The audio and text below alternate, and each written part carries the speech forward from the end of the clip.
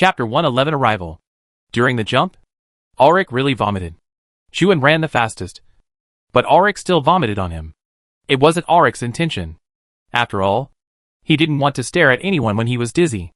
It was because the interstellar spacecraft was unstable for a while, and threw him next to Schuhen. Schuhen, who was originally smiling, suddenly cried, kill him. An hour before arriving at Kalinko Star, Ji Xia asked the students to wear oxygen masks. As long as you are outdoors on Kalinko Star, you must wear oxygen masks. Ji Xia emphasized many times. The outdoors on Kalinko Star is not a place for trivial fights.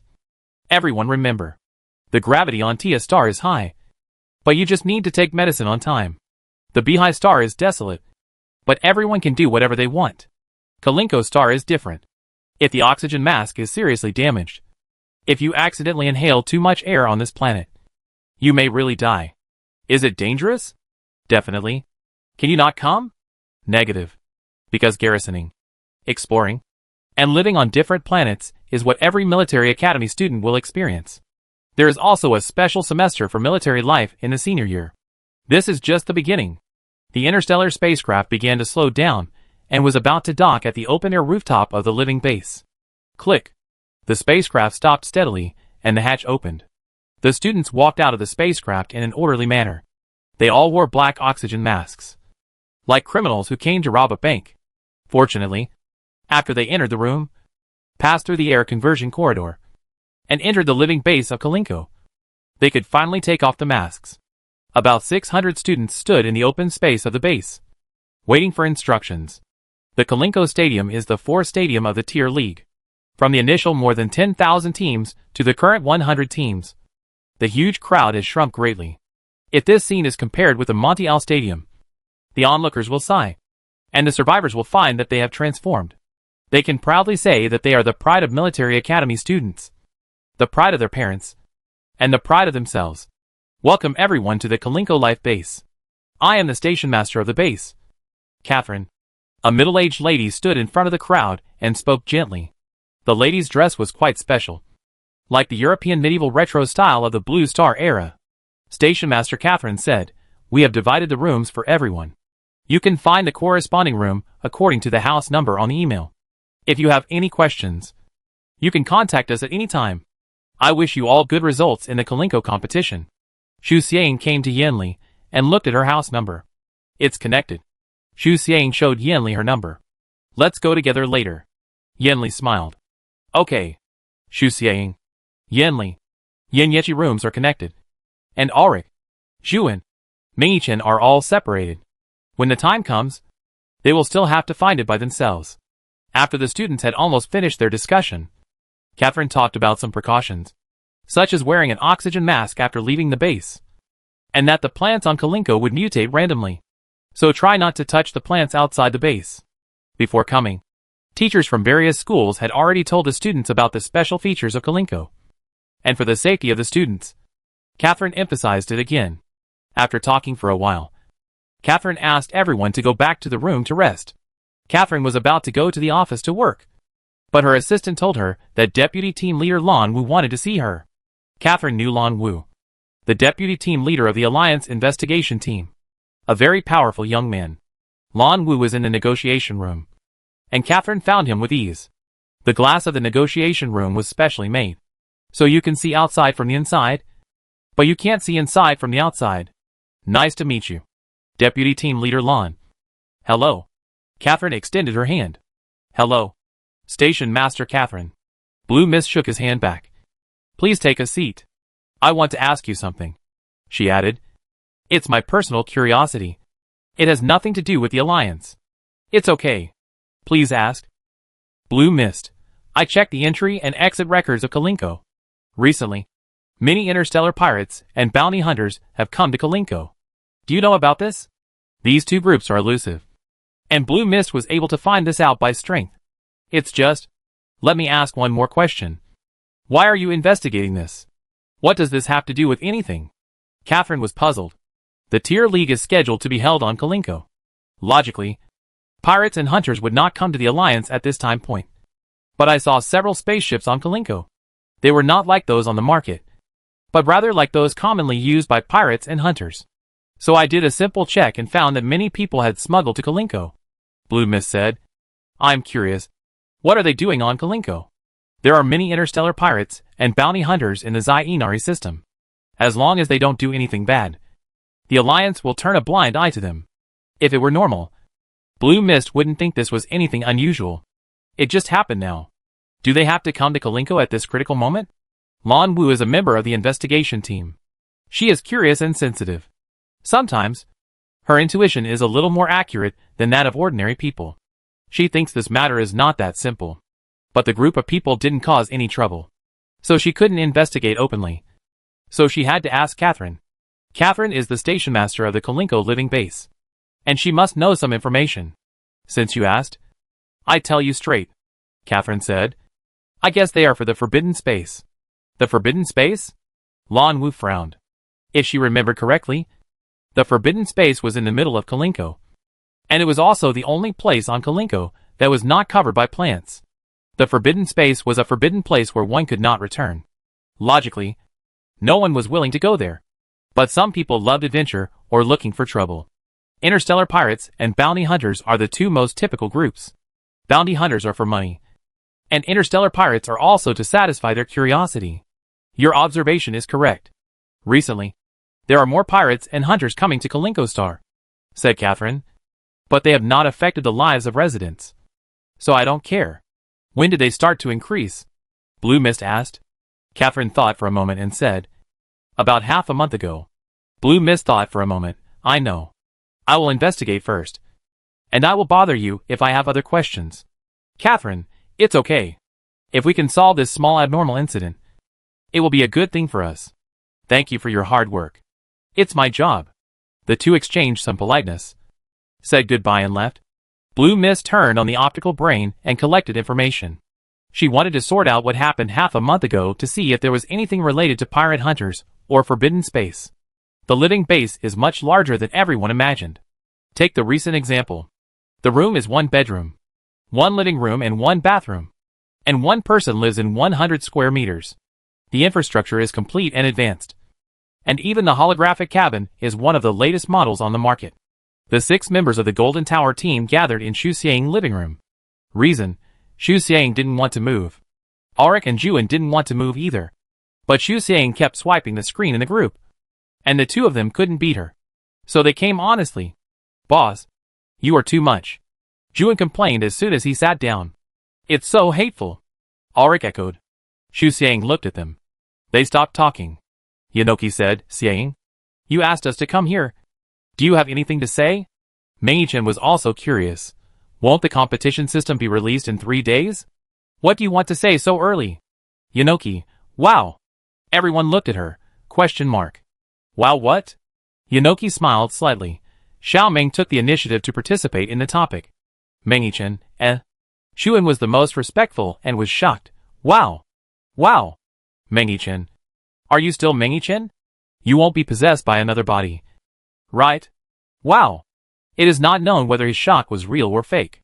Mei-Chen subconsciously hid behind Xu Xiang. When Xu Xiang laughed for the first time, they were also so surprised. Mei-Chen didn't feel anything at the time, but only realized it when he was at this angle. So embarrassing. Help. Xu Xiang pushed him out. Mei-Chen wanted to hide even more. Okay. Okay.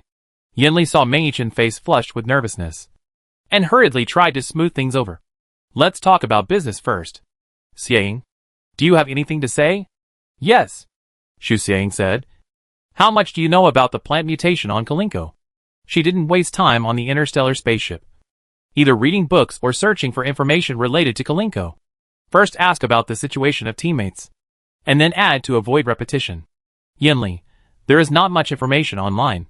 I can only find that there are mutations in plants on Kalinko. The Kalinko living base classifies plants according to the degree of harm caused by mutations. There are 4 levels of ABCD, among which A-level damage is the greatest and D-level damage is the least. So far, 3 A-level mutant plants have been found on Kalinko, but they are all far away from the living base, so no one cares. Yanosu, the distribution of A-level mutant plants is triangular. Some people believe that they are the original masters of Kalinko. From ancient times to the present, they have restrained and checked each other. so that the environment of Kalinko maintains a dynamic balance. Of course, this speculation has not been confirmed. Ming-Chen added, most mutant plants are mild, and will not attack humans. Only mutant plants above level B are aggressive. The reason is unknown. After he finished speaking, everyone looked at Chuan and Ulrich clockwise. The two brothers sat up straight, put their hands on their knees neatly, and said nothing. Obviously, they didn't pay attention to these on the interstellar spaceship. Ulrich ignored Chuan and raised his hand. I'm seasick. I can't read the text. Chuan also had a reason. He vomited all over me. I was suffocated. I couldn't read it either. Ming-Chen, nonsense. Chuan. Ulrich, question mark. No. What's wrong with this person? He gets angry with them when he talks too much? Who did he learn it from? Xu Xiang said, I feel the same way. Chuan. Ulrich, He must have learned it from Xu Xiang.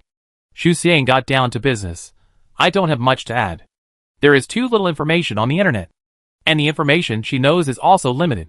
First, if we expand the scope, the 3A level mutant plants are very close to the forbidden space. Second, I personally suspect that the reason why mutant plants above B level are aggressive is because they are infected. Yanli frowned. Infected? Infected by what? What can infect mutant plants? Xu Xiang, Zerg. Chapter 112 Competition System. Zerg. Zerg again. Just suspicion. No basis. Xu Xiang emphasized. She felt that since humans could be infected by Zerg, plants could be infected as well. Plants are unconscious and may be more susceptible to infection than humans. Before the spacecraft landed, I saw other spacecrafts also docked at Kalinko. But in other places, Xu Xiang remembered something else. If I remember correctly, those spacecrafts are only circulated in the black market. The black market is an informal market. Yanli frowned as she thought of something. Interstellar pirates and bounty hunters? Xu Xiang nodded. Since Shanine said that she wanted to be a pirate or a hunter, Xu Xiang occasionally paid attention to these two circles. She had seen that type of interstellar spacecraft in the black market. It's normal, Ulrich said. I often encountered it when I came to the Zedeo star system before. When he mentioned his expertise, he suddenly became proud. Zenyadeo and Akaros are far away from the management center of the Alliance. These two star systems are simply the happy nests of hunters and pirates. Xu Xiang knew this. But she always felt that this matter was not so simple. Xu Xiang said, It's okay. Don't worry about it for now. There must be someone in the Alliance watching. The most important thing for them now is the competition. And there is no need to worry too much about other things. Just like Ji Xia said, as a student, she doesn't need to worry about the sky falling.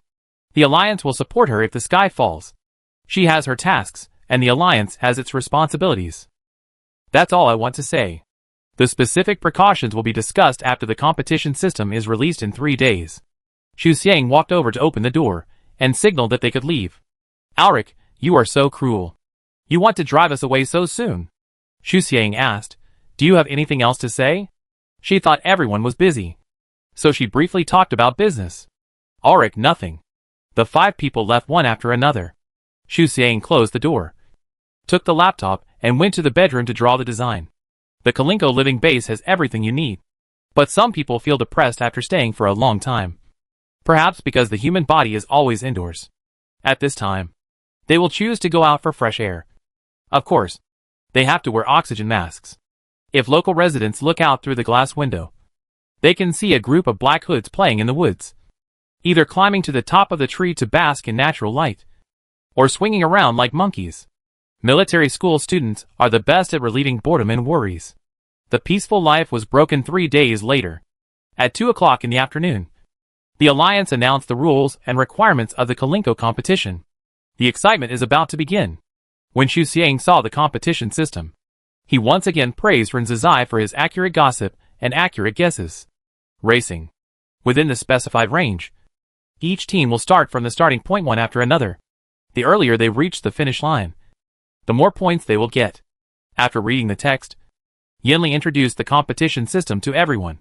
The starting order is related to the current overall ranking.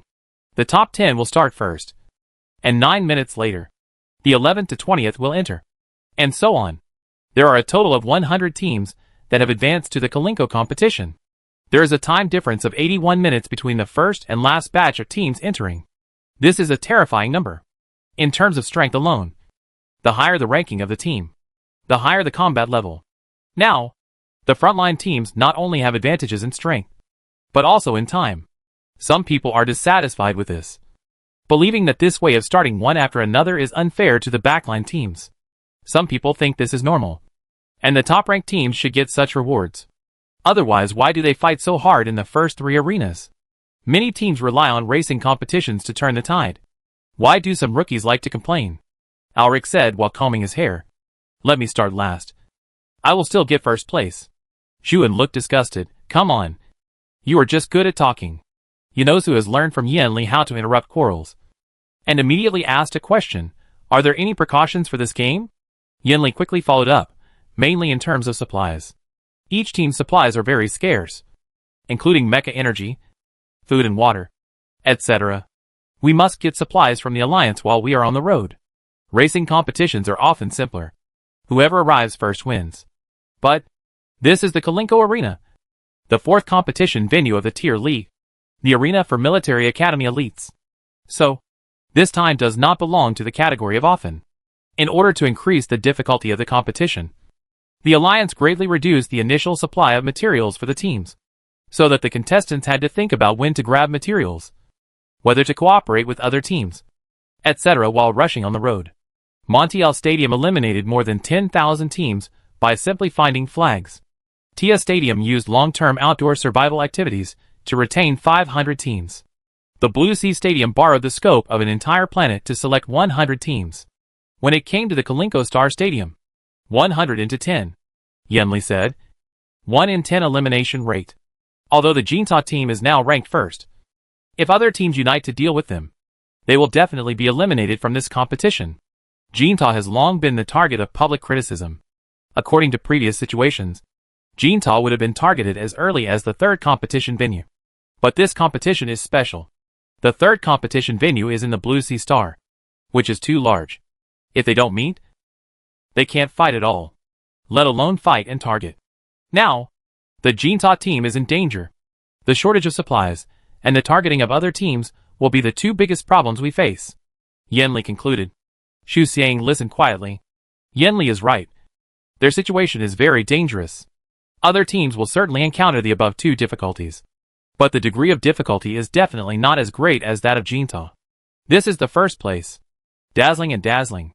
The audience may not always pay attention to the first place, but the competitors will. Other teams will try their best to prevent the Jinta team from getting supplies, and will also join forces to deal with them when they meet them. Everyone was silent. Even Ulrich and Xun, who usually talk the most, were speechless for a moment. What are you afraid of? Xu Xiang said. We will go in the first group. This is their biggest, or only advantage. If they go in the first group, as long as they are a little faster, at least they don't have to worry about many teams ambushing in front. Xu Xiang, anyway, there is always a solution. Xun really wanted to hug Xu Xiang and cry, boss. You are so good at comforting people. It makes sense. We are the first group to go, and the previous efforts have not been in vain. We have to take first place this time. Ulrich, we have to take first place in the 5th venue. We have to take first place in the overall ranking. As the 2 of them made a fuss, the atmosphere suddenly became less solemn. Yenli encouraged everyone. She said that the Jinta team should cheer together, fight together, and win together, since it was determined that the 4th venue would be in Kalinko. Mengyi-chen has been studying mechas suitable for fighting in the forest. Of course, hot weapons are not considered. Mainly cold weapons. It can't be too big or too heavy. Otherwise, the weapon will be easily caught by branches in the dense forest. It can't be too light. Otherwise it won't hurt. It can't be too ordinary. Ordinary means no advantage. Mengyi-chen stayed up all night for several days, and finally designed a useful transformation. As for the source of inspiration, coincidentally, it was the emergency device of the 6th formation of Shiada Academy. Mengyi-chen installed the transformation device on the 6 mechas of the Jinta team and looked forward to the game starting earlier. He wanted to see his teammates use the transformation device. He wanted to hear his teammates praise his transformation device for being useful. And he also wanted to see how the 6th formation of Shiada Academy would react after encountering the transformation device. Meng Yichen waited nervously for 10 o'clock on March 15th. Yinli was as nervous as him. Yinli never thought she could get to this point. She thought it would be good to get 4th place in the Mondial Arena. But they won 1st place in the T Arena, and have remained 1st in the overall ranking so far. If the previous few games were dominated by happiness and excitement, then now it must be nervous. The greater the expectations, the greater the disappointment. It wouldn't matter if they were mediocre at the beginning, but they shone for most of the entire league. What would happen if they were eliminated in the Kalinko Arena? Annoyed? Disappointed? Unwilling? Afraid? Yinli couldn't say. Yunosa didn't feel nervous. She was still excited. She wouldn't lose. She and her teammates would definitely keep winning. Ulrich and Juan had the same idea. They were just carefree and felt that they had nothing to fear as long as they were there, and their teammates were there. Xu Xiang was of course the calmest, but not indifferently calm. She was confident that she could win the game. Even if she lacked supplies. Even if she was targeted. What did it matter? No difficulties could defeat her. Just go for it. At 2200 hours on March 14th. There were still 12 hours before the start of the game. The captains of dozens of teams discussed strategies in a room. And the topic was nothing more than the Golden Tower team. 1 o'clock on March 15th. 9 hours before the game starts.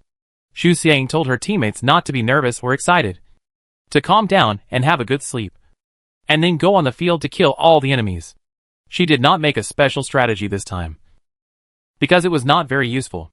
She did not know how other teams would target them.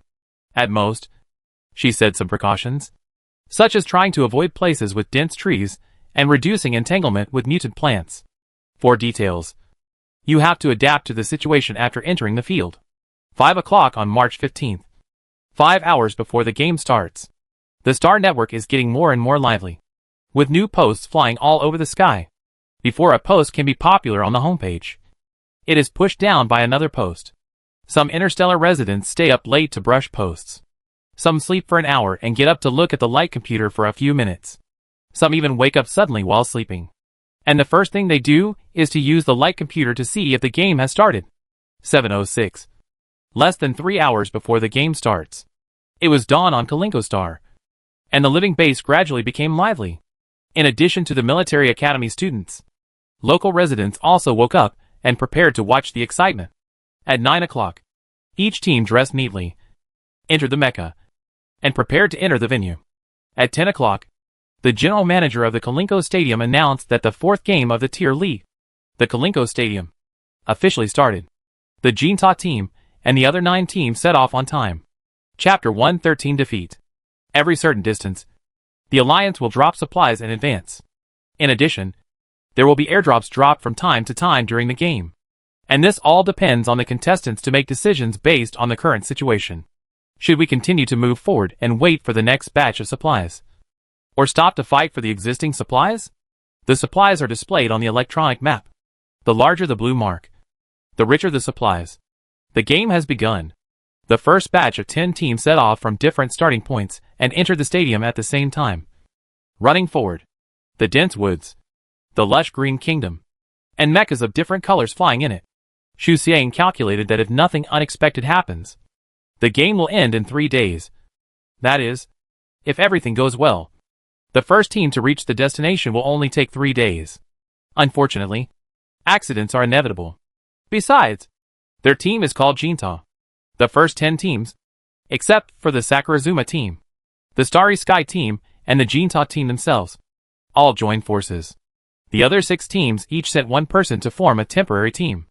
The temporary team was responsible for holding back the Jinta team, while the others advanced all the way and reached the finish line as soon as possible. For the Jinta team, this was undoubtedly a devastating blow.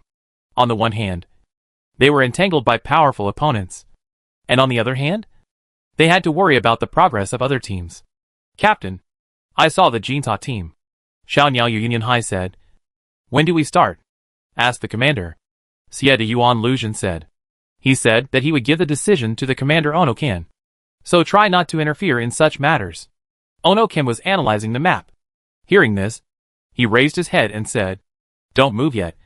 Wait until other teams get closer.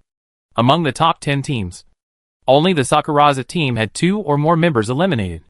They had no advantage in numbers against the Jinta team, so there was no need to go head-on. Their rejection of other teams' invitations to cooperate did not mean joining the Jinta team. Xie de Yuan Lucian said that Sakurazu wanted to play the game freely and as he pleased. What's going on? Deputy Attacker Mochizuki Zilong found something wrong. The Jinta team seems to be approaching us? Xiao Niaoyu Yunyanhai observed carefully and frowned. It's not seeming. It's true. As soon as the voice fell, a sharp arrow shot from the front, hitting the Black Avenger of Xiaodayuan Liujian. Xiaodayuan Liujian reacted quickly and immediately raised his knife to cut off the sharp arrow. Ono-chan activated the mecha. Prepare for battle. The Jinta team went out to attack. Of course, the Jinta team would take the initiative to attack. The main attacker Yanli is good at strong attack and often wins overwhelming victories in the arena. Her attack is not only strong, but also very detailed. It is obviously a very positive move. But it is hard to defend. Deputy Attacker Zhuan is very aggressive. And his mind is full of rushing. Rushing.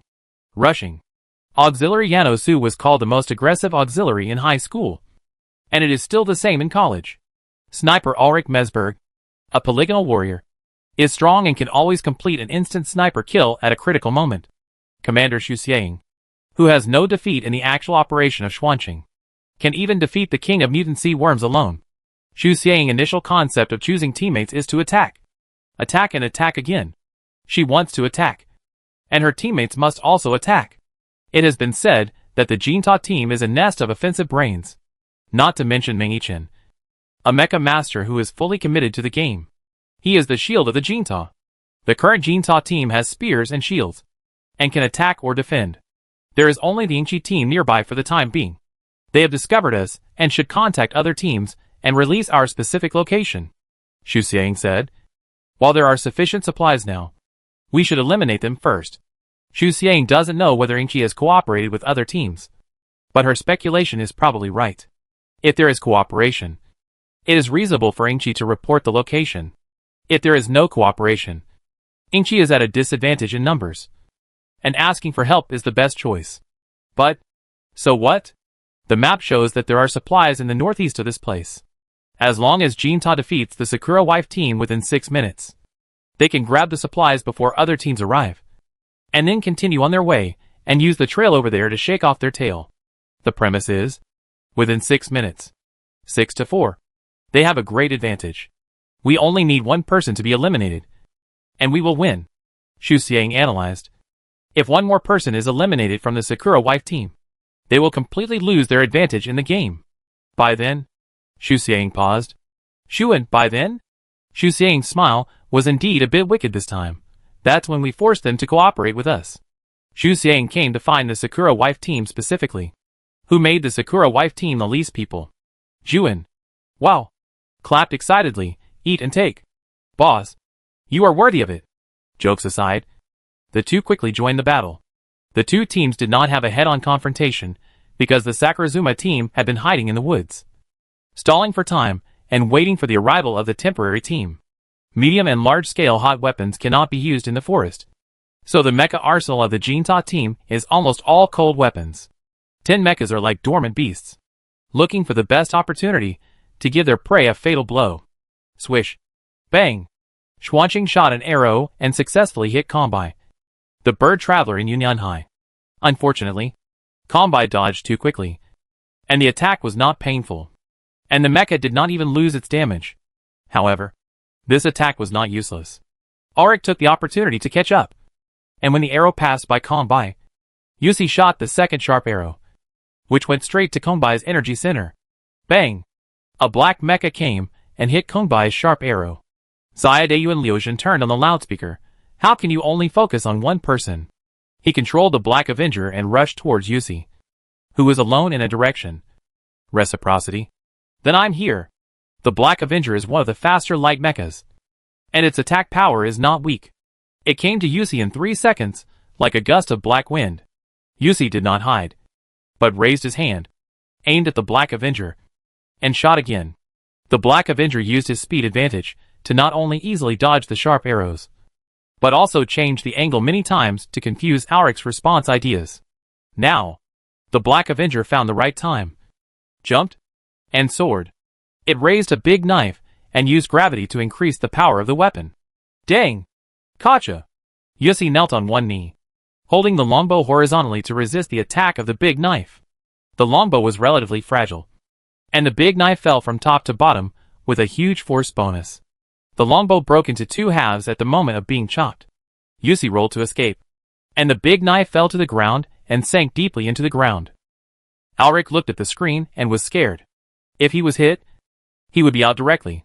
The 6th formation of Xiaodayuan is obviously a mecha division, and its combat effectiveness is not weak.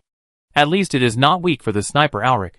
Xu Xiang adjusted the positions of the personnel and said in the team channel, Yunli and Mengyichen deal with Mochizuki's alone. Juan supports Ulrich, and Yanochi holds back the 6 formations of Xiaodayuan. She set her sights on Ono Kan. I will deal with the opposing commander. Since the combat power of the Sakurazuma team has to be cut off and the Sakurazuma team has to be forced to cooperate, then eliminating Ono Kan is the best choice. The commander is the backbone of a team. Even if the Sakurazuma team is centered on the 6 formations of Xiaodayuan, losing the commander is definitely a big blow to them.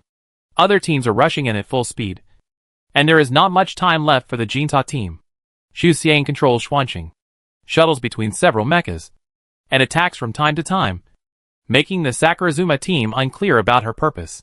In this dense forest, mechas of different shapes and colors are running around, holding various weapons, from samurai swords to knight swords. Almost all forms of cold weapons are displayed. The mechas of the Jinta team have been modified by Mengyichen and are very suitable for forest competitions. Several small monitors on the mecha monitor the environment in real time. Whenever the mecha is about to hit an obstacle or be hooked by a branch, the intelligence system will change the weapon status in time to avoid the branch. The sound of ping pong ping pong ping pong rang through the forest, piercing through the dome and rushing into the sky. Xu Xiang was about to approach Ono Kan. Ono Kan was about to support Mochizuki's alone.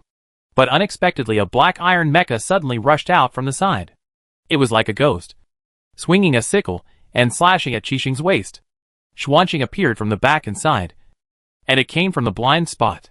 When Ono Kan found it, it was too late. Ka. Ono Kan made a prompt decision and pressed the emergency device. Qixing's waist was divided into 2 iron plates above and below to increase the thickness of the waist to prevent it from being cut off by the sickle. She didn't think Xuanqing could break through the emergency device. So when she pressed the emergency device, she no longer considered dodging, but counterattacking. However, swoosh! Xianxing not only did not stop the action in his hands, but also made new changes. Xu Xiang did not press any buttons. This is the advantage of the deformation device. Automatic recognition. Recognition alone is not enough. The deformation device also has its own intelligence system, just like artificial intelligence, which selects the best answer from the huge database and countless crossroads and responds. Several iron wires emerged from the joints of Xianxing's arms and drilled into Qixing's waist. Then, stretch it open. The thin iron wires became thicker and longer in Qixing's iron shield, and directly broke through the 2 thick iron plates. Ono-chan was shocked. Xu Xiang did not give her a chance to react, and pulled the power rod to let Xianxing speed up and increase the strength. Squeak! The sickle passed through Qixing's waist, wiping out jumping sparks and making a harsh sound. Qixing wanted to run forward, but it was too late. Squeak! The sickle passed through Qixing, leaving a full cut. Qixing was cut into 2 halves. The upper part of the steel giant fell to the ground with a bang, and the strong wind it brought overturned the surrounding branches, and the leaves were blown by the wind. Creaking. This is not over yet. Xuanqing threw away the sickle, reached over the 7 stars, raised his left hand, and his left hand turned into a long sword, stabbing into the energy center of the 7 stars fiercely.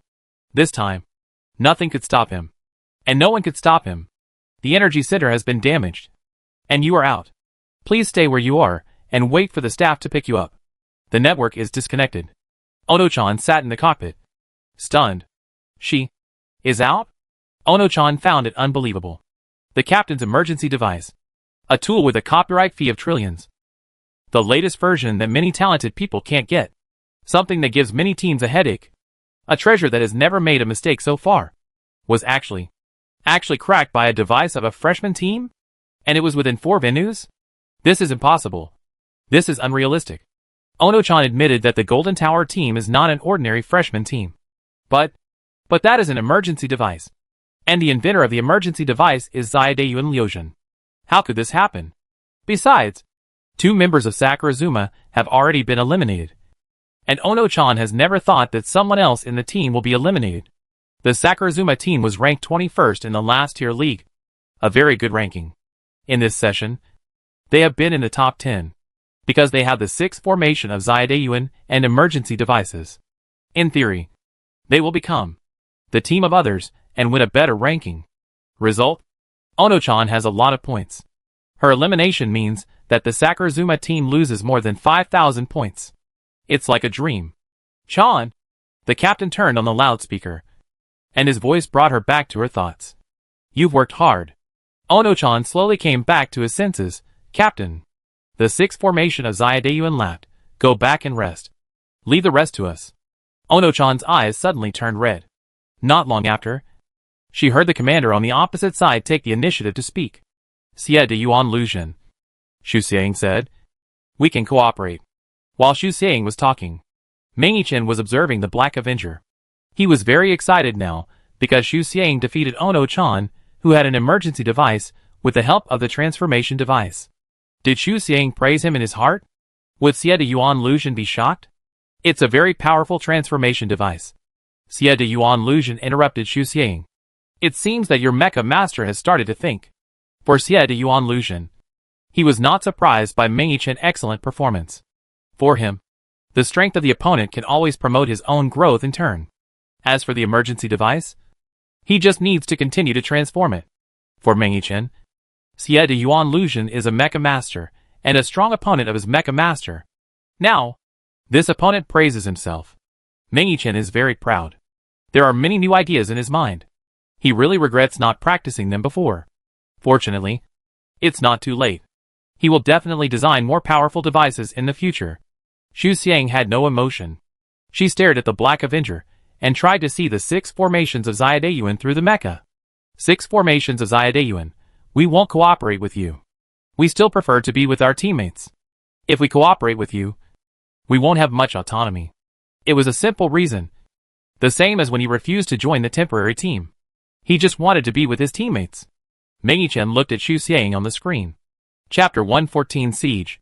Xu Xiang stared at the scene on the screen and thought. Xiaodayuan Liuzhen rejected her. Still for the same reason. Others might find that reason strange.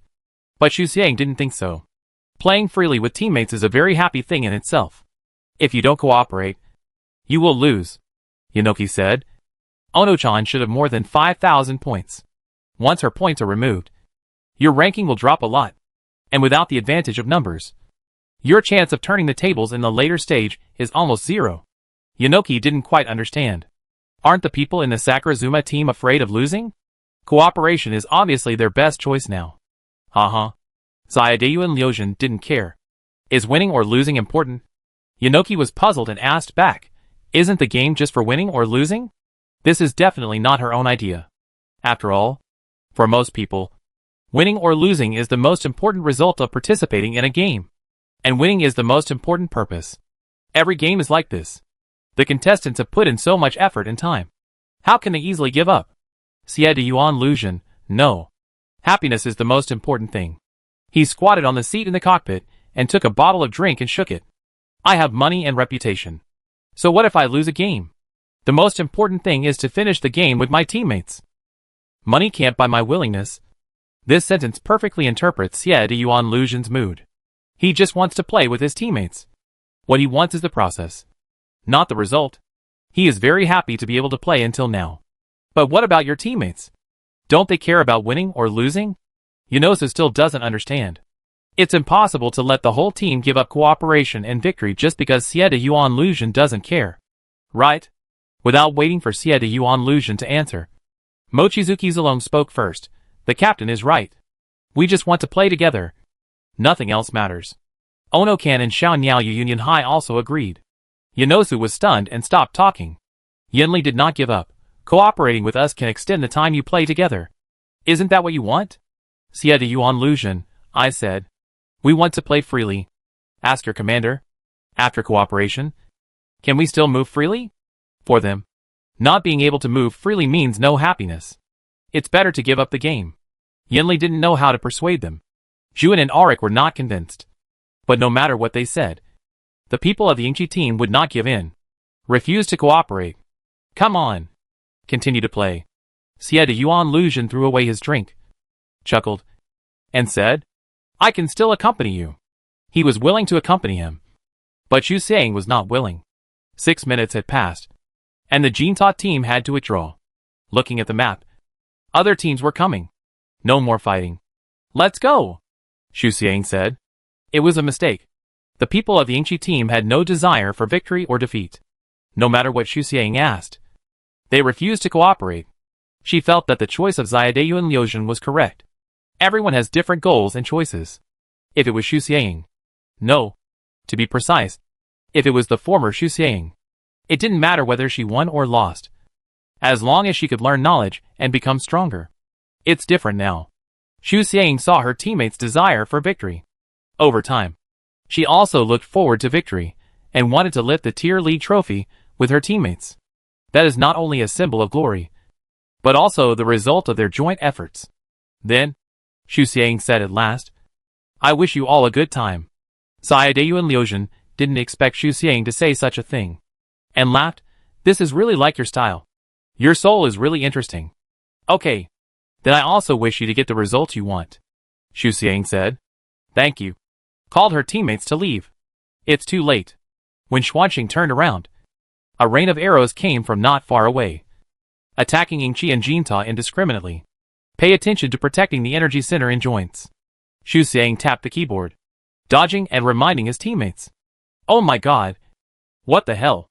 The other side is crazy. Auric was irritable. He had just finished a fight with the people from the Sakura wife team, and he had no time to rest.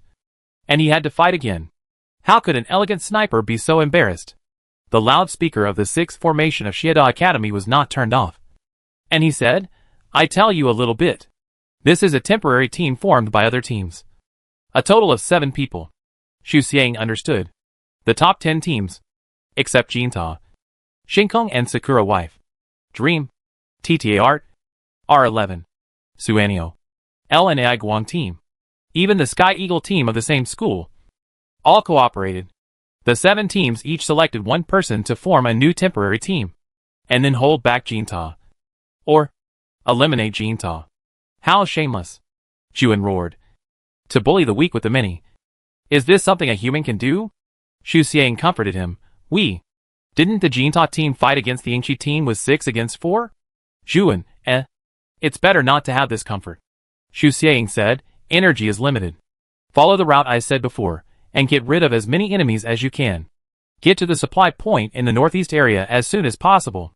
Xu Xiang let his teammates go first, and he stayed behind. With a spinning sword, he not only knocked away the rain of arrows, but also tried to injure the enemies hiding in the forest. Don't be afraid. It's not that there is no turning point. It's just 6 against 7. After receiving the supplies, they still have a chance to fight back. And this time, the premise is to get the supplies. When the Jinta team and the Yingqi team were discussing whether to cooperate, the bullet screen area of the live broadcast room was already in chaos. It's a big scene right from the start. The Kalinko Stadium is so lively. Oh my god.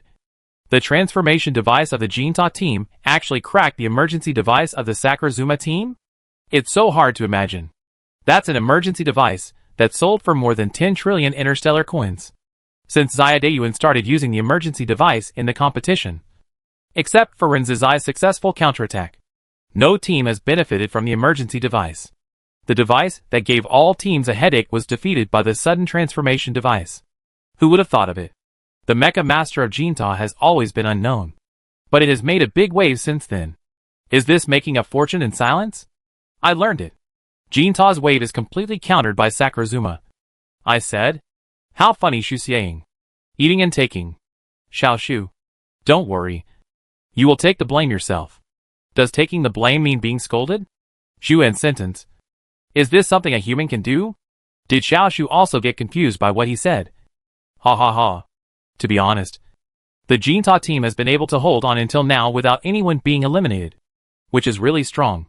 Among these 100 teams, only a few teams still maintain the original number of people. What is a dark horse? This is it. Have you seen the rankings? After Ono-chan was eliminated, Sakura's wife lost 5,900 points and has dropped from 5th to 15th in the overall rankings. The Kalinko competition has just begun, and Sakura's wife has lost another person. Alas, I don't understand why Xia Deiyuan rejected Xu Xiang's proposal for cooperation. Didn't they say that happiness is the most important thing? Don't worry about Sakura's wife. Just look at the Jinta. When the energy is about to run out, it is besieged by 7 people, and it is still a certain distance away from the nearest supply point.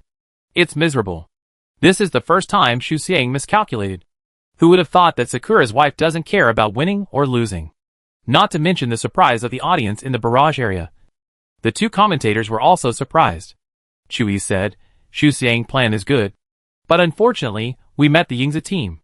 Lingya Lingyin, we can take a look at the energy reserves of each mecha of the Jinta team. The director adjusted the screen, and she continued, the energy of the main combat forces Xuanqing and Qian is only half, and the remaining 4 mechas. The best situation is the wind carrier, with 65%. I don't know how the Jinta team will deal with the next battle. Chui, the 7 mechas besieging the Jinta have more than 90% energy, which has a great advantage in pursuit. There's another sentence he didn't say. If Jinta can't get to the supply point before the energy is exhausted, it is very likely to face the tragic situation of all members being eliminated. When they were on the Blue Sea Star, Jinta and Shinkong had a battle. At that time, both sides had sufficient energy, and they only had to worry about strength. It happened that both sides were evenly matched.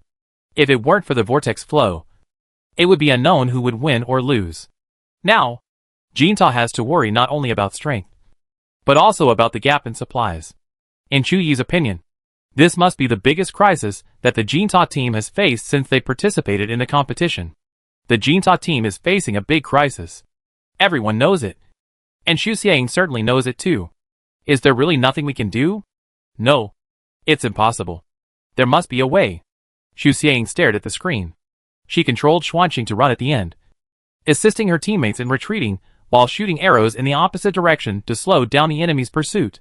She identified the operator through the enemy's mecha. Fu Shuixiang, the deputy attacker of the Dream Team. Harry White, the auxiliary of the TTAR team. And Clement Schultz, the main attacker of the R11 team. They are all very strong opponents. Wait a minute. Change the route. Xu Xiang saw a familiar picture, which she had seen when she was watching the explanation of Kalinko star geography on the Star Network. Yanli asked, how do we go? Xu Xiang entered the coordinates and sent them to her teammates. Use the B-level mutant plants over there to contain the enemy. Yes. The new path she chose has mutant plants. Hearing this, the teammates rekindled hope. I told you. How could Xu Xiang not have a solution? Xuan shouted, go. Feiyan accelerated and ran first. As expected, Yusi caught up. The temporary team members were very strong. They knew how to chase and how to hold on. The terrain in the forest was not static, and the temporary team's mechas used the terrain to continuously close the distance with the Jinta team. In addition, several mechas took turns to chase and stop, and the mechas that stopped were responsible for dragging the Jinta team with bows and arrows. Relying on such a round-robin battle, the temporary team was getting closer and closer to the Jinta team. Xuanqing crossed a giant tree, and soon another mecha passed by. The mecha used the giant tree as a cover, suddenly rushed out, and fired more than 10 sharp arrows. Xuanqing helped other mechas dodge, and he also tried to avoid it. But the joint of his left arm was accidentally scratched, and the damage of the mecha increased to 5%. Xu Xiang faced it calmly, not affected by the damage. They were about to enter the small path of the new road. If she remembered correctly, there was a swamp on the path. She planned to use the mutated plants and the swamp to get rid of the temporary team. She would not miscalculate again this time. Chapter 115 Danger. Xu Xiang asked her teammates to report the status of their own weapons depots. She had to reasonably calculate and arrange the energy use of the team's mechas to ensure that they could reach the nearest supply point smoothly. Xuan, boss. In addition to swords and knives, I still have more than a dozen arrows to use. The others reported one by one. Okay, Xu Xiang said. Give all the consumable weapons to me and Yanli. We will cover the rear. You go to the other side of the swamp to prepare first, and support us at any time. Consumable weapons refer to disposable weapons such as arrows. Okay. Shuan and others did as they were told. The 4 mechas ran all the way, leaving only Xuanqing and Qian in place. 2 heavy mechas, one black and one red, stood on both sides of the road like silent guardians, waiting for the arrival of the enemy. The temporary team arrived quickly, led by Pajun, whose driver was Amelia Johnson, the captain and main attacker of the Sky Eagle team. People from Aurora College. Xu Xiang had an impression of her. Back then, on the Tia Star, 3 girls from the Golden Tower team shared a dormitory with her. Wow! Are you waiting for us? The first person to speak was Fu Shuixiang, the deputy attacker of the Dream Team. Yes, Xu Xiang said. Waiting for you. As soon as she finished speaking, she controlled Xuanqing to launch the first attack, not giving the opponent any time to think. Xuanqing raised a big iron hammer with a chain and swung it hard. Qian cooperated with Xuanqing, but it was not just cooperation. Qian adjusted the muzzle and fired an air bomb from it. Air bombs are not hot weapons. They are similar to Qian's special weapons. They rely on Qian multi-stage acceleration to compress the air and eject it. The air bomb took advantage of every opportunity, not only disrupting the formation of the temporary team, but also seriously injuring a mecha. The people in the temporary team had no tacit understanding, but Xuanqing and Qian were not. Needless to say, Xu Xiang and Yanli could respond accordingly based on each other's actions. This is the tacit understanding they have developed after spending several months together and fighting side by side in multiple competitions. For mechas surrounded Qian and launched attacks from different directions. There were mechas blocking the route above, making it difficult for Qian to escape. At this time, Xuanqing rushed forward and broke through the interception of 2 light mechas and came to the side of Qian. Yanli. On the left. Xu Xiang reported the location. Understood. Xuanqing threw a big hammer, and the chain of the hammer wrapped around the neck of a white mecha, pulling it hard towards him. The white mecha was Xinyu, a light mecha, and the operator was Jiang Takshu of the L team. The black big hammer and long iron chain wrapped around the white Xinyu like a venomous snake. As if asking for his life, Xu Xiang put down the power rod, and Xuanqing pulled it hard.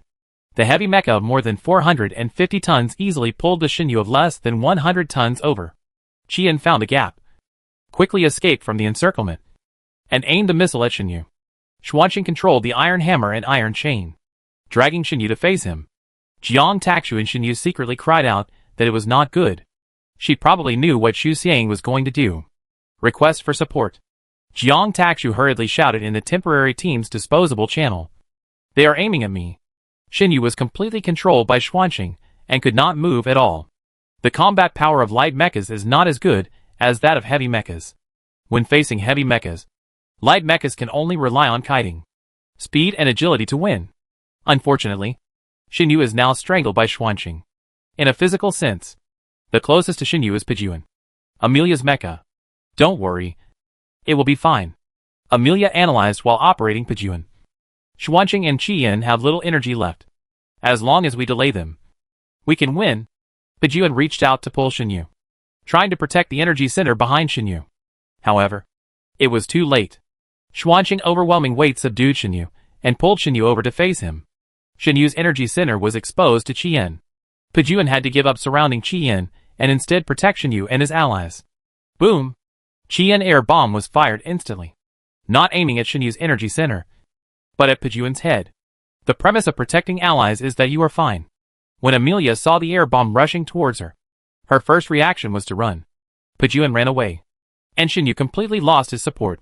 Xuanqing still controlled Xinyu, and Xinyu could not move. Boom! Qian's speed was extremely fast, and the next second another air bomb hit Xinyu's energy center. Xuanqing and Qian cooperation was hard to guard against, and Xu Xiang's weird and changeable style perfectly matched Qianli's frontal and hard style. Everything happened almost at the same time. It took less than 40 seconds from Xuanqing initiative to attack to taking down Xinyu with Qian. The energy center has been damaged, and you are out. Please stay where you are and wait for the staff to pick you up. The network is disconnected. This was the last mechanical sound Jiang Takshu heard in the Kalinko Stadium and the Tier League. The match between Jiang Takshu and Xinyu ended, but the others and the mecha did not. Qian successfully escaped the encirclement, and Xuanqing took the opportunity to join it. They still had 6 enemies, but Xuanqing and Qian only had 30% and 35% of their energy left respectively. I don't know what's going on with Xiang and the others. Yunoki frowned tightly. Xu Xiang and Yanli temporarily closed the team channel unilaterally, and they couldn't disturb them. Believe in the boss, Zhuan said. The adverse situation is a comeback situation for her. Difficulties are inevitable. And winning is also inevitable. These words are not consolation, but his true feelings. Xu Xiang is a unique existence in Zhuan's heart. His boss can remain calm in the face of any competition. And her strong combat power and updated strategies at any time are her capital for calmness. And Xu Xiang is Yanli, their most reliable captain, by her side. Zhuan believes that Xu Xiang and Yanli will return smoothly. Zhuan looked at the map on the screen and really wanted to borrow the boss's brain to come up with a new way to deal with it. Failed. Yunoki looked at the time and said, the second group of teams has also entered the field. I hope Xiang and Yanli can leave the battle as soon as possible. They don't know how many teams have joined forces. If each group has temporary teams, then the Golden Tower will become more and more dangerous as time goes by. Why is the boss's brain so good? Zhuan scratched his hair. I can't think of a way. He usually thinks of ways, but he just doesn't think of them every time. Forget it. Don't think about it. Ulrich was speechless.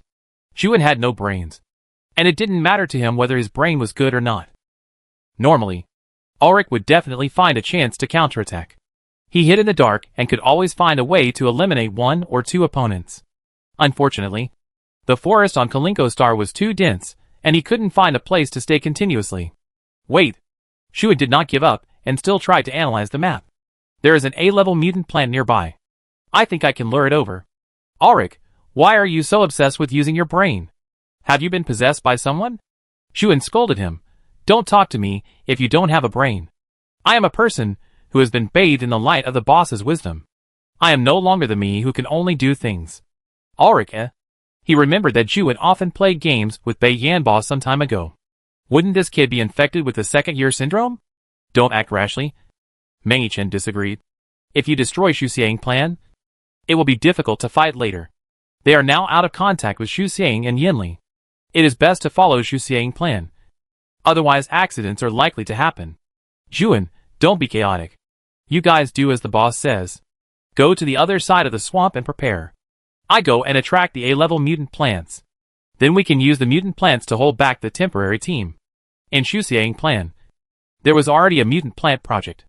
Zhuan just changed the B level to the A level. Maybe the effect will be better, Zhuan said. Meng Yichen felt bad. You are acting on impulse. Zhuan has always been a person who acts on impulse. Otherwise, he would not have suddenly thought of cooperating with Xu Xiang in the big game of the preliminaries. Otherwise, he would not have thought of the mechanism in Fengyi City in the Monty Al Arena. Coincidentally, every move he made was logical. He proposed to cooperate with Xu Xiang because his team was wiped out, and only he was left. He used the mechanism because he was familiar with those things. Now, he proposed to use the A-level mutant plants instead of the B-level mutant plants because the two were not far apart. And the A-level mutant plants were more aggressive, and could better hold back the temporary team. There is nothing wrong with this explanation. Believe me, Zhuan said. We will retreat as soon as the boss and Team Yin arrive. We will definitely not be affected by the A-level mutant plants. Did you forget one thing? Meng Yichen reminded him. A-level mutant plants are very close to the forbidden space. I won't get close to the forbidden space, Zhuan insisted. Meng Yichen, It's over. It feels like no one in this team can subdue Zhuan except Xu Xiang. Why is this guy so stubborn? Ulrich asked Zhuan not to make trouble. And Yunoki followed suit. But Zhuan didn't listen. In fact, I think it's not impossible. Yunoki finally expressed his opinion. As long as Zhuan grasps the opportunity and matches the time node of Xiang and Yanli return, he can successfully complete the task. Soldiers often use everything they can on the battlefield. Similarly, why can't they use the mutant plants in the Kalinko arena? Jinta is already far behind other teams, and hesitating will only stop them from moving forward. They have to do something unexpected to break the deadlock. But be careful, Yunosa said. Remember to keep the channel open and contact us at any time. Wait until Xiang and Yanli open the team channel before you take action. And then come to join us as soon as possible. Zhuan patted his chest. Don't worry. They both decided so. And Ulrich and Meng Yichen couldn't persuade them anymore. In fact, They knew very well that Jinta really needed to find a breakthrough. Maybe Juin was right. Maybe Juin could bring a surprise? With this mentality, the Jinta team, which had already been divided into two, once again divided into a single team. Soon, Juin separated from his teammates and entered the bush on the left. When the 4 red dots approached this side, Xu Xiang felt that something was wrong. The second batch of teams entered the field. And there were also people in the 10 teams who joined forces with the temporary team. We can prepare to withdraw? Xu Xiang glanced at the damage of Xuanqing. 30%. We can't delay any longer. I contact Xuqi and ask what's going on over there. Okay. Xianqing swung the big hammer and spun at the fastest speed, forming a small tornado, making it difficult for other mechas to get close. Just when the enemy was still discussing how to break through the storm of the hammer, the big hammer suddenly jumped out of the tornado, like a big black snake summoned by Medusa. The big hammer was fast and fierce, hitting the front mecha hard. The mecha hurriedly retreated, and accidentally hit the mecha behind it. The drivers of the 2 mechas have good strength. Even if it happened suddenly, they can adjust in time to avoid the heavy blow of the big hammer. The other mechas ignored the 2 mechas and stared at Xianqing and Qi Yin. Xiang, Yanli said. They are ready. Then retreat. Xu Xiang didn't waste time retrieving the big hammer, and controlled Xuanqing to run away. Xuanqing and Qi Yin entered the trail and retreated along the path taken by their teammates. The forest was too crowded, and the 2 fallen mechas blocked 3 mechas. In addition, when Xu Xiang and Yanli were fighting, they deliberately used the fallen trees to cut off their retreat. So only 2 mechas caught up. It's safer now. For the time being. Xuanqing and Qi Yin only have about 15% of their energy left, and they can no longer fight at a high intensity. They must reunite with their teammates as soon as possible. Chapter 116 Plants. 2 minutes ago. Outside the stadium. When Jixia heard Juin say that he was going to attract A-level mutant plants, he immediately stood up and went to find the general manager of the Kalinko Stadium. Hong. What's wrong? Hong was watching the battle between Xu Xiang and Yanli, and did not pay attention to the other members of the Golden Tower team for the time being. Juin is going to find A-level mutant plants, Jixia said. Please send someone to stop him immediately. A-level plants are not something that ordinary students can deal with. Not to mention that it is close to the forbidden space and is very dangerous. Station Master Catherine next to him said, A-level mutant plants are some distance away from the forbidden space, so there is no need to worry about this. Catherine was a native of Kalinko, and no one present knew the situation there as well as she did. Catherine, however, the A-level mutant plant is indeed very tricky. Not to mention the military academy students. Even the battle-hardened soldiers need some time to get rid of it. The core information of the mutant plant is sealed in the center of the base, and only the top leaders of the Alliance and the Station Master of Kalinko Star know it. Ji Xia always feels that there is some great secret in it. Can I ask a question? Ji Xia is puzzled. According to you, the A-level mutant plant can be completely eliminated. Why not do it? A soldier can cut off the A-level mutant plant, which means that the A-level mutant plant is not as difficult to deal with as everyone thinks. Catherine, sorry. I can't tell you the reason for the time being. Ji Xia didn't ask. She didn't have the hobby of forcing people unless it was an emergency.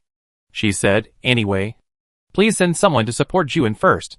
Xuan's plan is not impossible, but the premise is that he can escape from the hands of the A-level mutant plant alive.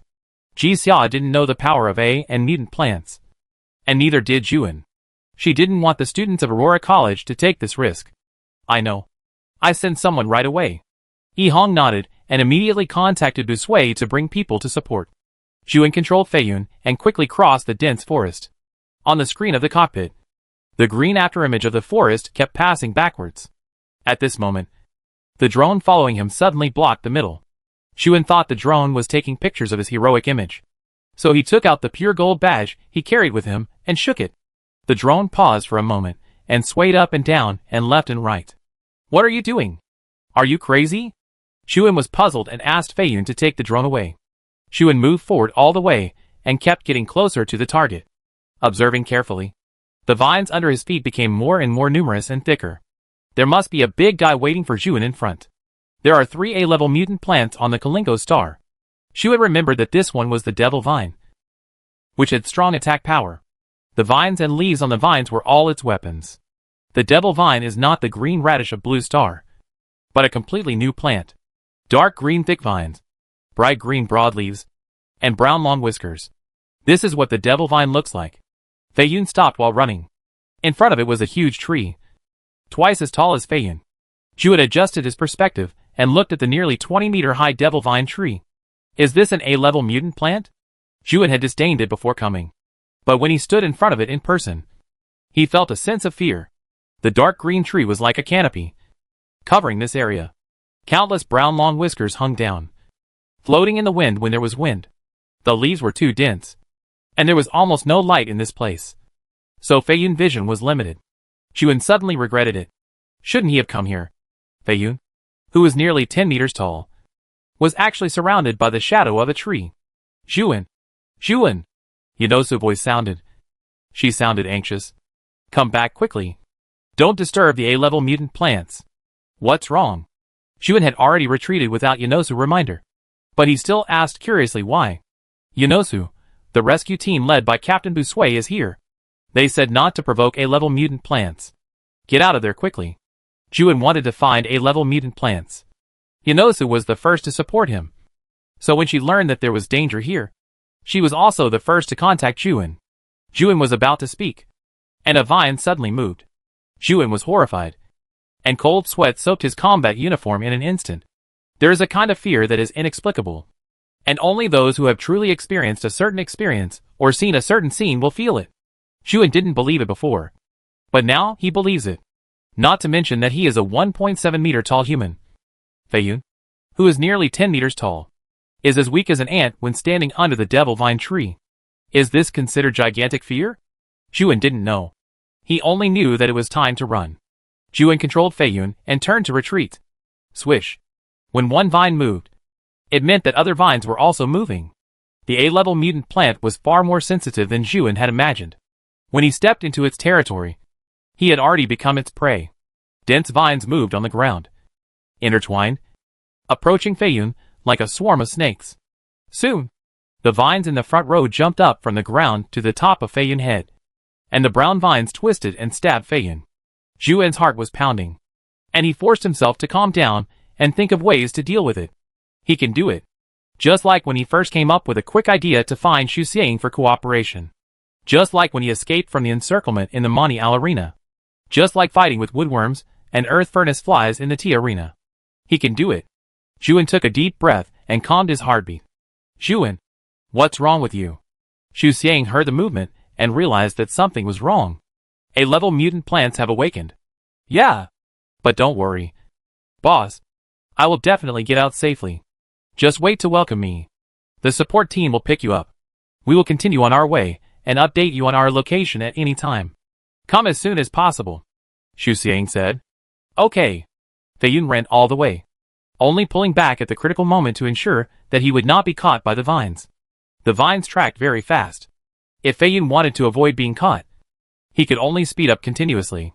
Unfortunately, the mecha had limited energy and could not retreat at full power like in the Blue Sea arena. The vines were getting closer and closer to Feiyun. Zhu frowned tightly, and his fingers tapped frantically on the keyboard. Feiyun made 2 second-class actions in a row, shuttled through the vines in a very deformed posture, and looked for opportunities to cut off the 2 nearest vines. So hard. When the big knife touched the vines, Zhu felt that something was wrong. The power lever was so difficult to press. It is worthy of being an A-level mutant plant. Not only is it powerful in attack and tracking, but it is also so defensive. Zhu was nervous, and suddenly laughed. If he could escape, it would not be him who would deal with this thing, but the people in the temporary team. He must escape. Zhu. Zizi. You still. Zizi. Zizi. Xu Xiang's voice came, but the signal here became inexplicably worse, and Zhu didn't hear a word clearly. What's wrong? The support team is coming? Zhu was secretly happy, and a vine emerged from the bottom of his feet, climbed up and entangled Feiyun's left leg, tripping him to the ground. Bang!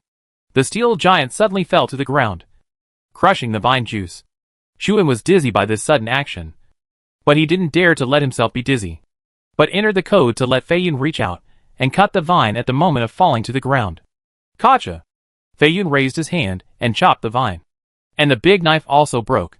Fei Yun was about to get up, but more vines gathered and entangled his legs, waist, abdomen, and finally his head. Juan secretly cried out that it was not good.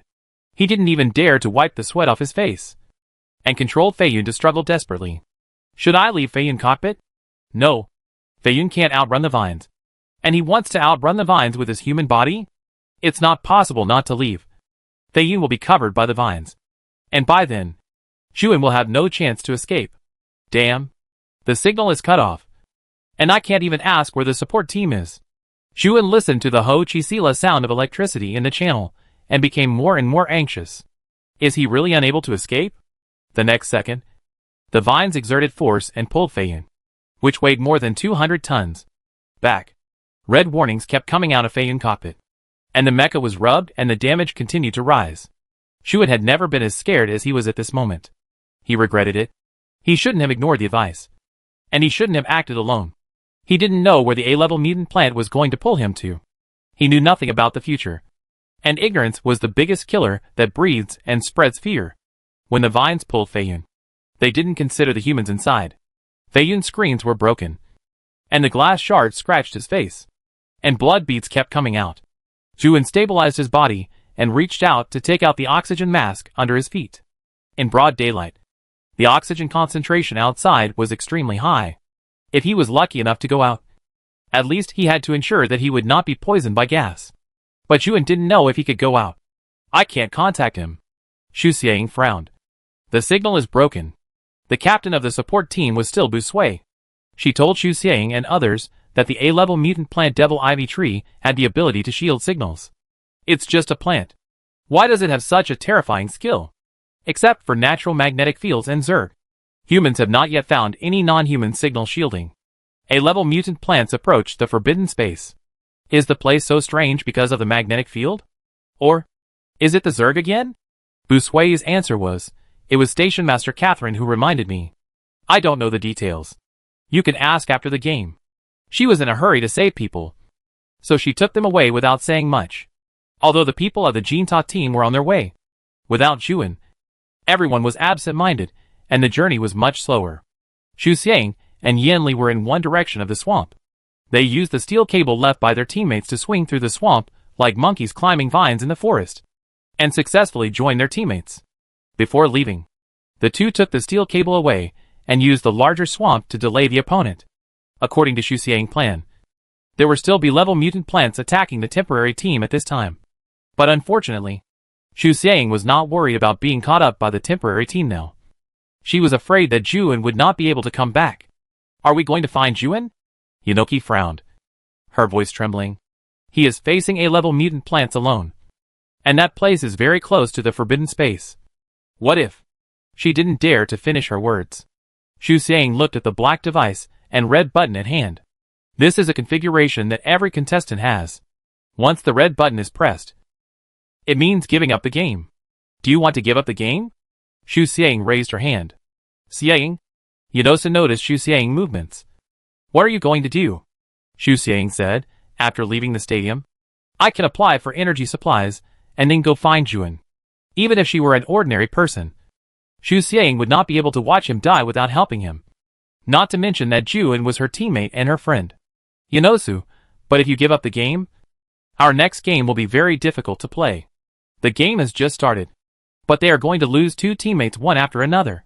Does it have to be like this? Don't forget that people from other teams are eyeing them covetously. The people in the support team will definitely be able to rescue Juan, and we can continue to move forward, Yunosa said. If Juan gets into trouble, the Alliance will not sit idly by. Meng-Chen also advised. They will definitely send someone to rescue Juan. Don't worry. Xu Xiang was silent. Everyone was very worried about Juan, but they didn't want to give up the game. They have come all the way here. How can they turn back easily? Didn't they agree to win the championship together? And Juan also said that he was waiting to greet him. Oh! Auric listened to them talking and still couldn't come to a conclusion. So he just made a conclusion. If Juan was here, he would definitely want us to continue the game. Listen to me. Play first. And wait for the Alliance to notify you of the specific news. There are so many big guys in the Alliance. And they will definitely save Juan if they can. The taboo space ate many people. basically interstellar pirates and bounty hunters. So the Kalinko living base and the Alliance did not launch a large-scale rescue operation. Juin is an interstellar resident with a legal identity. In the style of the Alliance, it is impossible to give up on him. Xu Xiang loosened his fist and looked away from the red button. Then, let's not let him down. When Juin comes back, he must see that the Golden Tower team is still on the field. Chapter 117 Pirates. The discussion of the Jinta team was known to the whole network. What's going on with Juin? How come the drone was broken while shooting? The vines are so powerful? Oh my god. Xu Xiang is so good that she actually considered abandoning the game to save her teammates. I thought she was very indifferent. She didn't give up. How could she give up? Anyway, the Alliance has to rescue people. One more or one less will not affect her. She might as well concentrate on the game. Jinta is in such a bad situation. They are besieged and chased. And they have lost a teammate. And their energy is almost exhausted. Starry Sky next door is the first. What? The Dream Team is chasing closely. I'm so nervous. I dare not watch it. Please ask a kind person to tag me after Juin comes back and Jinta reverses. I'm really afraid that they will lose. Jinta will not suffer a Waterloo. Most of the comments in the live broadcast room are discussing Jinta. And the rest are discussing other teams. Ji Xia has no time to watch the live broadcast now. She asked Naya and Lisa to watch the live broadcast of various channels. And she went to find Yi Hong again. Yi Hong was puzzled. Is there anything else? Ji Xia, I think we need to find Station Master Catherine to learn about the Forbidden Space. Catherine is not here. She went to deal with other things. Yi Hong, the specific information of the Forbidden Space is only known by the top leaders of the Alliance and Station Master Catherine. And it will not be disclosed to more people unless necessary. Not to mention that Ji Xia is just a university teacher. Even Yi Hong, the deputy director of the activities department, doesn't know. Juin lost contact. And the drone that followed Juin suddenly had a snow screen. I need to know the reason, Ji Xia said.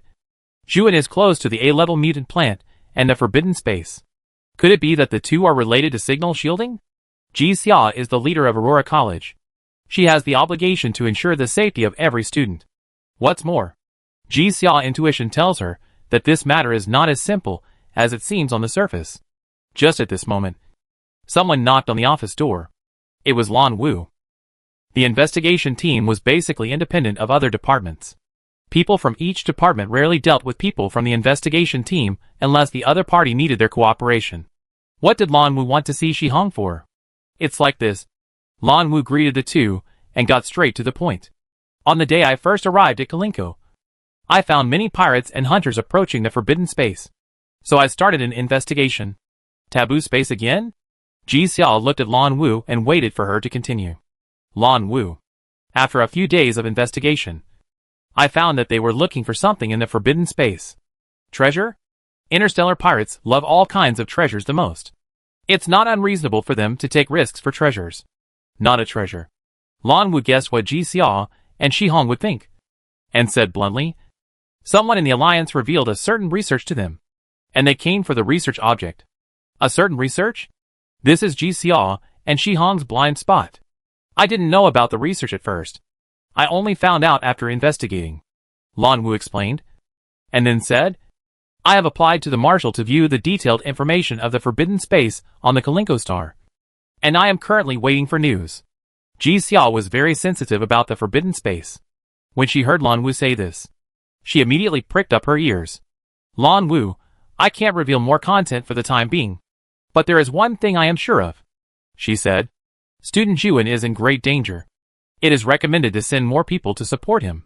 As far as I know, more than 30 people from this group of interstellar pirates and bounty hunters have disappeared in that area. Ji Xia heart stomped. Yi Hong frowned. I know. Yi Hong immediately contacted people and sent more people to rescue Juin. Lan Wu and Ji Xia left the office together. Ji Xia wanted to ask about the Forbidden Space, but Lan Wu refused to reveal a word. Either investigate it yourself or wait for the Alliance to notify you. Even though he was familiar with Ji Xia, Lan Wu did not intend to leak the official information of the Alliance. Sorry, I can't say it. Ji Xia shook her head. I am abrupt. Ji Xia said goodbye to Lan Wu and planned to go to the Forbidden Space to find pirates or hunters there to get some information. Why did they come to the Forbidden Space? What did the people in the Alliance reveal? What is hidden in the forbidden space? The Golden Tower team is still evading pursuit. The energy of Xuanqing and Qian was exhausted. They stood still in place. And 2 arrows flew from behind, shooting straight at the energy center. Snap! Snap! 2 swords stretched out and deflected the arrows, preventing the archer from succeeding. The light scythe and the wind carrier arrived in time. Hurry up! Alric urged in the channel. The enemy is very close to us.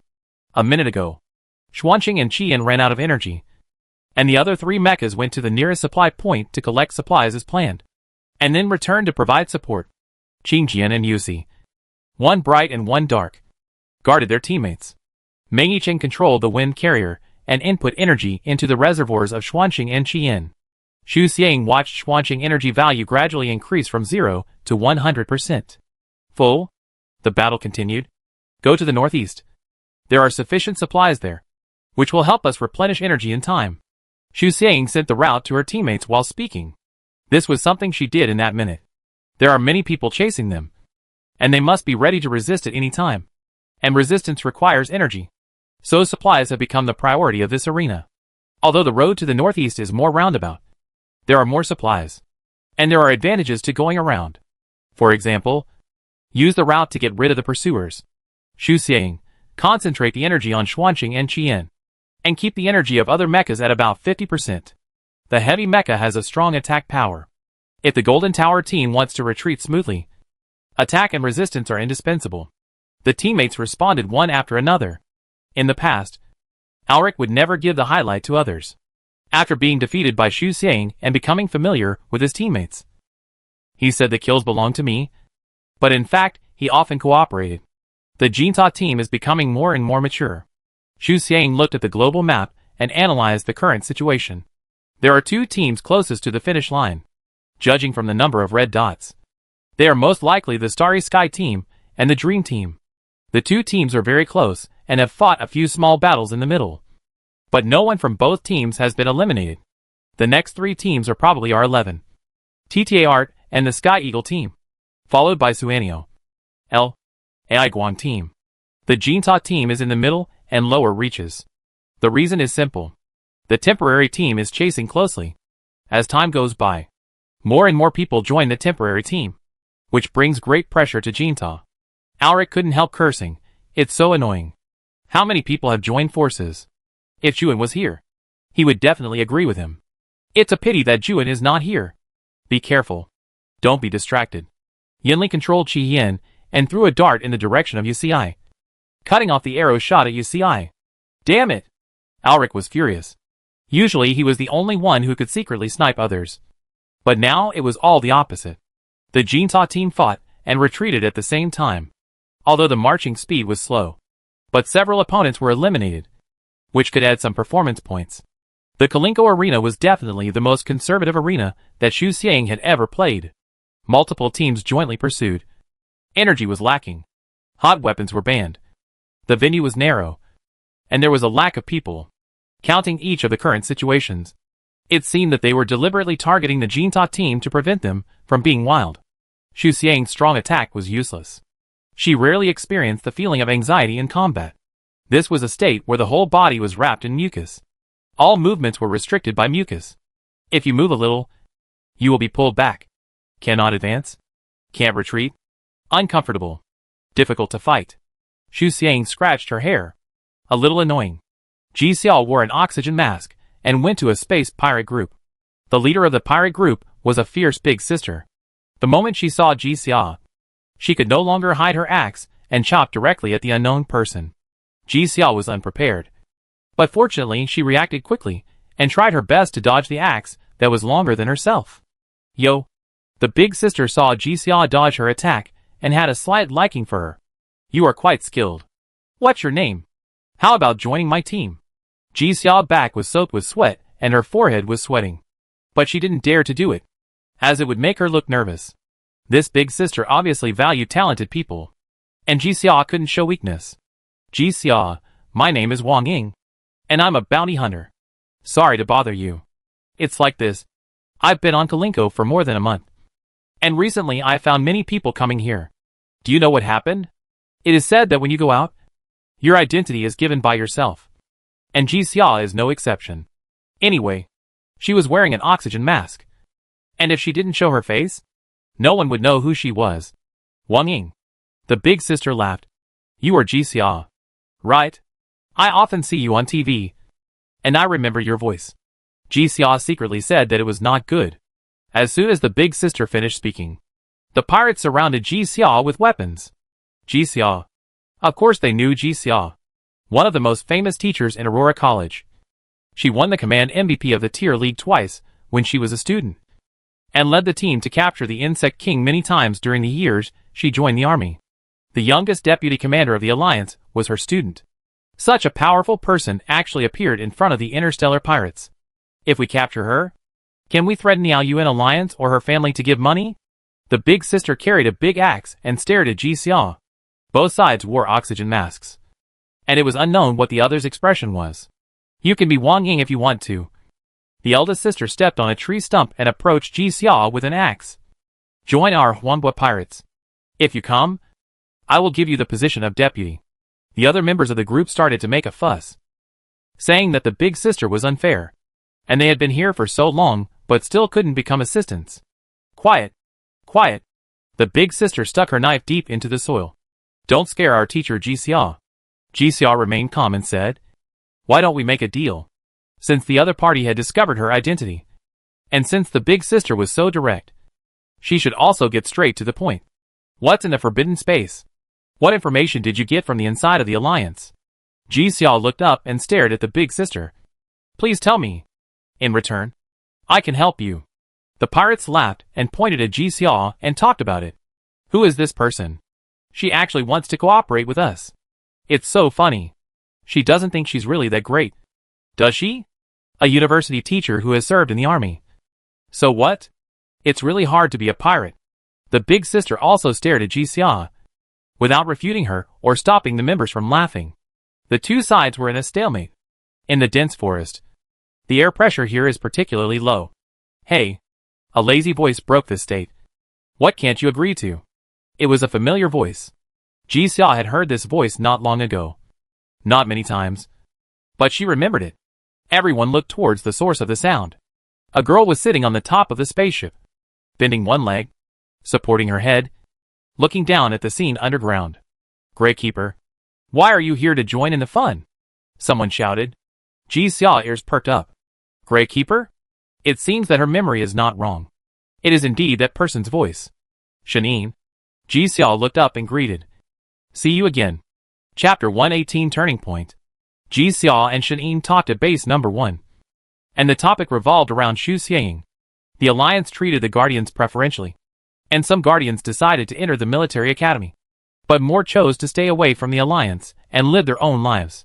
Therefore, it was not surprising that Shanine appeared here. But Jixia was still curious. Why are you here? Jixia was surprised. Shanine became an interstellar pirate? I should ask you this question. Shanine enjoyed the feeling of looking down on people. She didn't come down, and just sat there to talk. Where is Shu Xiang? To be clear, she didn't come here to watch Shu Xiang game. After all, when she planned to come to Kalinko Star, the Alliance had not yet issued a notice for the 4th game. Jixia, in the game. Shanine asked, then what are you doing here? Jixia, a member of the Golden Tower team, disappeared near the forbidden space and is still missing. I am investigating. The big sister saw that the two were still planning to chat, so she interrupted rudely. Have you forgotten my existence? Ms. Jixia. Little cutie? How many times have I told you not to call me that? Are you annoying? Shanine was irritable. She was the only one in the pirate group who dared to talk to the big sister like that. Shanine joined the Huanbua pirates for only 10 days. But she made a great contribution. When she first appeared in the pirate group, dozens of 1.8 to 1.9 meter strong men surrounded Shanine and laughed at her for running away from home and going home to find her parents. The laughter gradually stopped until Shanine knocked down 12 strong men by herself. The big sister reluctantly kept Shanine and asked her what her name was. Graykeeper. She reported her code name. It doesn't sound good. The big sister nodded her head. You are so small. Just call me cute. So Shanine started fighting and beat the big sister back again and again. During the fight, Shanine smelled the scent of the Zerg. and she reminded the big sister to be prepared. The big sister thought she was talking nonsense. But 3 seconds later, the Zerg really appeared. The Huanghua pirates were caught off guard. But fortunately everyone was experienced. And with the help of Shan'in, they quickly repelled the Zerg. That was the first time they achieved 0 deaths. Shan'in knew the Zerg far better than they thought. Whether it was the Zerg structure, weaknesses, habits, movements. After this battle, the Huanghua pirates really welcomed her arrival. Later in the journey, Shan'in was alert many times and informed everyone in advance that the Zerg would appear, giving the pirates sufficient time to respond. Someone asked Shan'in how she did it. Shan'in never answered. You just said that the people of the Golden Tower team are missing? Shan'in finally jumped down from the top. Who? Ji Xia said that Xu Xiang was in the game. Shan'in was relieved. But when she thought that Xu Xiang might be sad because of the accident of his teammates, Shan'in couldn't help but ask one more question. Xu Xiang, that idiot, looks gloomy and cold. But in fact, he pays more attention to feelings than anyone else. Xu Xiang definitely doesn't want his teammates to get into trouble. Shan'in assured that she was definitely not worried about Xu Xiang. She was just helping by the way. Juan, Ji Xia said. The Alliance said that there might be Shishui in the forbidden space of Kalinkishing. Shan'in walked to the side of Ji Xia and the big sister and said, We are here to find Shishui. The important information was said lightly by her. Ji Xia didn't have time to be shocked, and grasped the point. Wondering, Shishui? Shan'in, a liquid. Colorless and tasteless. Similar to ordinary fresh water. But the melting point is higher than water, which is 25 degrees Celsius. The melting point of water is 0 degrees Celsius. When the temperature rises, water is liquid. And when the temperature drops, water is solid. The same is true for Shishui. The temperature in this area of Kalinko star is around 28 degrees Celsius. And Shishui is in the form of water. What's the point of looking for Shishui? Ji Xia was puzzled. Ji Xia had never heard of Shishui. But Shan'in and others learned about it from the Alliance. Does this mean that the Alliance is secretly researching Shishui? What exactly is Shishui, and why is it being studied? Before the Alliance discloses the information, Ji Xia cannot know. It's useless. I just think it's fun. Shan'in shrugged indifferently. Are we going to save people? Then let's learn about the situation in the forbidden space first. The big sister reminded in time, little cutie. Have you forgotten that this is the internal information of our pirate group? Shan'in, isn't it a deal? We told her the news, and she helped us find Shishui. The big sister had to remind again, we haven't agreed to the deal yet. You don't agree? The big sister suddenly laughed. You don't look as cold as you look. You have a face that says it's none of my business. But you are actually quite easy to talk to? Shan'in didn't want to pay attention to her. Okay. The big sister bent down, put her arm around Shan'in's shoulders, and led her to her side. Just consider it a reward for you. Shan'in's arrival increased the survival rate of the pirate group. And the big sister didn't mind doing her a favor. Big sister, we agree to the deal. She let go of her hand and said to Ji Xia, Follow me. Big sister led the way, and all the pirates dispersed. Shan'in and Ji Xia followed. Montreal Underground City. Mr. Zhu took advantage of his break to watch the live broadcast online, wanting to see what surprises his son could bring him. Who knew that as soon as he opened the live broadcast room, a strange number called. Hello. The person on the other end of the phone said. We are the staff of the Kalinko Stadium.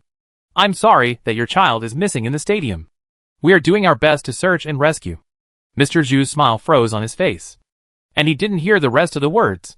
What? Xuan is missing? No. His son was still calling him last night. How could he suddenly disappear? Did the staff make a mistake? We will send someone to Montreal to pick you and Ms. Hao up. The staff was still saying. Don't worry. The Alliance will not give up any resident. We will find him. Mr. Zhu was stunned, and the light computer in his hand fell to the ground with a smack. Ping pong pong. The symphony of cold weapons, and the sparks of flying swords were interspersed in the midst of the swords. Xuanqing imprisoned a mecha with one hand, and swung a large axe with the other hand to chop at the energy center of the mecha. The opponent's support arrived in time, and Xuanqing had to retreat. Xuanqing and Qian joined together, and cooperated with each other. The enemy bit too hard. Mengqian didn't even have time to repair the mecha, and the damage to Xuanqing and Qian fuselage exceeded 40%. The only consolation was that Xu Xiang and Yanli eliminated a total of 5 mechas of the opponent. To be precise, 5 light mechas. Xu Xiang quickly tapped the keyboard, and the light of the screen reflected on her face. The cold blue made her look extremely calm, as if they were not the ones in a disadvantageous situation. "Where are we?" Xu Xiang asked Mengqichen and Yanoki. "We are here. Come quickly," Yanosa said. "Alric is also in place." Xu Xiang responded and called Yanli to retreat together. The game had only started for half an hour, but the people of the Golden Tower team felt that several days had passed. The continuous high concentration of mind, fighting, thinking, and looking for resources made them exhausted. No game was more anxious and tiring than this one. Xu Xiang subconsciously called Juan, and just opened his mouth. He remembered that Juan was missing. How is Juan? Did the people of the Alliance rescue him? Xu Xiang didn't dare to be distracted for too long, and quickly pulled back his thoughts. Xuanqing and Qian fought and retreated. They rushed into a small road and disappeared in the giant forest.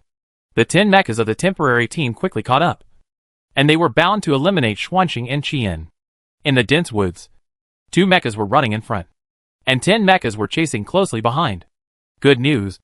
Xu Xiang and Yanli deliberately eliminated the temporary team's light mecha first to avoid being caught up quickly. Bad news. There must be people in the 4th team who joined the temporary team. If they communicate and send out light mechas, this bug will be fixed soon. Another bad news. They are not far from the starting point. Even the 4th team can catch up quickly. Bang! A gunshot. A special bullet flew to the energy center behind Qian. Hot weapons cannot be used in the forest arena, except for this bullet. Just like Ulrich in the forest of the Tia arena, the sniper mecha was eliminated. Yanli in the cockpit of Qian noticed the fast attack bullet and immediately moved to the upper left and barely dodged it. The further you run, the clearer you can hear the sound of running water in front. "It's coming," Xu Xiang said. Bang! Bang! The other side has 2 snipers, taking turns shooting from a distance. No need to communicate. Xuanqing and Qian adjusted their positions. Qian was running forward, while Xuanqing was running backwards to face the enemy, so that he could counterattack and retreat at the same time. Xuanqing fired 2 bullets at the same time, which offset the opponent's bullets. Yanli said, "We are here." Xuanqing changed direction. There was a big river in front of them. The river was long and wide, and the river was very turbulent. There was a waterfall with a huge drop in the upper and lower reaches of this river. Not to mention people. It was easy for the mecha to get caught in it. Now, 2 giant trees fell in the middle of the river. This was also one of Xu Xiang's plans. She asked Mengqichen and others to go ahead, cut down the giant trees and build a bridge, waiting for her and Yanli to arrive. In addition, Ulrich hid in the forest, ready to snipe at any time. "Go!" Xu Xiang shouted. Qian took the lead and stepped on the giant tree. The mecha weighing more than 400 tons stepped on it, and a crack appeared with every step. Xuanqing quickly followed, and as soon as it came up, the giant tree broke directly. "Caw caw caw!" Qian and Xuanqing ran in front, and the giant tree followed behind. This was not over yet. Xuanqing was about to reach the other side of the river. It suddenly turned around, swung a few whips, and pulled 2 medium-sized mechas to rotate. At the same time, Xuanqing called out a sniper rifle. Xu Xiang kept inputting instructions for the second type of action. Fortunately, she was not as prone to cramps as before. Bang! A gunshot sounded, and a bullet flew towards a medium-sized mecha. The mecha wanted to hide, but it was imprisoned by Xuanqing's whip and could hardly move. Hit the energy center. It was Ulrich who was hiding in the dark. Xuanqing arrived at the shore, released the whip and shot at the same time. The energy center was also hit. "Perfect!" Ulrich shouted in the channel. "Although it is the 3rd batch of rookies, we have eliminated 2 more. Ulrich has now learned to bargain, and the main goal is to eliminate 1 more. Xu Xiang, take advantage of now. Speed up the retreat." Chapter 119 Secret. This is the first time that the Golden Tower team has felt relaxed since entering the venue for more than half an hour. The road ahead is smooth, and there are no pursuers behind. Of course, it is only relative. They must seize this hard one in short time and speed up with all their strength. I don't know how Juan is doing. Ulrich couldn't find anyone to quarrel with, and he felt uncomfortable. I advised him not to mess around at that time, but he didn't listen. Now it's good. He is missing. And the already difficult situation has become worse. Auric couldn't sit still. Either his hands and feet moved, or his mouth moved. Yonosu, the Alliance will find him. She didn't want to lose any teammates. There are airdrops moving this way. Prepare to grab the supplies. Xu Xiang stared at the screen and reminded everyone. The airdrops were randomly dropped. And they were lucky ones, and were very close to the supplies. Xu Xiang used this method to divert the topic, allowing teammates and herself to focus. At the same time, on the other side, Ji Xia followed Shen and the eldest sister into the pirate spaceship. The pirate ship is different from the common interstellar ships on the market. Its appearance is just like an ordinary ship, but the power structure is more similar to that of an interstellar ship. The pirate ship is more advanced than Ji Xia imagined, and some of the black technology she has never seen. The three entered a room and sat down. I started talking. Shen looked at the big sister. Are you asking for my opinion? The big sister smiled. Declared a sentence. Okay. Thank you for the notice. Shen ignored her and turned to look at Ji Xia. The gravity of the forbidden space is smaller than other places on the Kalinko star. Very small. Very, very small.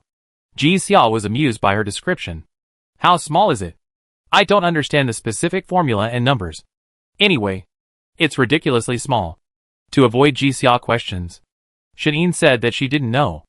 But if the gravity of the forbidden space is very small, why is Kalinko star not affected? Ji Xia raised another question. The influence of planetary mass and gravity is far greater than human imagination. Objects falling, human bone pressure, architectural design, and other aspects are only a small part. The bigger ones are, such as tidal effects, celestial body shapes, time and space, etc. Since the forbidden space has such a small gravity, why can't humans feel it in other places on Kalinko? Won't the human body float up? Shen looked at the big sister. So annoying. Why do you ask her such questions? She is not Xu Xiang, and she has never learned these. The big sister smiled and said, It seems that you still have to rely on me. Before explaining, she asked Ji Xia a question. Do you really understand the structure of Kalinko? A simple question made Ji Xia feel that a big secret was about to come out. Look! The big sister took out the light board, swiped it, and projected the screen in the air. Kalinko is a sphere, but it is different from the spheres of other planets. Kalinko is a binary star. Ji Xia looked at the screen and frowned tightly. There are many binary stars in the Interstellar, and the Romu binary star, where the Zerd first appeared, is one of the cases. There is a pillar between the two spheres of the Romu binary star. The Romu binary star looks like a barbell. Kalinko star is different. Looking at the picture given by the big sister, Kalinko star is a large sphere wrapped around a small sphere, with a space layer in the middle. I don't know what the main composition material is. The structure of Kalinko star announced by the Alliance is not like this. Ji Xia said. Do you believe it? The big sister laughed a few times. Okay. You are a teacher at the Academy of AO, and a member of the Alliance, so it's normal for you to believe it. If Ji Xia didn't have time to argue with her. If what you said is right, then does the forbidden space belong to the blank layer or the small sphere inside? How could Shishui be in it? And which layer is Shuan in? Hey. The big sister put her legs on the table and sank into the chair. She picked her ears and said, Don't ask so many questions at once. Shen, the blank layer is the transition zone, and the small sphere is the forbidden space. Ji Xia, the forbidden space has extremely small gravity, and the blank layer is responsible for the transition, so that the surface space of Kalinko star behaves normally. Is that right? Yes. The big sister listened to the two of them talking back and forth, shook her head, and kept silent. We don't know why Shishui is in the forbidden space, and the Alliance should still be investigating. Shuan was probably sucked into the forbidden space. Shen's patience was running out. How many more questions do you want to ask? It's been 13 minutes since Shuan disappeared. Ji Xia stood up. Something was wrong. According to Shen and the big sister, the gravity in the forbidden space is extremely small, so time will be very fast there. For example, 1 minute in the surface space is 1 year in the forbidden space. Wait. Don't leave in a hurry. The big sister saw Ji Xia was about to leave, and stood up. Don't forget our deal. I will come back to help you after I report this to my superiors. The elder sister obviously didn't believe it. But it didn't matter. Since you are an acquaintance of Shao Ke, I will tell you another piece of news. Ji Xia turned around. The elder sister. There may be Zerg in the forbidden space. Ji Xia immediately realized that Juan was dragged away by the A-level mutant plants. And she suspected that the A-level mutant plants might be contaminated by the Zerg. Did the Zerg control the A-level mutant plants to drag Juan into the forbidden space? If so, Juan will only be in greater danger. We must rescue him as soon as possible. Can I know how you got this information? Ji Xia asked. They said that the above information was within the alliance, which was consistent with the statements of Lan Wu and Yu Hong. So Ji Xia believed it for the time being. But how did the Arisher pirates get the internal information of the alliance? Hackers hacked into the alliance network? There are their undercover agents in the alliance? The information stolen by God? Big sister, no. Okay. Ji Xia didn't stay for long and said, please wait for me to come back. Big sister didn't stop Ji Xia. After Ji Xia left, the big sister glanced at Shan'in and asked, do you think she will come back? Shan'in, it's none of my business. Big sister patted her shoulder, yes. Shan'in turned her head away to prevent her from seeing her expression of wanting to laugh, but holding back. If Ji Xia came, she would definitely ask the other party whether Xu Xiang would praise her after knowing that she helped secretly. But, forget it. At the same time, Hung Hong received the reply from the marshal's email. What did the marshal say? Lan Wu just came in and asked. The information Lan Wu got was not complete. If possible, she wanted to infer more useful results based on more complete content. Yi Hong, I will contact Station Master Catherine immediately. The implication is that the marshal agreed to tell them the internal information of Kalinko Star. The marshal also said. Yi Hong added before dialing the communication. Let us rescue Juan as soon as possible. In addition, she asked Ms. Xie Shuang nearby to help. Xie Shuang is the boss of the research department and a frequent guest of the Feast of Geniuses. She is best at space-related theories. In the middle of this year, Xie Shuang invented a space jumper that can achieve instantaneous jumps over long distances. It can be said that it is an artificial wormhole. They have to rely on the space jumper to rescue Juan. The Alliance assembled an elite team to search and rescue the place where Juan disappeared.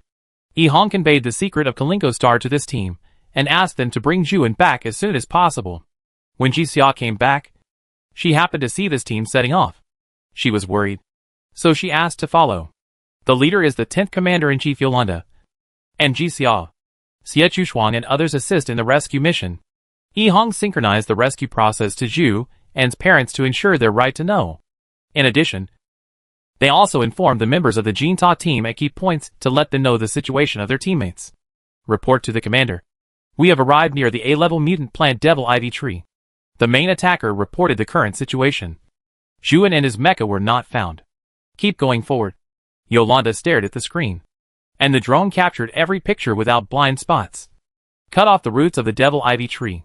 I have sent you the coordinates of the route.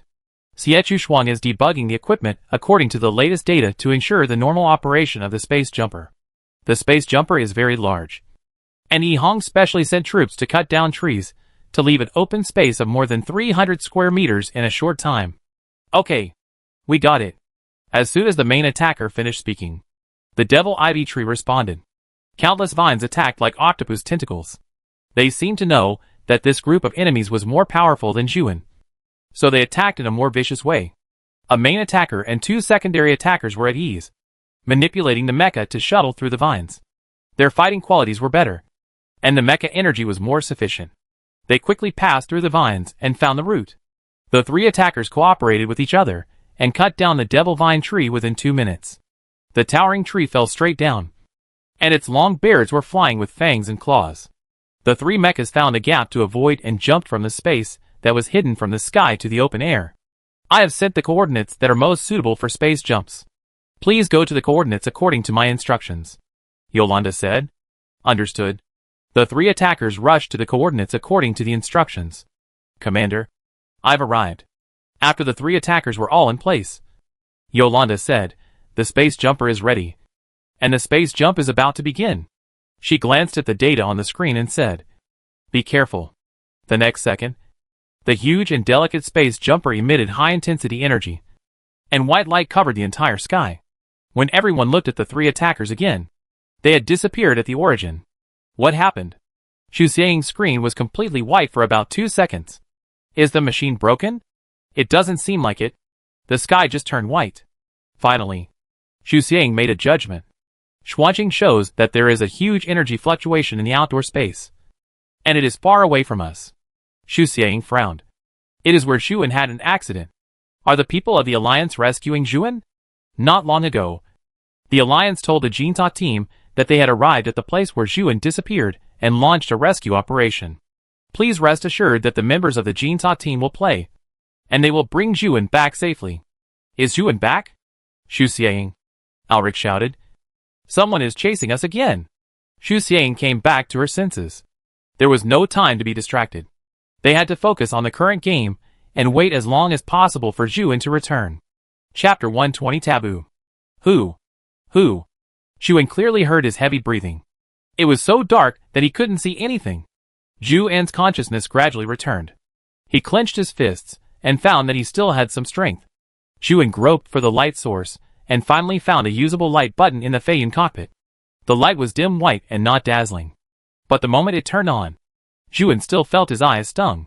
Zhuan adapted for a while and finally got used to the light source. Zhuan felt that his whole body was light and floating, as if he had no weight. He adjusted his state and then thought about where he was. What the hell?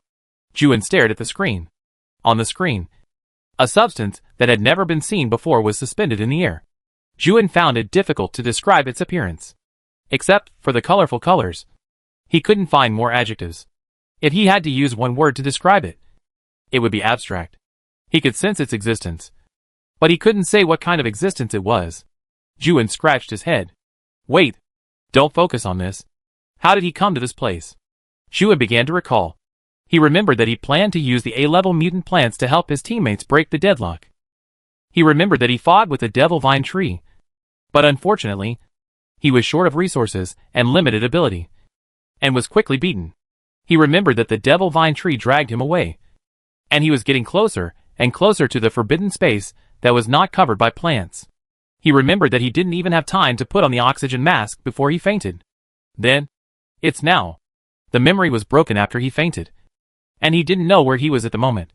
Feiyun only had 20% of his energy left, and he hoped to hold on until the rescue moment. Zhuan slid the screen to check the situation nearby. Everywhere were abstract unknown substances. They wrapped Feiyun like jelly. Zhuan didn't dare to go out. He was afraid that he would be killed by the unfamiliar environment as soon as he went out. Hey, that's...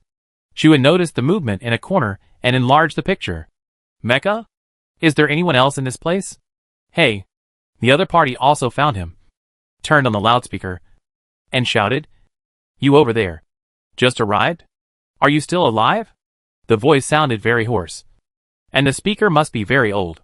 Zhuan was surprised and happy to meet humans in an unfamiliar environment, and quickly responded, Still alive. The other party drove the mecha to Zhuan. This is the light mecha Yongheng, which was recently launched. Zhuan originally planned to save money to buy it, but he didn't expect to see the real thing here. Look at your mecha. Are you from the Alliance? The old man said.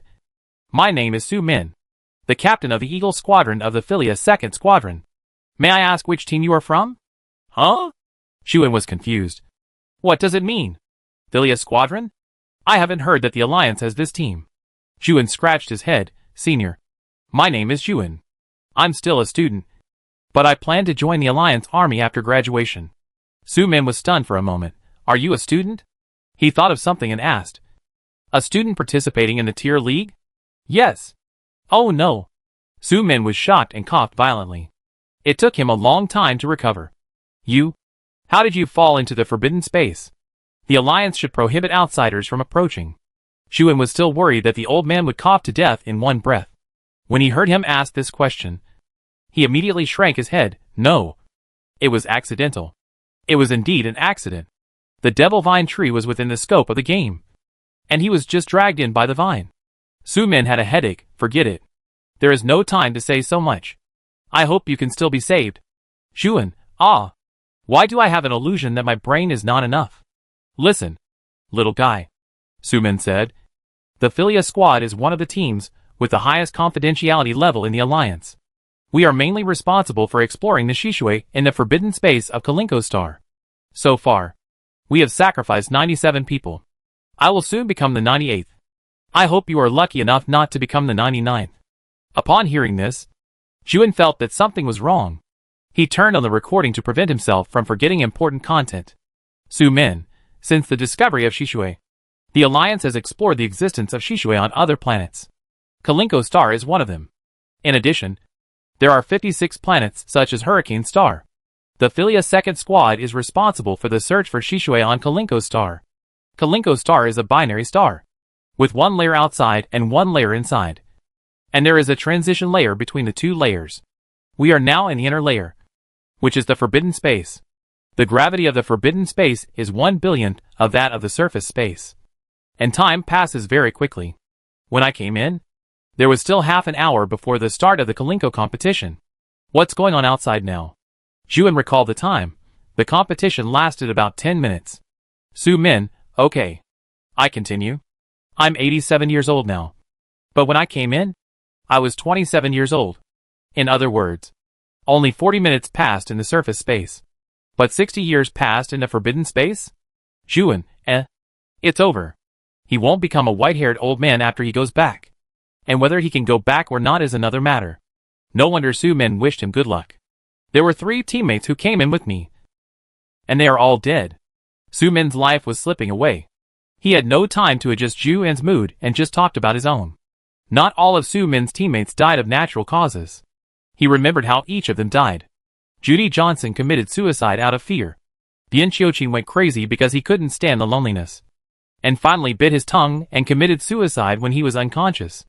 Lin Xiang, worried that there would not be enough supplies to last until the arrival of the support team, left all the supplies to the captain Su Min, and then starved to death. Su Min continued, we found the bodies of the previous team members in the forbidden space and took the Shishui they found from their mechas. Su Min still remembers that when they first entered the forbidden space, there were 4 of them in their 20s, and they were full of vigor and vitality. They vowed to find the previous team members and bring back Shishui. They all knew the members of the previous team. They had chatted an hour ago. When they met again, each other had become a skeleton. The 4 were shocked. In addition to being shocked, they encouraged each other, supported each other, and supported themselves to survive. Now, only Su Min is still alive. Su Min, researchers have found that Shishui in different places has different components.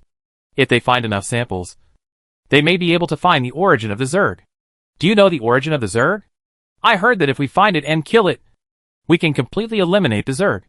Juin was still in the stage of distraction. What? What surface space and forbidden space? What time is fast or slow? What Shishui? What Zerg origin? The amount of information is too much. And he can't react. If the boss was here, she would definitely be able to come up with the best solution. It's all his fault. If he had known not to run around, his teammates must be very worried about him now. How is their game going? Can he still play after he goes back? Can he still go back? Thinking of this, Juin couldn't listen to Su Min's words. Now, I want to hand Shishui over to you, Su Min finally said. Juin gradually came back to his senses. Su Min controlled Yongheng. Yongheng's chest opened to both sides, and pushed out a large piece of ice. Juin was puzzled. Is Shishui solid? He thought it was liquid. Su Min, Shishui is very similar to water, but the melting point is higher than water, which is 25 degrees Celsius. The temperature of the forbidden space is about 20 degrees Celsius, so Shishui is solid. Juin knew this question, so he didn't ask any more questions. This, such an important thing. Do you really want to hand it over to me? Juin hesitated. What if I mess up? Just like he messed up this game. He was full of confidence, thinking of using the A-level mutant plants to catch his opponent off guard. But he was dragged here by the Devil Vine Tree, and his life and death were in danger. Su Min's voice became more and more tired, and he seemed to be falling asleep. Please believe in yourself. Juin said nothing. There are Zerg in this place. After our investigation, cough cough, it is in an unactivated state. But the smell it emits can infect Zerg outside the forbidden space. Cough, using the swarm of Zerg in the surface space to infect plants and humans. Su Min coughed a few times after saying a few words. Juin frowned. When he first arrived at the Kalinko arena, Xu Xiang suspected that Zerg infected plants, but he didn't expect it to be true. Juin looked at the big ice block on the screen. silent for a long time, and finally controlled Feiyun to take it. Thank you. Su-min breathed a sigh of relief. Ju-in clearly felt that his breath was getting weaker and weaker. Su-min has been in this inexplicable environment for 60 years. Shu-in was in awe of this senior. Shu-in raised his hand and saluted where Su-min couldn't see. I will guard Shishui. He put his hand down and asked again. But what if I can't go back? Shu-in believed that the Alliance would come to find him. But it was hard to say whether they could find him. Su-min sighed and said, Then you have to endure it, and wait for the next batch of people to arrive. I'm sorry. My words are cruel. But I can only say this. Next, Su-min left all the saved supplies to Ju-in and Feiyun. When the team entered an unfamiliar environment, they would carry a small warehouse dedicated to storing supplies. Su-min relied on those supplies to survive for 60 years. Su-min took Ju-in to the small warehouse. The small warehouse was a 10m steel structure. It not only contained energy, but also food and medicines. Unfortunately, all of them were expired. Su-min ate one meal a day. He was originally strong, but he was already weak. White hair fell all over the cockpit. There is still half left. Su-min made a small joke. It can be used for another 60 years. Ju-in, senior. You are so optimistic. Su-min said, I wish you good luck. Ju-in collapsed in the cockpit. I hope so. Su-min stopped talking. Senior. Ju-in couldn't stay idle and wanted to talk. This is like a relay race. I have played a similar game. At that time, I had just entered college not long ago. The school organized a midterm exam. My teammates and I took first place. Senior didn't answer him. Ju-in, senior? Silence. Ju-in suddenly wanted to cry. This place seemed to have magic, making people feel inexplicably sad. Senior. Ju-in wiped his eyes and continued. I was the first runner. I ran very fast. Although there were some small setbacks in the middle, I still successfully passed the baton to my teammates. He recalled the second runner and laughed again. The second runner was Ulrich. A very annoying person. Except for being 20 centimeters taller than me. He has no advantages. This time, Ju-in participated in the relay race again. A relay race called Inheritance. The torch of inheritance has been passed on by Su-min. And now it is Ju-in's turn to take over. Ju-in loved to talk in the past few years. He seemed to have endless things to say. From the time he could remember to the time he participated in the tire league. He talked about everything. The kid next door called his dad Lao Chen. And I thought it was fun to be brothers with my father. So I also called my dad Lao Zhu. But he whipped me with a whip when he heard it. Once after a game, I passed by the lounge and heard someone crying. I looked over and saw that a man was crying. I couldn't help but laugh at him. So when we met again later, we were both arguing. Oh, yes, that person was Ulrich. I met the boss during the preliminaries. Don't be fooled by her face that looks like she could be beaten at any time. In fact, she is the one who can beat others. The boss is super powerful. She can fight back and forth with Captain Yin and Feng Jie. Senior, you should know Captain Yin and Feng Jie. They are both the top attackers in their class. My teammates are all very good people. Captain Yin is very responsible. The boss is very reliable. Xiao Qi is cheerful and easy to talk to. Xiao Ming likes to work silently. And Ulrich is not bad. But he always likes to confront me. And, Ju-in said, and kept saying it. Eat when you are hungry. From 3 meals a day at first to 1 meal every 3 days later. His weight dropped from 52 kilograms, which matches his height, to 32 kilograms. Whenever Ju-in felt that he was going to die, he would listen to the recording. He would recite the words of Senior Su-min. Ju-in calculated the time, found an empty seat in the Feiyun cockpit, and randomly carved the last stroke of the word Zheng. He survived in this way. His daily tasks were to wait for the meal and record. He couldn't go crazy. He hadn't eaten today yet. He couldn't die. He hadn't finished carving the word Zheng. Ju-in couldn't remember how many Zheng he had carved. Every time he said he would die after carving this one, he would wake up the next day and find that he was still alive and carved another Zheng. Then wait for another 5 days. Then wait for another 5 years. Ju-in slept in a daze. There was nothing in his dream. He almost forgot what his parents and friends looked like. He finally dreamed of them. But he could only see mosaic-like faces. Ju-in suddenly woke up and looked at the time next to him. Another day passed. Ju-in let his thoughts gradually return. Then tremblingly picked up the dagger. Barely found a free space. and prepared to carve the word. Clang. The dagger fell, making a crisp sound. Juin was used to it. He had no strength now, and couldn't even roar in pain.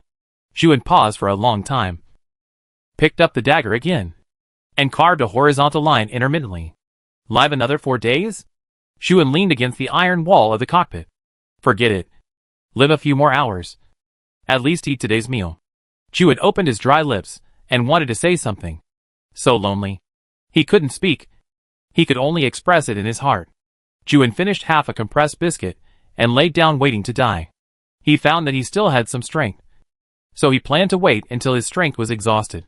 Juin stroked his beard and pressed the light switch in boredom. Bright. Dark. Bright. Dark. Juin yawned. He seldom spoke now, but occasionally he would roar a few words to show that he was still alive. Suddenly, a burst of light illuminated the entire forbidden space. Juin squinted his eyes, and when the light ended, he took away his arm that was blocking his eyes. Juin, is classmate Juin here?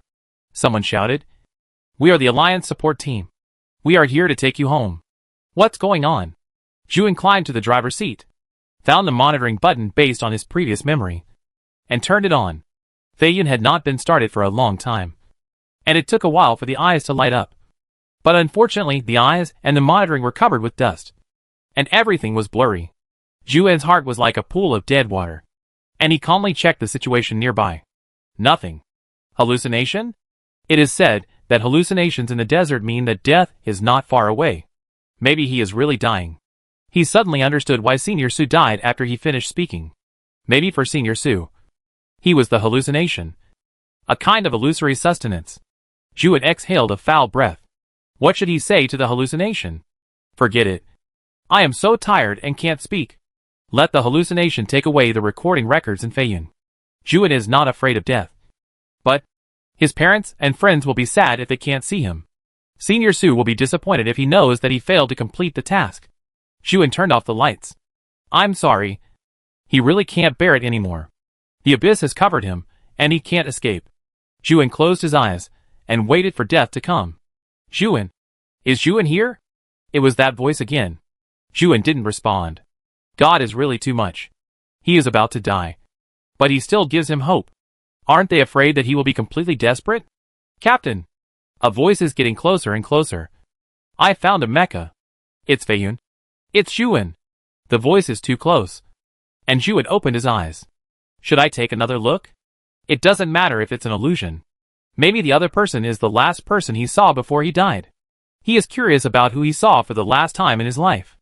Juin got up with difficulty and restarted Feiyun. Feiyun is on. Juin is still alive. Juin called up the surveillance screen and saw 3 mechas surrounding him. Juin closed his eyes and opened them again. The 3 mechas are still there. This isn't an illusion? A person connected to Juin's channel and showed an ecstatic face. You are still alive. Juin bit his tongue. It hurts. This is not an illusion. Someone came to save him. Juin's heart, which had been silent for 26 years, finally had a wave. It was difficult for him to speak, so he could only try his best to press the loudspeaker to respond. Ding. Ding. Feiyun let out a heart-wrenching roar on behalf of his master, indicating that he was still alive. Chapter 121 Rescue. Juin tore open a compressed biscuit and devoured it.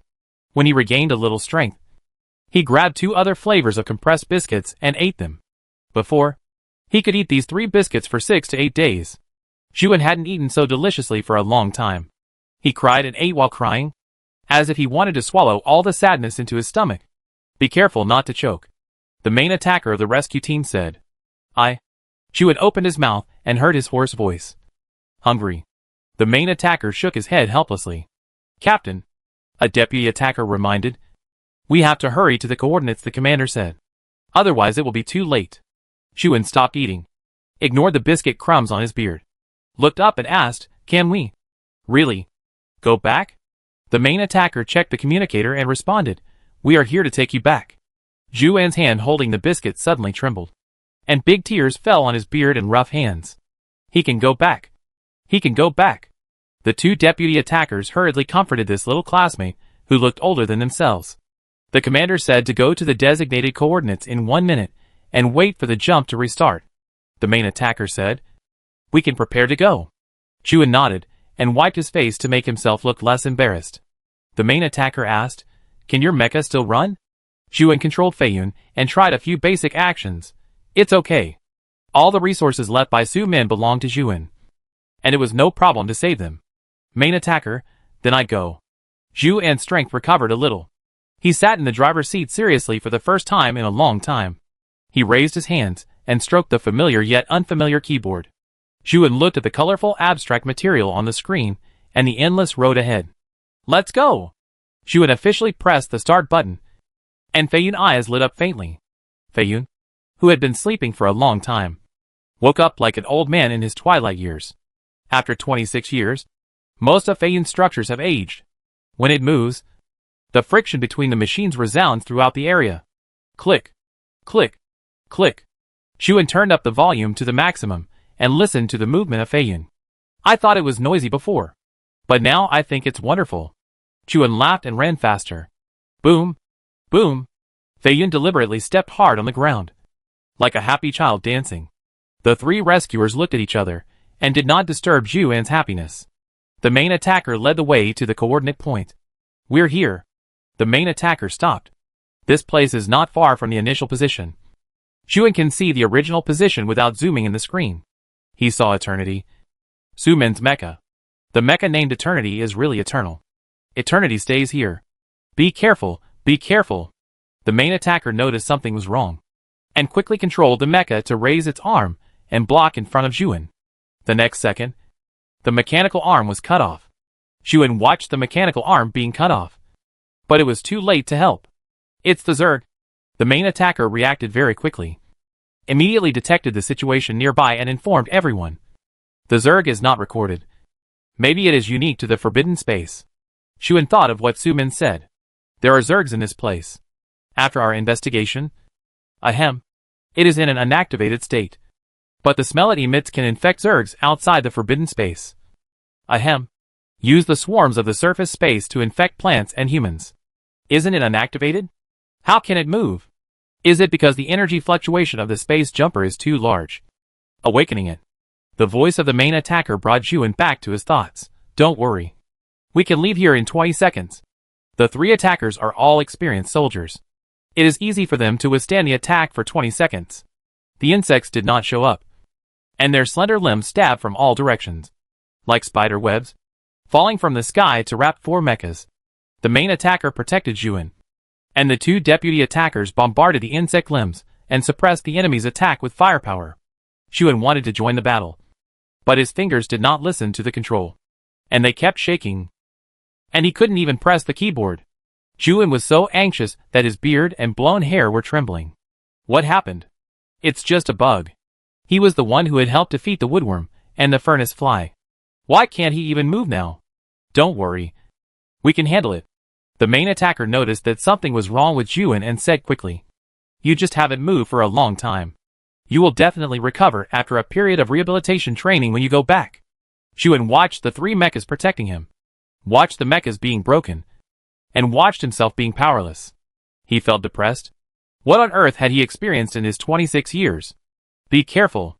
The main attacker ran over, hugged Feiyun with his only arm, and fell to the ground with Feiyun. Juin looked up and saw that the original position was attacked by the insect's limbs. As if the space was cut apart, the limbs missed the first attack and then attacked again. The limbs with fangs and claws fell from midair, trying to suppress the four mechas below with the power of space. Boom!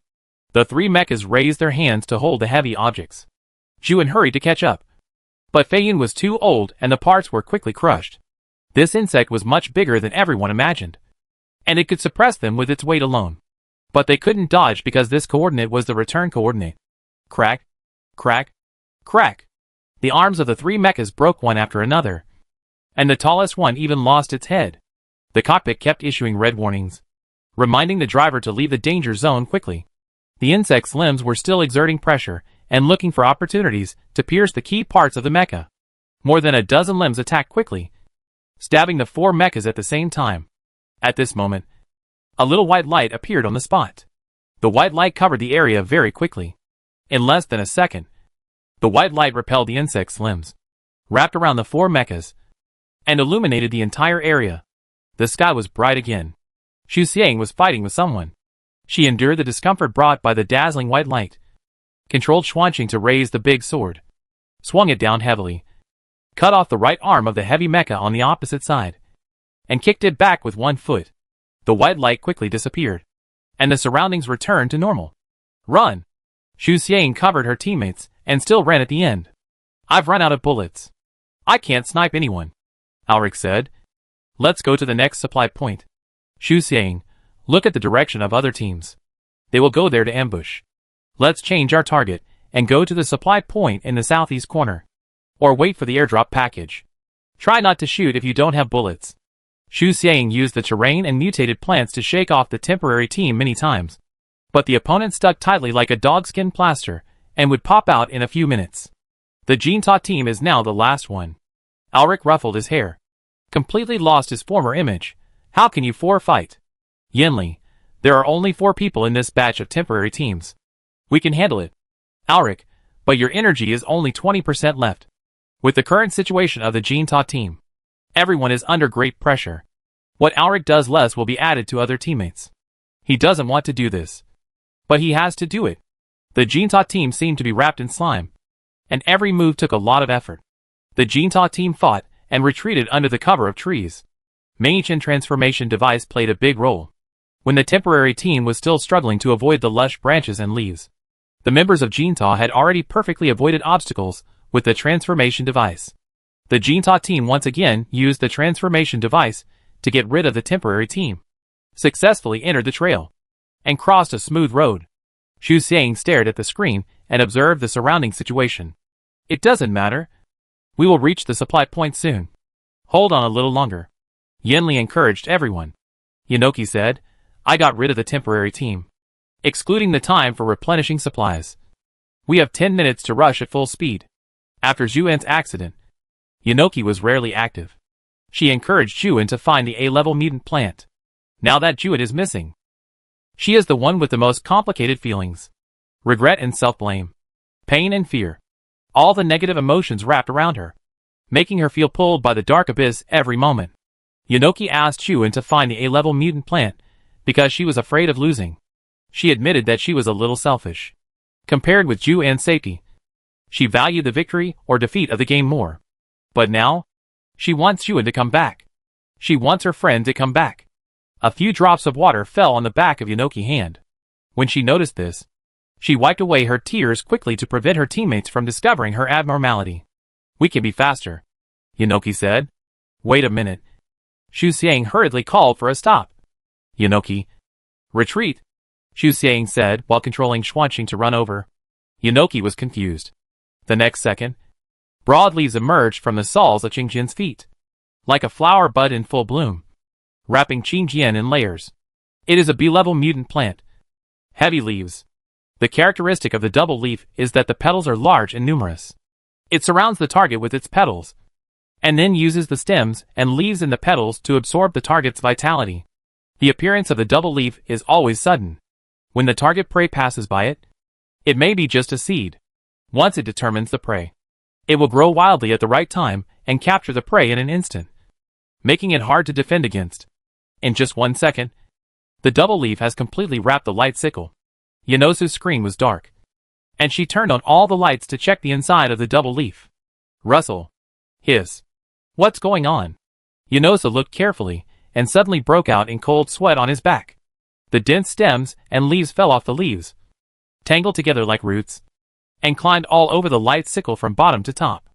Not only that, the stems and leaves can also penetrate the light sickle and enter the cockpit. The hands and legs of the light sickle were fixed and could not move. Yanosu could not control the light sickle to complete the breakthrough. Yanosu took out the dagger, and the dagger turned flexibly in her hand and was held by her backhand. Schwa. Yanosu cut the stems and leaves, just like cutting leeks. Cutting one crop and throwing one crop, and then the stems and leaves grow again. This won't work. The stems and leaves enter too fast. Yanosu can't cut them all by manpower alone. A crop of stems and leaves crawled towards her from behind Yanosu. She heard the movement and turned around immediately. The stems and leaves jumped up and stabbed Yanosu. Yanosu was horrified. Fortunately, she reacted quickly. With a fish jump, she quickly moved from her original position to the bottom of a screen and cut off the stems and leaves. The light source was gradually covered by the stems and leaves, and the surroundings became darker and darker. Yunosa smelled the breath of death. She wiped the sweat from her forehead and subconsciously thought of Juan. Juan would be more frightened if she were alone in a dangerous place. She had teammates outside, but Juan was alone.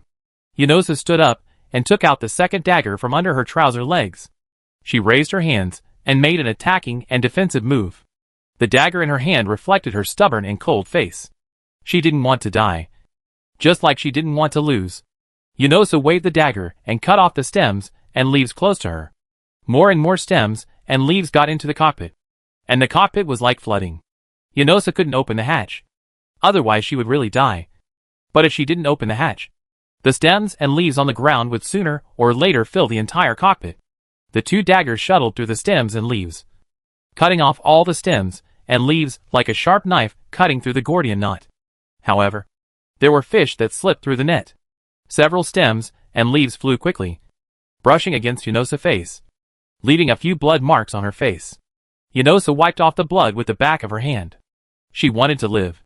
Her teammates were waiting for her to go out and play the game, and Juan was waiting for her apology. Xiaoqi. We are. Hold on. Yanochi could vaguely hear the voices of Xuxiang and Yanli. They must be trying to save her outside. And as long as she could withstand the attack of the stems and leaves, she would be rescued. She wanted to survive.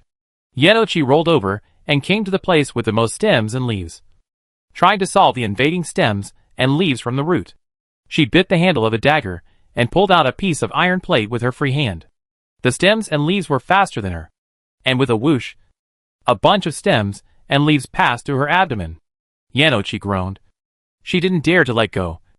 Otherwise the dagger would fall and be snatched away. Yanochi held the dagger tightly with both hands and jumped to the root at the same time.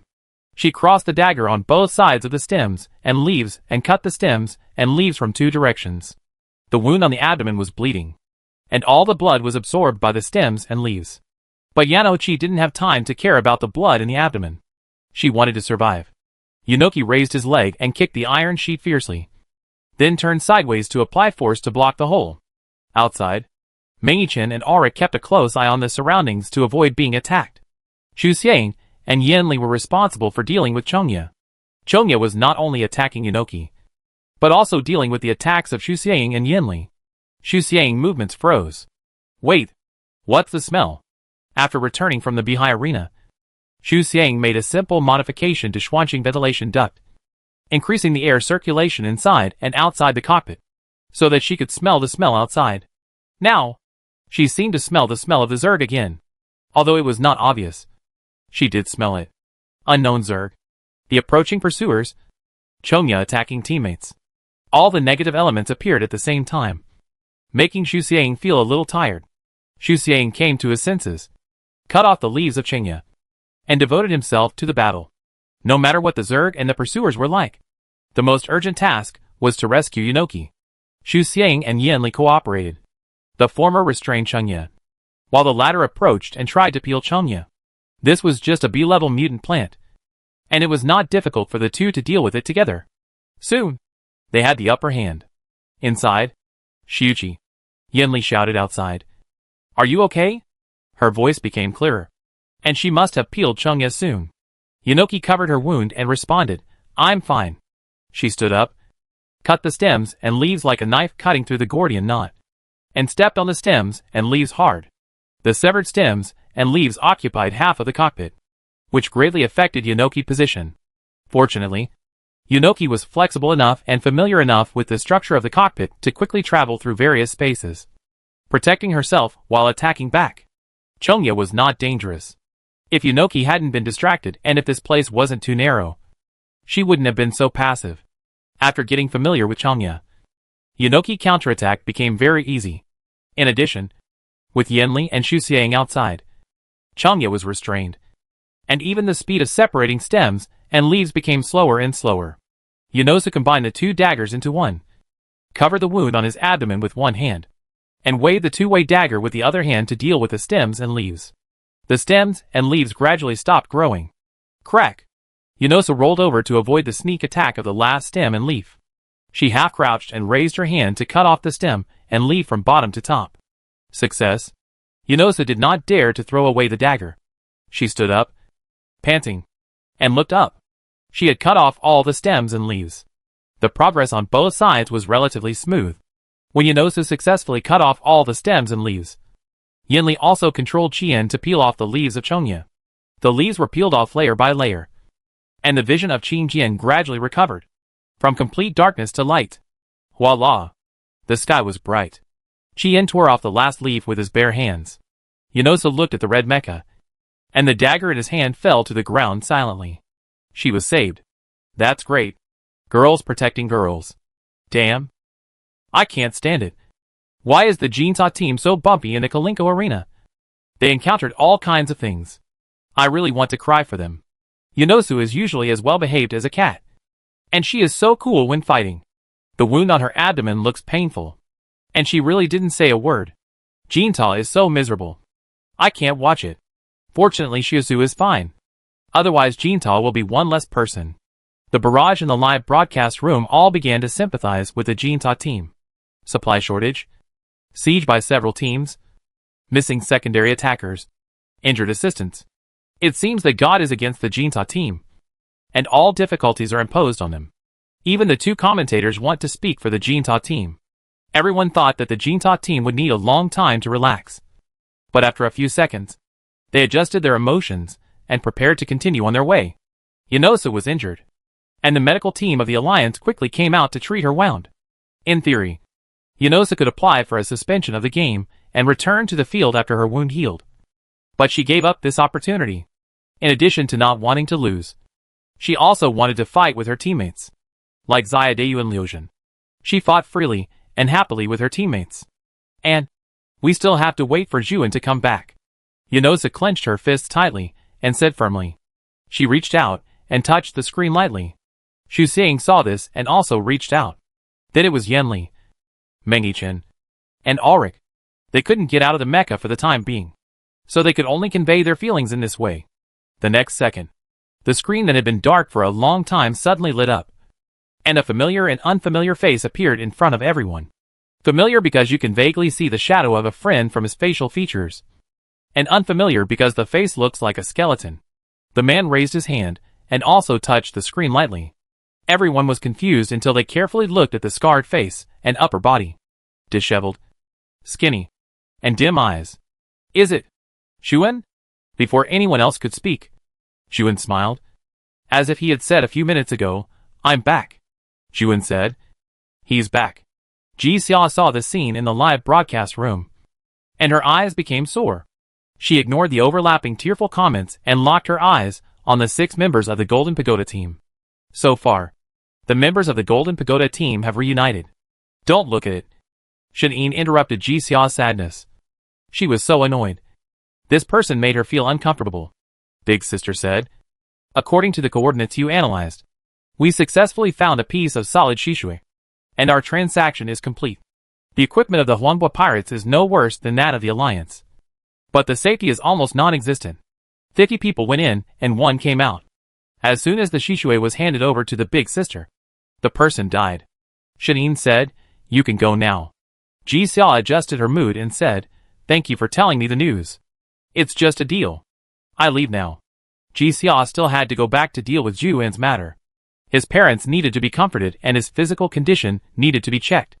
Shen-Yin, hello, said Ji Xia. What's wrong? Shen-Yin hesitated, pouted a few times in annoyance, and said, nothing. Ji Xia understood. Do you want to see Xiang? Shen-Yin, you can guess this? Forget it.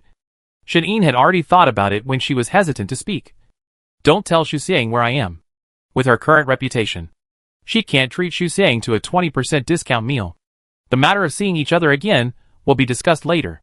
Shen-Yin is a person with a strong opinion. Since she said so, Ji Xia didn't ask any more questions. After saying goodbye to the Big Sister, Ji Xia left the Huanghua pirates. When returning to the lounge, Ji Xia heard Naya and Lisa arguing with others. Oh, I'm right. Zhu An's physical condition is not good now. and his age is over the age limit of the tier league. It's reasonable to let him withdraw from the competition. This is Yang Sanqian's voice. Ji Xia frowned. What does it mean? Yang Sanqian wants Yuan to withdraw from the competition? Chapter 122 Together. Ji Xia was originally thinking about the reason why the residents of Kalinko Star did not eradicate the A-level mutant plants. But as soon as she arrived at the door of the lounge, she heard Yang Sanqian talking about letting Yuan withdraw from the competition. Ji Xia pushed the door open. I am also discussing according to the rules. Hey, Sister Xia. You are here. Yang Sanqian saw Ji Xia coming in and said, Zhu An's physical condition is not suitable for continuing the competition. He is so thin. If he is accidentally hit, he will be injured. Ji Xia, we respect the opinions of students. She was not in the mood to argue with Yang Sanqian now, and tried to keep the long word short. Yang Sanqian, I heard that Zhuan changed a mecha. He hasn't operated a mecha for so long, and now he has to use a new mecha. It must be hard for him. Naya's temper is not as good as Ji Xia. She sneered, Teacher Yang. Do you think it is appropriate to force a student who has just escaped from danger to withdraw from the competition? Yang Sanqian choked. He didn't want to force Yuan. But no one in the Jinta team has been eliminated so far, and he is somewhat anxious. If it's DCI? Ji Xia looked at Yang Sanqian coldly. She would never treat her opponent like you do. Speaking of his beloved disciple, Yang Sanqian suddenly fell silent. DCI is a very upright person, and any crooked thoughts are impossible to appear in her. Yang Sanqian curled her lips. Okay. Just pretend I'm not here. But Sister Xia, what I just said is not without reason. Do you really think Yuan can withstand the whole game now? Ji Xia said nothing. She said that she respects the student's choice. As long as Yuan himself does not want to withdraw from the competition, he can stay in the competition. Auric stared at the person on the screen, and his hands suddenly trembled. No. Who is this uncle? Boss. Captain Yin. Shuji Xiaoming Auric. Yuan smiled. I'm back. Auric couldn't believe it, and opened his mouth, but didn't know what to say. Ask him if you are really Yuan? Of course. His voice and facial features are the same as Yuan in his memory, and even his tone of voice is almost the same. But it's so strange. Yuan didn't look like this not long ago. Welcome back. The first person to respond was Yunoki. She wiped away her tears and smiled to welcome her friend who had returned. Yuan has always been a persistent person.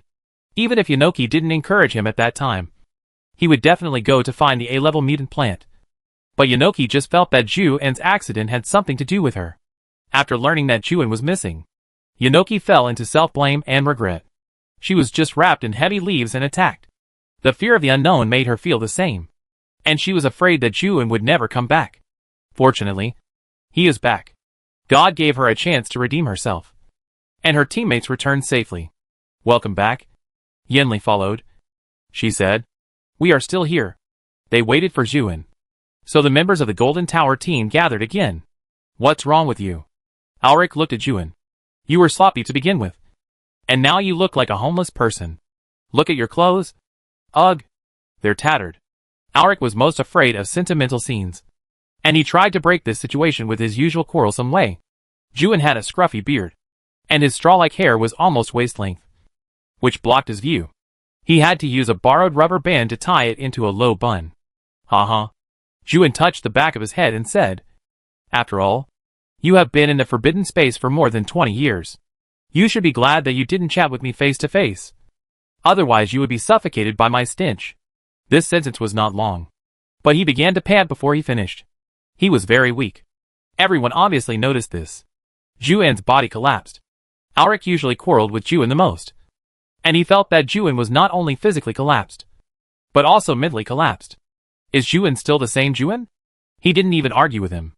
In the past, Zhuan would have jumped up to retort, You are sloppy and a tramp. I am the charm of a middle-aged man. Do you understand? But now, Zhuan not only responded to him calmly, but also teased himself a little. Auric's eyes were sore. I was so annoyed. He should be happy that his enemy became so bad. Why did he feel sad? Auric turned his head in time and turned off the camera and microphone before sobbing. How could this happen? Mengichin was stunned. You, Zhuan explained. The mass and gravity of the forbidden space are too small, and the time in it passes very quickly. He smiled and said, "So I grew up before you." A man in his 40s is still a little childish. Mengyi-chen couldn't control it, and tears suddenly dripped from his eyes. Shuan quickly comforted him, "Don't cry. I'm fine." Ulrich suddenly spoke on the microphone. "Who is crying?" Remove the word we. Although he was choking, he refused to admit that he was crying. "How is your physical condition?" Xu Xiang asked. Xu Xiang wanted to ask Xu and how he survived in the forbidden space. But now was not the right time. The game was not over yet, and the Jinta team was still in danger. Zhuan looked terrible. Without that layer of skin, Xu Xiang suspected that the person on the other side was a skeleton. "It's okay," Zhuan said quickly. "I just had a good meal. Otherwise I would have arrived faster." He changed the subject so that everyone would not worry about him. "Xiaoqi, are you okay? I saw you were attacked by Chongya in the live broadcast." "Yenoqi, I'm fine. I'm fine. After the Kalinka game is over, I will treat everyone to delicious food." Zhuan, "Okay. My appetite must be bigger now than before." If they continued to talk, it would be endless. And Xu Xiang stopped them in time. "Then, let's continue the next game," she said. Continue together. Zhuan felt so tired. He had only been in the field for less than 10 minutes. But his whole body was wet with cold sweat. "Are you okay?" Xu Xiang asked Zhuan to keep the camera on at all times, so that they could observe his condition. Zhuan looked very tired. His fingers were shaking, and he made many mistakes during the operation. If his teammates had not rescued him in time, he might have hit a huge tree or fallen off a cliff. His face was very pale, and he seemed to be exhausted.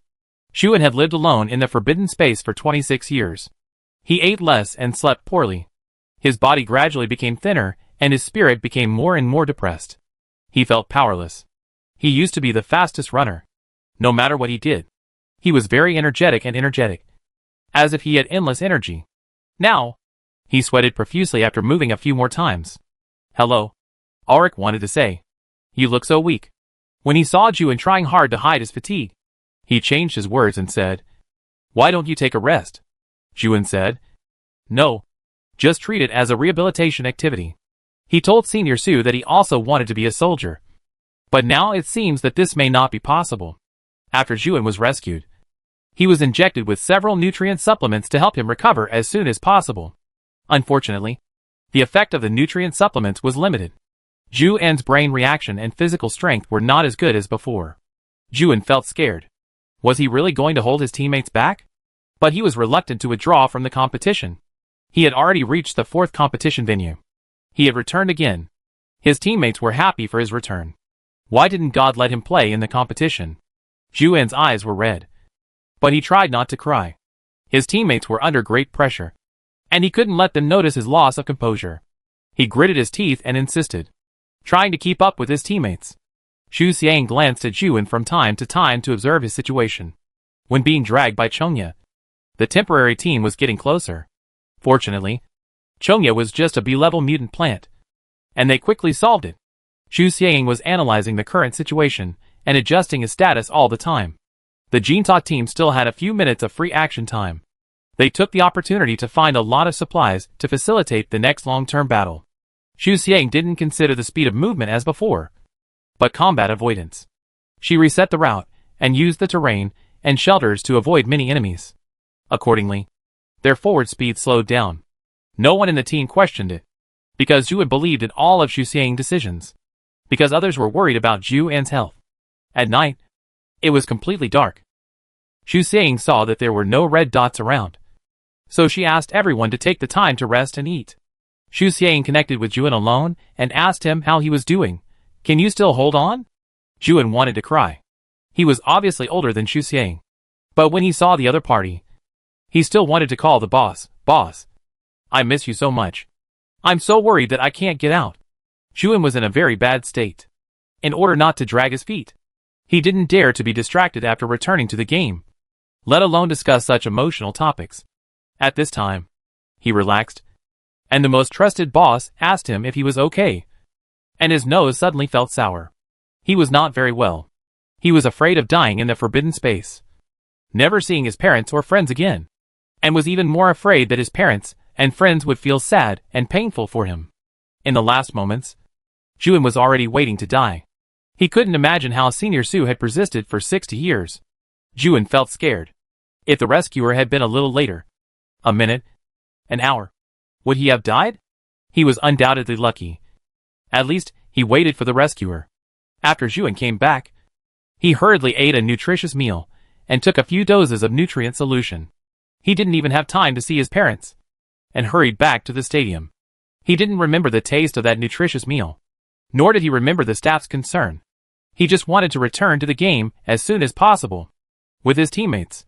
"You're back, and we're all still here," Xu Xiang said. It was the fourth stadium, and no one from the Jinta team was eliminated. Juan's eyes were tearful. "Boss." He quickly wiped away his tears, sniffed, and got down to business. "Boss, you're right. Zerg can infect plants." His thoughts were jumping around, but Xu Xiang quickly understood what he was going to say. She said she suspected that the plants on Kalinko were infected by the Zerg, and Juan found the answer in the forbidden space. "We talk about the details after the game." Xu Xiang interrupted his long speech. Their conversation was not confidential, and everyone in the live broadcast room could see and hear it. In order to avoid trouble for Juan, it was best not to say such things in front of too many people. Juan was stunned for a moment, and then realized that now was not the time to talk about business. Okay. Juan had a lot to say, but he was tired all day and just wanted to have a good rest. There was a long way to go, and they still had a lot of time to chat. The game was still going on, and the Jinta team was still being targeted. Juan's parents looked at the live broadcast room in silence, refusing anyone's comfort. Yang Sanqian didn't bother about withdrawing from the game anymore, and no one in the alliance mentioned it. The Interstellar residents gave Juan a reward to express their sympathy and support in this way. The old Feiyun was quietly parked in the warehouse, waiting for its owner to come back and visit it. No one disturbed the old Feiyun that had long lost its luster.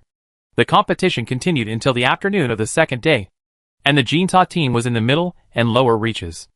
Juan could no longer keep up with the rhythm of his teammates. His reaction and speed were seriously reduced. He could not participate in the battle, and could only keep up with the pace of his teammates.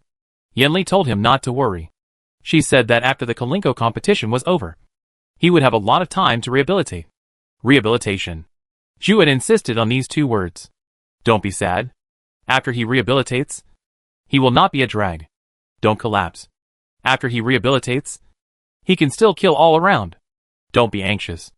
After he rehabilitates, he can still make up for the disadvantage and compete for more points in the fifth competition. There will be a big airdrop next. We will try our best to grab it, Xu Xiang said. If we can grab that airdrop, this game will not be too ugly. When he heard the word lose, Yunosa no longer reacted as much as before. Yanli nodded and said, Okay. Xu Xiang assigned the tasks. Yanli and Yanoki went around from the eastern path.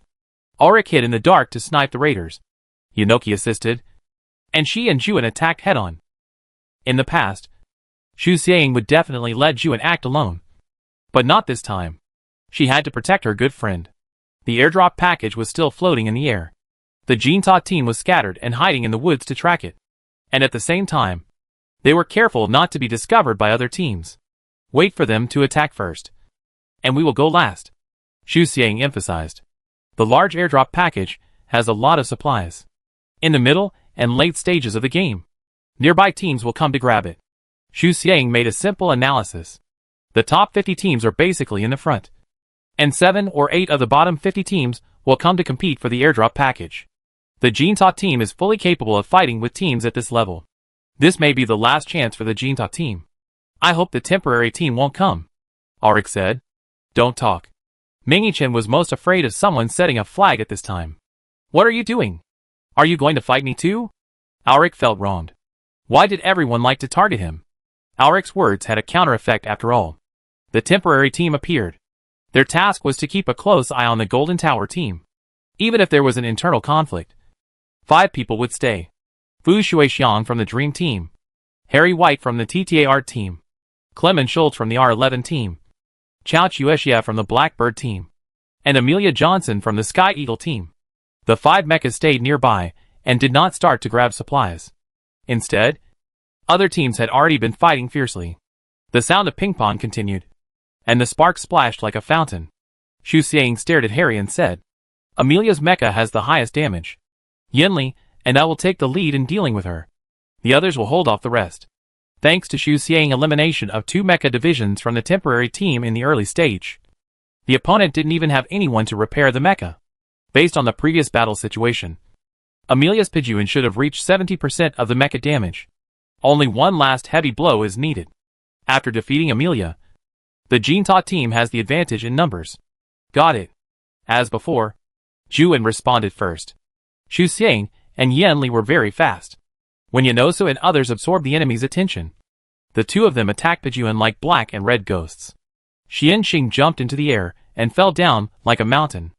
Amelia was the main attacker and captain of the top 10 teams after all. She reacted quickly and immediately controlled the mecha to resist. Pijuan retreated and swung the great sword with both hands, slashing heavily at Xianxing. Pijuan is a heavy mecha, and Pijuan's sword is of course also extremely powerful. The sword whistled towards Xuanxing with a strong wind. Xuanxing fell, and the sword was only a few centimeters away from Xuanxing's waist.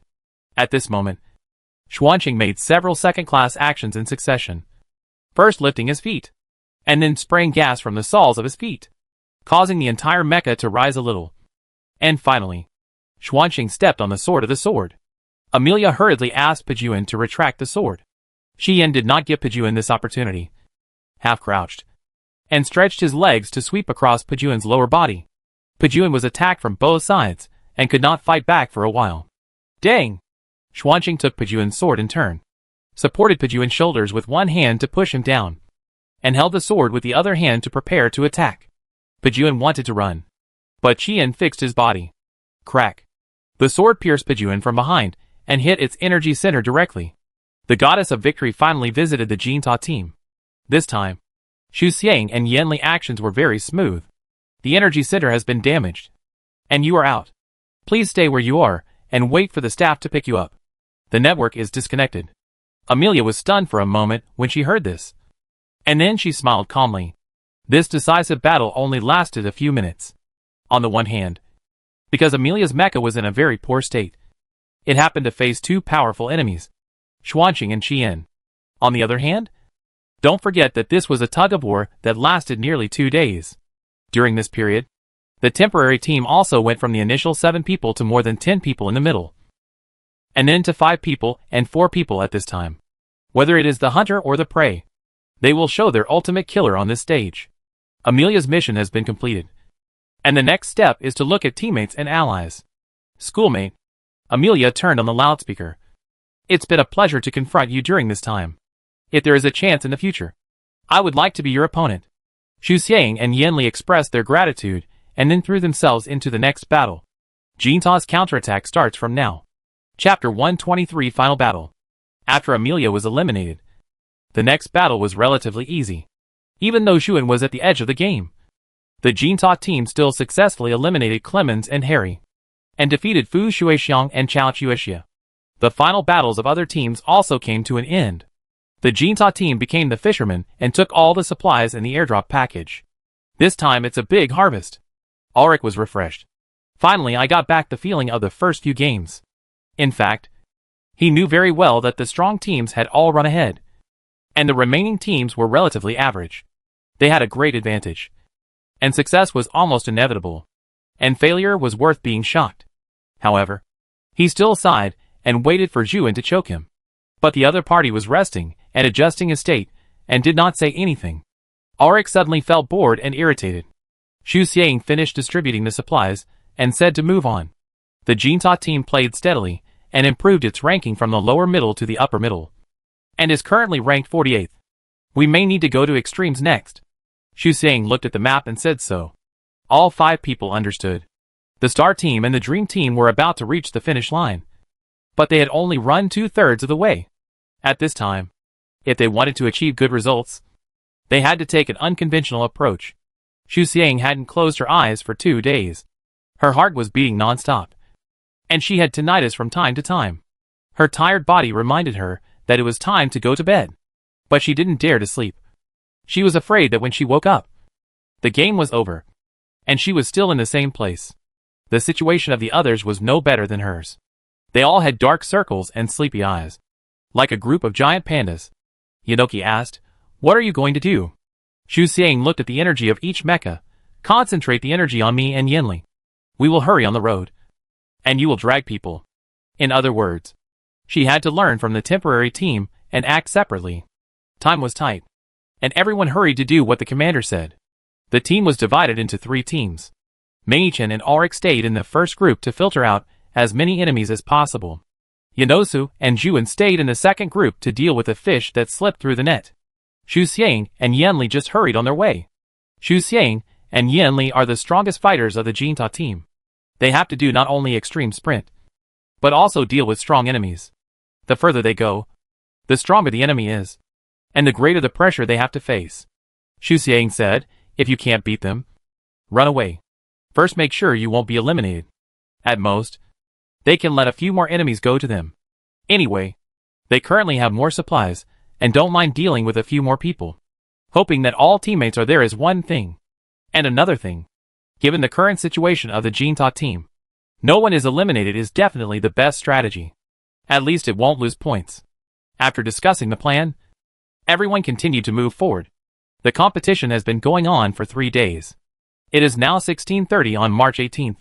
The Star Team and the Dream Team are fighting near a single-planked bridge. Whichever team crosses the bridge first will become the first team. The white-hot battle makes people stop everything in their hands and wait for the heaven to reveal who will win. When all the audience were talking about the game, the atmosphere in a meeting room at the Kalinko living base was very heavy. There were not many people. The leader was Hong, and Catherine, Lan Wu, and Ji Xia followed on both sides. The marshal said that she will personally deal with the leak of the news, and we don't need to intervene. Hong said, "What we are going to discuss now is the matter of the forbidden space and Shishui."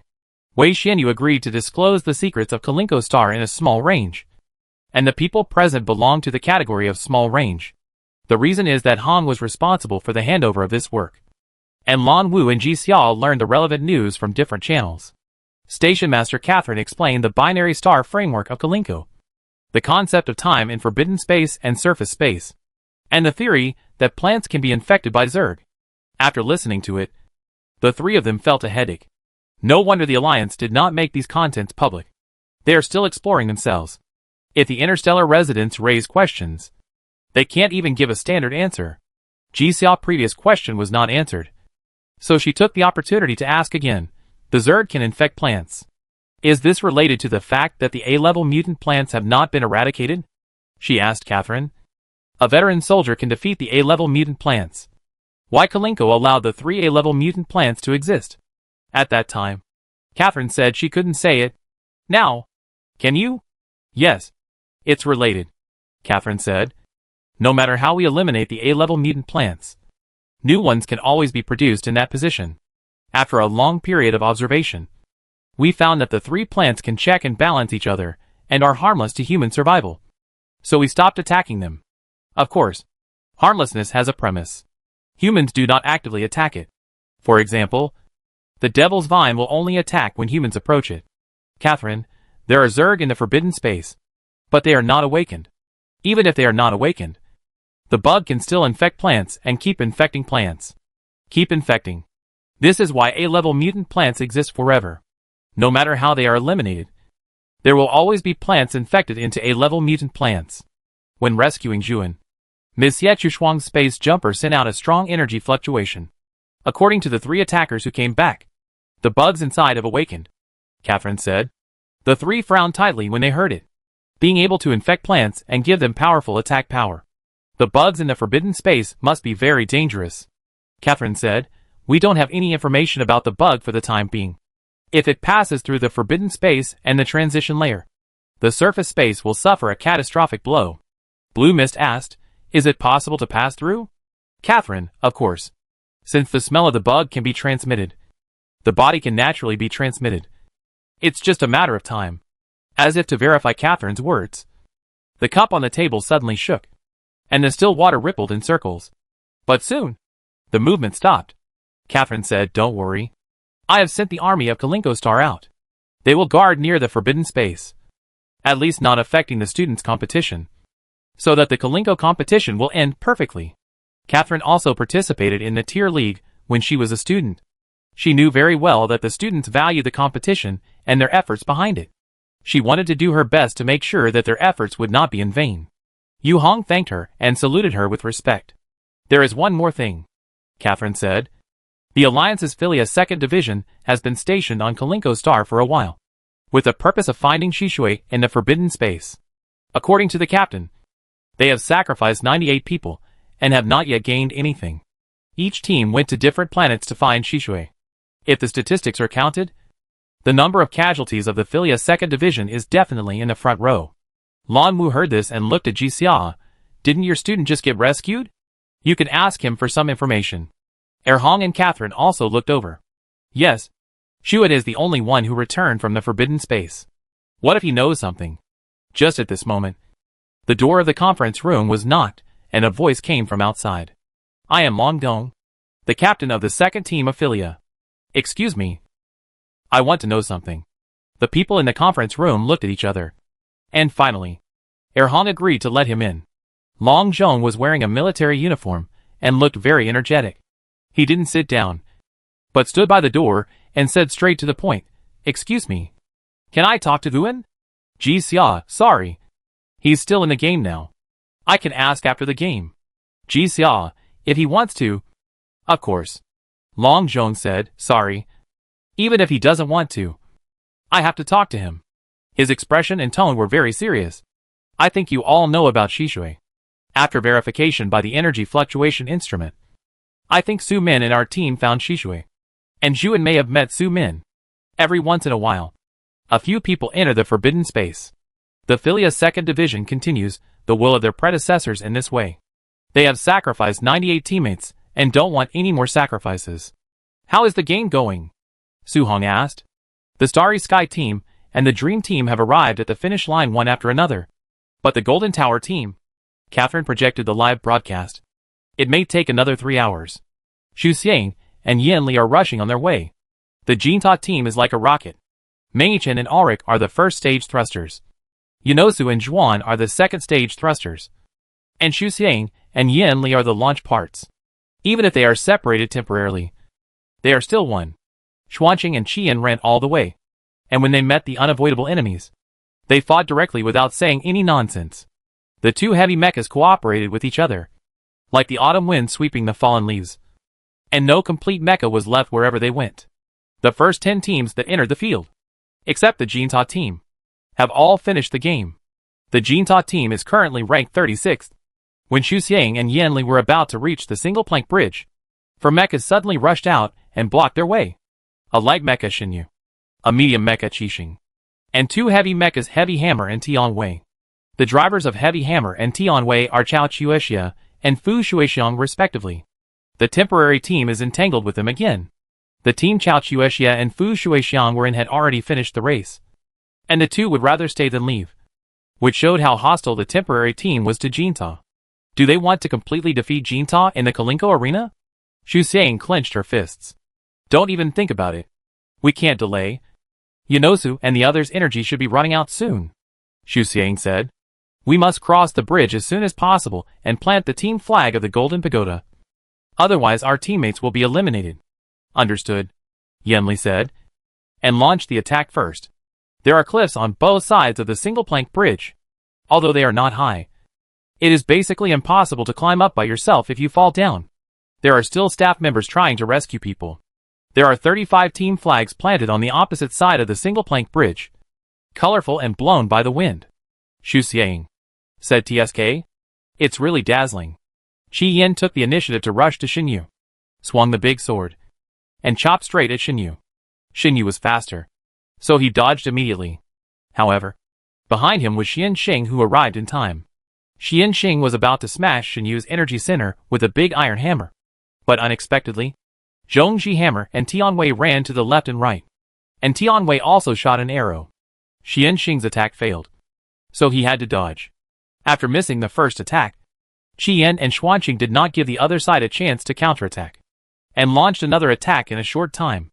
At this time, another team passed by, and the temporary team did not stop them, but let them cross the single plank bridge and plant the flag.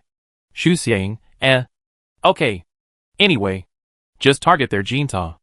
Xu Xiang ignored the team that finished the race and returned his attention. Tianwei swung a punch. Xuanqing dodged in time and raised his nearest hand.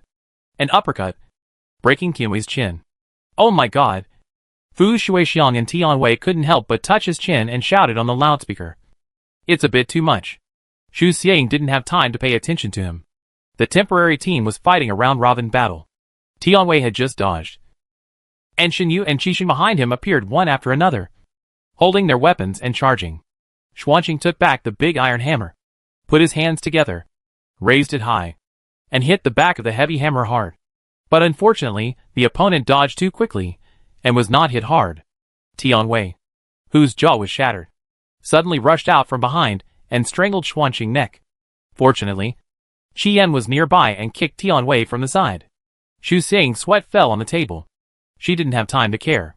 Her eyes drifted back and forth between the screens, and her fingers jumped flexibly as if they had life. Long strips of code flowed one after another, and Xuanqing made almost all second-class actions. Xuanqing grabbed Shen Yu's arm and pressed it against the giant tree. Yinli, I'm here. Yinli responded while breaking through Qixing's interception, rushed to Shen Yu's back, and swung a punch that penetrated Qixing's back and shattered its energy center. They originally wanted to deal with them one by one, but the temporary team rushed to 2 more light mechas.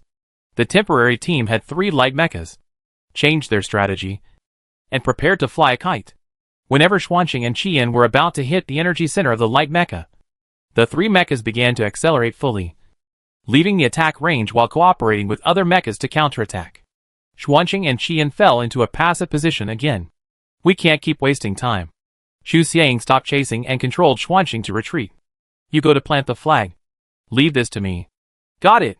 At the critical moment, Yinli gave up even rebuttal and discussion, and handed all decision-making power to the commander. The energy of the Jinta team is basically concentrated on Xuanqing and Qian, and Xuanqing doesn't have to worry about insufficient energy now. Xu Xiang pushed the power rod to 3/4, allowing Xuanqing to pull out a tree with brute force. Tianwei was in that direction, and it saw this and ran away immediately. But Xuanqing smashed the tree to the heavy hammer not far away. The heavy hammer didn't have time to dodge, and was hit by the big tree head-on. Xuanqing rushed over, swung his big fist, and swung at the heavy hammer. As the fist was about to fall, the tree was suddenly pierced by a sword, piercing Xuanqing's left arm joint. Cao Chuexie is worthy of being the main attacker of a strong team. Even if he was hit by the tree, he reacted quickly, and used the tree's cover to counterattack Xuanqing. Xuanqing's arm was almost broken, but fortunately, he retreated quickly and barely avoided the blow. The heavy hammer kicked the tree away, and the tree swung by Xuanqing flew back to Xuanqing. Xuanqing smashed the tree with one punch, and his vision was widened again. No, not really. When the tree cracked, the heavy hammer and Tianwei punched together. One punch pierced Xuanqing's left chest, and one punch broke Xuanqing's head. Xu Xiang in the cockpit was shaken, and the world was spinning, and red warnings kept popping up. Warning: the mecha damage has reached 68%. After the mecha damage of heavy mecha exceeds 50%, it is easy to get into trouble. Xuanqing mecha damage suddenly increased from 48% to 68%. Xu Xiang turned off the warning and stayed calm. Qixing and Shen Yu were chasing Qian, and Xuanqing faced 4 mechas alone. The wind started to blow. The strong wind blew, and the forest rustled. Xu Xiang frowned. The smell of unknown insects became stronger and stronger, and she could smell it without smelling it. What was going on? Xu Xiang was distracted, and 2 mechas had already come to Xuanqing with weapons raised, swinging swords from the left and right. The 2 mechas probably put the power rods to the bottom, so the swords were swung very quickly. When Xu Xiang came to her senses, the 2 weapons were only 1 step away from Xuanqing's left and right arm joints. The sword was sharp, driving the whistling wind to attack. Dang! The crisp sound of the collision hit people's heads, making people's scalps numb. Xu Xiang input the code in time. Xuanqing dodged the heavy hammer's blow on the left, and blocked Tianwei's quick attack with a horizontal sword. The rally battle was coming to an end, and everyone was very tired, and they were eager to end the battle as soon as possible. Anxiety, irritability, depression, negative emotions invaded people's hearts like seawater backflow, disturbing people's thoughts. The rally battle was extremely challenging to people's mentality. Whoever broke out of negative emotions first, whoever got confused first, would lose. Fu Shuixiang and Chao Chuexia team had already finished the game. They risked being eliminated and stayed, just to eliminate the members of the Golden Tower team. But now they were in a passive position. Fu Shuixiang roared angrily, but reason made him calm down. His body and emotions were fighting, interfering with his judgment like a demon and an angel arguing.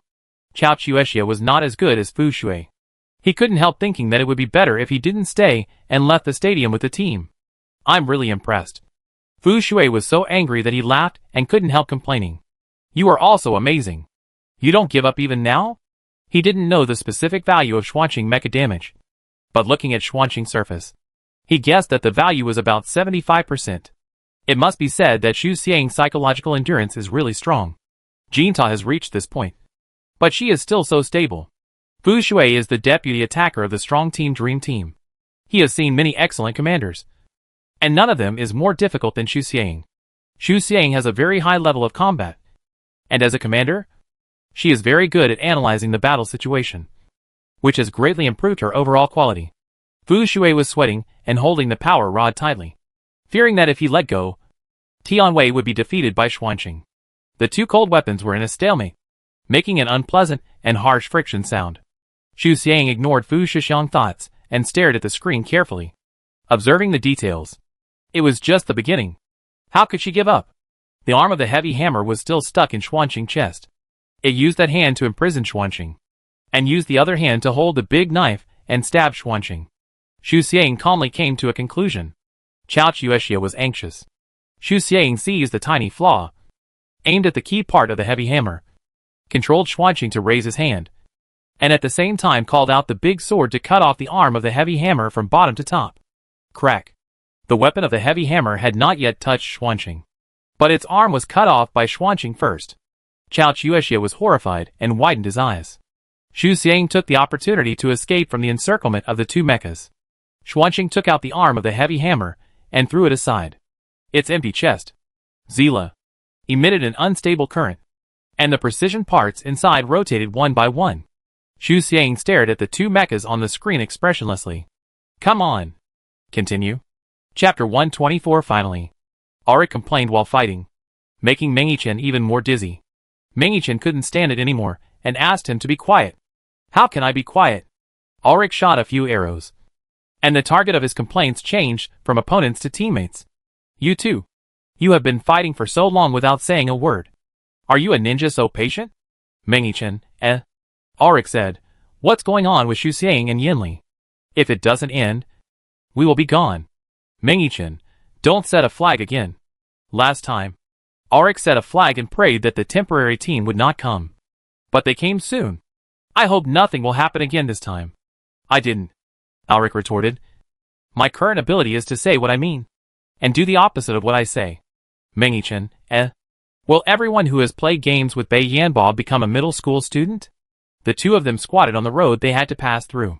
They would snipe as many mechas as they could secretly. If they couldn't snipe them, they would fight hard. If they couldn't win, they would run away. Anyway, their commander said that they just had to make sure they didn't get eliminated. Considering that Juan was the second baton, Auric and Mengqichen subconsciously hit a few more times to filter out the opponent as much as possible. Yusi and the wind carrier stood back to back, one holding a crossbow and shooting, and the other swinging a sword to attack the approaching enemy. There were 5 people on the other side, and they were all speed-type light mechas, which were most suitable for kite flying. A mecha flashed in front of Yusi and raised its long sword to stab Yusi's abdomen. Auric's fingers were crackling on the keyboard. He typed blindly, just like when he was squatting and sniping. He calmed down to observe the details and find a breakthrough. Yusi picked up the crossbow and hit the wrist of the mecha accurately, knocking away the opponent's long sword. Mengqichen twisted his face and stared at all the mechas. He was a mecha master. He knew where the most vulnerable points of different mechas were. If his hand speed was faster and his combat level was higher, he might be able to defeat the opponent perfectly. A mecha flew over at a high speed. Mengqichen controlled the wind carrier to fall back, avoiding the attack while installing a small device on the armpit of the mecha. Ding ding. The small device sounded, and when those people were still thinking about what happened, the small device suddenly became larger, like an eagle with its wings spread. The small device grew 4 blades and rotated to cut off the arm of the mecha. Take advantage of now. Run, Auric said. Yusi and the wind carrier ran away, fearing that they would be caught if they were a step slower. At this moment, the 2 mechas behind them took out crossbows and aimed at the backs of Yusi and the wind carrier. In the past, Yonosu assisted Xuan. But this time, it was Xuan's turn to assist Yonosu. Xuan still couldn't fight. His hand speed couldn't keep up. Before he finished typing a line of code, the enemy had already arrived in front of him. The enemy had only 2 mechas, and was a secondary attacker of an ordinary team. But they still beat the 2 back step by step. The enemy obviously saw Xuan's disadvantage, and targeted him first. Yonosu was stopped by a mecha, and watched another mecha approach Xuan. Xuan, retreat! Yonosu gritted his teeth and controlled the light sickle to hug the mecha in front of him, leading the other to roll over together. Yonosu in the cockpit was dizzy, but he didn't dare to be distracted and stared at the screen all the time. Xuan's hand trembled on the action lever and pulled it back. Feiyun slowly retreated. The mecha in front of Feiyun stabbed Feiyun with a knight's sword. Swish, swish, swish. A sickle controlled by a chain flew out from Qingjian's left arm, lying between Feiyun and the mecha, delaying the time for a short time. Qingjian rolled to the middle, jumped up suddenly, held the sickle with both hands, and slashed the mecha in front of him from bottom to top. Qingjian stood up. And of course, the other mecha also stood up quickly. The mecha ignored its teammates, but counterattacked Feiyun, knocked Feiyun to the ground, and raised its weapon at the same time, stabbing Feiyun's chest. All the battles of the Jinta team were carried out at the same time. When Mengichan and Auric were entangled by 4 mechas, when Juan and Yanoki faced 2 enemies, Xu Xiang and Yanli battle was not over. Dang! Bang! The cold weapons collided fiercely, and the sword lights were like weaving, interweaving a gorgeous golden fire. The sound of metal collision tore the air, and if someone stood outside, they would definitely be shocked to the point of tinnitus. Xuanqing was fighting 1 against 4, and the damage of the mecha soared to 72%, and the situation became more and more critical. Qian was close to the single plank bridge, but unfortunately, he was entangled by 2 mechas, and could not get on the bridge for a while. It was only a few steps away, but these steps were as difficult as climbing to the sky. Xu Xiang didn't know what happened to Yonosu and others, but since there was no report in the channel, it meant that her teammates were still there. Xu Xiang glanced at the surveillance footage behind. Qian couldn't move, and couldn't even get on the single plank bridge. We have to find a way to help Yanli. Xu Xiang chased after him step by step, followed by 4 mechas. The light mecha Xinyu rose up, raised the knight's sword and slashed at Xuanqing. Xuanqing suddenly stopped, waiting for Xinyu to move forward a little, deliberately creating a time difference. The driver of Xinyu didn't understand. Xu Xiang quickly gave him the answer.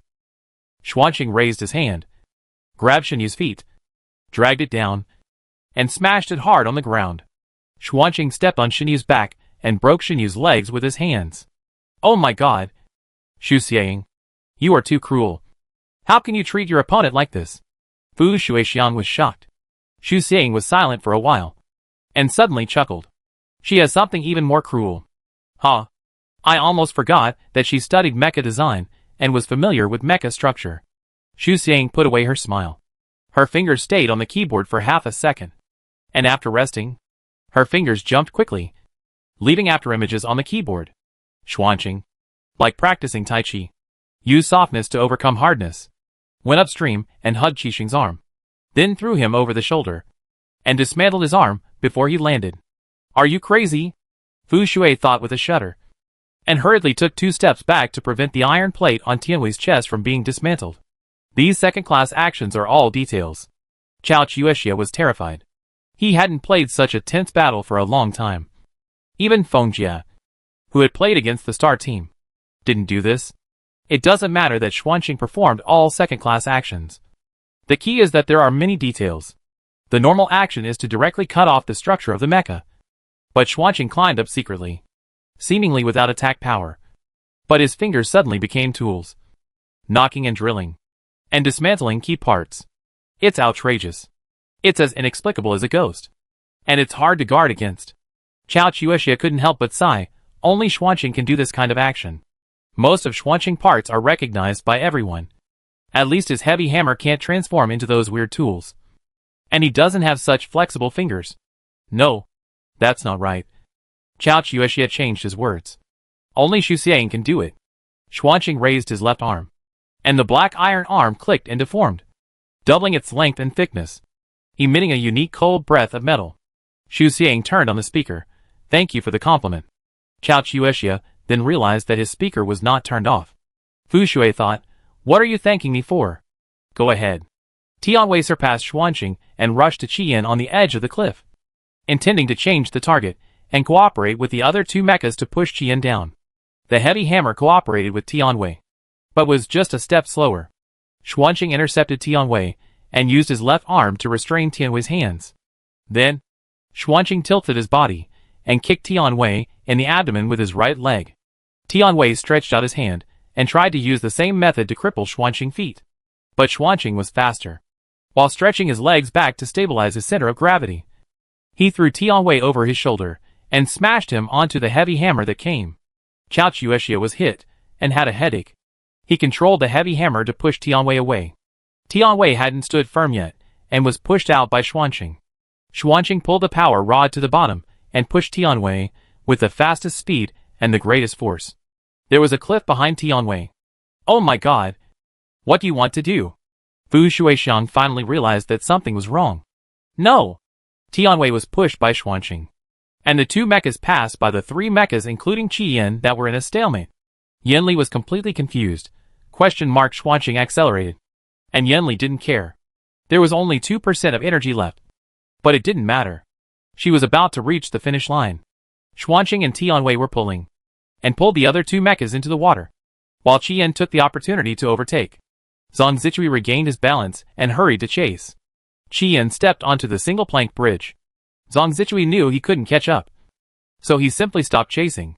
The other two mechas also stopped, raised their sniper rifles or bows, and aimed at Qian. Xu Xiang and Yanli points accounted for the majority of the gold tower. If they could be eliminated, the temporary team would not lose anything. Qian couldn't dodge left and right, so he could only jump or squat.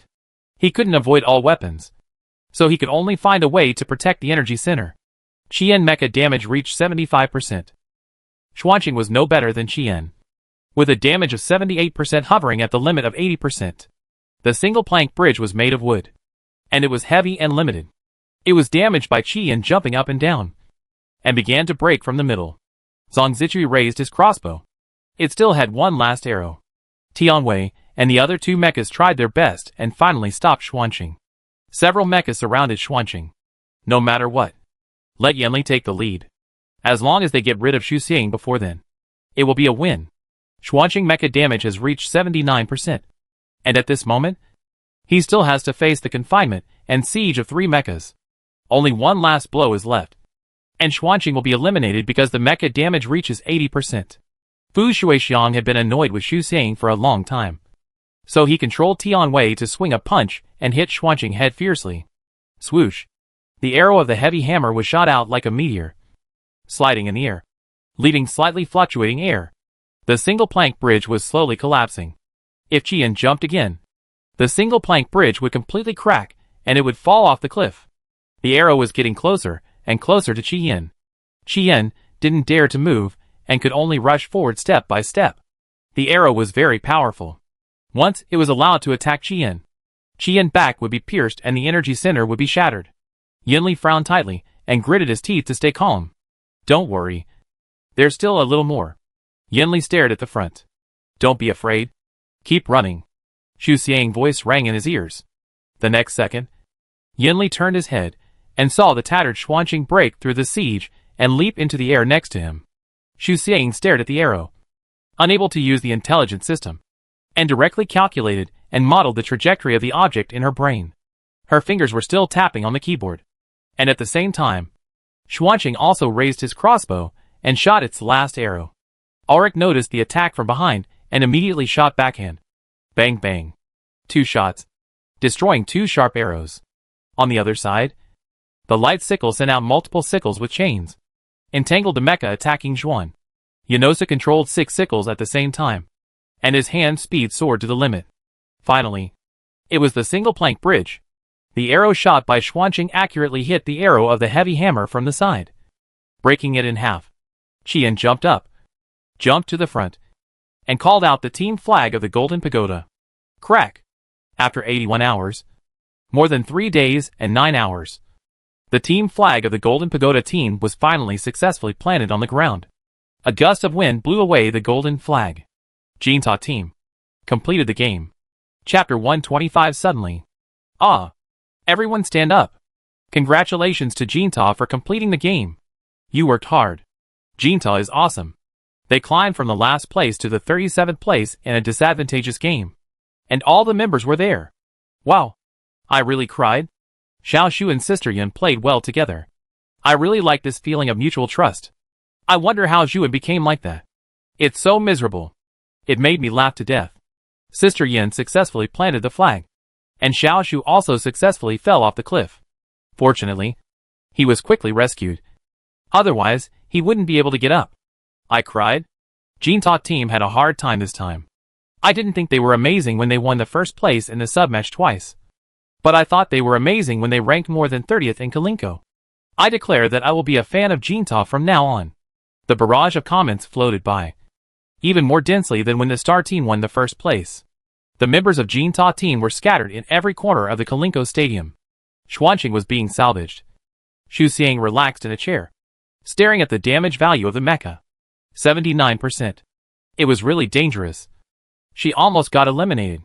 Fortunately, Yinli completed the flag planting in time. Xu Xiang. Auric made a big noise in the channel. We won. For Jinta. Completing the game in the Kalinko arena is a victory. Xu Xiang. Yinli. Yanosu. Auric. Zhuan. Mengqichen. All 6 are here. Yeah. Xu Xiang was very happy, with a smile in her eyes. But she was too tired and didn't have the energy to say much. The 6 members of the Jinta team gathered and left the field under the guidance of the staff. Auric kept talking and reading all the way. Zhuan didn't have much energy and physical strength, and stumbled every time he took a step. But fortunately, Mengqichen supported him. Xu Xiang was hunched over slightly. She had just finished watching a video. She put her laptop in her trouser pocket and walked in front with her hands in her pockets. She had dark circles under her eyes and looked pale.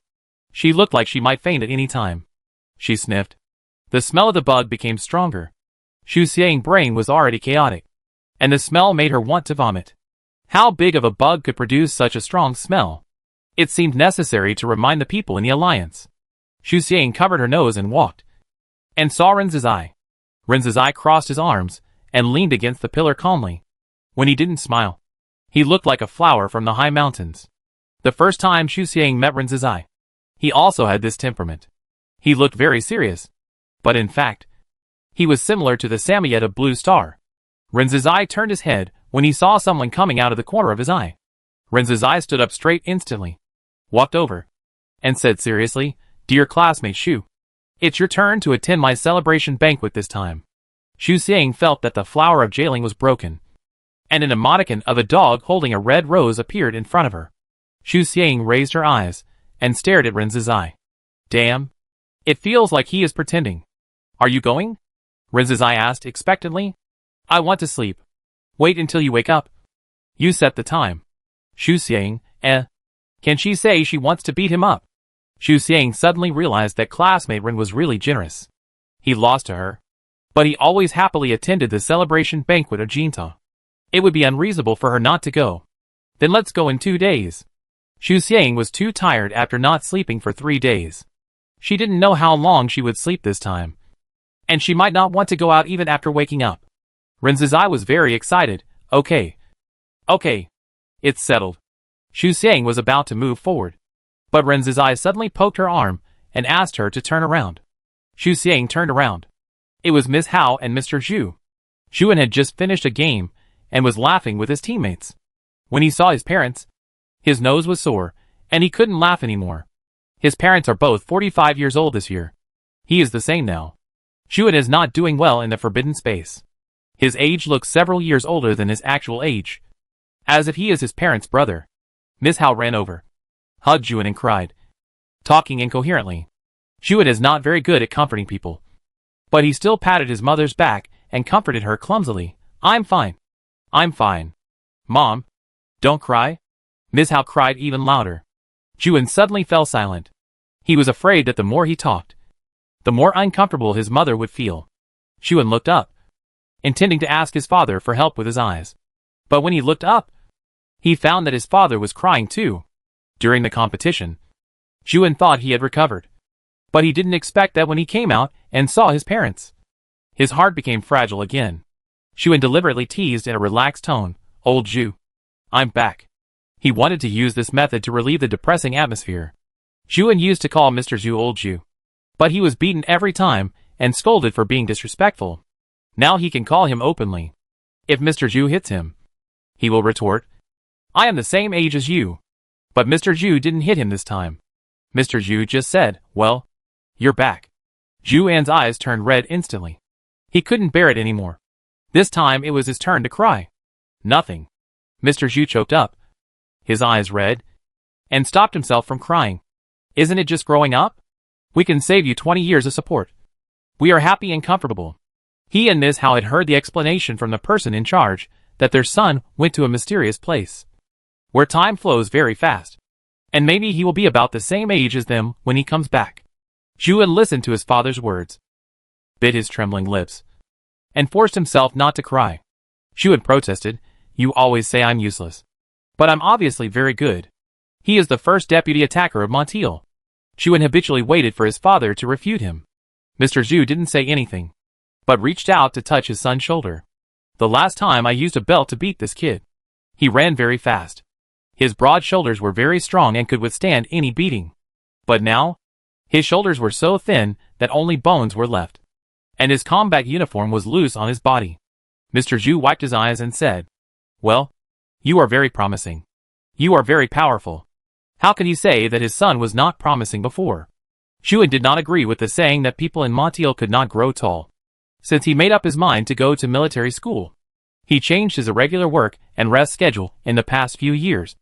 Ate, drank and slept according to the doctor's advice. And he was taller than the average height. Juan wanted to travel to the Interstellar, but he did not want to add burden to his family. So he worked part-time and earned his travel expenses by himself. Juan was one of the few people in Montiel who were admitted to Aurora College. Now he not only got into such a good university, but also became a dazzling star of this school.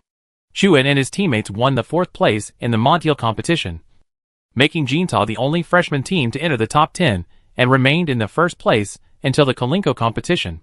Juan is very promising. He is a child who makes them proud. Why not raise a child to be happy and comfortable? If possible, they are willing to raise Juan for another 26 years. Mr. Zhu suddenly reached out and embraced his wife and son at the same time. The people of the Jinta team surrounded them, quietly waiting for the family to vent their emotions. Xu Xiang stood there, looking at the 3 people of the Zhu family, but said to Ren Zizai, "There may be Zerg nearby. You should contact teacher Ji Xia immediately and ask her to find Station Master Catherine to prepare for the response." Ren Zizai knew Xu Xiang's special physique. When she said this, he had no doubt at all and immediately took out the light brain contact. Before the communication was connected, the sky suddenly became gloomy, and the sky and the earth seemed to lose color. The earth shook violently, and the intensity was comparable to a magnitude 7 earthquake. What happened? Ren Zizai didn't have time to think too much. He circled Xu Xiang's wrist and took her to an open area. Xu Xiang stared at his hand while running.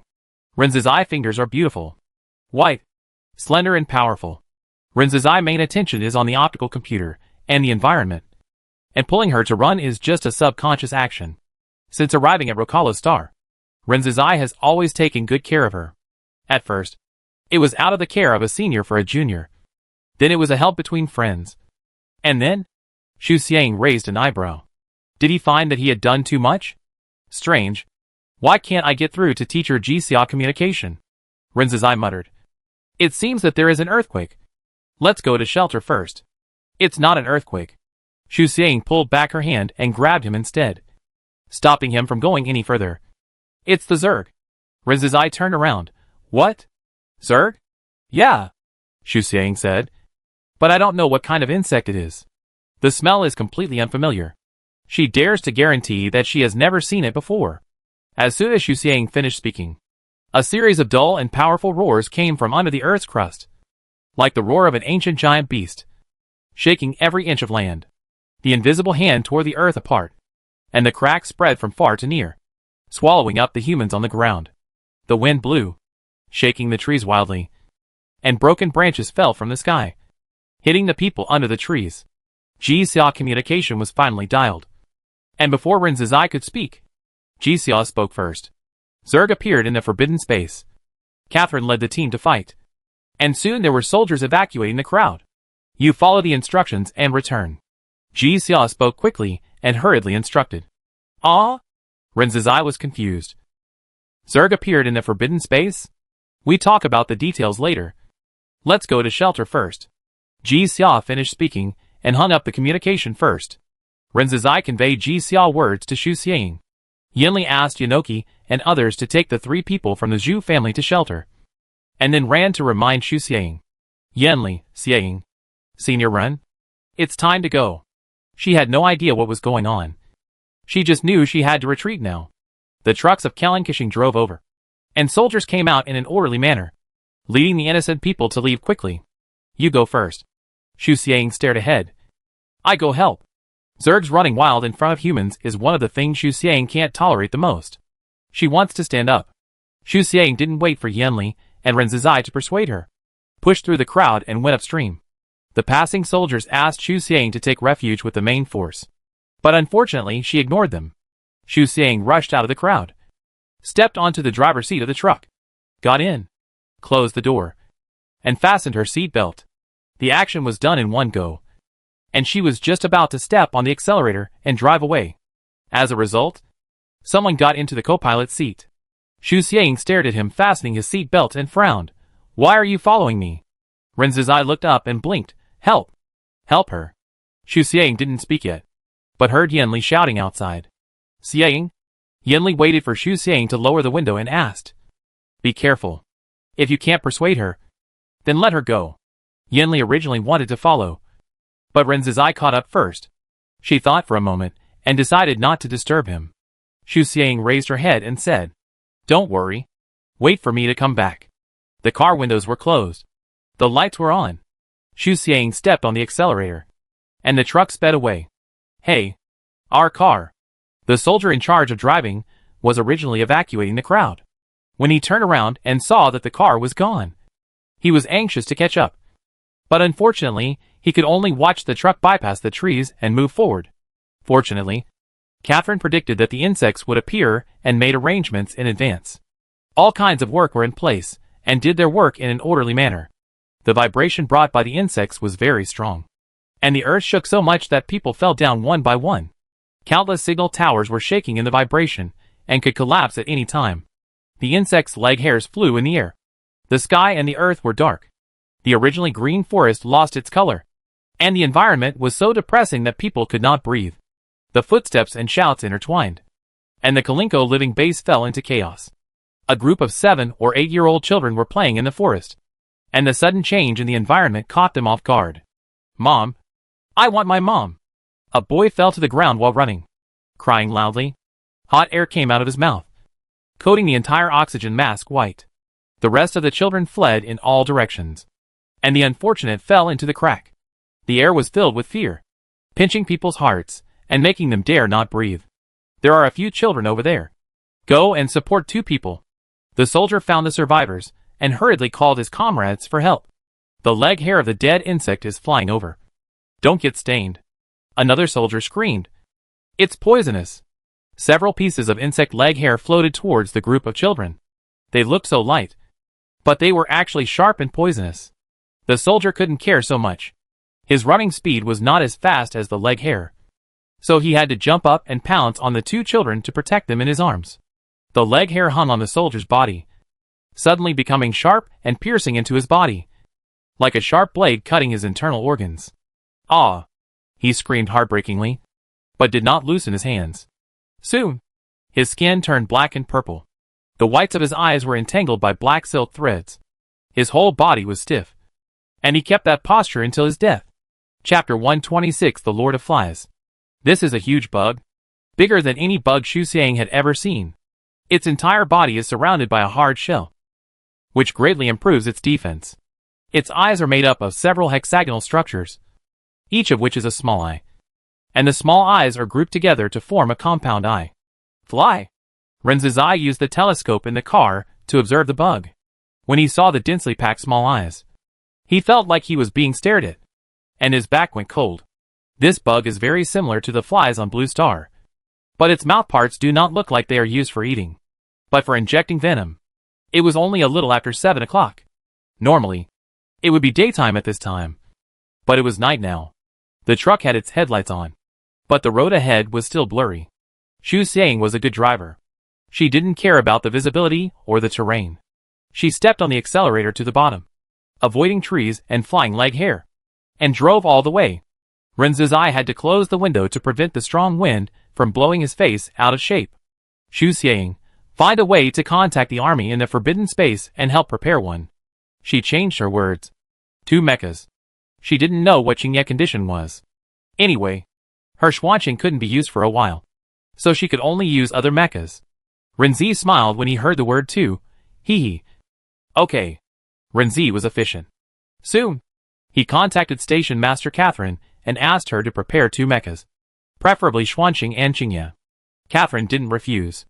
Ji Xia was next to her. Catherine, your 2 students are really brave.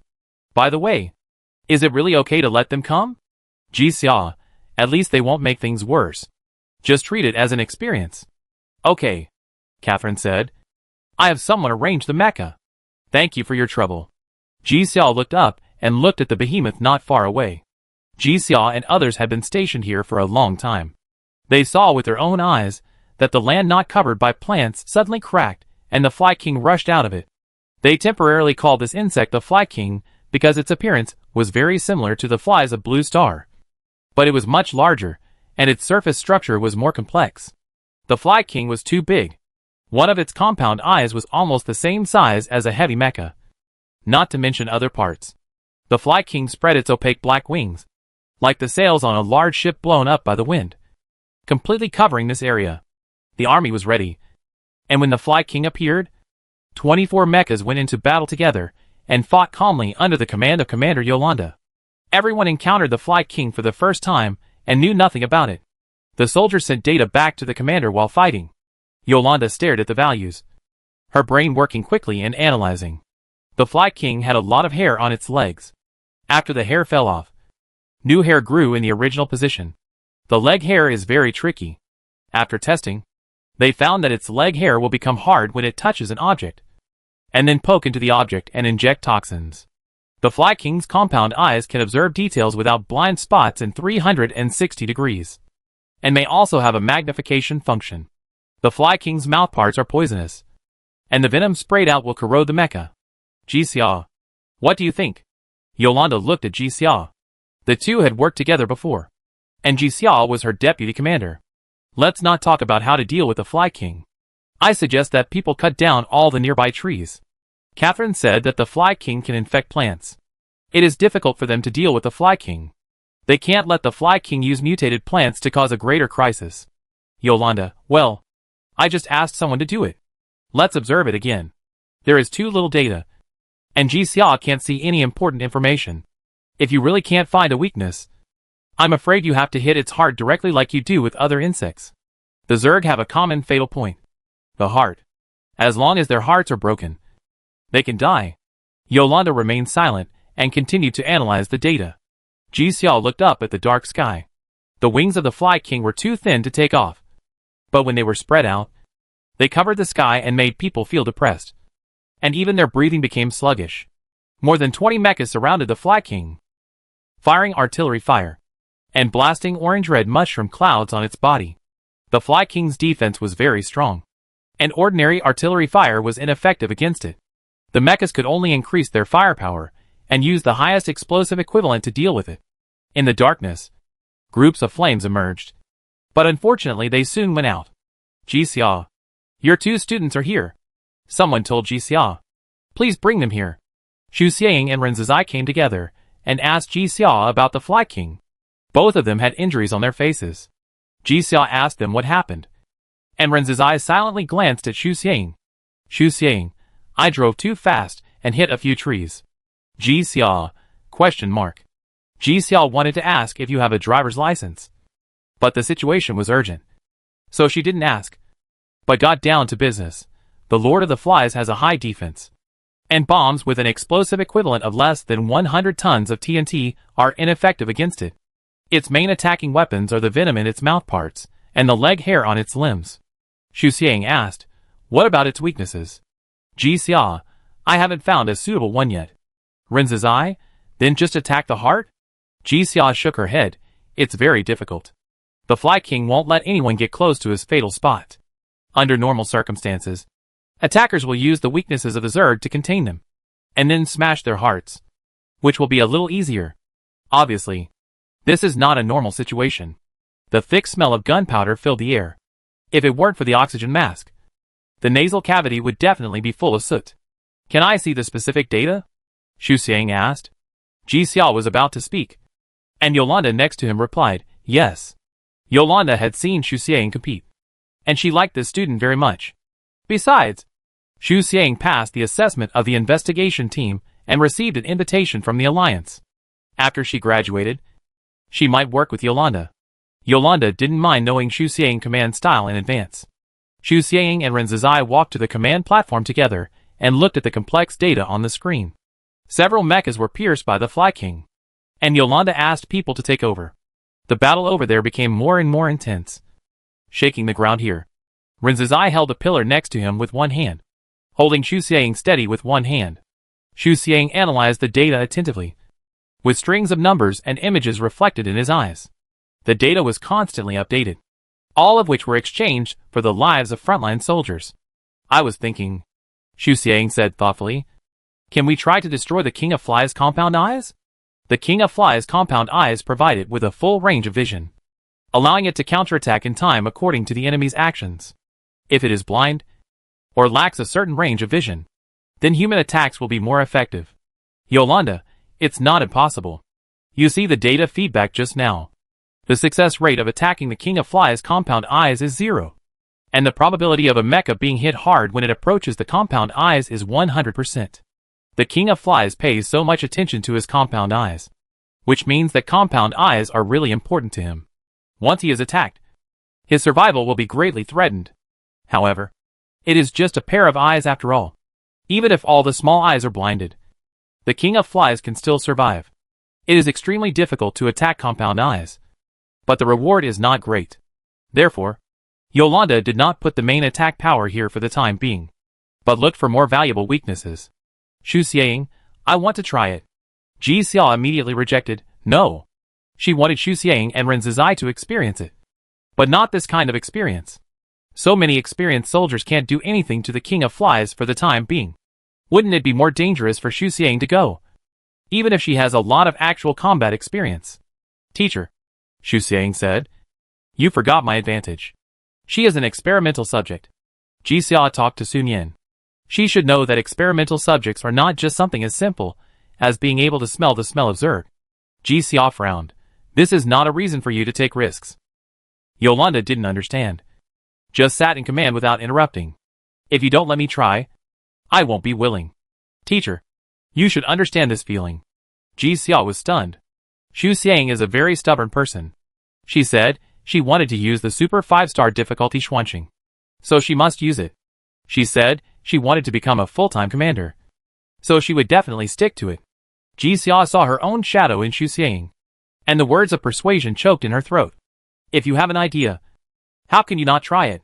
How do you know if you can't succeed if you don't try? Xu Xiang probably thought so. Teacher, don't worry.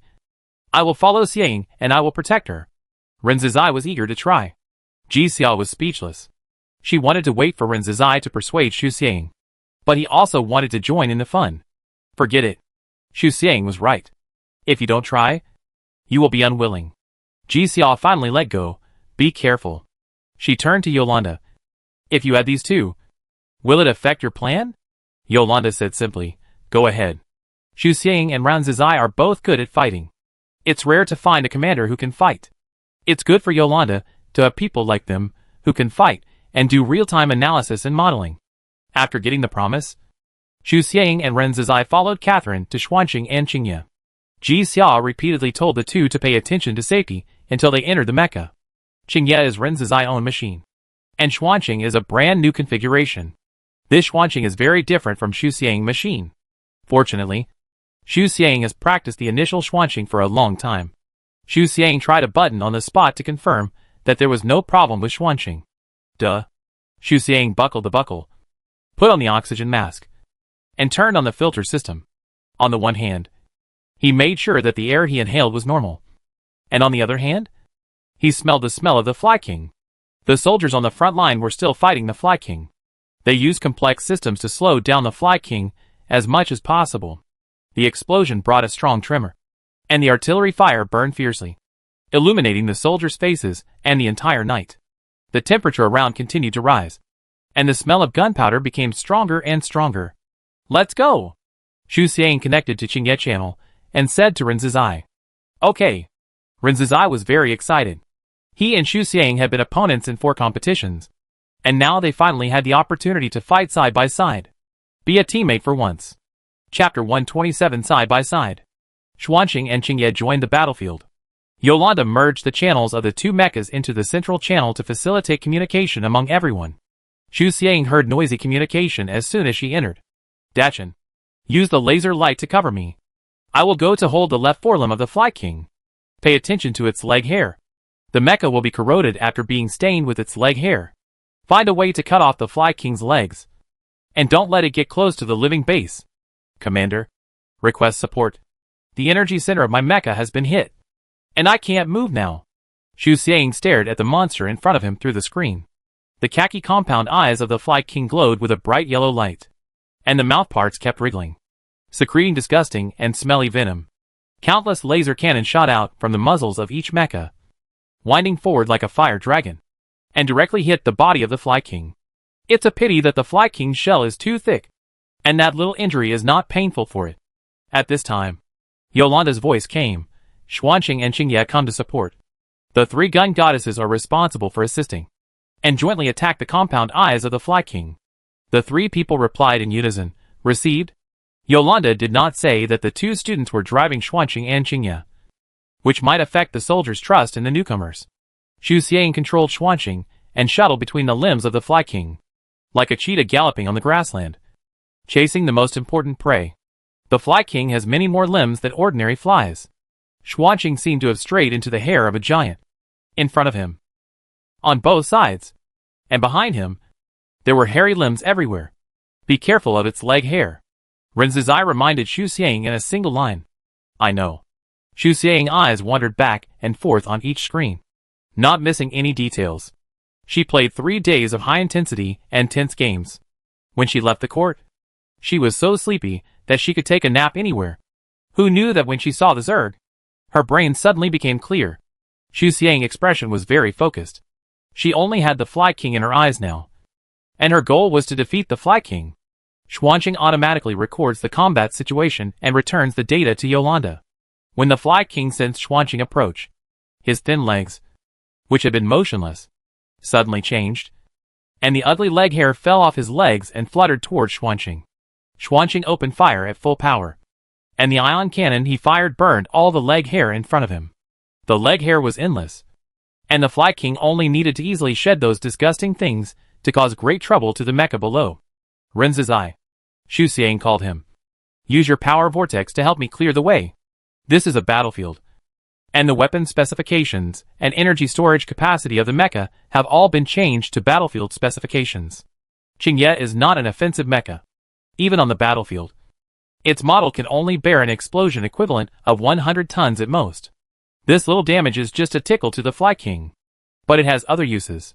Ren Zizai is Xu Xiang's opponent, and Xu Xiang has studied Qingyu a lot. Qingye's special weapon is a power vortex, which can control the wind direction. Xu Xiang had never fought Ren Zizai in a serious face-to-face fight, but she had seen Ren Zizai fight with others. Ren Zizai often used the power vortex to disrupt the position of the enemy's light mecha and eventually won. The Fly King's leg hair was very light before it hit an obstacle, and Qingye's power vortex was completely sufficient.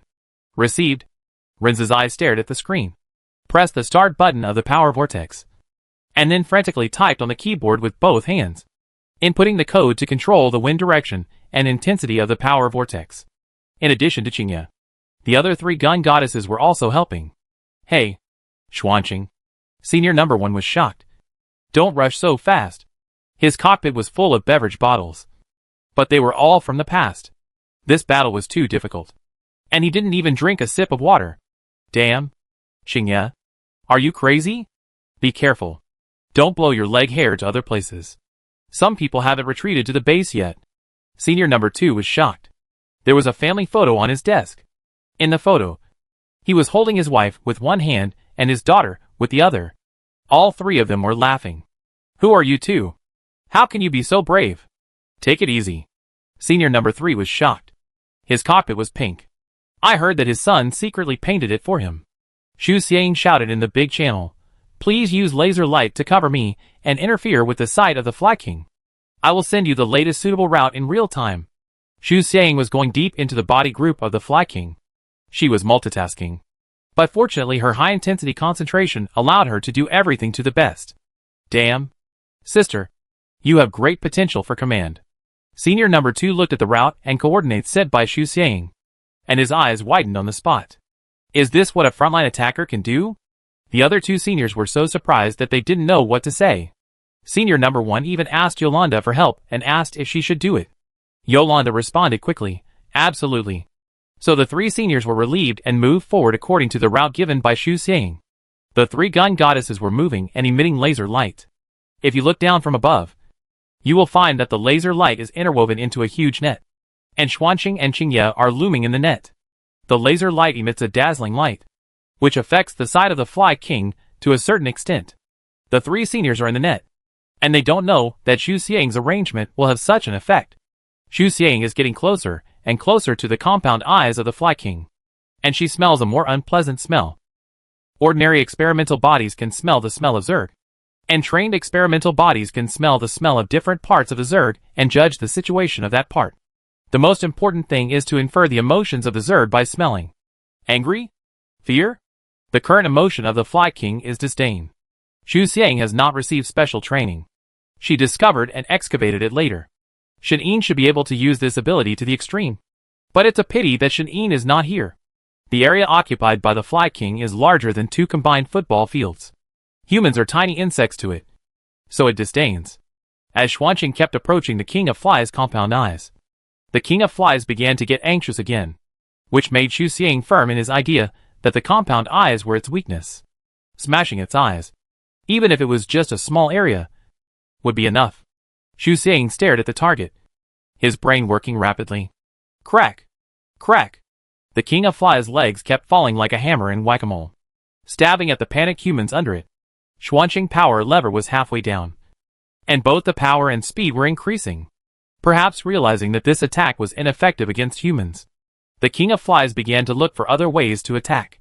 It flapped its wings and rose slightly into the air, and all its intertwined legs left the ground, twisting and tangling like a group of centipedes. Xuanqing looked up, and Xu Xiang saw a disgusting picture on the screen. The King of Flies' wings could not drive it to take off, and a soaring distance of less than 10 meters was its limit. It attacked unexpectedly, and its leg hair fluttered and swayed from the top of its head, like black rain. Qingye power vortex couldn't blow away the leg hair at this angle, and Ren's eye could only watch the leg hair fall to the ground or pierce into the mecha. Xu Xiang let go of the center of gravity of Xuanqing, knelt on one knee, and carried a super lightspeed missile. With a boom, the shell drew a bright line, breaking through the leg hair and limbs at an astonishing speed, and hit the shell of the Fly King's abdomen. The Fly King suddenly screamed, and the sound was like a sharp knife, as if it wanted to cut the soul of a person. Xu Xiang moved her nose. Is the Fly King angry? Combined with the previous attack, she quickly made a judgment. The defense of the Fly King's abdomen is relatively weak, and focus on attacking its abdomen. The plan is not as good as the change, since attacking the Fly King's abdomen is effective. Then change the plan and ignore the compound eyes for the time being. The plan Xu Xiang just gave was very effective. The 3 seniors did not ask Yolanda's opinion again, but did it directly. The flame shot up to the sky, illuminating the night. The sound of gunfire was noisy and rushed straight into the sky. It went pretty smoothly. Rin's eyes said. Don't be careless. Logically, Xu Xiang also felt that it went smoothly. But her intuition told her that it was not that simple. Xuanqing was eroded by leg hair. But fortunately Xu Xiang dealt with it in time. And Xuanqing was not hurt at all. People's attack on the Fly King never stopped. Large and small artillery fire exploded on the Fly King's body, leaving a series of scorching marks. Unfortunately, the shell on the Fly King's body had a high defense. After fighting for so long, it was almost unharmed. Humans seemed to be doing useless work. The Fly King approached the living base little by little, where there were densely populated people, and it wanted to eat everyone. Suddenly, the Fly King stopped, opened its mouth and secreted venom. And the venom flowed from top to bottom, like a waterfall. The venom was black and very sticky, and many places were bubbling like magma. Stay away from the venom, Yolanda warned in time. The team dispersed and attacked the Fly King from both sides. The people in the command office were moving things, and the power of the Fly King was about to spread here. Yolanda stared at the giant mass, frowning as she got closer. This was simply a disaster. Humans were nothing in front of the huge poison. Even the mechas lost their proud luster and became small toys. Ji Xia made suggestions on the side, and became Yolanda's deputy commander again. This was Ji Xia's first time to participate in combat after leaving the Alliance army. She felt like she was back in the past. Ji Xia filtered out useless information, integrated the data and classified it, and reported the results to Yolanda. Yolanda listened to Ji Xia's analysis, added her own ideas on this basis, and made the final decision. The power of the Fly King was huge. More and more mechas were sent to the front line. Dozens of mechas surrounded the Fly King and attacked it from all directions. Yolanda stared at the data table. On the left side of the data table were the data returned by the frontline soldiers. On the right side were other information supplements. And in the middle was the battle situation. The complex picture was dazzling. The status of each mecha is displayed on the screen in the middle, which is convenient for the commander to make decisions such as support or retreat. Xiaoxua leads the team to leave there. The venom is erupting, and the range will cover your place. Ko, Lao Fang, take your team, adjust the weapon system and your own position, and attack the forelimbs of the Fly King from the left and right wings respectively. Air support is about to arrive at the battlefield, and the Wings of Wind will focus all its firepower on the left wing of the Fly King. In the distance, artillery fire was raging, and the exploding sparks and cannon slurries seemed to have the momentum of a volcanic eruption.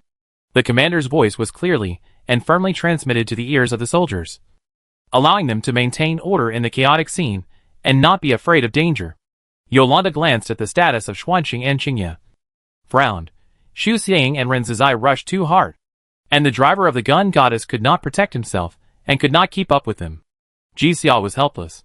She knew that Xu Xiang was very aggressive, but she didn't expect Ren Zizai to be like this.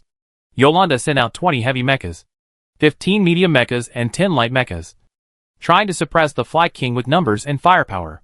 The speed of data transmission began to slow down at some point, and there was a freeze during the period. According to the Alliance's regulation of information technology, this is almost impossible. What happened? Ji Xia remembered something. Xiang just said in the big channel that the Fly King's abdomen is relatively fragile. I suggest that a team be responsible for attacking its abdomen. Yolanda stared at the data and felt very strange. Something is wrong. The image shows that the Fly King's abdomen has been attacked, but its estimated injury at that time was not as great as this time. Ordinary Zergs do not have self-awareness, but Zerg Kings and high-level Zergs do. This Fly King belongs to a high-level Zerg no matter how you look at it. It has self-awareness, and it can even analyze the battle situation. Ji Xia reacted quickly. Do you suspect that the Fly King deliberately misled us? Yolanda nodded. Just a suspicion. The Fly King was a completely new insect to them. Yolanda was a cautious person. Without enough data, she dared not make a rash judgment. It must be said that Yolanda felt an unprecedented sense of crisis and oppression. Anyway, remind them first. Ji Xia glanced at the fire not far away. Worried, she began to recount the data, hoping to draw new conclusions. Everyone. Yolanda opened the team channel. Attention. Zizi. Yolanda's voice had not fallen, and an unstable electric current sound came from the channel. Zizi Lala. It kept ringing and hurting people's ears. The electric current sound was very loud. And Jixia also heard it. What's going on? She suddenly remembered. When Juan disappeared, the signal was also cut off. Could it be that the Fly King can really block the signal? Yolanda took off the headphones, threw them aside, and quickly typed to contact the soldiers on the front line. Send failed. Looking at those 4 words, Yolanda slapped her hands on the table angrily. And she was inevitably a little anxious. Commanders are most afraid of being disconnected from the front line on the battlefield. So the Alliance has spent a lot of time on communications. And this situation has hardly occurred in recent years. They still underestimated the strength of the Fly King. Now is not the time to vent emotions. Yolanda put away her negative emotions, turned around immediately, and said to her assistant, "Bring my whale fall. She is going to the front line." "But what about here?" Jixia frowned. "The Fly King is getting closer and closer to the command center and the living base. And someone has to be in charge here." Yolanda stretched out her fist and put it on Jixia's shoulder. "Leave it to you, my deputy commander." Chapter 128, Combat. Xu Xiang has been spinning in the same place for a long time.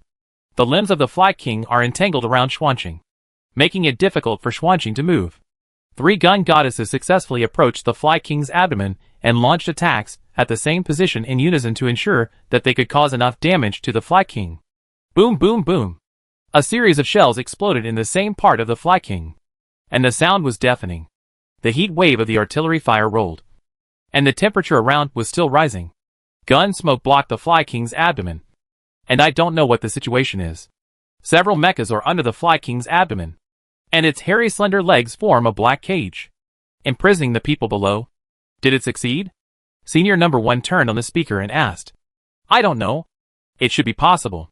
Senior number 2 complained. "Damn it. My mecha is more than 70% damaged. I have to request a replacement mecha. I can't contact the commander." "What about you?" "I can't. I can only talk to you through the loudspeaker." "I also." Before Senior number 1 finished speaking, his gun goddess was controlled by 2 thick vines that suddenly emerged from the ground and pulled towards the belly of the Fly King. No one noticed Senior number 1 for the time being. Several mechas were still attacking the belly of the Fly King, and more than 20 shells exploded in the same part, blasting out thick smoke. The attack stopped temporarily, and the smoke gradually dissipated. When they saw the part clearly, everyone's eyes widened. A shallow wound continued to ooze out venom. Wherever the venom passed, the ground was corroded, as if a layer of skin had fallen off and gradually became thinner. It was not blood, but venom, which meant that the Fly King was not injured at all. "Ah!" A scream pulled everyone back to their thoughts. It was Senior number 1. Even in a noisy environment, everyone could hear his hysterical screams. The vines got into the cockpit of the gun goddess and dragged Senior number 1 out. Senior number 1's oxygen mask fell off during his struggle, and he was forced to inhale a large amount of carbon dioxide. He soon felt dizzy, had a headache, and his heart rate rose. The vines grew thorns and pierced into Senior number 1's body, causing him to bleed all over his body, which was unbearable to watch. Lao Jiang. Senior number 2 was so anxious that his voice broke. He was about to go over to help, but he was also entangled by the vines. Lao Jiang was held in the air by the vines. His brain became more and more confused, and he was completely unable to resist. His face became more and more ugly, and his whole body began to twitch, like a fish on land being electrocuted. His gun goddess was pierced. The hatch opened, and the wind rushed in. The mecha tilted, and the beverage bottles inside, clang clang, fell out. The Fly King shook his body, and the venom splashed everywhere. In order to avoid being affected by the venom, everyone had to give up attacking and switch to defense. "What's going on?" Senior number 2 was furious. He watched his teammates get into trouble, but he was powerless. They spent so much time and energy, and the Fly King was not only not injured, but also leaked venom and infected plants. This battle was impossible to fight. Every time a new insect appeared, the Alliance had to sacrifice many people to exchange for research samples, and then use the samples to find the opponent's weaknesses. Is it their turn to sacrifice this time? Fear surged like a tide, tightly surrounding Senior number 2. He has fought against the Zerg for nearly 10 years, and every time he charged forward with the mentality of dying. And this time was no exception. But when he saw his teammates die and felt the breath of death, he was still afraid. Today is the end of Kalinko's star. Otherwise, Why is the sky so dark? Otherwise, how could he lose so many teammates and be about to die? His breathing became heavier and heavier, and even his fingers became uncontrollable. The earth began to tremble again, as if to inform him that his destruction was coming. Hey, Lao Zhou, don't be distracted. Senior number 3 turned up the horn to the maximum and kept shouting. The battle is not over yet. Wake up! Lao Zhou heard the familiar voice and regained his consciousness little by little. Fighting? Yes, he was still fighting. What was he doing just now? Distracted? Damn. Where did the most basic qualities go? How could he be distracted during the battle? Didn't he know that this would harm himself and his teammates? Lao Zhou saw the photo on the desk, and his daughter and wife were smiling at him. In fact, not long before this photo was taken, his wife was going to divorce him because he didn't go home for many years. He said no. Wait a little longer. And soon he retired. Later, he took a few days off to stay at home with his wife and daughter, and took this photo with them on the last day. Lao Zhou is about to retire. He can go home after a few more years. His wife and daughter are still waiting for him to go home. Lao Zhou slapped the table with his palm, and his red eyes almost shed tears. Trash! How can he be afraid? He is a soldier on the front line. For the soldiers, they are fighting a life and death battle with the Zerg on the stage. Many people use their lives as a bargaining chip and pay the price for human victory. There is no retreat in their battle, only forward movement. Lao Lu. Lao Zhou wiped his face vigorously to make himself sober again. I'm fine. I can still fight. Under the teasing of the Fly King, human struggle and resistance became insignificant. Even so, people still held hope and courage and tried to break through the cage and darkness. Xuanqing's sister. Do you have any ideas? Lao Zhou asked. Xu Xiang made a mistake in judgment, but as a warrior, Lao Zhou was willing to continue to believe in her. Everyone makes mistakes, and they can't forget the last time because of this mistake. Xu Xiang was busy with her own affairs, but she didn't forget to spare her energy to respond. Wait a minute. I'm thinking. Xuanqing was trapped in the cage woven by the Fly King's thin legs. It swung the sword and chopped the Fly King's legs wildly, but it was separated by the leg hair every time, and it was in vain for a long time. The Fly King's thin legs jumped out from time to time, shoveling Xuanqing's body like a shovel slap. Xuanqing was shocked, and Xu Xiang's internal organs twisted into a ball. A mouthful of blood almost spurted out, stuck in the throat and irritated Xu Xiang's nerves. Rin's eye was helping outside, but it was a drop in the bucket. Xu Xiang was also very anxious. Even though she was about to faint, she did not give up smelling the smell of the Fly King. The Fly King was very happy now. Why? Because she successfully teased them? Xu Xiang stared at the hole where the venom was coming out and fell into deep thought. Rin's eye was most afraid of not being able to hear Xu Xiang's voice at this time, and kept turning on the speaker to call her, Xiang. Xu Xiang. Xu Xiang wanted to fight back and think at the same time, and completely ignored Rin's eye call. Xu Xiang recalled the smell of all the Zerg in her memory, put it into practice, and analyzed it on the Fly King. Before she left, she asked Yolanda to synchronize the data feedback, which was also her analysis material. But the signal was blocked and the data was cut off.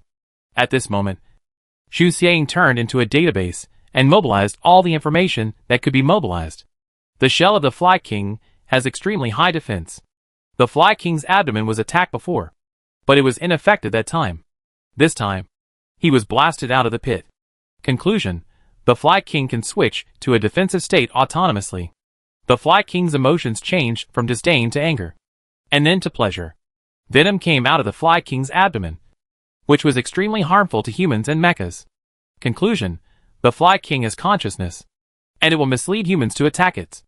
Weaknesses: the Zerg has a very strong self-healing ability, but the Fly King's wound did not heal itself, and even the defensive shell did not cover the wound. The flow of venom does not require such a large hole. So why doesn't it protect itself? Xu Xiang felt that she was about to find the answer. It can autonomously adjust the defense range and is good at misleading. Xuanqing finally cut off one of the Fly King's legs. Although the big sword full of gaps was broken in half, Xuanqing could not care so much, and just used that little gap to rush out of the cage. You're out. Rin's eye saw Xuanqing, and someone finally came to calm his pounding heart.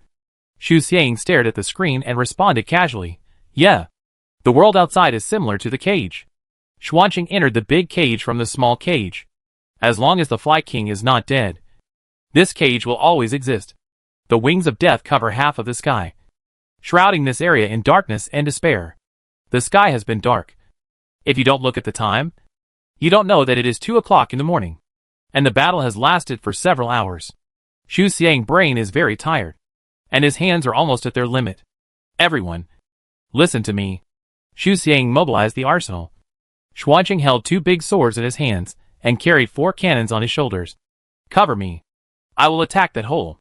The Fly King would not think that human wisdom is not as good as a bug and did not see its tricks, since it likes to tease people so much. Xu Xiang doesn't mind letting it taste the sweetness first. Ah? Rin's eye thought he had misheard. He reacted for a second and guessed Xu Xiang's thoughts. Do you think that's its most vulnerable point? Lao Zhou frowned. Girl, are you alone? Lao Lu said, we can go together. Xu Xiang's eyes were still on the hole. She said, please cover me. 2 seniors. Rin's eye and I will go together. Her inertial thinking made her consider acting alone first. Later, she thought, no, she is not alone now. So she changed her words and called Rin's eye. Your mecha can fly. Right? Xu Xiang didn't say that the first thing she did when she appeared was to check the video of Rin's eye crossing the single plank bridge. When crossing the single plank bridge, Qingye flew into the air under the shocked gaze of everyone, crossed the single plank bridge, and planted the team flag of the starry sky. Rin's eye? How do you know? He was very focused. You watched my game video? You just came out and met me. And then the Fly King came. When did you watch it? You watched it as soon as you appeared? Xu Xiang, Old Zhou and Old Lu felt something was wrong the more they listened. No. Your names sound familiar. Old Zhou tilted his head and said, Old Lu, Xu Xiang. Rin's eye. Game? Wait. You two are not the commanders of Xingkong and Jinta. Right? Old Zhou slapped his head. Damn. Jinta and Qingye. Why didn't I think of that? There are very few people who use these 2 mechas. Qingye is fine. Some big guys in the alliance are very good at it. But in Old Zhou's impression, there are only a handful of people who can use Jinta well. Old Lu couldn't help but follow up with a damn sound. So we have been cooperating with 2 students? I wonder why your voices sound so young. They are indeed very young. Xu Xiang called a halt. Can we act now? Now is not the time to tease. Since Old Zhou and Old Lu have decided to trust Xu Xiang, they will naturally not regret it at the last minute. Anyway, they are not good at analysis and decision-making. So it is better to leave it to professional command. Lao Zhou asked, what do we need to do? Xu Xiang asked Xuanqing to throw out a few thick ropes and handed them to them. Rin's eye. Insert the hook end into the mouth of the Fly King. If nothing goes wrong, it will be easy to insert. After all, the Fly King was self-righteous and temporarily retracted his shell. Tie me in the middle of the rope. Qingye flew up with the other end. Put the rope down, and the 2 seniors pulled me up. This is very similar to the pulley model in physics, which is more labor-saving. Lao Zhou and Lao Lu looked at each other. Does Xu Xiang really not have a personal grudge by treating Rin's eye like this? Of course. This is just a joke. Everyone knows that Xuanqing weighs more than 400 tons. And Qingye can't drive it directly. So it can only be lifted into the air in this way. Rin's eye was heartbroken. What do you think of me? Xu Xiang, pulley. Can you change it next time? Xu Xiang thought about it. I remember it. Time is running out. And the Fly King keeps moving forward. So the 4 people act quickly. Just when Qingye was about to take off, a voice stopped him. What are you doing? A gray-blue heavy mecha came over. And Yolanda inside was confused when she saw this inexplicable scene. Others were struggling to hold the Fly King. Why do they look so leisurely? Yolanda just thought so. A few legs passed by Whale Fall. Whale Fall hurriedly retreated. Xuanqing fired a few shots, accurately hitting those legs. But he was also hit by a leg. Yolanda, leisurely? Forget it. Just pretend she didn't say it. Xuanqing was hit head-on. The cockpit collapsed slightly, and an iron handrail next to it fell off, shaking and stabbing into Xu Xiang's waist. Xu Xiang felt pain and sweated profusely. In order not to worry others, she gritted her teeth and endured it without making a sound. Xu Xiang found an opportunity to free her hands, pulled out the iron handrail, and then quickly injected herself with hemostatics and powerful healing agents. We plan to deal with the hole exposed by the Fly King, Rin's eyes said. The Fly King can see us. Xu Xiang wiped the sweat off her face and said in a dry voice. We didn't find an opportunity to attack the Fly King's compound eyes before. But that plan is not impossible. Since you are here, please take people to deal with the Fly King's compound eyes. This will also be beneficial to our actions. Lao Zhou and Lao Lu looked at each other again. This little classmate is really brave. He actually assigned a task to the commander-in-chief. Okay. Yolanda saw the hole where the Fly King's venom was leaking, and quickly understood what Xu Xiang meant. She thought this idea was feasible, made a decision immediately, and said, Be careful. Lao Zhou and Lao Lu were shocked 3 times. Damn. The commander actually agreed. Xuanqing raised his hand and pulled the two back to their thoughts. Then, start the action, Xu Xiang said. Chapter 129 Cooperation. Yolanda came to the front line in person. So naturally, she would not let the Fly King go easily. They lost dozens of soldiers. And this damn bug must pay the price for what it did. Yolanda turned up the volume of the speaker to the maximum, and her voice calmed everyone's impetuous hearts. Yolanda's combat ability was average. She came here to convey her decision and tell the soldiers on the front line that the commander was with you. They now have a common goal, which is to blind the Fly King's eyes. On the other side, Xu Xiang and others also began to act. Xu Xiang's guess was correct. Rin's eyes successfully threw the hook into the body of the Fly King. The Fly King burst into an unprecedented scream, shaking its body and driving a strong wind, which was bound to overturn all the mechas. The ground trembled like sifting chaff, and the cracked abyss opened its mouth like a demon, telling mankind that the end of the world has come. The wind howled, gathering into an unstoppable wave, extending the endless and desperate darkness, uprooting trees in the distance, driving the venom to spread rapidly, tearing the mechas, destroying some of the already damaged mechas, and destroying their parts one by one. Xuanqing's shoulders were corroded by leg hair, and the strong wind poured in, bringing in a lot of carbon dioxide. Xu Xiang had to increase the filtering strength of the oxygen mask. Otherwise she might be gone before the end of the operation. Even so, she was dizzy and saw slight double vision. Damn! Lao Zhou cursed. What the hell is this? The curse was loud, but unfortunately it was drowned out by the louder wind. It's not easy to take off now. Qingye failed several times in the test flight. The last time he was rolled 360 degrees in a circle, which was more exaggerated than surfing. It was difficult to move at this time, so Xu Xiang had to change her strategy, defend first, and wait until Commander Yolanda is about to deal with the King of Flies' compound eyes before taking action. The actions of both sides must be carried out at the same time. Whichever side is slower will be easily crushed by the furious King of Flies. Xu Xiang smelled the choking smell, and was sure that the King of Flies was very angry. It seems that it has touched its sore spot. In addition to anger, there is also anxiety. But why is the King of Flies anxious? The pungent smell of the zerg is uncomfortable to the body. Xu Xiang didn't feel it before, but now she obviously feels a swollen head and chest pain. Xu Xiang was injured, and even if she took a strong healing agent, she would not recover quickly. Just a moment later, the wound on her waist was bleeding again, soaking her combat uniform. She had to give herself another dose of medicine to hang on to her life in this way. Xu Xiang stepped back a few steps, took the opportunity to move her fingers, and then continued to fight. The Fly King found the advantage of the strong wind over him, and kept moving, using his inherent advantage of large size to suppress humans. Countless vines were controlled by it, twisting on the ground like a group of snakes. They aimed at their prey, and when they found the right time, they suddenly jumped up, wrapped around and fixed the mecha. The venom flowed to the soles of the mechas that could not move, corroding the mechas from the feet, and the mechas melted quickly like ice cream in summer. Lao Wang, take your people to the open area in the east. Lao Zheng, wait for the Fly King to attack them, and lead the team to follow. The rest of the people scattered and attacked. Whale fell and split the vines. And Yolanda reminded everyone, pay attention to the soles of your feet. Understood? The two teams acted separately. The others stood randomly, without any rules to distract the Fly King.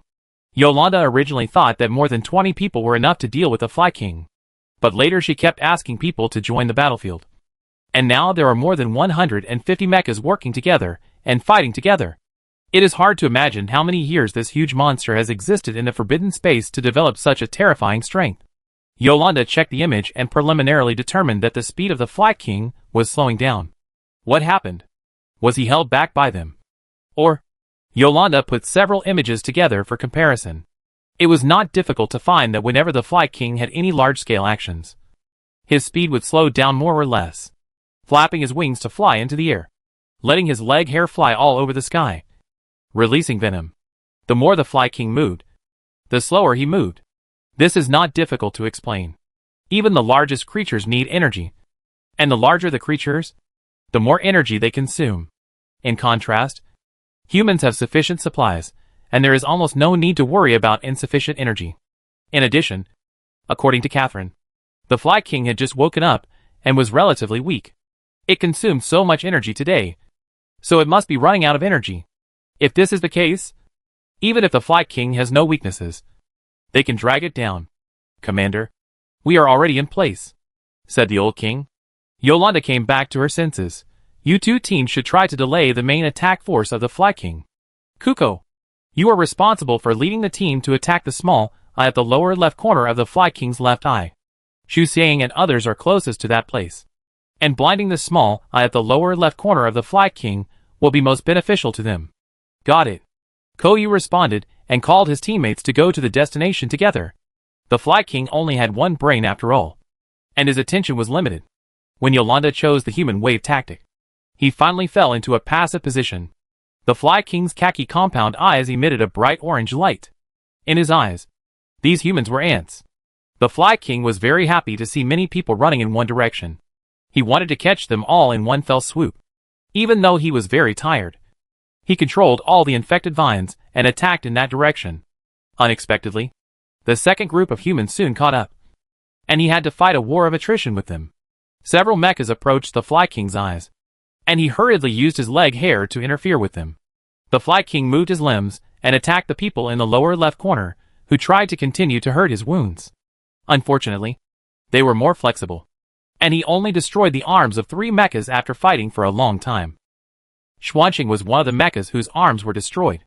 Xu Xiang's condition was getting worse and worse. She took 3 doses of powerful healing agent in a row, and the bleeding was barely stopped. If she took 2 more shots, the powerful healing agent would also be ineffective. Moreover, Xu Xiang was getting closer and closer to the center of the Fly King.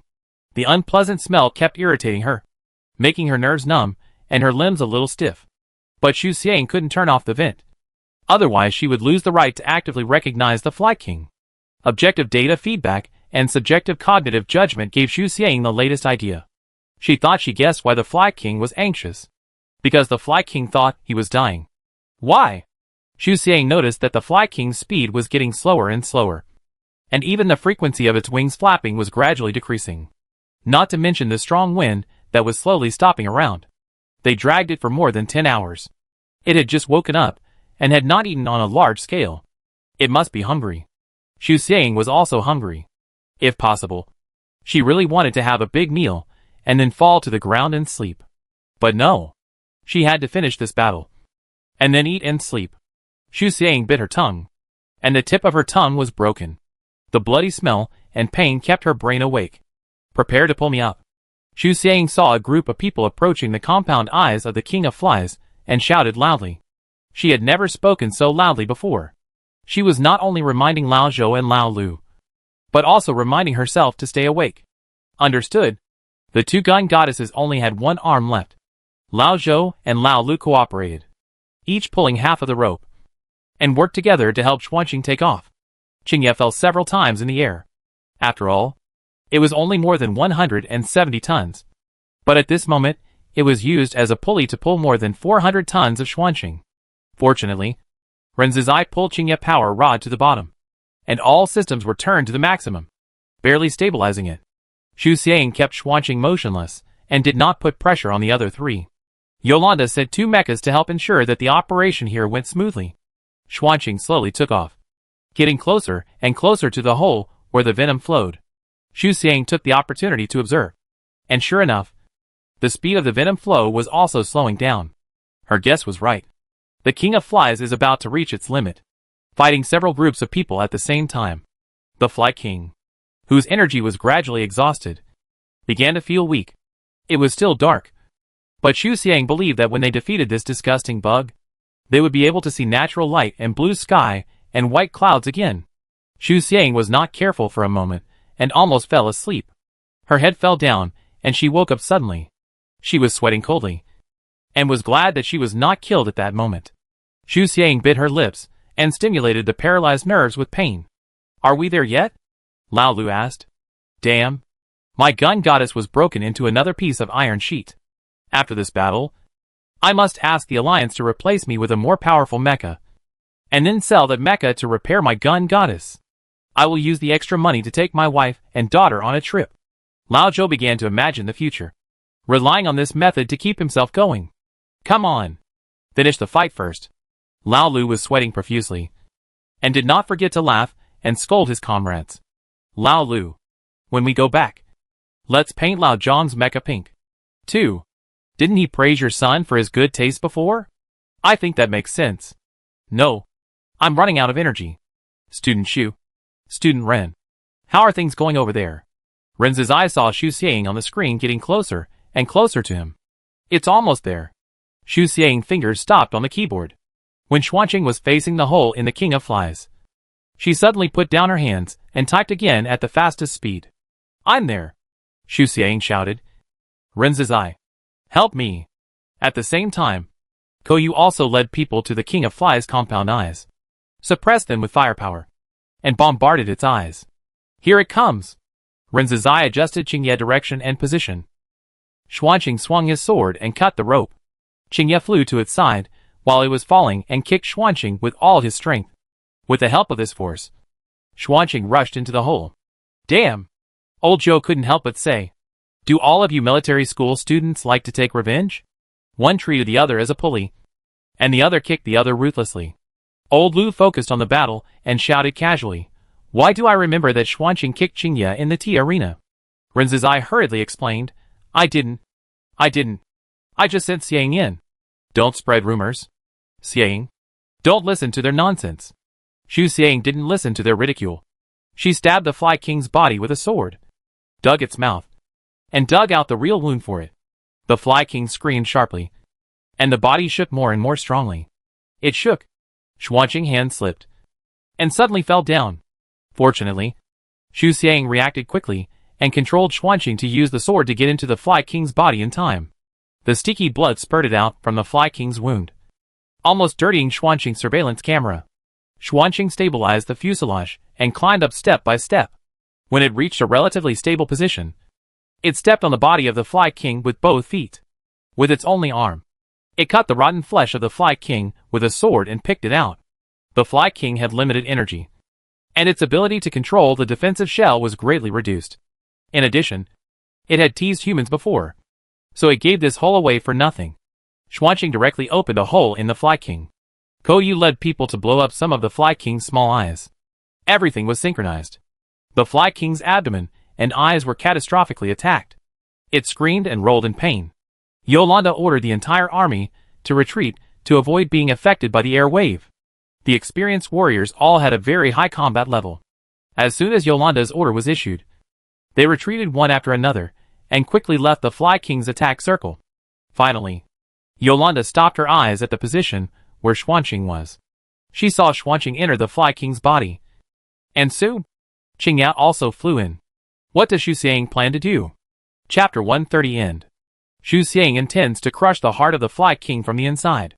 She holds the joystick in one hand and the other on the keyboard to prevent any accidents. She stares at the screen and observes the outside world. The belly of the Fly King is very dark. Xuanqing can only see the dark and dark picture when he turns on all the searchlights. The worm's belly exudes a fishy smell, like the long-abandoned kitchen waste in a seafood restaurant. Moist, corrupt, and disgusting.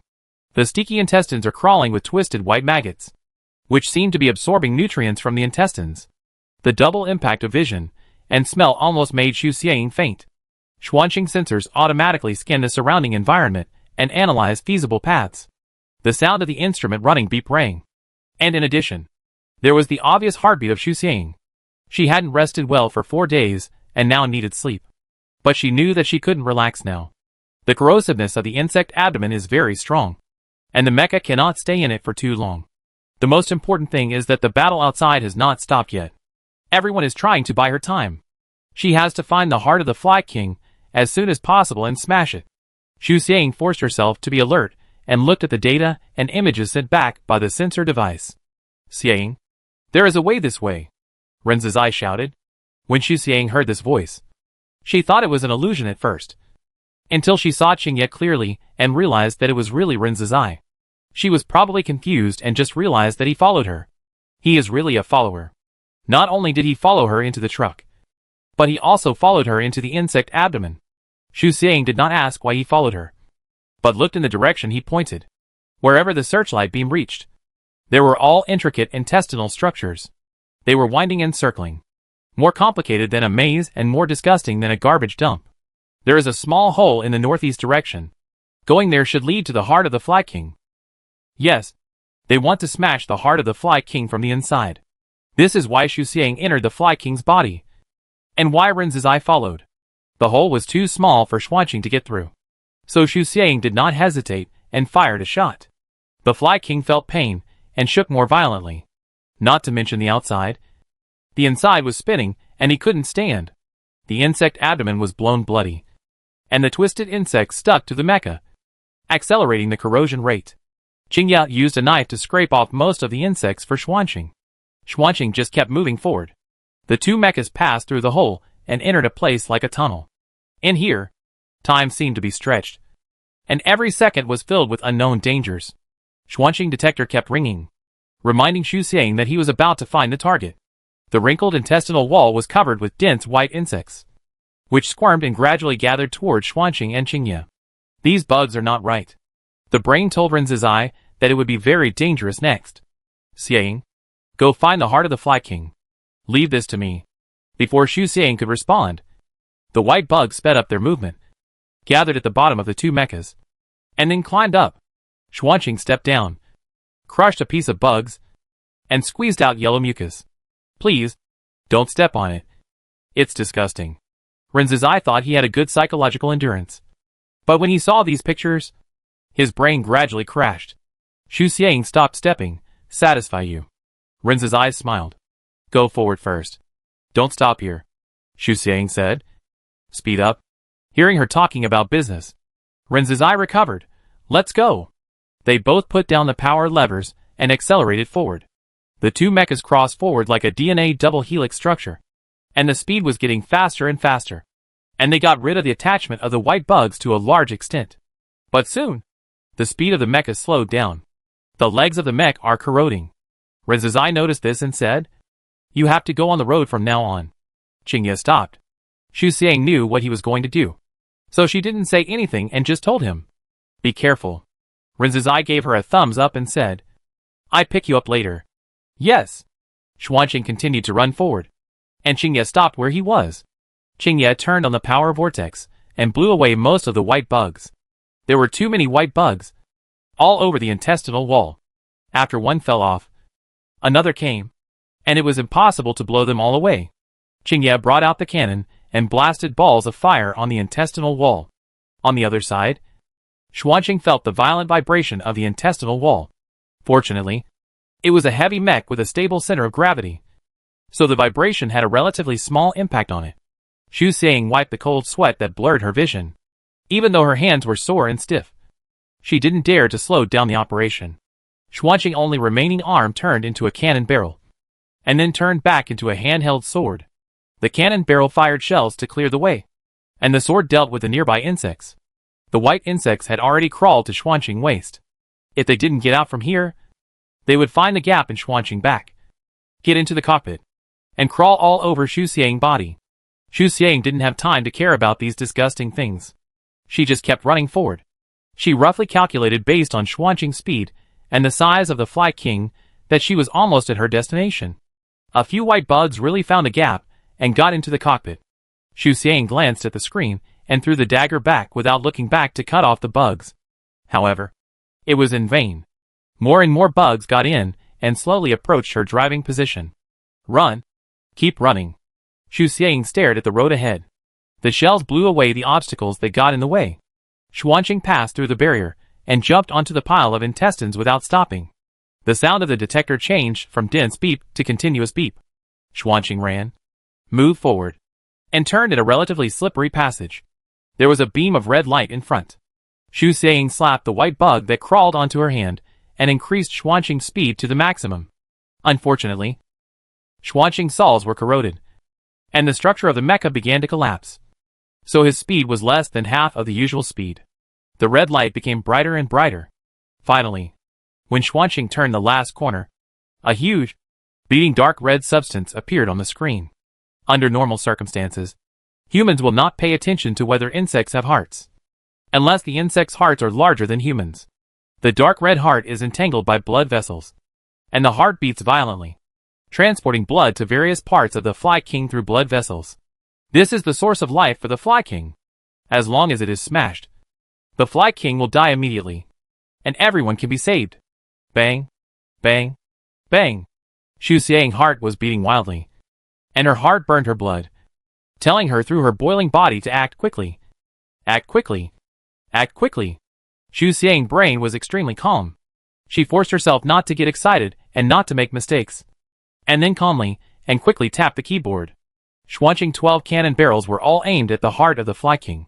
At the same time, the cannon barrels emitted dazzling light and fired hot and powerful shells. The deafening roar spread in the body of the Fly King, like ripples, for a long time. A few minutes ago, Ji Xia found that the communication had been restored. She simplified all the data and classified and integrated it for Yolanda. The Fly King stopped where he was and struggled violently. Yolanda was commanding at the front line. They successfully broke a corner of the Fly King's compound eye. In addition, several of the Fly King's limbs were also shortened. It was 5 o'clock in the morning. The Fly King's wings gradually folded, revealing the gray sky. The area was wrapped in smoke. Looking from the outside in, only the mechas scurrying around and the blazing flames could be seen. When more than 100 mechas surrounded the Fly King and prepared to attack it from all directions at the same time, the Fly King's heart suddenly burst, and the smelly insect blood spurted out and turned into blood rain. The Fly King's body trembled violently. It fell to the ground, huddled up, screamed, and squirmed in pain, stirring up the entire land. But it could no longer hurt the nearby humans. Finally, it stopped moving completely, marking the end of the battle. After the death of the Fly King, its body secreted white bugs.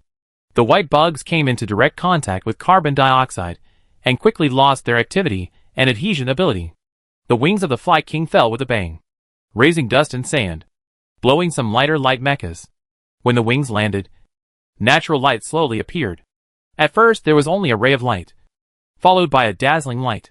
The star hung in the blue sky, and white clouds drifted slowly. The sky returned to the familiar blue and tranquility.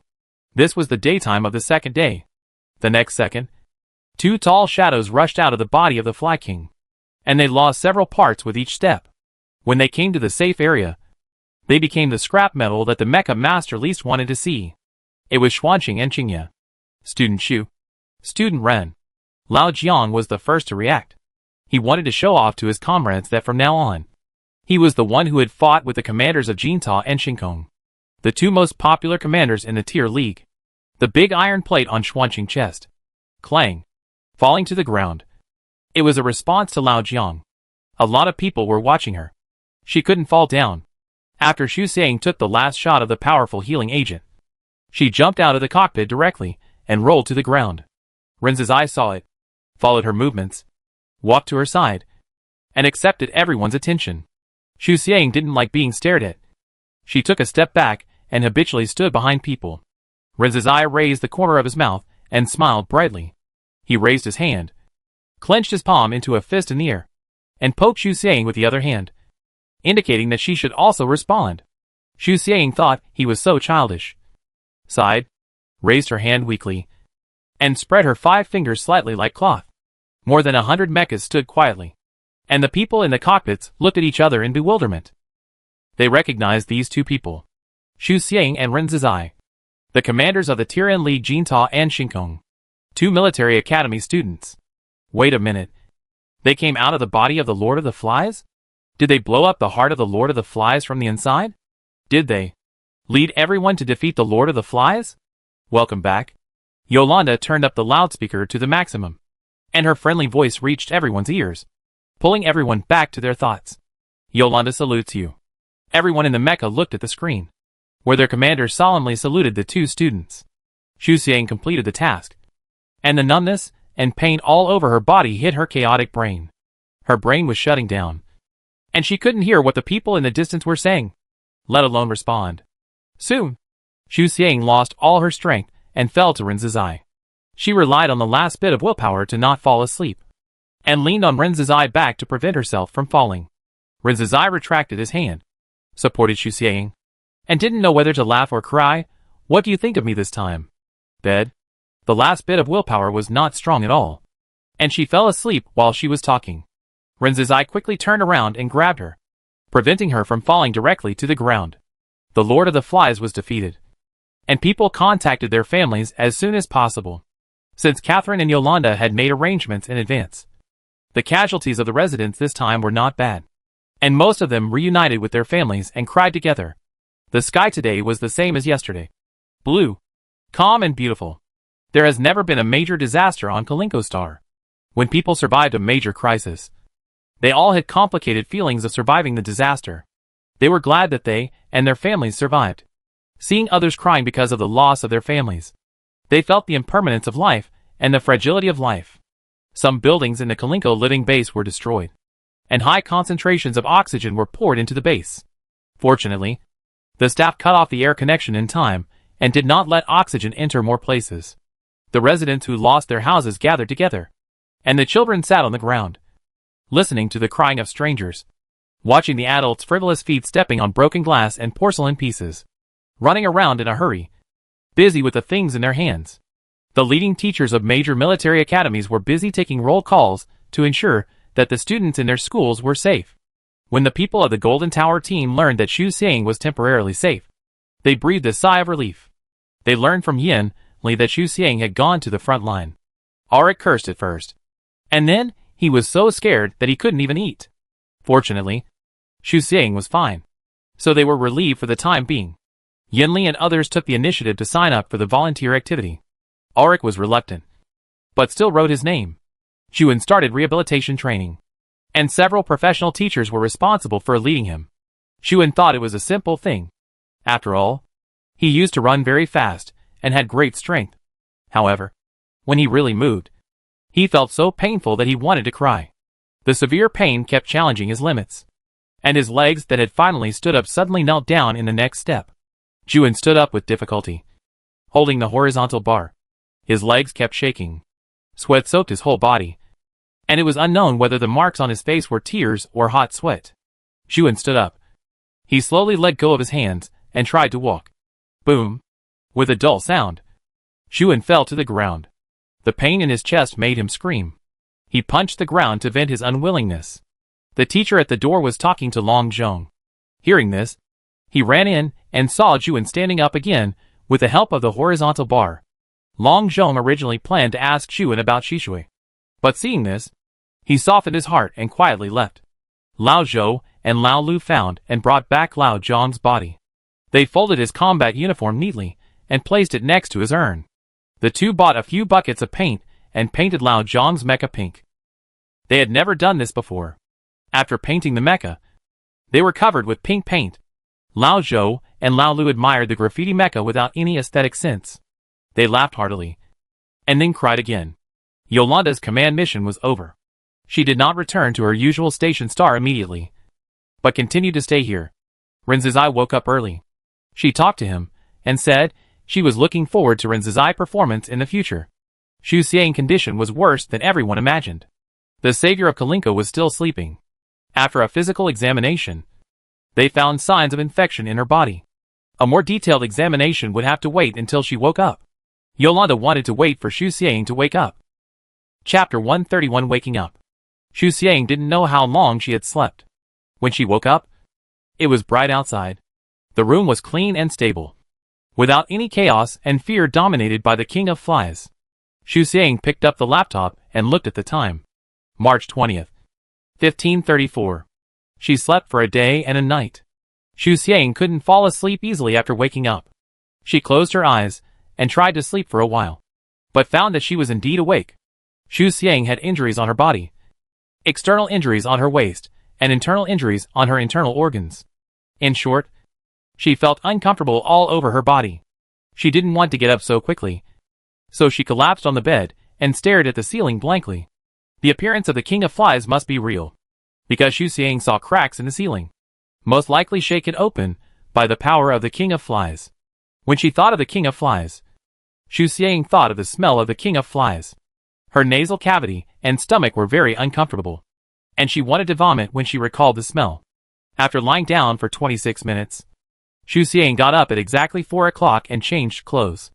Xu Xiang was wearing pajamas, and the dirt on her body had been washed off, probably with the help of Yanli and Yanosu. Her body was covered with scars, with the most bruises. After all, she had been shaken and bumped all the time, and she felt like she was falling apart with a little movement. The game and the battle were over, and Xu Xiang no longer had to wear combat clothes. She found a set of loose sportswear and put it on slowly. Xu Xiang didn't want to go out and communicate with people at this moment, so she simply surfed the internet. The Star Network had already been in chaos, either talking about the Tier League or discussing the disaster on the Kalinko Star. The Fly King brought serious losses to Kalinko, including the death of people, damage to buildings, and loss of equipment data. In just a dozen hours, it destroyed the development of the Kalinko living base in recent decades. The Fly King was dragged away by the Alliance. I hope the Alliance can find out the origin of this monster as soon as possible. I am from Kalinko. I was really scared to death 2 days ago. The leg hair was right in front of me. If my friend hadn't pulled me back in time, I would have died. I heard that Xu Xiang and Ren Zizai also participated in this battle. Oh my god. Is this true? They are amazing. They are in actual combat and are far better than other commanders. Really? There are videos. After the fight, Sister Shi fell directly on Brother Ren. Brother Ren was in a hurry to catch her. He was probably tired and didn't catch her steadily. He fell down with Sister Shi in his arms. Sister Shi fell asleep in his arms. Wow. I bumped into you. I don't care. They are just in love. The Alliance has issued an announcement. Go and check it out. It seems to be related to the structure of Kalinko. Xu Xiang clicked the link in the post, and the page jumped to the latest announcement from the Alliance official account. Xu Xiang quickly browsed and took a general look. Binary star structure. Forbidden space. Surface space. Transition zone. Hidden Fly King. Plant infection and mutation. This information caused great reactions from Interstellar residents, especially those from Kalinko. Some people blamed the Alliance for not saying it earlier, while others understood that the Alliance was afraid of causing chaos. In short, there were all kinds of things on the Interstellar network. Not long after, the official website of Kalinko released news of the crusade against Class A mutant plants. Some Interstellar residents joked that the Tier League came at the right time. Although it brought a great disaster to Kalinko, it was successfully resolved and there was no more trouble. Knock knock. Suddenly, there was a knock on the door. Xiang, are you awake? Yanli's voice came from outside. She seemed to have a superpower and could always estimate the time when Xu Xiang woke up. Xu Xiang put away her light brain and walked over to open the door. When the door was opened and Xu Xiang's face appeared in front of her, Yanli's expression changed in many ways, from surprise to fear to emotion, and finally turned into a smile. Yanli hugged Xu Xiang gently and said with a smile, "Thank you for your hard work." Yanli certainly would not blame Xu Xiang, saying, "I told you not to go, but you still went. Look at how wounded you are." She felt that everyone had their own choices, and as long as they could bear the consequences of their choices, any challenge was worth it. She had watched the relevant combat videos. Xu Xiang was both a commander and an attacker, and helped Yolanda and others to a great extent. Not to mention that the final hard explosion of the Fly King was completed by Xu Xiang and Ren Zizai. Xu Xiang was a teammate that Yanli was proud of and admired. She said it was hard work, just like the first words her mother said to her every time she finished a hard training and returned home tired. "You have done so many great things. It's hard work." "Yeah, it's hard work." Xu Xiang also smiled, but she still looked very tired. "What arrangements do we have now?" She hadn't had time to watch the follow-up of the Tier League, and didn't know what to do next. "Yanli, you haven't eaten properly for so long. Let's go to the restaurant first. We can talk while we eat. This idea was exactly what Xu Xiang wanted. She nodded, okay. On the way, Yinli said that Auric changed the name of the team group to Auric is the most handsome. It was changed to Juan Invincible. He didn't let Juan change it before, but he changed it himself later. But Juan also changed the group name. Xu Xiang looked at the latest group name. Tuanchuan Yuan Jin Ta Team. It's rustic, but it's pretty good. Juan was in a bad state the past 2 days, and he recovered a little today. When I went to bring him food, there were 2 soldiers guarding the door, saying that someone wanted to see him for something. Yinli handed Xu Xiang tableware and said one thing after another. What is it? I don't know. It's probably related to the forbidden space. After all, Xuan is the only person in history who has returned alive from the forbidden space. Xu Xiang responded and lowered her head to eat. A person walked over, and the shadow gradually covered Xu Xiang. Xu Xiang looked up and saw a face that was not familiar. But as soon as the other party spoke, she knew who the other party was. You woke up? Our hero. Yolanda smiled. Xuan sat on the sofa, his body as straight as possible. There were not many people in the room. Long Dong, Ji Hong and Ji Xia. Long Zhong looked at Juan's nervous posture. He wanted to say that he didn't need to be so nervous, but the words were swallowed hard. Forget it. They were all military school students. He knew very well what will and strength meant to them. Student Juan, I'm sorry to bother you. I have something to talk to you about, Long Zhong said. Juan was a little embarrassed to be called a classmate when he was in his 40s. Long Zhong, let me introduce myself first. I'm Long Dong, the captain of the Philia's second squad. Excuse me, Student Juan. What's wrong with you? Everyone looked at Juan. Juan's face was originally very calm, but it suddenly collapsed when he heard a word, and tears flowed out of his swollen eyes again. The tears dripped onto Juan's hand. He noticed it and quickly reached out to wipe it. I'm fine. I'm fine. I just thought of someone. Except for being a little nervous. Juan didn't have any emotions until he heard the 6 words Philia's second squad. The team where Senior Su Min was. Su Min was special to Juan. In the forbidden space, Juan often felt lonely. He liked to be lively, but he stayed alone in a closed space for 26 years. Although Su Min died, he listened to Juan's words for 26 years. And Juan also listened to him repeatedly.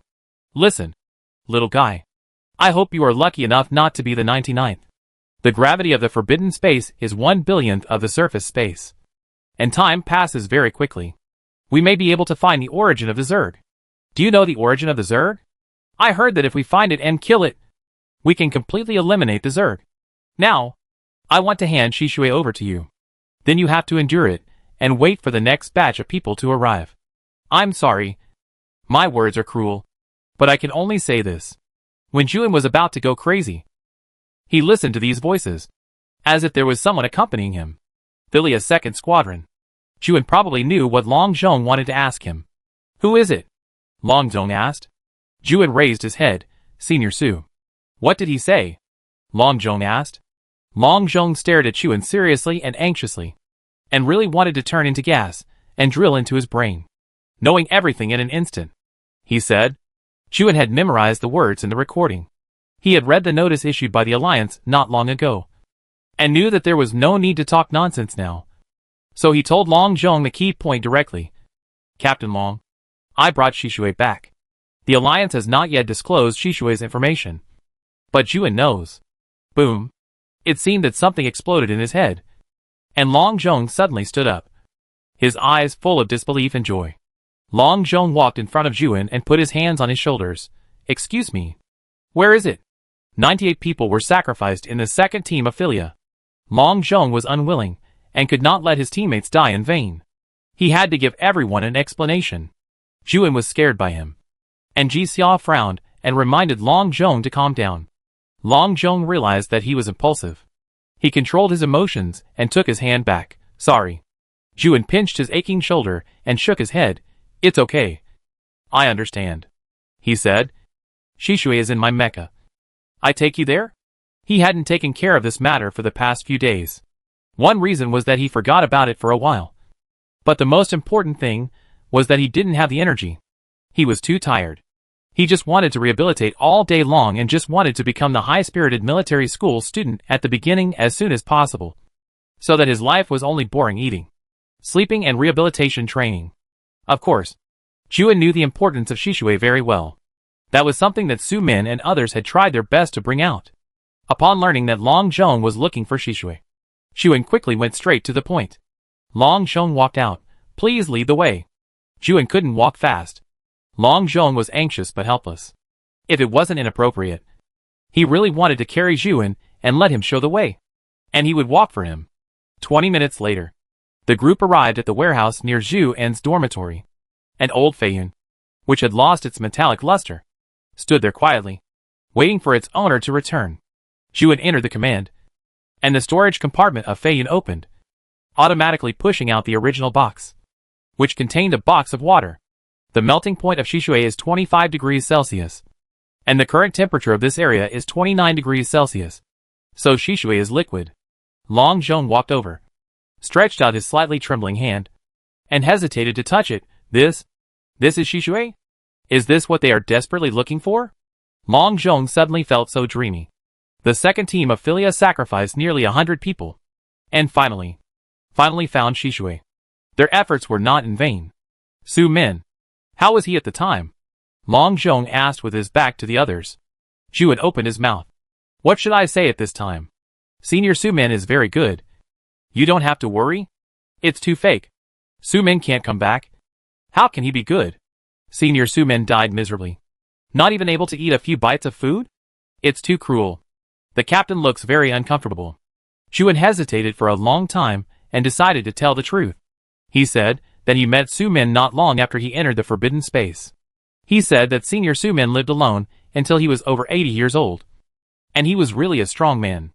Su Min told him the secrets of the forbidden space and Shishui of Kalinko Star, and then died. He said that he was very grateful to Senior Su Min. First, thank you for your trust in your life and willingness to tell all those things. Second, thank you for your companionship after your death, which gave him sustenance and allowed him to survive 26 years, and finally wait for rescue. Zhu An recalled the 26 years that belonged only to him. His throat was dry and itchy, and his voice gradually became hoarse. It is difficult for people to empathize with each other, and others cannot fully understand him. Ji Xia silently patted Zhu An on the back and comforted him silently. You made their efforts worthwhile.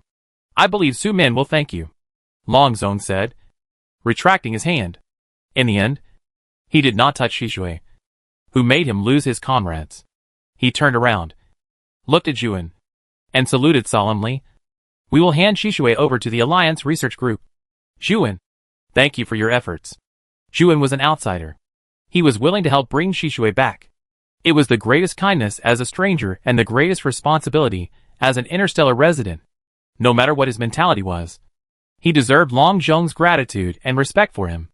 It's okay. It's okay. I didn't do anything. Zhu An waved his hand quickly.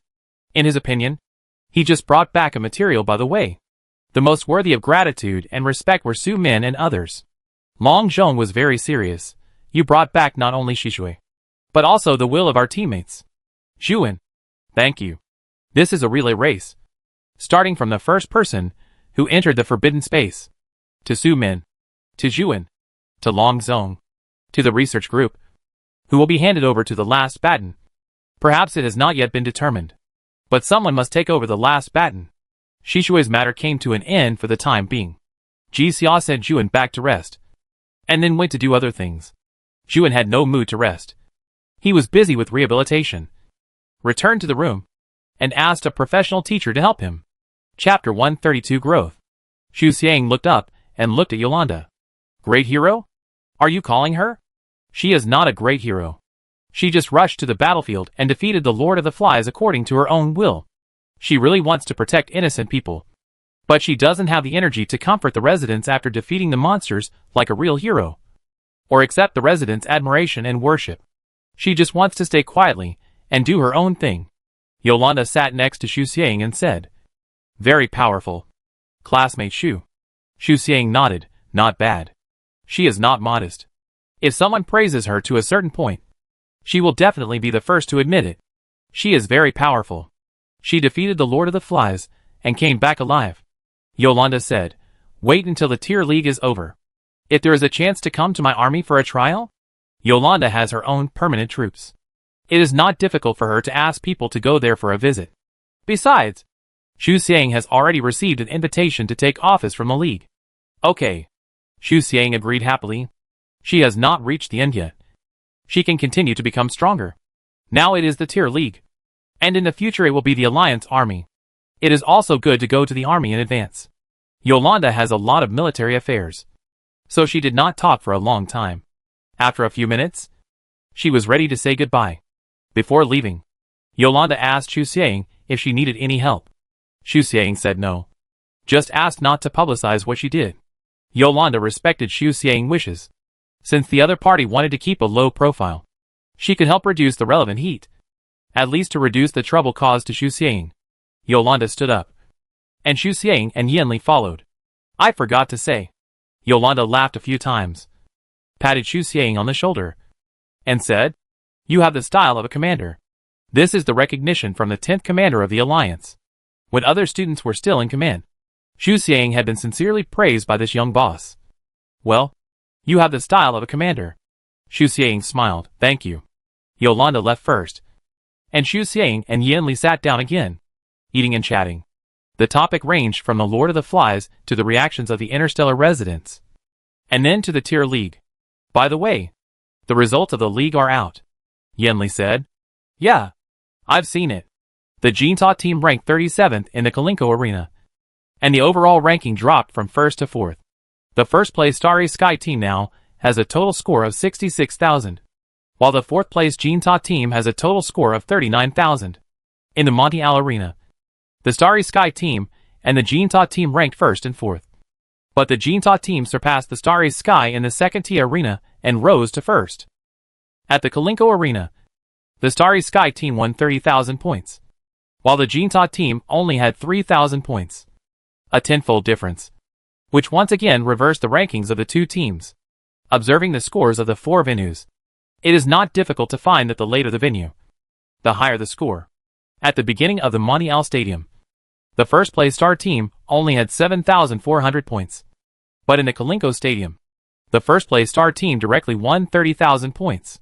Many teams overturned in the later stage, and this is one of the reasons. In addition, there are often tied rankings at the beginning of the league, but in the later stage, this situation almost does not exist. Because some people are out, many teams have lost a lot of points. Yanli slid the leaderboard and thought, I have to say that the existence of temporary teams is indeed very useful. You see, Xiang? Yanli looked up and saw Xu Xiang typing on the optical computer. Xu Xiang action ended quickly, and he sat down again calmly. Yanli was a little confused. What's wrong? Xu Xiang said seriously, teaching people how to do things. Yanli didn't know whether to laugh or cry. This joke is not used in this way. Not long after, the surfing expert Yanosu forwarded a message to the group. Yuenya, reposted from an SXY's post. I'm surprised that no one from the star team was eliminated. I suggest that everyone target them in the last game. Yuenya, Xiang, you are worthy of it. Ha ha ha.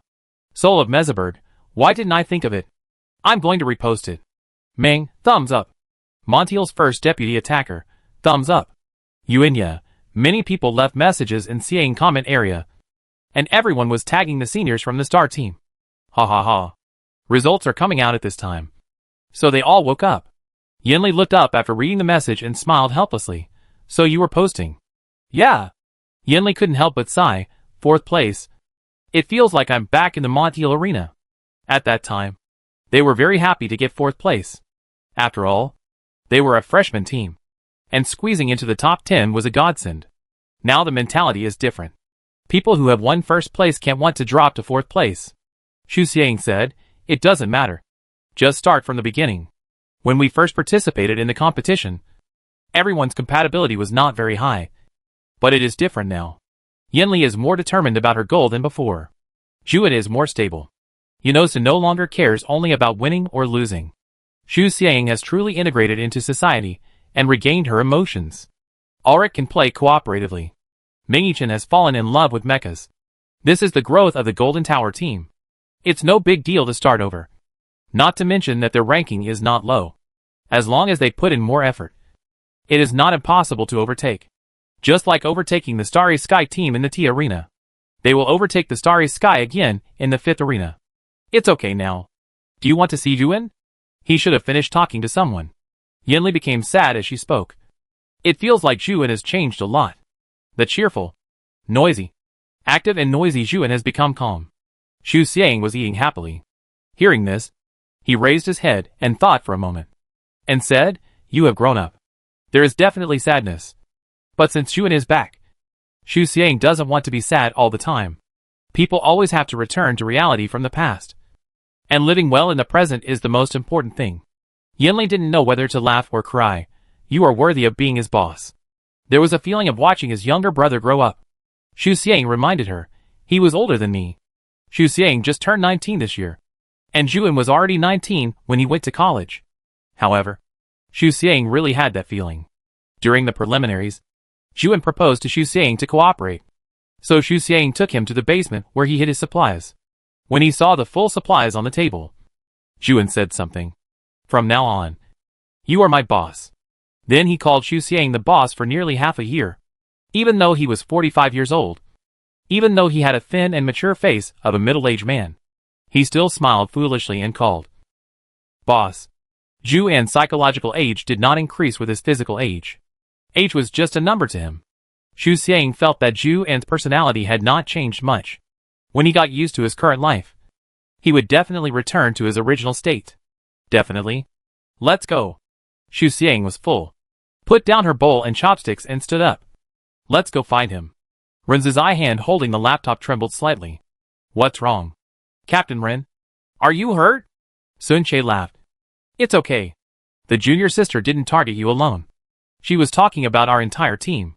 Xu Xiang rarely posts. And once she does, it will definitely stir up heat on the Star Network. Sun Che and others have seen Xu Xiang posts. Ren's murmured, no. Sun Che, huh? Ren's put down the laptop. Calm down. And then ran his finger through his hair and said, a lot of people tagged me in Xiang comment area. She must have seen my name. Then he thought of him. He's sick. Feng Jie felt that this man was hopeless. Not only did he follow Xu Xiang to the front line, but he also went deep into the belly of the Fly King with her. There are reporters on the front line. And the video of the battle with the Lord of the Flies has been spread all over the Star Network. Ren's doesn't need to brag about it himself. Everyone knows that he has cooperated with Xu Xiang. Many netizens are speculating whether the two are together. But unfortunately, the two main characters have not responded. Ren's wants to have some reaction. But he doesn't know what reaction. After all, Xu Xiang is like nothing happened. His teammates have asked him about this a lot. Mainly because of Sun Che, the gossiper, and Feng Jie and Xiao Zifania, who are afraid that he will betray the star team. Ren's often went to see Xu Xiang in the past 2 days. But she didn't wake up. When he saw Xu Xiang posting, he knew she was awake. He sent a few messages happily, but she didn't reply. So she must be busy. After Ren's sent the message, he started to talk business. He touched his chin and said, in fact, Xiang didn't need to tell me that other people would also target us. He thought about it, snapped his fingers, and said, then kick Sun Che out. Sun Che was not convinced. Why me? Ren's snapped fingers turned into a thumbs up. You have the lowest score. It's a very simple reason. For example, the temporary team against the Jinta team in Kalinko Star was basically composed of the lowest scoring players from each team, in order to reduce the loss of points. Don't forget, no one from the Jinta team was eliminated. Feng Jie reminded. So far, only all members of the Jinta and Starry Sky teams are here. In Feng Jie's opinion, it is very likely that Starry Sky and Jinta will be targeted together, or Dream will be added. The only thing to be thankful for is that there are only 10 teams in the 5th arena. And the pressure on Starry Sky is definitely less than that on Jinta in the Kalinko arena. To be honest, Xiao Shifanya said, Juan is basically useless. This is hard to hear. But it's true. Xu An's physical condition is very bad. It can be seen from the replay that he has no energy to fight now. His hands tremble after a few keyboard strokes. And he gasps for air when attacked. Konishi Fanya, unless he completes rehabilitation before the 5th game. Feng Jie, I think he can. Zhu An's courage to continue to compete in that situation shows his strength. Feng Jie firmly believes that such people will never give up any opportunity. Konishi Fanya said indifferently, "It is impossible to recover to the peak period. The fifth competition is very cruel." Have you forgotten? Yes. The fifth competition is very cruel. There are a total of 100 teams in the Kalinko competition, and only 10 teams have advanced to the fifth competition. Starry Sky, Dream, R11, Golden Tower, TTA Art, Sky Eagle, Blackbird, L, Sakura Wife, and AI Guang team. They are all very strong teams. They will compete for the championship in the last competition. According to the rules of previous competitions, the fifth competition is like a battlefield. To put it in the simplest terms, the fifth competition is an internship. That is, a medium for military academy students to transition to soldiers. In the fifth competition, 10 teams will follow the soldiers to complete the frontline tasks, and then be scored by the judges. In addition, there is no elimination process in this competition, and the judges directly rank them according to their total scores. Champion, runner-up, third place, fourth place. I don't know which planet this year's competition will be held on. Xiao Shifanya is looking forward to it. Anyway, let's have a good rest, and win the championship trophy together. Xiao Shifanya stretched out the back of her hand. Teammate pressed it one after another. Come on, everyone said. Wait a minute. Sunche suddenly thought of the key point. So you won't really sacrifice me? Rinz's eye patted his shoulder and teased. It depends on my mood. Sunche, Loka Luo Star. Alliance headquarters. Shizuyuan walked out of the laboratory and entered the lounge with a tired face to make coffee. There was another person in the lounge. A colleague of Shishui's research team. I heard that Sun Yan escaped from prison. The colleague said. It's the one from base number 1. This incident caused a certain wave on the Star Network, but it was soon overshadowed by the disaster on Colin Kustar. And it was easy for people who didn't pay attention to the news to ignore it. Oh! Shizuyuan was not interested in these. The colleague likes gossip. But Shizuyuan doesn't reply. She feels bored. So she changes the subject and talks about what Shizuyuan is interested in. The Shishui of other planets has been studied. And the only thing left is the Shishui of Kalinki. I heard that the Shishui is in the process of transportation and will be delivered in 3 days. She couldn't help but sigh. I didn't expect that the Shishui of Kalinki was brought back by a student. Shizuyuan took a sip of coffee and regained consciousness. She was silent for a moment and added, it was brought back by 99 people together. She had read Long Zhong's report and had some understanding of the situation there. The colleague smiled. You are right. After laughing, she looked up and sighed. After studying the Shishui of Kalinki, we should be able to determine which planet the Shishui came from. They have studied the Shishui of nearly 60 planets. By analyzing the age of Shishui and tracing the source of Shishui from far to near, they have 3 answers so far. Maybe Kalinki can give the final answer. It always feels so unreal. Can the Zerg, which has existed for 700 years, really be eliminated by their generation? I am looking forward to it. No matter what. The colleague said. I look forward to the day when the source of Shishui is found. And I also look forward to the day when the origin of the Zerg is found and eliminated.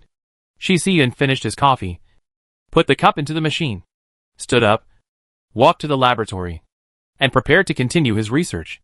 I am also looking forward to it, Shizuyuan said. Chapter 133 Daily Life. Xu Xiang bought a few bags of melon seeds on the way, and called his teammates to eat melon seeds while watching Zhuan doing rehabilitation training. Zhuan saw a row of 5 people staring at him, and his uncomfortable mood disappeared. Zhuan promised that he would never let his boss see that senior run again in the future. Look at what he has brought his boss into. Xu Xiang did learn this behavior from Rinz's eye. And she saw on the internet that sometimes asking for a beating is a way to cure sadness. Especially when the other party does not want to spread sadness. This method can really liven up the atmosphere. Xu Xiang stared at Zhuan. Zhuan was still skinny, but his eyes were not so swollen. And he should not have cried in the past 2 days.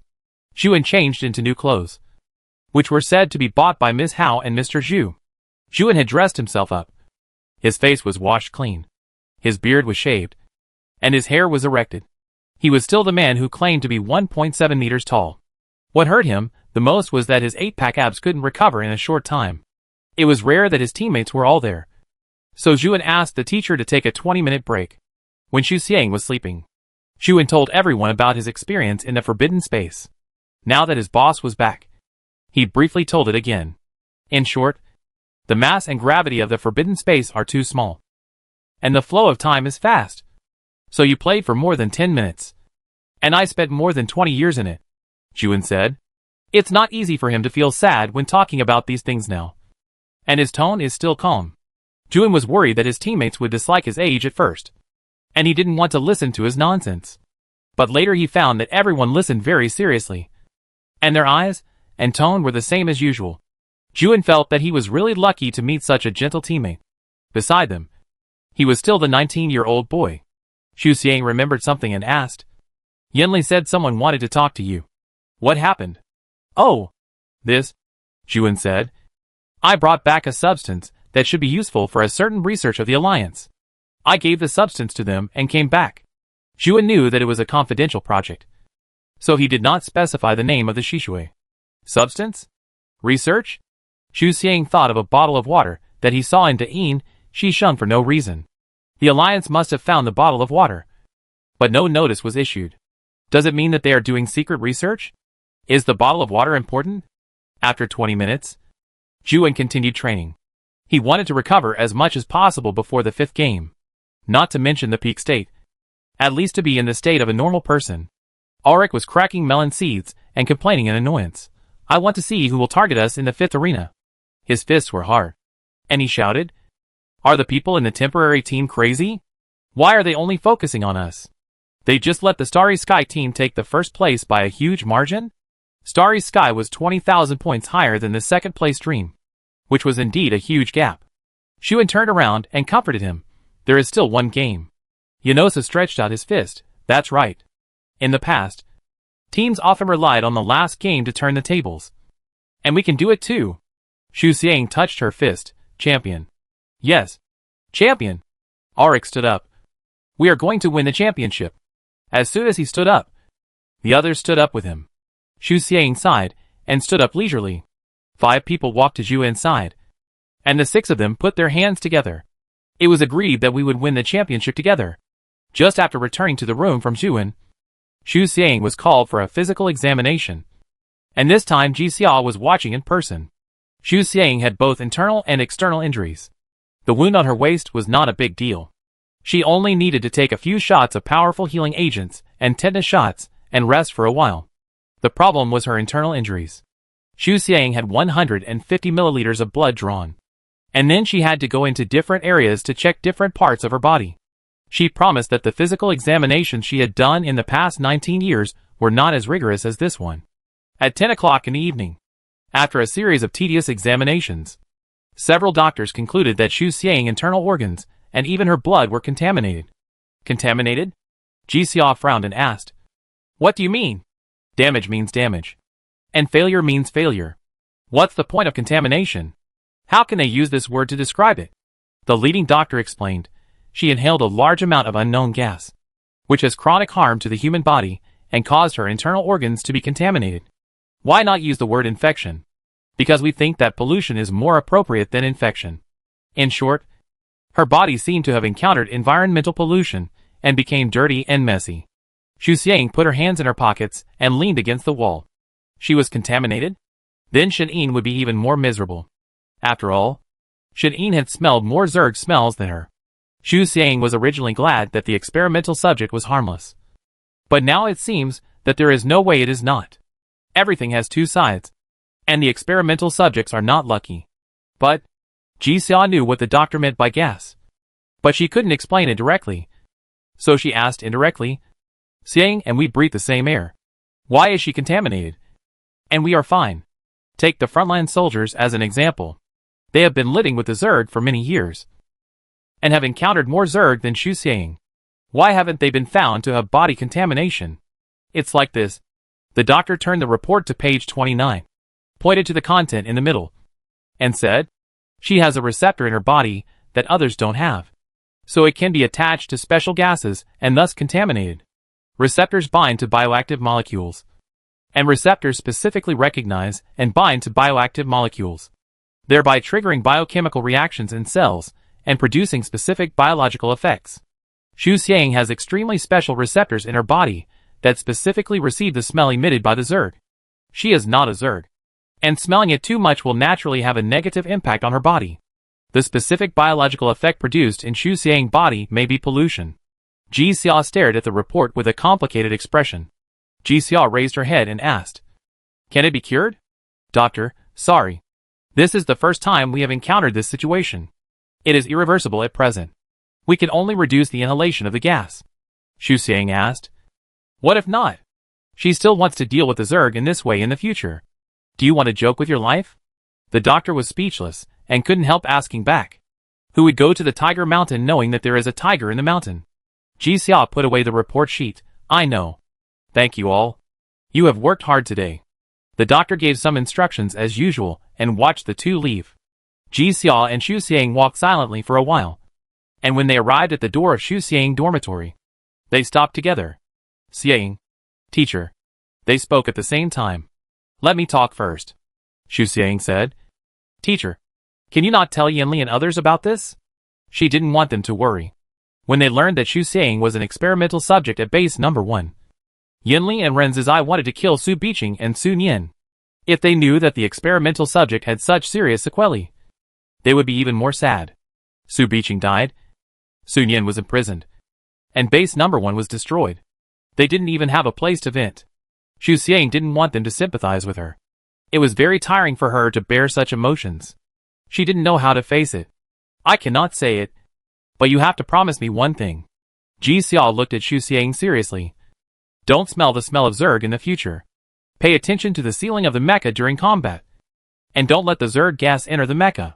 In addition, I will ask Shi Xiyuan to help design the air filtration system of Xuanqing." Xu Xiang scratched his head. Ji Xia smiled. "Don't you agree?" Ji Xia used to be very gentle and kind to her. Suddenly looking at her with this expression, Xu Xiang realized that Ren Zizai was afraid of Ji Xia's feelings. "I will try my best," Xu Xiang said. "You, teacher," Xu Xiang added. "I can't guarantee that I won't encounter an opponent like the Fly King in the future. If smelling the Zerg can help everyone win faster, I think it's worth it." Ji Xia was stunned. Xu Xiang lost her relatives when she was young, wandered in the Interstellar for many years, and became an experimental subject for no reason. She has suffered so much, but she never complained, and treated others kindly. Xu Xiang didn't think she was so great. She just wanted to make a more meaningful and valuable choice. Ji Xia felt that maybe she couldn't persuade Xu Xiang at all. She was a student with a strong opinion, and also a very stubborn person. Ji Xia lowered her head and gave up persuading her.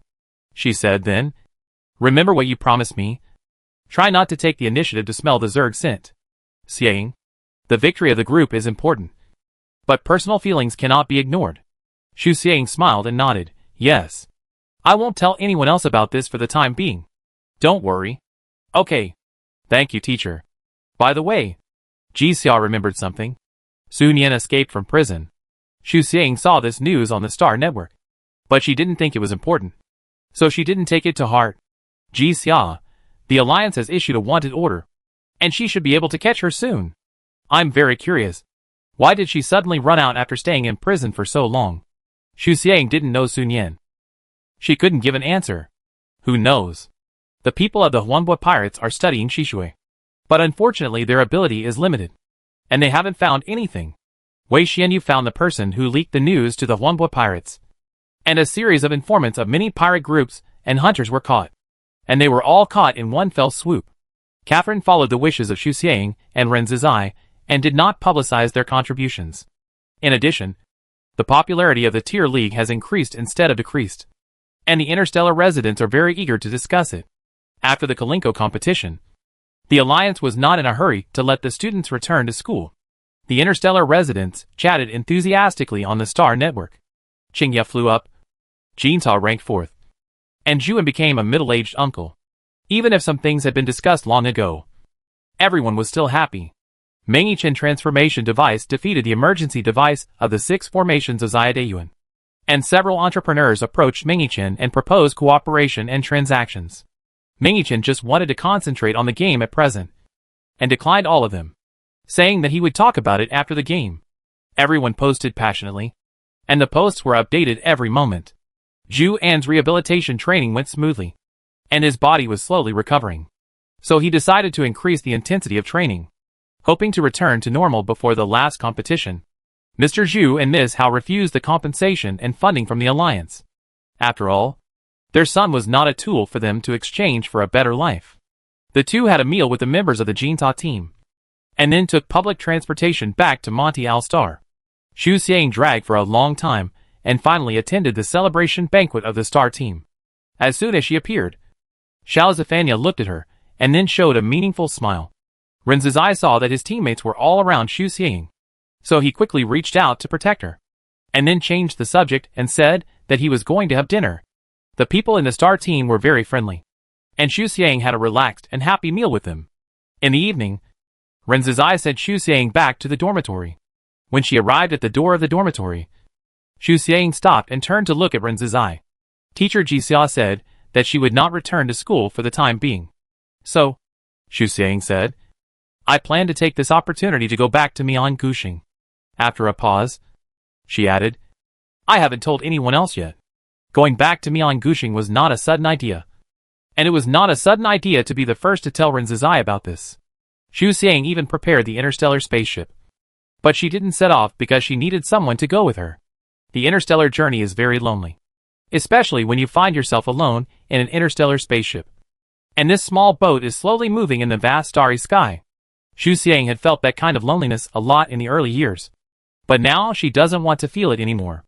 Mian Guxing? Ren Zizai heard about this planet for the first time. Yes, my hometown.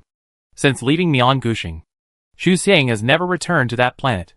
Having no money is one thing, and not daring to go back to face and reminisce is another. Xu Xiang wants to go back and tell her parents and brothers and sisters that she is living a good life now. Ren Zizai hesitated for several times, and finally asked hesitantly, Can I accompany you? Xu Xiang put her hands in her pockets and stared at him expressionlessly. It's not that she brags. This person doesn't understand feelings as well as she does. When Ren Zizai first met Xu Xiang, the other party also looked at him with a similar expression. But at that time he was calm and didn't care. Now, it's a lie to say that he is not nervous. Isn't his words a bit abrupt? Is she thinking about how to reject him? Ren Zizai. Xu Xiang called his name. You are so stupid. How can such a stupid person become a commander? Ren Zizai, ? Xu Xiang didn't want to pay attention to him anymore, and left with one word, yes. Xu Xiang unlocked the door and went in. Closing it, a soft bang made Ren Zizai come back to his senses. And then he clearly felt his heart beating bang bang like a door that couldn't be closed. She said yes. Alric next door opened the door to go out for food. And when he saw Ren Zizai at Xu Xiang's door, he immediately became alert. Are you here to get information? Ren Zizai patted his shoulder and pretended to be calm. Come on at the next game. Then he hummed and left. Alric had an abstract look on his face. ? Is he sick? Ren Zizai was so excited that he almost forgot to ask Xu Xiang what time to leave. SXY, 10 o'clock tomorrow morning. SXY, remember to report to teacher Jixia. People should be free, okay. In addition to reporting to Jixia, Xu Xiang also mentioned it to his teammates. She said she was going to go back to Mian Gu Star and was expected to return in 10 days. 10 days later, the alliance would almost be able to issue a notice for the 5th competition venue. And Xu Xiang had calculated the time very well. Yinli asked Xu Xiang to be careful along the way, and she felt relieved when she heard that Ren Zizai was going to go with them.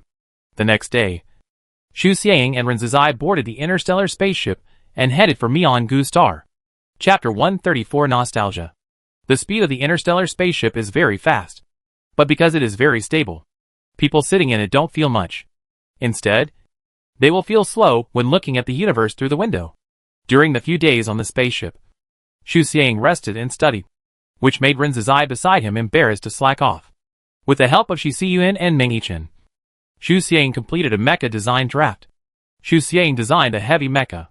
If there is anything special, it must be that there are few buttons and simple operation, so beginners can drive it. It is exactly the opposite of Xuanqing. However, as the driver's proficiency in the mecha increases, the power of that mecha will be gradually discovered. In short, the upper and lower limits of that mecha are very high, and it all depends on how the driver uses it. If used well, It kills randomly. If used poorly, it is killed randomly. Of course, this mecha is just simple, and the structure and parts are no more than schwanching. So, designing it is one thing, and whether it can be built is another. Xu Xiang has been reading professional books on material science recently, trying to use parts with better materials. The progress is very smooth. When she returns to Rocalo, Xu Xiang can start proofing. Xu Xiang gave this heavy mecha a name. Hope. If Ulrich were here, he would definitely complain that she was bad at naming. But she promised that this was definitely the most suitable name she had ever thought of. Hope can be a noun or a verb. Just like Xu Xiang grasped hope and moved forward all the way to today, and sincerely looked forward to the future. Xiang. Suddenly, Rinz's eye shouted at the window. We are here. Xu Xiang rolled up the design drawing, put it away, and then stood up and walked to the window. They were getting closer and closer to a great planet. After entering the atmosphere of Myeon-gu star, the interstellar spacecraft began to automatically decelerate and finally landed safely. Click. The hatch opened, and Xu Xiang and Renzi walked out of the spacecraft one after the other. Myeon-gu star had long been abandoned, with broken walls and debris everywhere. In some corners, you could even see dead bones, and you didn't know whether they belonged to animals or humans. There was no life on the silent planet, and it seemed that there was no concept of time here. It had been forgotten by the universe. A breeze blew by, but it didn't stir up any waves.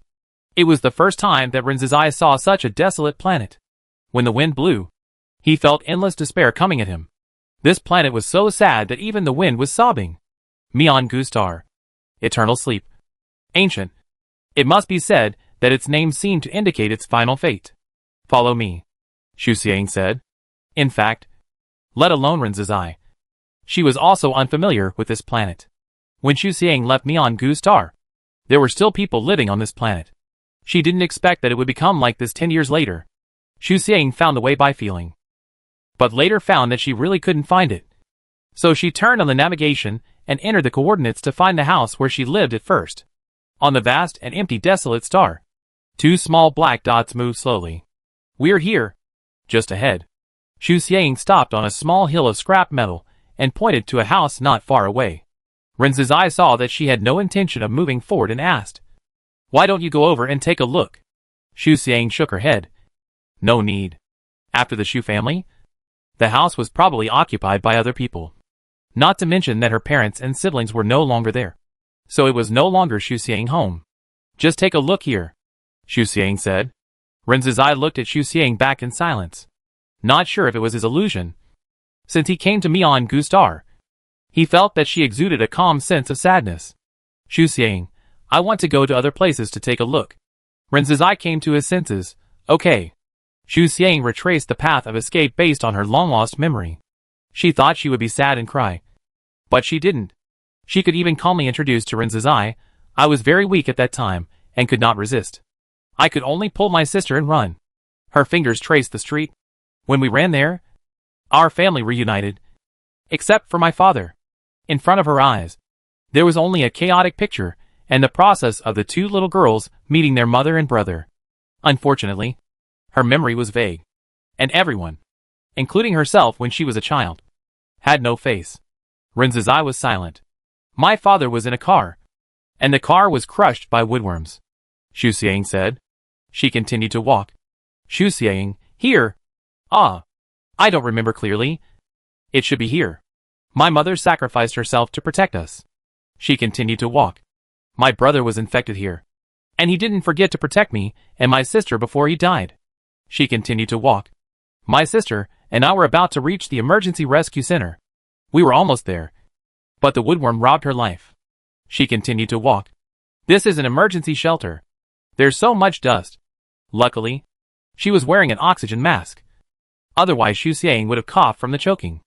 I stayed here for a short time, and ran away after I woke up. Running away to wander, Xu Xiang said calmly, as if she was telling someone else's story. As she walked, she heard faint sobbing. Xu Xiang turned around and suddenly smiled. Why are you crying? Renzi wiped his face and found that his face was covered with tears. I'm not. He just wanted to be tough. Renzi was wearing an oxygen mask, so Xu Xiang could only reach out and touch the mask. Pretending to wipe his tears, Don't cry. Xu Xiang retracted her hand and said, I'm fine now. Don't feel sorry for me. Xu Xiang confessed her past not to win anyone's sympathy. After all, she was not good at dealing with such emotions. She simply hoped that the other party could see the whole Xu Xiang, instead of just seeing the bright and arrogant Xu commander in front of others. Renzizai bent down and held her in his arms. Xu Xiang didn't move. Renzizai's body was twitching, and Xu Xiang could hear him choking and sobbing from time to time. She raised her hand and patted his back. Let's go on. Renzizai couldn't help asking, your brother and sister passed away. And Feng Yuebai and Bai Yanbo. Sworn brothers? Xu Xiang said. I first met a friend on X-67. She was infected by the Zerg and died. Then I left X-67. After many twists and turns, I met them on Alpha 199. Renzizai followed her, just listening and not saying anything.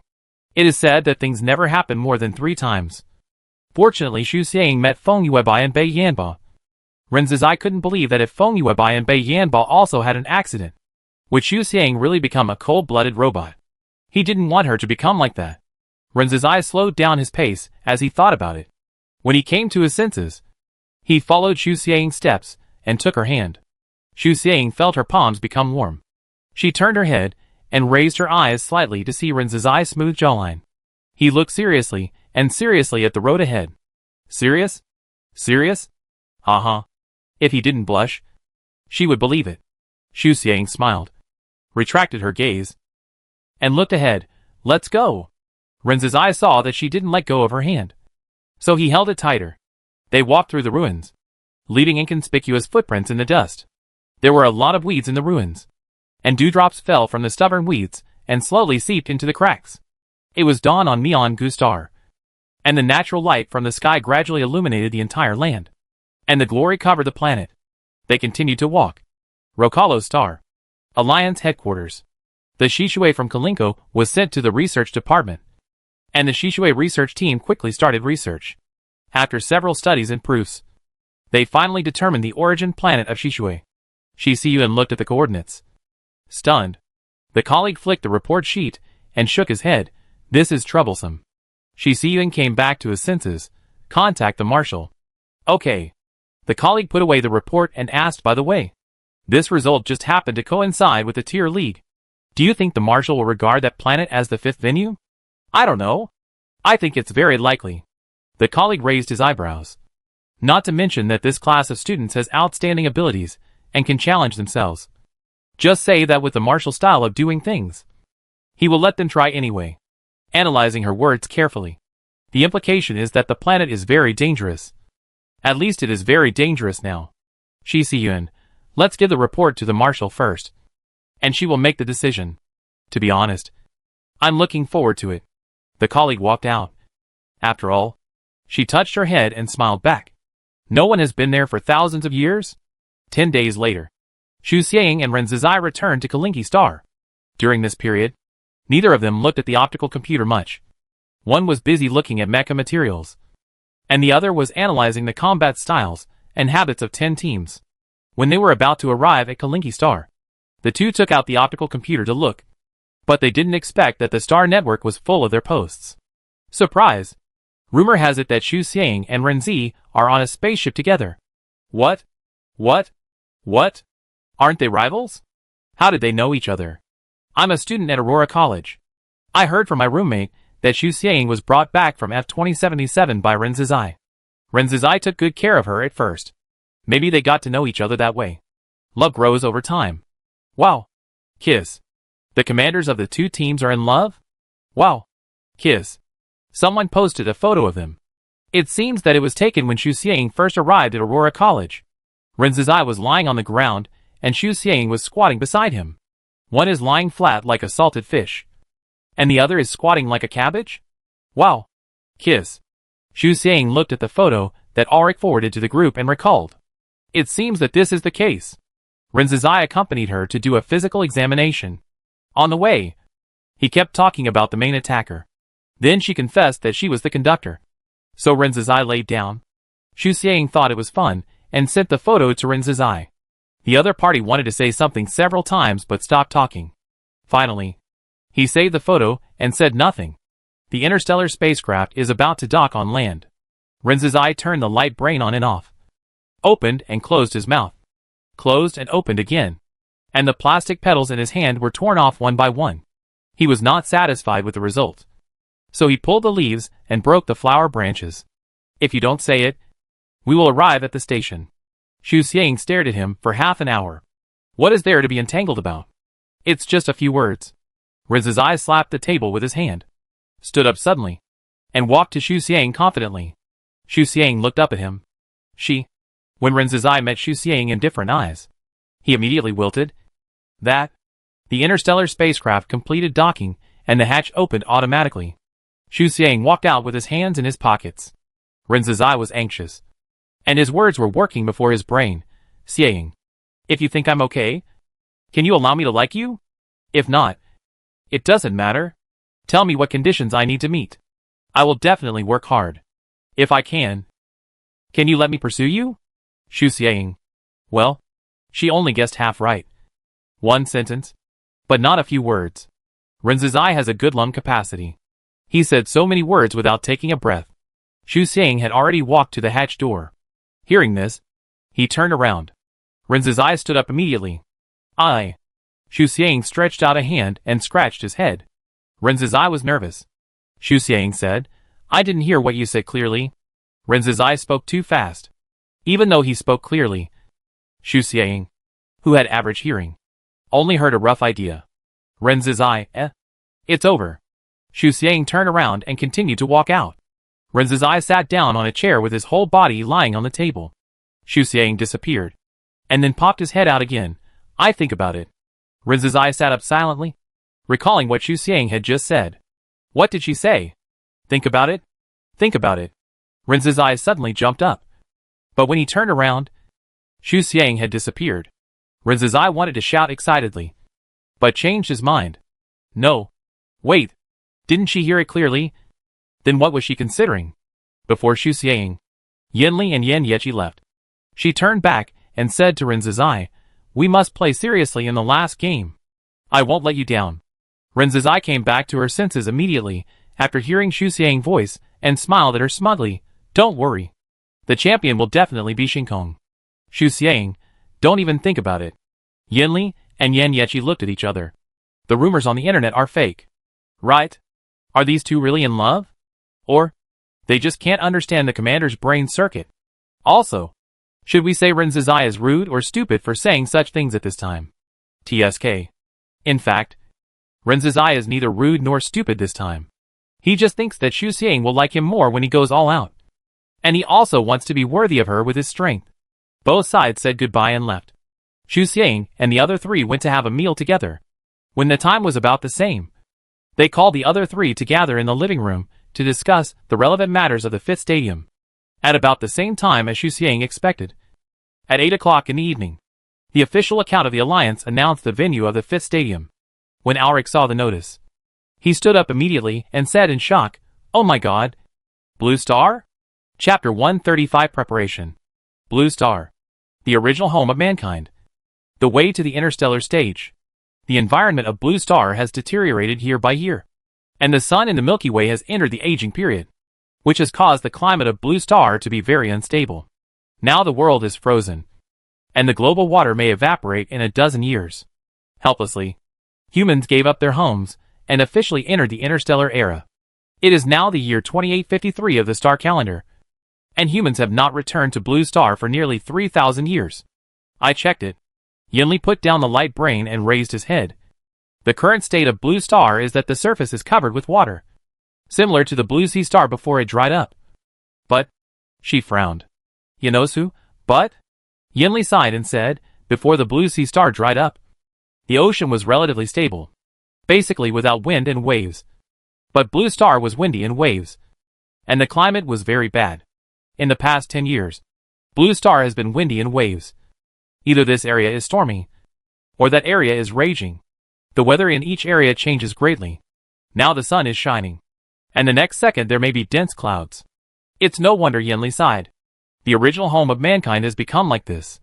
Anyone who sees it will have mixed feelings. It has to be said that humans are really weak in the face of nature. Even if they have expanded to the interstellar, This rule still applies.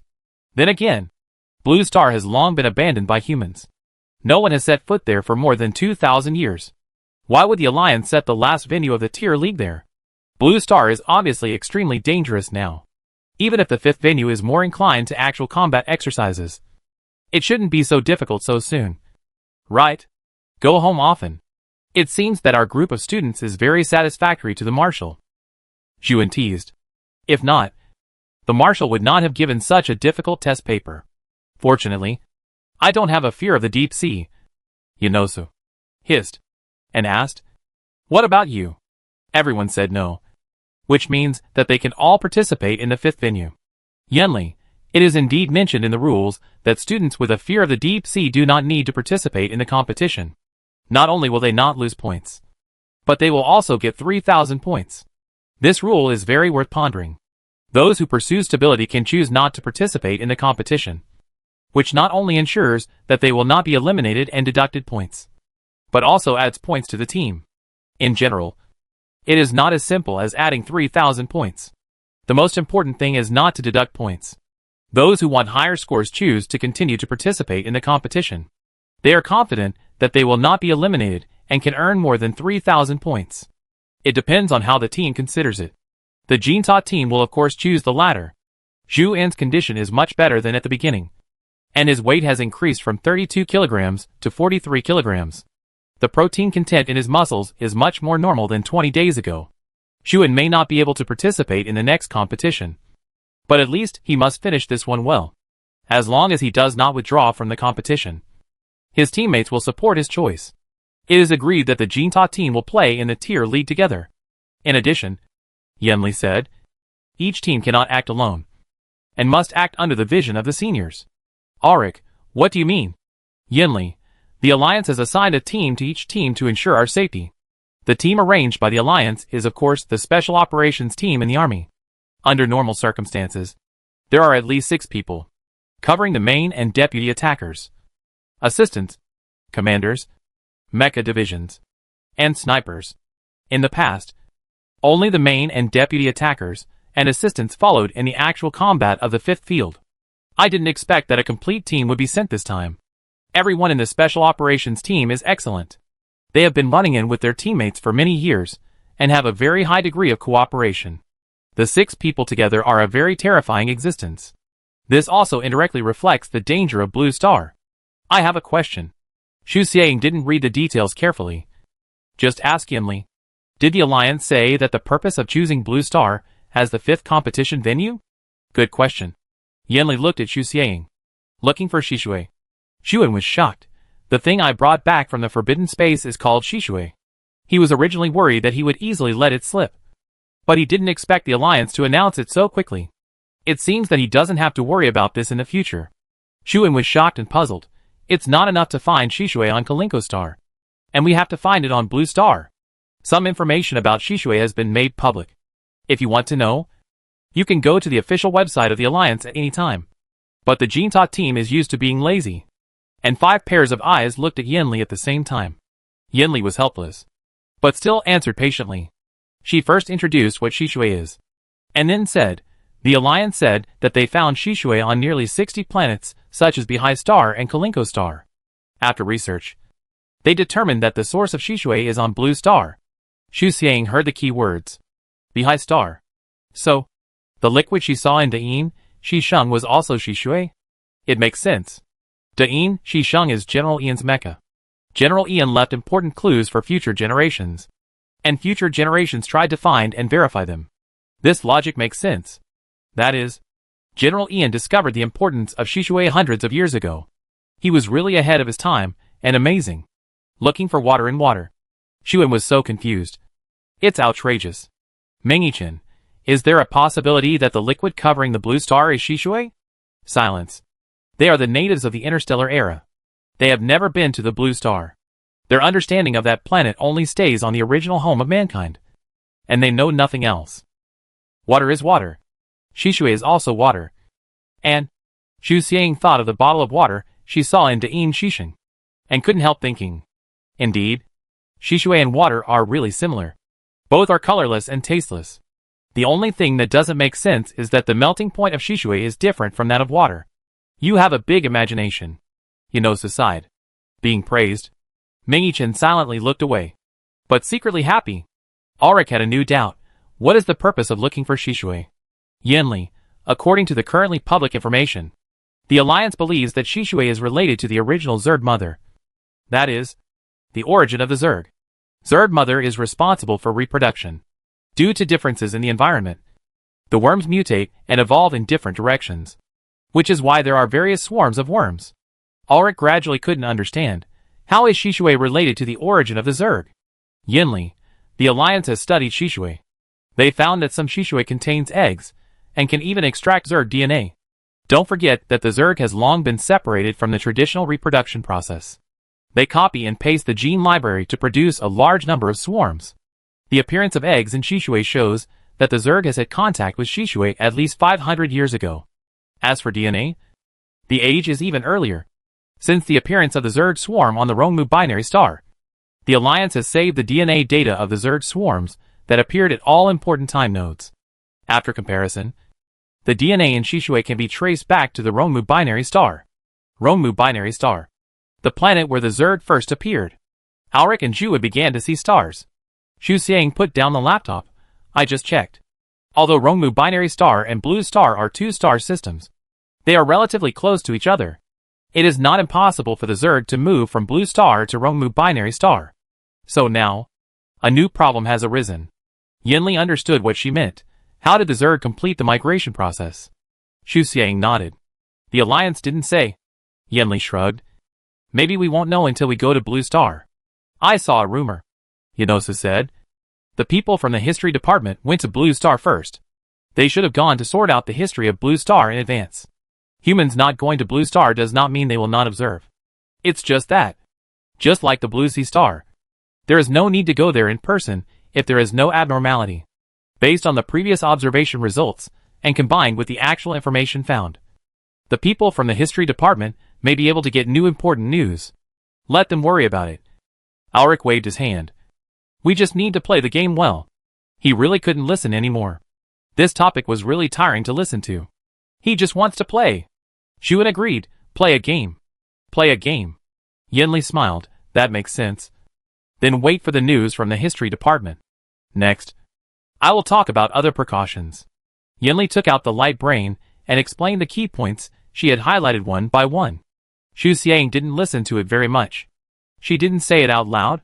She had another idea. Is the Fly King considered a very ancient Zerg? The Fly King and the Fly are really similar.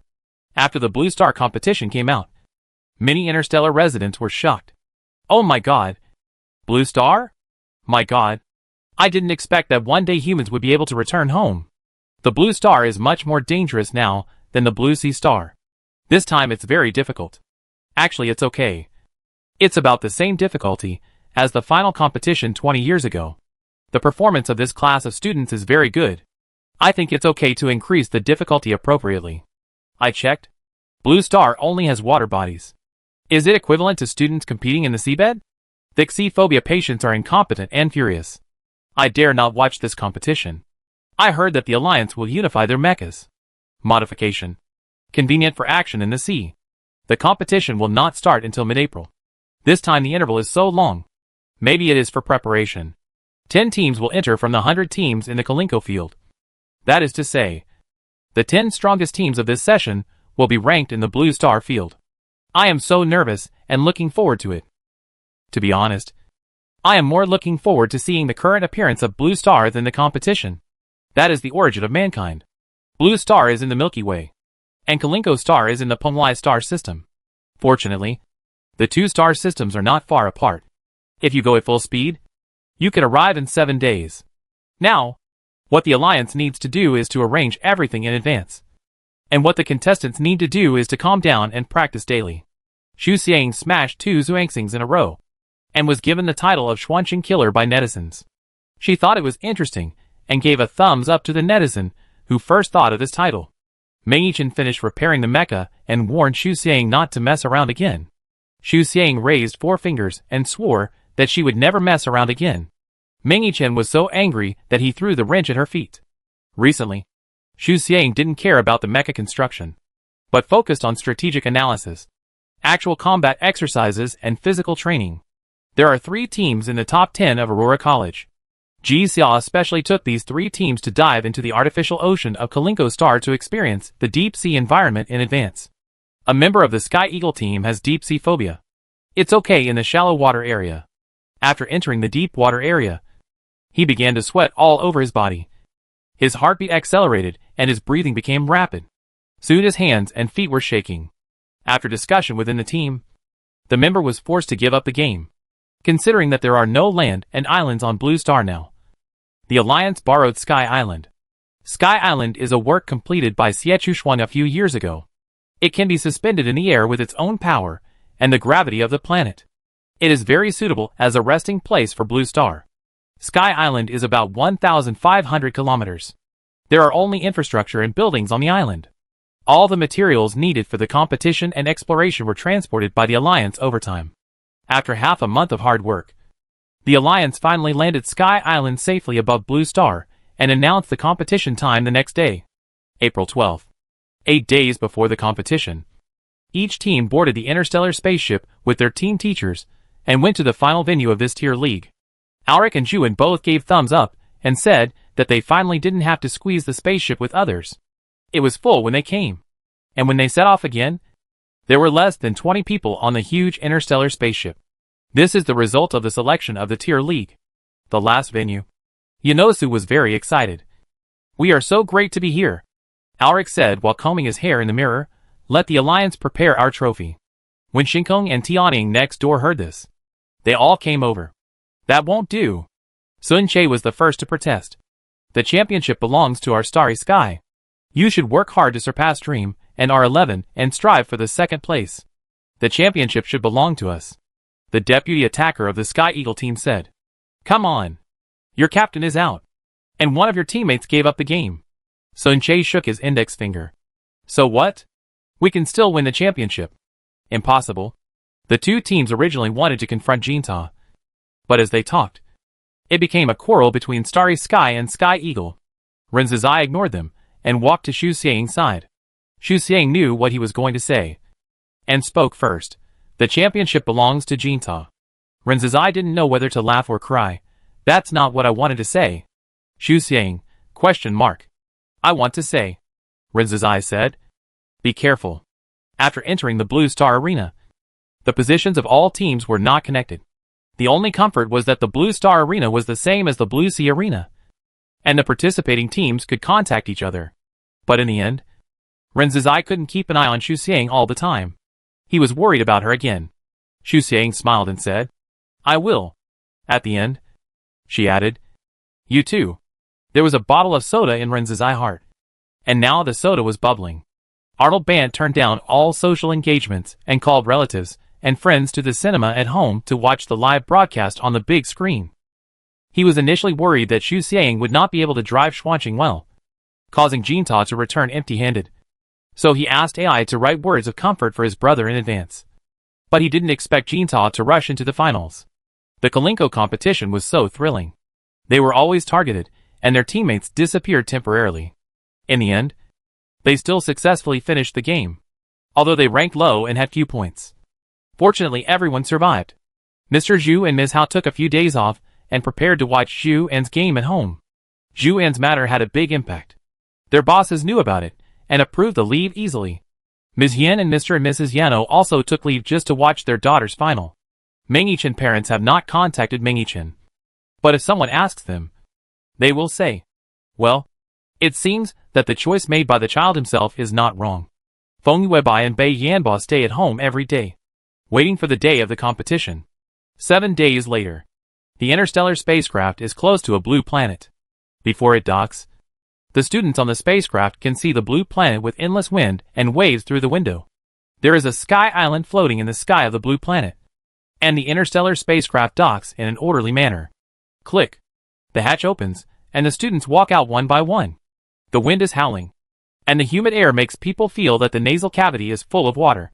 Xu Xiang's hair is blown messy, and her eyes that can't be opened are closed directly, leaving only a slit to see the road. Xu Xiang stands on the ground and looks into the distance. The sky is covered with dark clouds, dyeing the sky with a thick layer of lead gray. Countless typhoons roar on the sea, forming a wall of water, covering and cursing this sea area. This is Blue Star, the original place. Chapter 136 Blue Star. Sky Island is suspended 50,000 kilometers above the surface of Blue Star. The temperature here is between minus 80 degrees Celsius and minus 65 degrees Celsius. The ground is covered with a layer of cold frost. People have to be careful when walking to avoid slipping and falling. Everyone wears thick combat uniforms, oxygen masks, and breathes in the thin air. It soon rained heavily in the sky, and the students followed the teacher in the rain to the residence. According to the original situation of Blue Star, it would not rain in this space. Unfortunately, time flies, and this planet is no longer what it was at the beginning. All the environments are deteriorating.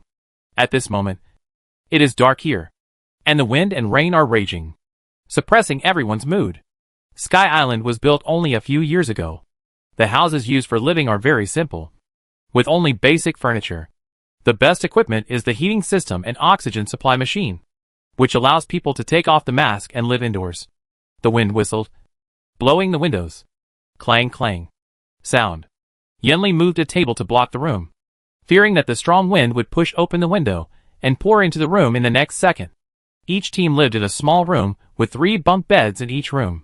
Except for the bed and toilet, everything else was shared. Xu Xiang took off the oxygen mask, and a layer of frost appeared on her face as soon as it touched the cold air. Auric, who was 1.95 meters tall, curled up into a ball, hugged himself, and shivered in the corner. Xuan turned on the heating system while shouting that it was cold. Fortunately, there is a heating system. Yanosa shivered and said that she was too cold, and her upper and lower teeth trembled as soon as they closed. Yenli said, "Take a break. There will be an online meeting in a few minutes." Sky Island does not have a large indoor area, so if you want to gather and talk about things, you can only do it online. Fortunately, the signal device installed by Xie Shuang on Sky Island is powerful enough to support smooth communication among everyone. Xu Xiang rubbed her frozen hands, but it was a pity that friction heat was useless at this time. The heating system slowly took effect, and the room finally became a little warmer. Xu Xiang turned on the optical computer, looked at the chat history, and relayed. Ren's eye gossip said that the Alliance sent 5 commanders to jointly command the operation this time. The goal this time is not only to complete the final game of the Tier League, but also to find and eliminate the origin of the Zerg. The Alliance attaches great importance to this operation, and it has the absolute highest priority. After all, the Zerg has appeared for nearly 700 years. They have been a disaster to the Interstellar and caused countless losses. If there is a chance to eradicate them, the Alliance will do everything possible. In fact, when they learned about the origin of the Zerg, everyone felt unbelievable. Although they have been looking forward to this day coming sooner, they were still shocked when it really came in their generation. The complicated mood continues to this day, and they don't know whether they are ready to face the origin of the Zerg. Some commanders are fighting in distant galaxies and cannot return, so only 5 of the 10 commanders have arrived. Chief Ron Qing, the 3rd seat, the 7th seat, the 9th seat, and the 10th seat Yolanda. In addition to the commander, attackers and other members of other positions are also the top personnel of the Alliance. Blue Star is the original place of mankind, where they will have the final showdown with the origin of the Zerg. We are mainly assisting and learning? Mengichin guessed. According to convention, the last field of the Tier League is a practical exercise on the battlefield. Last time, they went to Red Star to fight against the Zerg King, and this time, they came to Blue Star to solve the origin of the Zerg. In terms of difficulty, the 5th field of this year is overwhelming, but the configuration given by the Alliance is also far beyond the reach of previous competitions. For Xu Xiang, this is a good thing. She can contribute to the elimination of the Zerg, and she can also cooperate with the strongest troops of the Alliance. She wants to see how her level compares to them. The ringtones of the optical brain rang one after another, reminding everyone that it is time to hold an online meeting. The heating system works well. After a few minutes, the 6 people feel like they are in the spring breeze.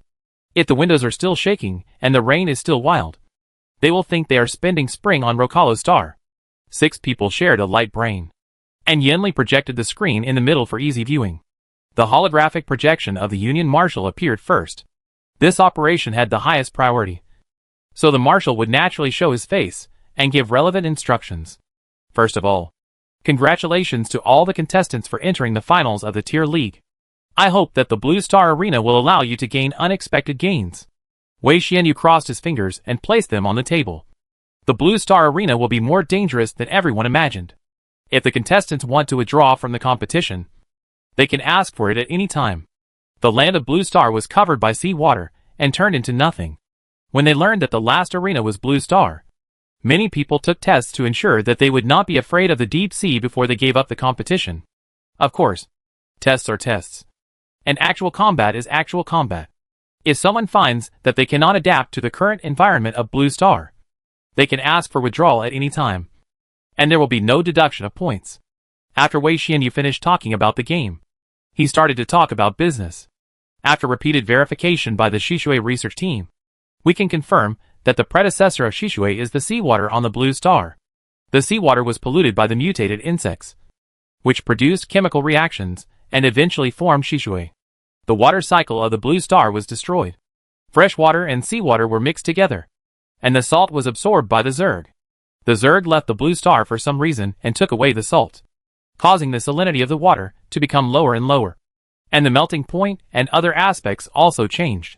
This is one of the reasons why Shishui and ordinary water have great similarities. Speaking of which, how did the Zerg leave the Blue Star? Xu Xiang listened carefully, hoping to get an answer. She believed that the amount of information in the meeting held by Marshal Wei Xianyu himself was definitely greater than she imagined. Wei Xianyu, according to the research and discussion of the history department, we have come to a conclusion that after humans withdrew from Blue Star had several ice ages. The sun is no longer the sun in its prime. It is aging, hypothermic, unstable, dimming and exploding. And Blue Star is hot or cold. The farthest one was in November of the 2176th year of the star calendar, Wei Xianyu said. 2 months later, in the 2177th year of the star calendar, woodworms appeared on the Rongmu binary star. Xu Xiang listened and thought, following Wei Xianyu's train of thought. What did Wei Xianyu mean? That the ice age of Blue Star was related to the appearance of the Zerg? The marshal's next sentence answered her confusion. There is Shishui on the Rongmu binary star. Considering the special composition of Shishui, combined with the time node just mentioned, we have reason to believe that the woodworms on the Rongmu binary star left the Blue Star. After the voice fell, Wei Xianyu did not continue to speak, but gave everyone time to react. Obviously, she knew how surprising her words were, let alone other places. The 6 members of the Golden Tower team alone were shocked enough. Ulrich was a little confused at first, but when he heard the final conclusion, he widened his eyes and couldn't believe it. Did I understand it correctly? Blue Star is the origin of the Zerg. Otherwise, why did the marshal say that the woodworms of the Rongmu binary star went from Blue Star? It's impossible. I haven't heard of such huge insect creatures on Blue Star. Yinli thought she was good at history. She couldn't remember which history teacher or which history book had such a description. But on second thought, it seems that there is nothing impossible in this world. Xu Xiang stared at the screen and fell into deep thought. She said if the origin of the Zerg is really Blue Star, then this can indeed explain the coincidence that some insects are similar to Blue Star insects. Moreover, the older the Zerg, the higher the similarity. Let's not talk about anything else. Just talk about the Fly King. It does have a lot of similarities with the flies on Blue Star. The Fly King has existed for many years and is very close to the original insect, so its appearance is more like the Blue Star insects. The more mutated ones, such as the furnace fly and the sea worm, have greatly deviated from the original worm's appearance framework and have a newer appearance. Xu Xiang couldn't help but recall the appearance of the woodworm. The woodworm was the first discovered insect race, and its variants are one of the most numerous insects. If you trace back to its original appearance, it looks like cockroaches.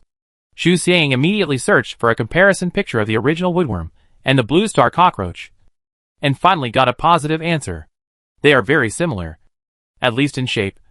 Both are flat rectangular and have 2 very thin insect wings. In fact, if the 2 are not compared, few people think they are similar. After all, the woodworm is too big and has a more complex structure. The comparison picture is still a picture from 200 years ago. There are many jokes in the comment area of the comparison picture. saying that the woodworm looks like a cockroach. And cockroaches can't be the previous life of the woodworm. However, humans at that time knew nothing about Shishui and other information, and just thought it was a joke. Just like the cyber world. Entertainment is to death. Entertainment is more discussed. And important information becomes less important.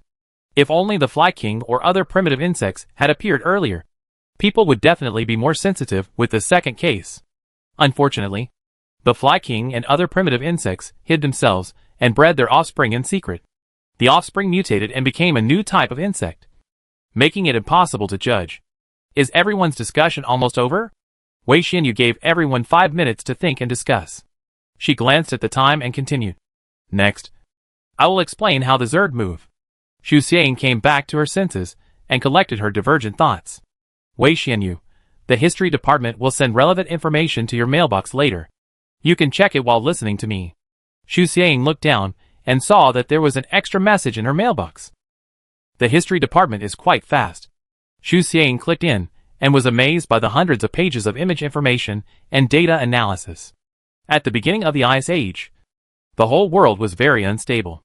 It was common for solid water to crack and be squeezed. Please see page 98. At 10 degrees south latitude and 167 degrees west longitude, the solid Shishui has undergone very abnormal changes. This area was suddenly squeezed, and the entire area was empty. Xu Xiang looked at the picture. Sure enough, an area covered by thick ice suddenly became bald after a few hours. Just like the Mediterranean Sea. Where did the huge solid Shishui go? It went to the Romu binary star. Wei Xinyu knew that someone would ask this question, so he answered directly.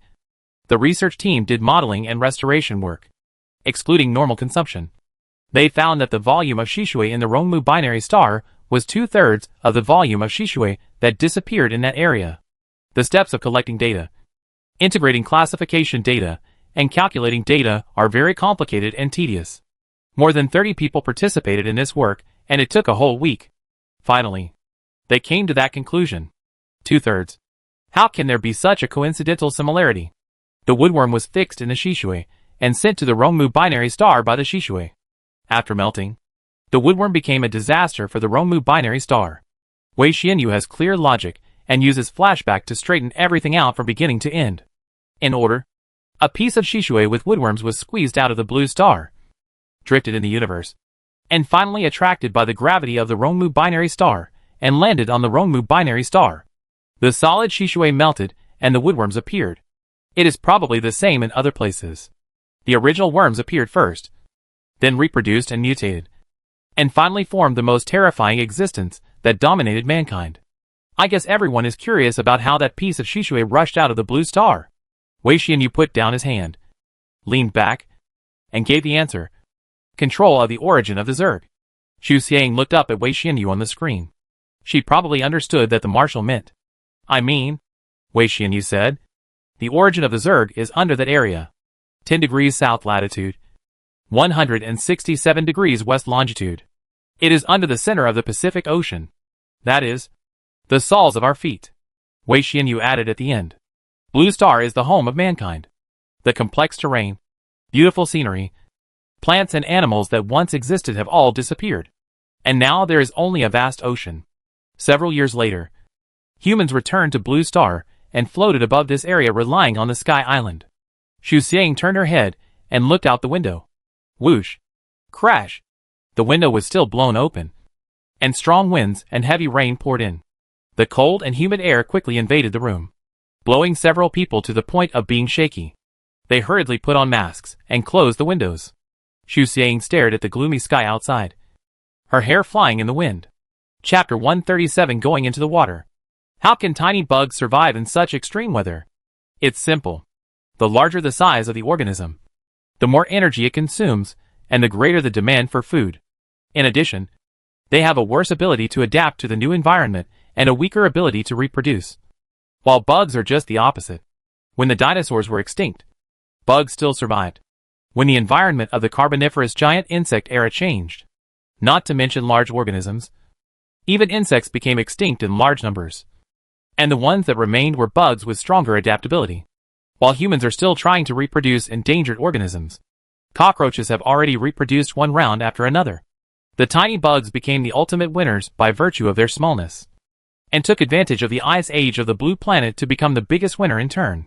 So, the Zerg began to mutate long before the ice age? Yinli blocked the window again, suddenly thought of a question, and turned around to ask. The ice age was just an opportunity for them to go to the Interstellar. Yeah, Xu Xiang thought so too. Otherwise, how could the woodworm be so big? Otherwise, how could the Zerg origin have the strength to move a huge piece of thick ice? Silence. Wei Xianyu was still talking, and her voice was very clear in the room. There will be a short period of stable weather from 2 to 4 o'clock tomorrow afternoon. Everyone, you will have 2 hours to search. Wei Xianyu said. She said search. Obviously, she thought that defeating the Zerg origin was not something that could be completed in one go. The frontline soldiers and contestants would have an unknown number of dives. First, find out the underwater situation. Then discuss the specific combat plan. And finally kill the Zerg origin. This is the current plan. Wei Xianyu also talked about some key points and precautions. And the 3-hour meeting finally ended. Everyone listened attentively to this meeting. Even Ulrich and Zhuan did not dare to be distracted, for fear of missing something and making mistakes during the battle. I'm so tired.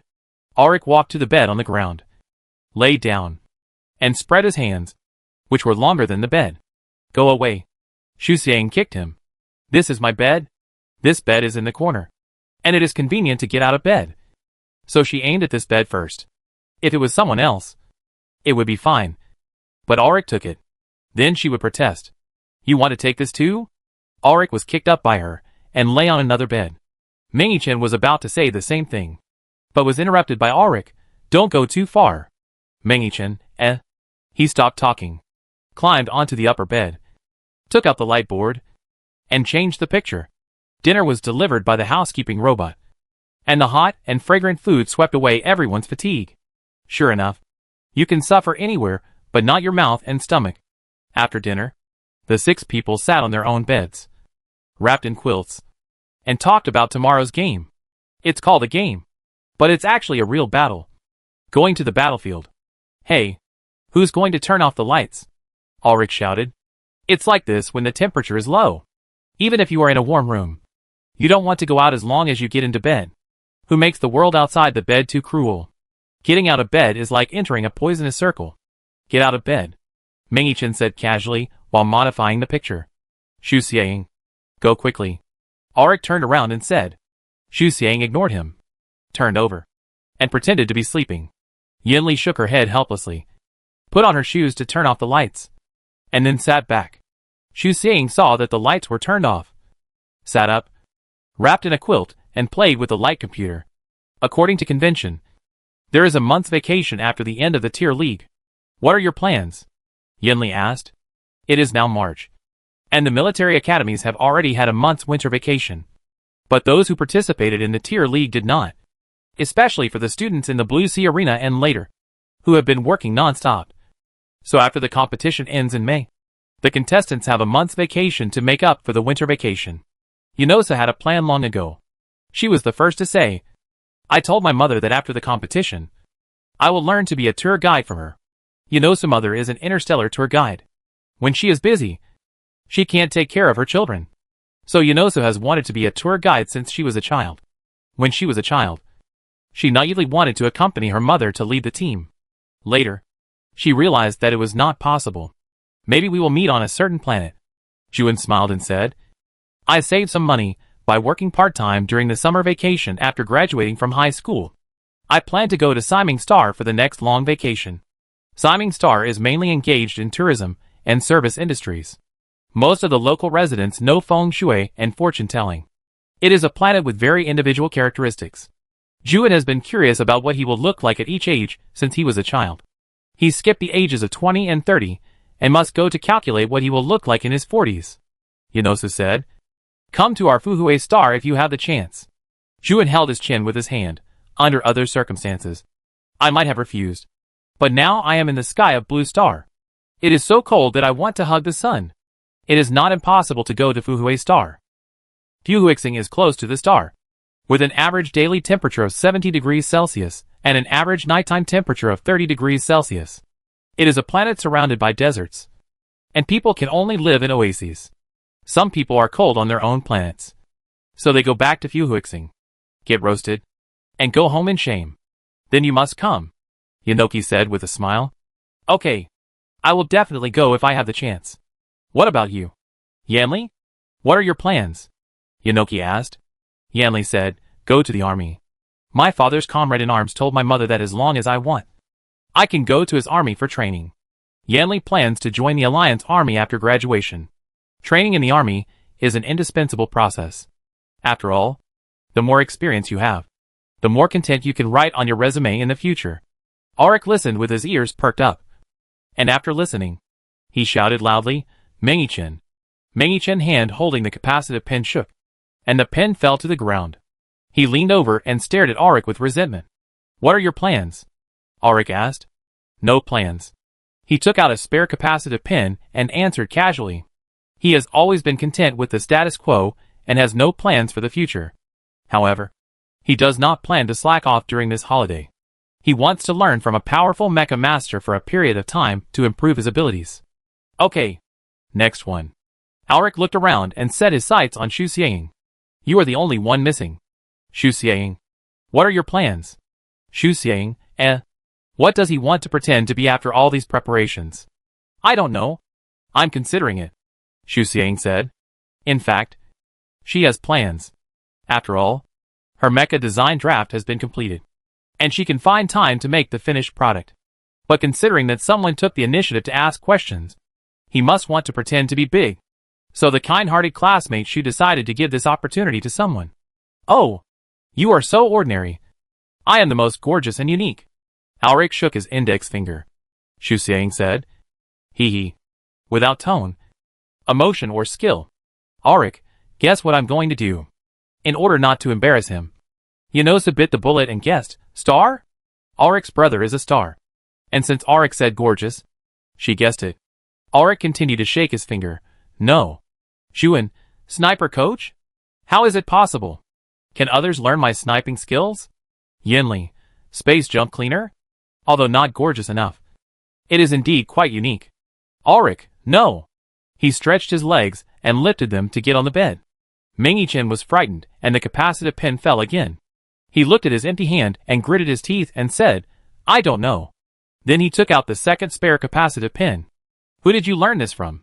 You are so mean to me. After Auric protested, he looked at Xu Xiang. It's your turn. Xu Xiang, a millionaire who transfers me 1 million every day. This time it was Auric's turn to be speechless. He said, she was a Pichio.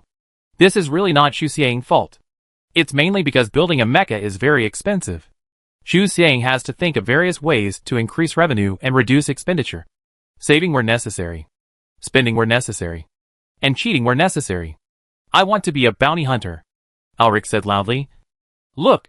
You can't guess it. It's unique enough. Where is the gorgeousness? Juan asked. Isn't the word gold gorgeous enough? Auric asked back. Enough? Juan was speechless. Yinli and Yanoki smiled flatteringly. Mengi-chan was still thinking about his capacitive pen and didn't want to pay attention to Auric. When Xu Xiang heard the words bounty hunter, he subconsciously thought of Shanine, wondering how Shanine was doing. Yanosa was curious. Why do you want to be a bounty hunter? Bounty hunting is hard work. Although the money is high, the work is dirty and tiring. The living conditions are also very difficult. And the most important thing is that the environment is dangerous. Why does Auric, a pampered young master, suddenly want to do this? The key is whether his family agrees. It's fun and cool. Auric's reason is very simple. He wants to customize a high-end leather hat and several leather coats, and then rely on a sniper rifle to secretly kill all enemies and be invincible in the Interstellar. Auric began to imagine his future, pulling his teammates to talk about this and that, and not letting them go to bed until 2 o'clock in the morning. Xu Xiang was not sleepy. She was used to staying up late, but Auric was too noisy, so she deliberately said loudly, "Ah," a few times, and he was willing to calm down. At 3 o'clock in the morning, the 6 people fell asleep one after another. The storm outside gradually stopped, and the drizzle was drizzling, but there was still wind and rain under the sky island with lightning and thunder. At 12 o'clock the next day, Xu Xiang was awakened by a loud bang. She opened her eyes and saw that it was Auric who fell off the bed. "Ah!" Ulrich screamed in pain, waking up everyone who was sleeping soundly. What happened? The Zerg are coming? Shuan stood up suddenly. Yinli got out of bed quickly. Are you okay? Ulrich was helped up by her. He was very angry, and kicked the bed. The bunk bed was a very basic style with limited weight. He kicked it like that, and the whole bed was shaking. Mingchen quickly held the railing with one hand, and held his capacitive pin with the other. Don't sleep after you wake up. Yinli glanced at the light brain and said, Go have lunch. After eating, you have to prepare for the first time to go into the water. The dining area is not big, and people come in groups, and each group can fill the entire room. It's not raining heavily at this time, and there are people all over the island. It's almost sunny.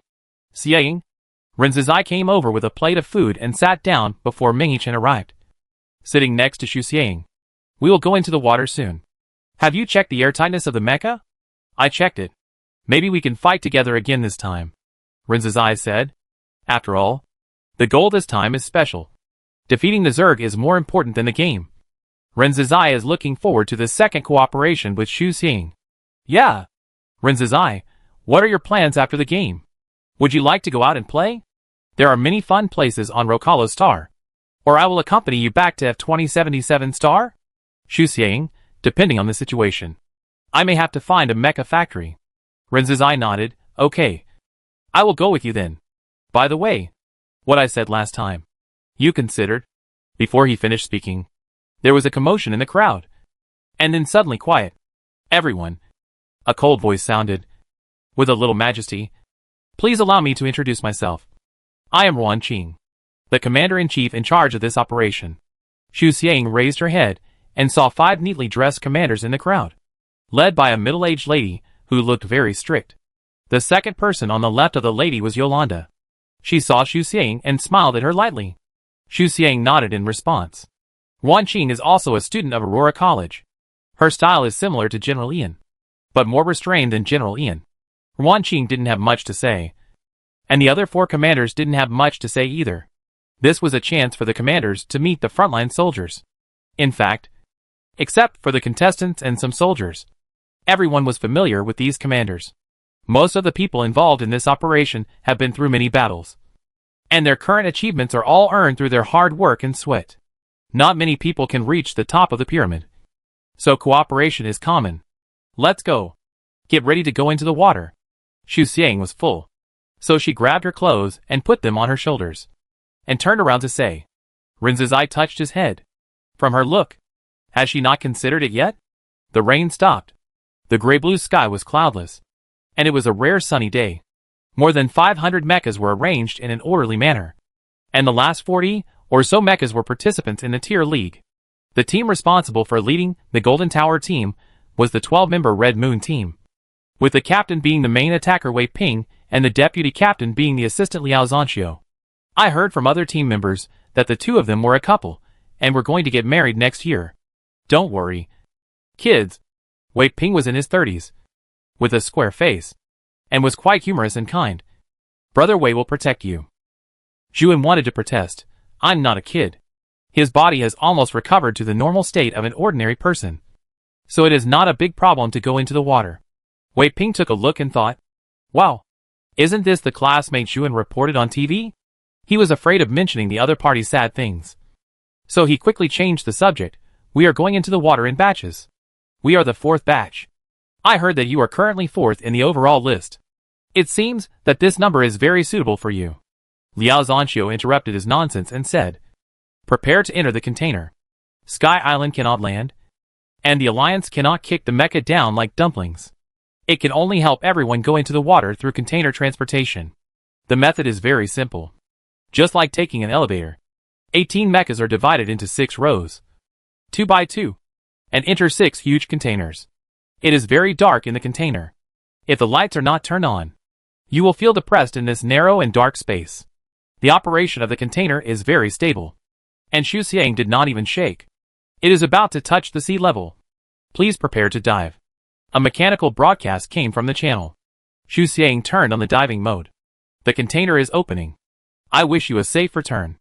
After the mechanical sound fell, the bottom of the container suddenly opened, and Xuanqing came into contact with the soft water. suddenly sinking into the sea, making a gulp-gulp sound. Xu Xiang turned on the searchlight and saw several mechas around. The action began. Chapter 138 Underwater. The sunlight is not strong, and even if it is not far from the sea level, the seabed is dark and deep, showing a deep blue hue. The weather is good now, and the seabed is surprisingly quiet and peaceful, which is very different from the wind and rain yesterday. Ordinary creatures have long been extinct. There are no colorful fish or algae here. The silent seabed embraces this forgotten world. Although she was wrapped in the mecha, Xu Xiang still felt the coolness from the ocean when she heard the gurgling sound of the water. She adjusted the monitoring screen, looked at the unfathomable seabed, and subconsciously imagined the appearance of the Zerg origin. How powerful it must be. Report. All 560 mechas have been launched. The last person to launch the water reported. Everyone disperse. On the other side, Ruan Qing looked at several surveillance images, combined with the existing maps to conduct secondary modeling, and perfected the seabed model. Metasequoia team will do the measurement work and drop the detector to the 16 coordinates I gave. My Lin team and Hongyu team will be the first to dive. Shanghai team will be ready and follow in 5 minutes. The first mission of diving is detection, which is in charge of Ruan Qing, and the other 4 commanders will do branch line auxiliary work. The captains of each team responded one after another, received, and then began to act. The Hongyu team, where the Jinta team is located, is the first group of personnel to dive. After discussing with the team commander, Captain Wei Ping asked 3 main attackers who had diving experience to go first, followed by himself and 2 others, followed by 6 people from the Jinta team, and finally 6 people to cover the rear to deal with emergencies. Xuanqing's searchlight was turned on to the maximum, but unfortunately the deeper he dived, the darker the surroundings became, and the coverage of the searchlight continued to shrink. Is everything okay? Yinli asked in the Jinta team's channel. If you can't adapt, remember to tell me in time. They practiced underwater operations, but drills and actual combat are different. Just like many dancers are smooth and perfect during rehearsal, but they are nervous and scared when they go on stage. Compared with the results of the competition and actual combat experience, Yinli hopes that all his teammates are fine. Yeah, Xu Xiang instructed. Pay attention to the status of the mecha. Others responded one after another. Auric has little patience outside of sniping. He looked at the increasing pressure of the seawater and couldn't help asking, how deep do you have to dive? Mystery and the unknown are the biggest culprits that breed fear, especially in this underwater world that is inherently dangerous.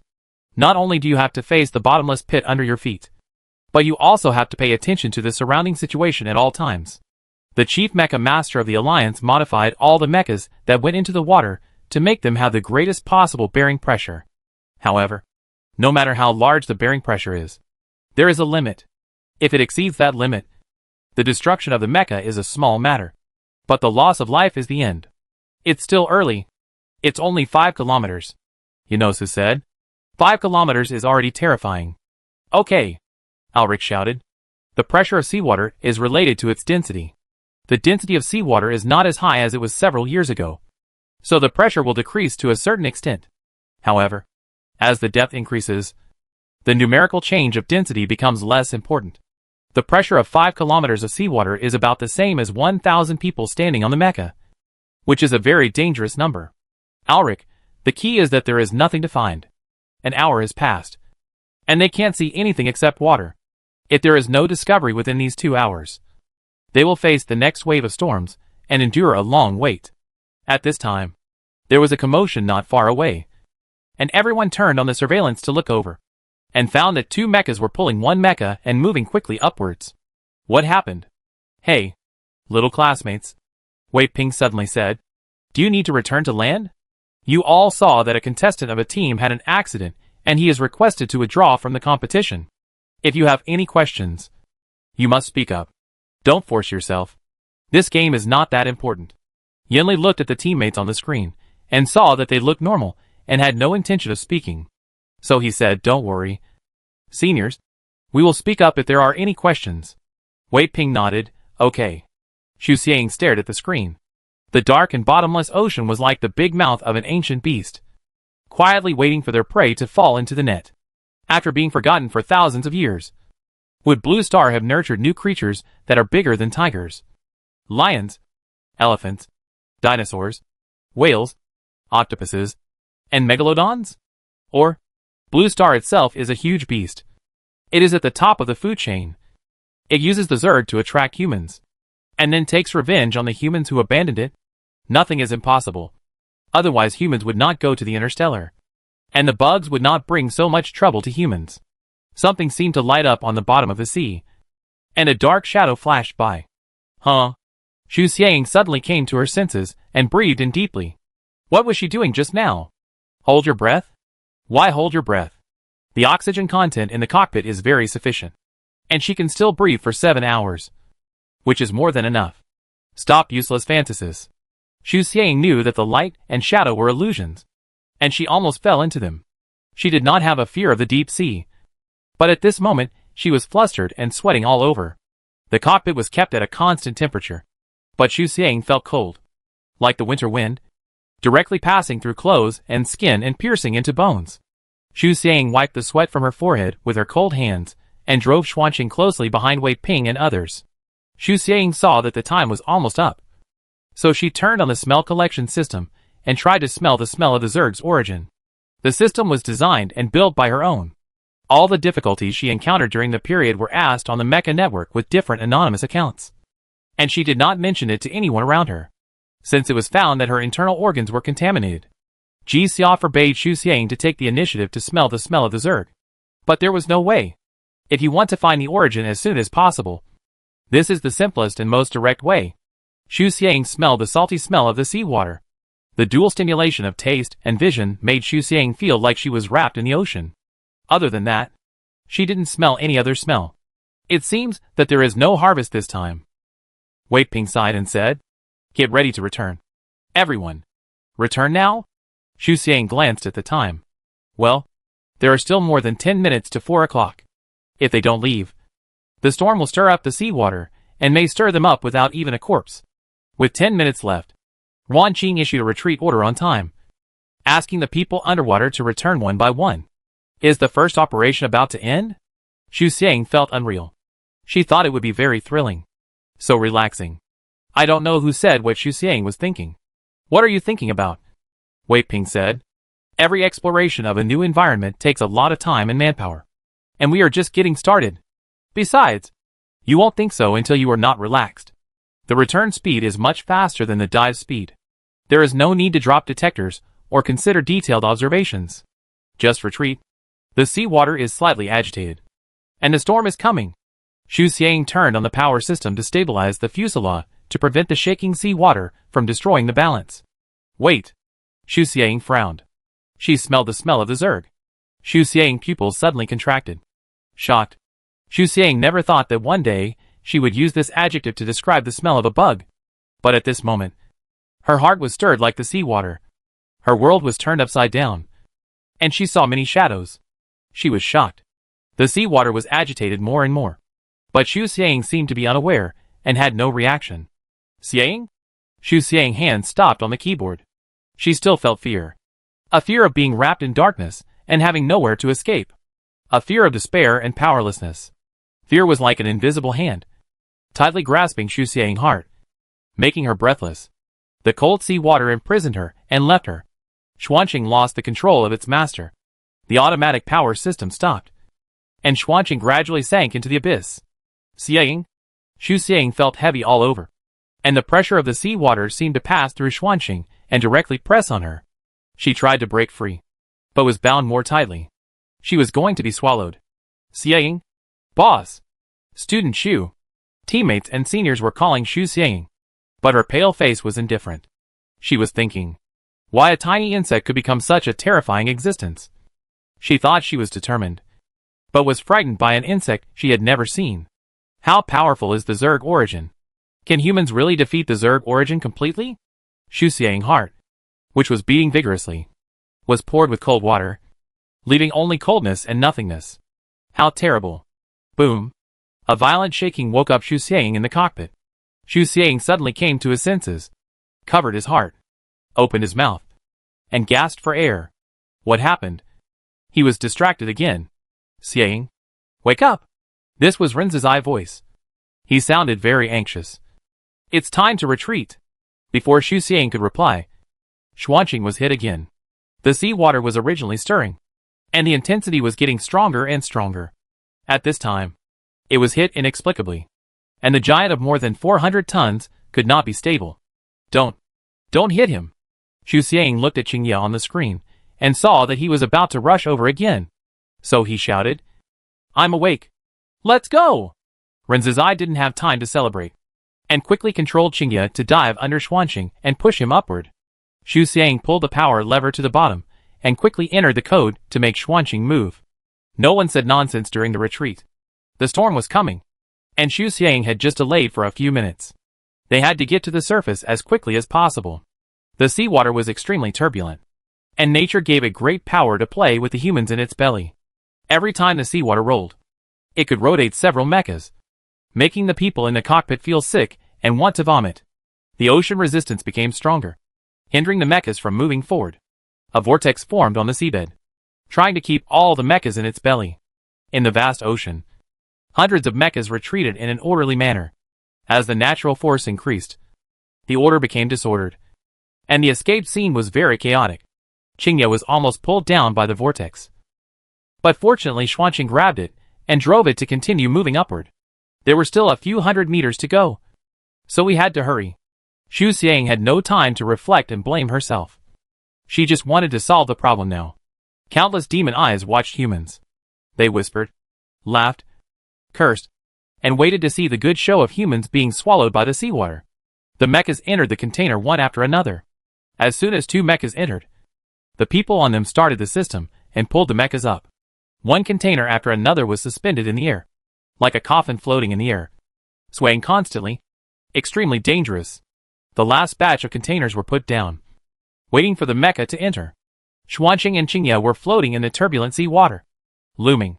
You go in first, Xu Xiang shouted, while letting Xuanqing push Qingye into the container.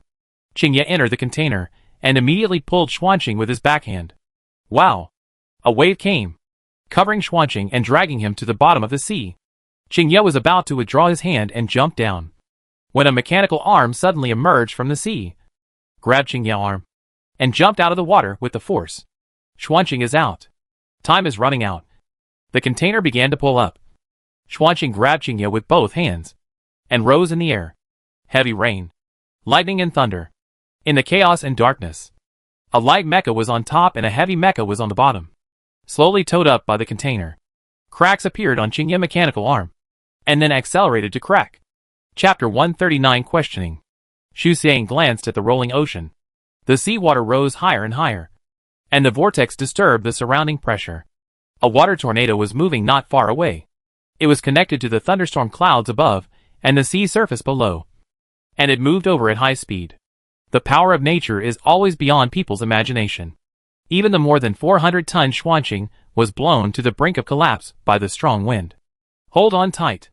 Renzizai pressed the power rod tightly, fearing that if he let go, the power rod would fly directly, and Qingye's hand would be released. Xu Xiang didn't say a word. The container moved up little by little, and Qingye's arm cracked little by little. Renzizai, Xu Xiang suddenly said, why can't I meet you earlier? She lowered her eyes, and looked at Renzizai on the screen quietly. Renzizai was stunned. What? Xu Xiang stopped talking. She was thinking. If she had known Renzizai earlier, would her life be more lively? Would she get more care? And would her loneliness during her wandering be alleviated? It was so sudden. Why did she suddenly think of these things? Is it because she is in an extremely dangerous environment? Her emotions automatically become sensitive? Don't scare me. Renzizai has seen many movies. If the protagonist encounters a critical situation and one party says something sad, it means B. She doesn't want him to let go. Does she?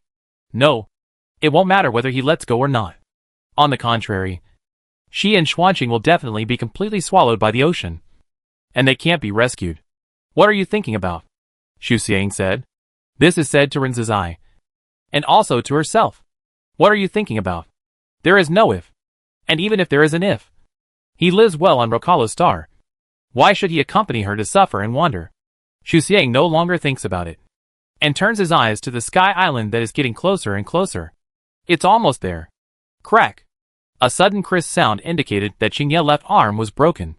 The mechanical arm fell on Xuanqing's body, bounced, then rolled and finally fell into the sea, without even a splash of water.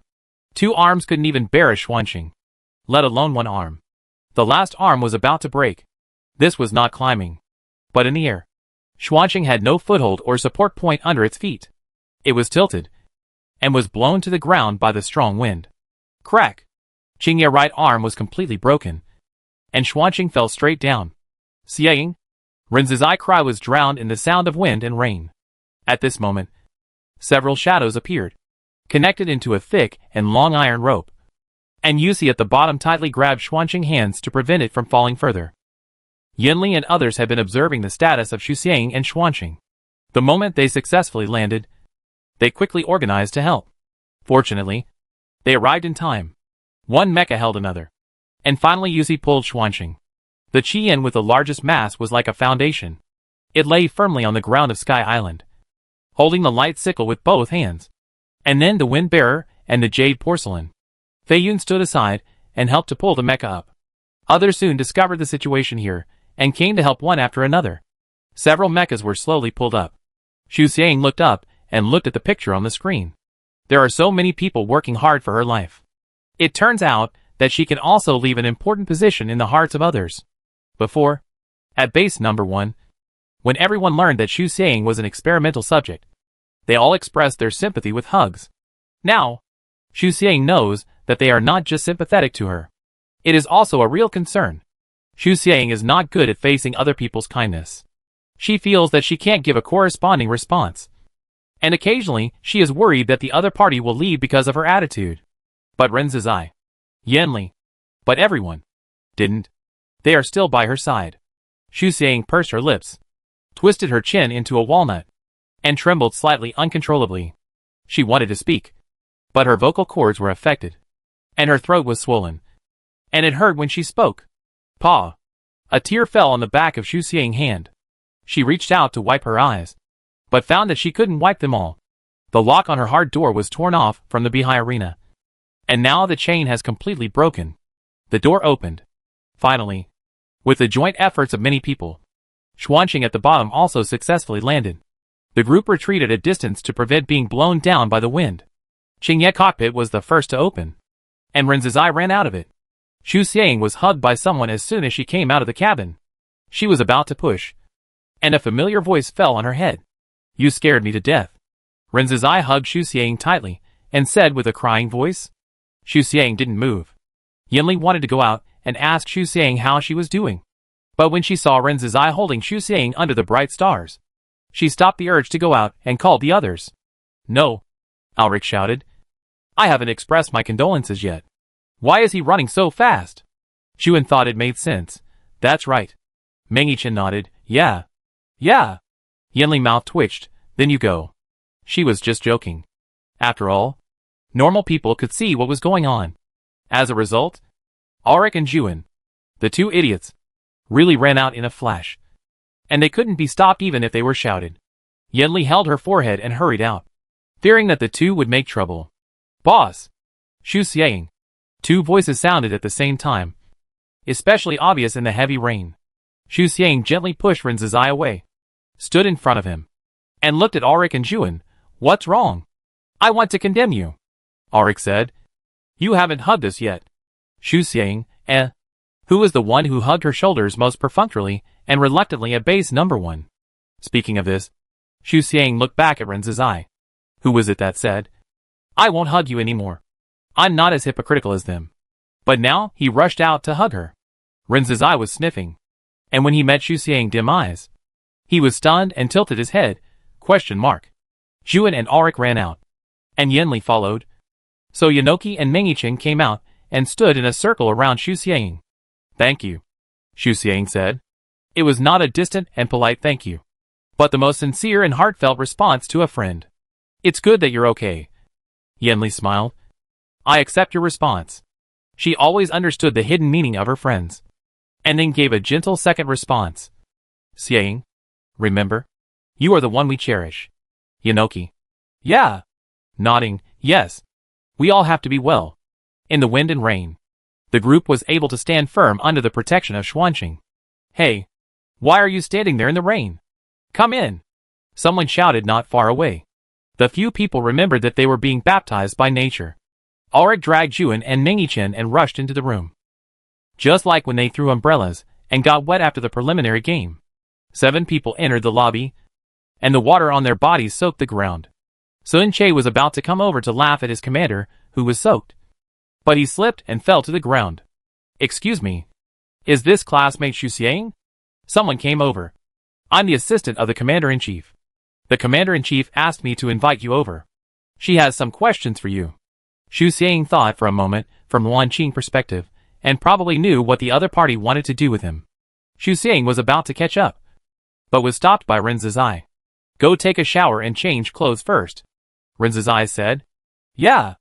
Xu Xiang thought it made sense. After all, if you don't change clothes quickly after getting caught in the rain, you will catch a cold easily. So she turned to the staff and said, I go there in half an hour. Staff? ? This is an enviable sense of relaxation. Xu Xiang said half an hour. And it took her half an hour to wash her hair, take a shower, change her clothes, and blow dry her hair. It took almost 25 minutes. And she finally ran there in 5 minutes. Quite on time. Wan Qing looked at the time and said. Wan Qing was sitting in her office, looking at the information. When she saw Xu Xiang coming, she turned to look at her. Each commander is good at different things. Some are good at data analysis, but they are slightly inferior in decision-making. Some are very suitable for decision-making, but they are a little worse in analysis and modeling. Wan Qing is a person with strong comprehensive strength. The data, this time, is very large, and Wan Qing can't handle it alone. So the 3rd and 9th commanders are mainly responsible for data analysis and other tasks. The 7th and 10th commanders are mainly responsible for modeling and other tasks. And Wan Qing checks and applies them. Xu Xiang glanced at the screen that Wan Qing had projected, which was full of complex formulas and images. Wan Qing, please sit down. Xu Xiang sat opposite her. If my next words offend you, please allow me to apologize. But I still have to ask what I should ask. And I hope you can understand. Wan Qing said. Yes. Wan Qing looked Xu Xiang in the eyes. His eyes motionless. You are an experimental subject of base number 1. You can smell the smell of the Zerg. Right? Many secrets of base number 1 are not disclosed to the public. But Wan Qing is the chief commander of the alliance, with high authority, and must know a lot. So it is not surprising that she asked this question. Xu Xiang, yes. She was too calm, and seemed not to care about her physical condition. Wan Qing was slightly surprised, and then asked the main point. Why did you lose focus in the last few minutes underwater? Xu Xiang looked back at Wan Qing, without dodging or avoiding. As expected of the chief commander, he is sensitive and observant. And he really discovered this. Because, Xu Xiang said, I smelled the scent of the Zerg. Wan Qing's pupil shrank slightly, but soon recovered. She leaned back and said, I just asked Jixia. She said you are forbidden to smell it. Why can you still smell it? Xu Xiang thought this question was funny. My nose is not out of order. Wan Qing stared at her calmly. Xu Xiang said honestly, I installed a system for Xuanqing that can collect smells. You can do this? Yes. Okay. Let's get back to the topic. Wan Qing was not interested in other people's private affairs that did not involve business. And the topic returned to the smell of the Zerg. Why did you have such a big reaction when you smelled the smell of the Zerg? In Wan Qing's view, Xu Xiang was a student with good strength. In the tier league, she performed very well. Calmness and calmness were her signature words. But Xu Xiang was distracted at that time. Wan Qing called up the surveillance at that time and let Xu Xiang watch it herself. Xu Xiang took a look and retracted her gaze. Her face showed obvious fear. Luckily, the Blue Star game was not live. Otherwise the comments would definitely be surprised by her expression. Because I'm scared. Xu Xiang told the truth. I know you're scared. Wan Qing felt that this child was really honest and answered whatever he asked. I want to know more about why you're scared. Xu Xiang was silent for a moment. Do you really want to know? Yeah. Xu Xiang said. I feel that it will be difficult for us to defeat the Zerg origin. Its size is beyond my expectation. Chapter 140 Weather. Wan Qing began to ponder Xu Xiang's words. Judging from Xu Xiang's past performance, she should be a bold, careful and confident person. Why would she say something like I can't do it? How much psychological damage did the Zerg origin bring to her? The Zerg origin has not yet appeared, and she was scared by just the smell? But, Xu Xiang said, I'm not afraid now. She recovered. Actually, if you think about it carefully, yes, there is nothing to be afraid of. It's just a bug. Even if the size is beyond her imagination. Even if the power can destroy the world. So what? She has so many comrades fighting side by side with her. And so many busy logistics workers behind her. Everyone is working together. She has not been fighting alone for a long time. Xu Xiang had this feeling after defeating the Fly Queen in the Kalinko arena. Human beings are one. Can't the combined strength of human beings deal with a bug? Don't show off. Wan Qing said. No bravado. Xu Xiang said. Commander, if I have a better decision than you in actual combat, can you give me the final decision-making power? Wan Qing, ? No. Wait a minute. Why did Xu Xiang suddenly bring up this topic? And, did she hear it right? This student is asking her for the right to command? Is she a little overconfident? Wan Qing thought it was funny. And her cold face for many years rarely showed a wave. If your decision causes huge losses, are you able to bear it? Xu Xiang didn't expect the other party to say such a thing. She thought Wan Qing would laugh at her for not knowing her own ability. Or directly refuse her and tell her not to be wishful thinking. Who knew that the other party thought about the problem from her perspective? To be honest, Wan Qing considerations made sense. After all, Xu Xiang was just a student. And this mission was the highest level action related to the future of mankind. Is this the pattern of the chief commander of the alliance? Xu Xiang nodded thoughtfully. Well, it seems that she still has room for improvement. Don't think about it. I refuse. Wan Qing said. It has nothing to do with Xu Xiang's ability and her trust. Wan Qing just feels that the risks and uncertainties in the future are too great.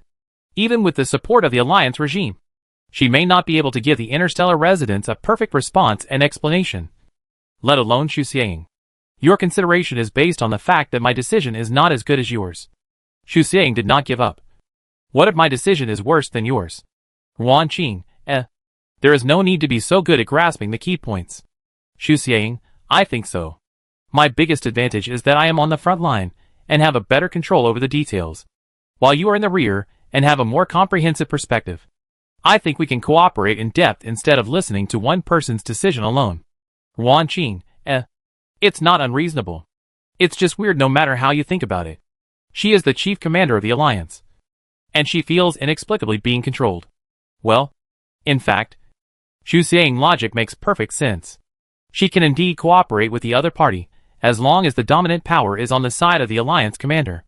But, Wan Qing said, you can't guarantee that your decision is better. She wavered in her heart. But she still disagreed. What if I can? Xu Xiang just wanted to get an accurate answer. So she repeatedly narrowed the scope of if. Wan Qing, After a moment of silence, she said, if you can. Seeing Xu Xiang's persistence, Wan Qing responded with the same cautious attitude. I can agree. Xu Xiang's mouth began to rise. But? Xu Xiang stopped smiling immediately. Wan Qing said, but, you need my consent. You should know that my decision is not made by me alone, but by several commanders? Not to mention you. The prerequisites should be set first, so that the situation at that time can be better grasped. Xu Xiang nodded. I understand. Wan Qing sighed helplessly. Continue talking about what just now? She asked. If you are asked to make an estimate, how do you think the Fly King and the Zerg origin compare? There is no comparability. The former is controllable, and the latter is not controllable. The main reason is that they are too unfamiliar with the Zerg origin. Information about the Forbidden Space has not been made public, but Station Master Catherine knows that the Fly King exists there. On the other hand, they know nothing about the Zerg origin. If the power of the Fly King is compared to the quiet woods of the Kalinko star, then the Zerg origin is the wind, rain, thunder and lightning of the blue star. People can plant trees or cut down trees, but they cannot control the power of nature. Wan Qing was silent. Xu Xiang comforted her in return. It's okay. There must be a way to solve it. When they fought the Fly King, they also had many difficulties. They felt that the opponent had no weaknesses. But didn't they survive in the end? At worst, they would drag it out until the Zerg origin ran out of energy. Wan Qing was silent. She was not worried about not being able to win, but she just felt It was a difficult situation. However, since the other party had comforted her, there was no need to explain more. Wan Qing had no other questions for the time being. She asked Xu Xiang to go back and rest, and said that she would find her again if there was anything. Xu Xiang left the office and went straight back to the dormitory. Several people from the Golden Tower team were there, in addition to Wei Ping and Liao Zanxiu. Student Xu, you are finally back. Wei Ping stood up immediately when he saw Xu Xiang. Are you okay? You scared us to death. I told you to give us feedback in time if there is any problem. Liao Zanxiu kicked him on the butt, signaling him not to get excited. Wei Ping sat down while touching his butt. There were no more stools, so Xu Xiang sat directly on the bed and said, I'm fine. I'm sorry to have worried the seniors. I won't do that again. Wei Ping was curious and asked, by the way, what did the Commander-in-Chief call you to do? It's inconvenient to disclose. Oh, okay, Wei Ping said. Let me emphasize again. Report any problems at any time. Don't be stubborn. This is just a game for you. Don't hold on until you lose your life. In his opinion, he is a soldier. He can fight hard on the battlefield. But this group of students doesn't need to. Xu Xiang, don't worry. Wei Ping gave a few more instructions, and seeing that the juniors were in good condition, he stopped disturbing them and left with Liao Zanxiu. After the two left, the 5 people surrounded Xu Xiang and asked this and that. Xu Xiang repeatedly assured them that it would not happen again, and they retreated to their beds. Xu Xiang took out the light computer and asked Ji Xia for a weather forecast. The sun began to dim again, and it was estimated that the temperature on Blue Star would drop sharply soon. Will the blue planet enter the ice age again?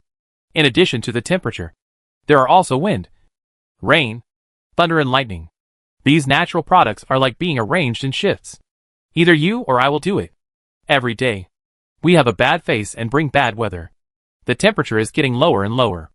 Once the temperature in the central area of the Pacific Ocean is lower than 25 degrees Celsius, the seawater, at this moment, should be said to be thin water, will solidify. When that time comes, they will not be able to continue exploring the seabed. No one knows how long the ice age will last. If the Zerg origin cannot be taken down in one fell swoop this time, the origin will continue to transport the Zerg to the Interstellar for decades, hundreds of years, or even thousands of years. Besides, the Zerg can already use wormholes to transport the Zerg. This power is mostly given by the origin. As long as the origin is not dead, the Zerg will not stop. Time and space give enough pressure, no matter from which aspect. They must eliminate the Zerg origin as soon as possible. This is a rare opportunity. It is best to seize it firmly. There will be 6 hours of clear weather in 3 days. 2 hours each in the morning, afternoon and evening. Xu Xiang looked up after reading the weather forecast and said, if nothing goes wrong, we will have at least 3 more chances to go into the water. Yanli, the weather is unpredictable, and opportunities are rare. I hope to gain something. Everyone must be careful when going into the water. She looked at Xu Xiang deliberately and said, speaking of which, Xiang, what happened to you underwater today? Xu Xiang knew they would ask. And when she came back, she had thought about how to answer. I felt something was wrong underwater, but I can't tell the specific reason. I will pay attention next time. She didn't lie. And all these words were true. Something was wrong underwater, because the Zerg origin seemed to have awakened. She couldn't tell the specific reason because she was also thinking about the reason why the origin suddenly emitted a smell. After all, the smell came later. She will pay attention next time because she doesn't want to die. And she doesn't want her relatives and friends to worry. You must protect yourself, Yanli said. Everyone. The 5 people responded one after another. Okay. Juan was doing physical training.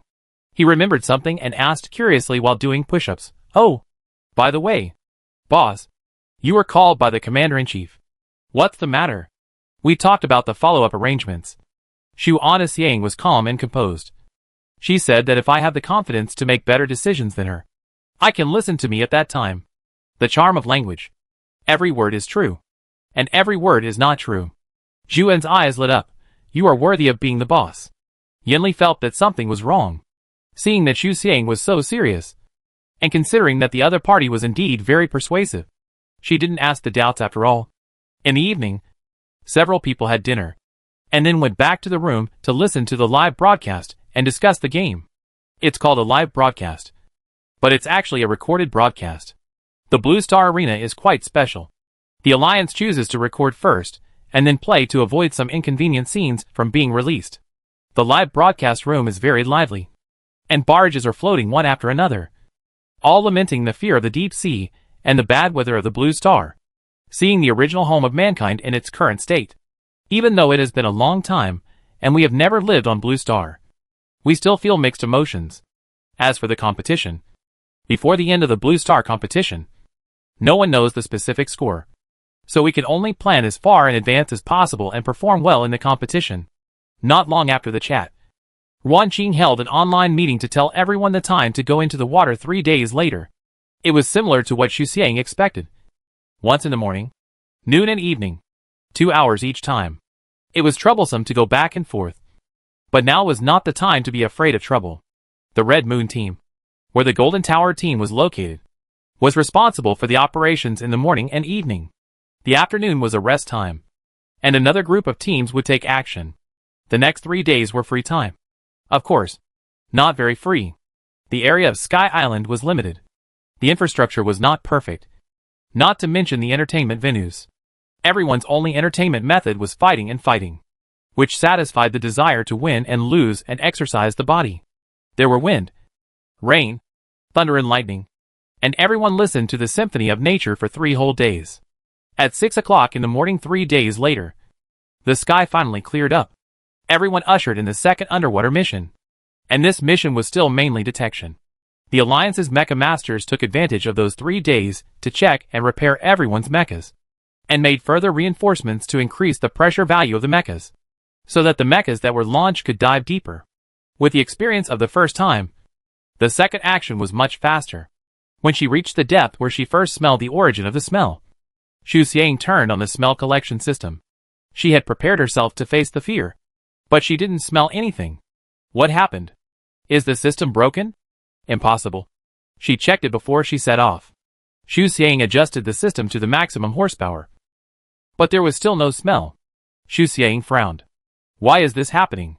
The smell last time was very, very strong. Logically, even if the seawater muddied the ingredients here, the smell would not dissipate so quickly. Wait. Xu Xiang's fingers trembled. She suddenly had a guess. Chapter 141 Goodbye. Where and when did you first smell the scent of the Zerg origin? 6213 m below the sea. Around 3:50 p.m. Control variables. The location is roughly the same. The time can be verified when you have the chance. Also, what was the environment like when you smelled the scent? First, the seawater was slightly stirred. Then the seabed changed drastically, and the water body rolled and surged. Xu Xiang finished her recollection. In other words, there are 2 variables that she needs to find an opportunity to verify. It is now 10:30 a.m. The seawater is very calm, and Xu Xiang has not found anything. Does this mean that the Zerg origin may appear under certain specific circumstances? Xu Xiang thought, while obeying the command to carry out the task. Time passed quickly, and just like last time, when there were 10 minutes left, Wan Qing ordered everyone to return immediately. This time, Xu Xiang did not hesitate and followed a large group all the way upstream, until there was still 100 meters from the sea surface. The weather changed faster than everyone imagined, and the storm came dozens of seconds earlier. Xu Xiang smelled a strong, terrifying smell. Xu Xiang frowned, but did not stop her movements. She learned from the last lesson, and did not dare to delay for a second. At this moment, she just hurried on. Hua la la. Xian Xing emerged from the sea, climbed into the container by grabbing the rope, and then helped pull another mecha up. After the 2 mechas stood up, the person in charge of controlling the container pressed the button, and the container slowly moved up. The wind and rain had come, and the container was shaking in the air, and rain continued to seep in through the gaps. Xian Xing grabbed the handrail, and Xu Xiang thought quietly. She did not smell wrong. She did smell the smell of the origin just now. Exactly the same as last time. Compared with the situation of the first time going into the water, the location was the same. The time was different, and the environment was similar. Could the appearance of the origin be related to the environment? To be more rigorous, the time factor has not been ruled out. It seems that there is no way to rest this afternoon. She has to apply to her superiors for 3 times of going into the water. The container shook more and more violently. but fortunately it successfully landed on the island. Xu Xiang came out of the noise, told Yanli that she would be back later, and then went straight to Wan Qing's office. Wan Qing was analyzing the latest data. When he heard his assistant say that Xu Xiang wanted to see him, he was a little confused, but he didn't hesitate and asked his assistant to invite him in. Commander-in-Chief, Xu Xiang said straight to the point. I want to go down to the water again this afternoon. The living conditions on Sky Island are limited. Even in Wan Qing's office, he could hear the fierce symphony of wind and rain outside the house. The windows were blown by the bang-bang sound, as if they would break in the next second. The house was noisy outside, but quiet inside. Wan Qing heard this, without comment, raised his eyes, and asked lightly, Did you find something new just now? Xu Xiang nodded. If nothing unexpected happens, I can roughly locate the location of the Zerg origin after another trip this afternoon. Her words were like a torpedo into the sea, exploding the waves of the Pacific Ocean and covering the entire Sky Island. Wan Qing was speechless for a moment. She knew very well how difficult and important this mission was. Although she looked calm and did things without panic, she was actually very uncertain. This was also her first time to come to Blue Star and face the origin of the Zerg for the first time. Her previous experience might not be useful. Wan Qing originally planned to go into the water 30 times to find the origin of the Zerg, but Xu Xiang told her that the approximate location of the origin could be determined on the third time. Is this a joke?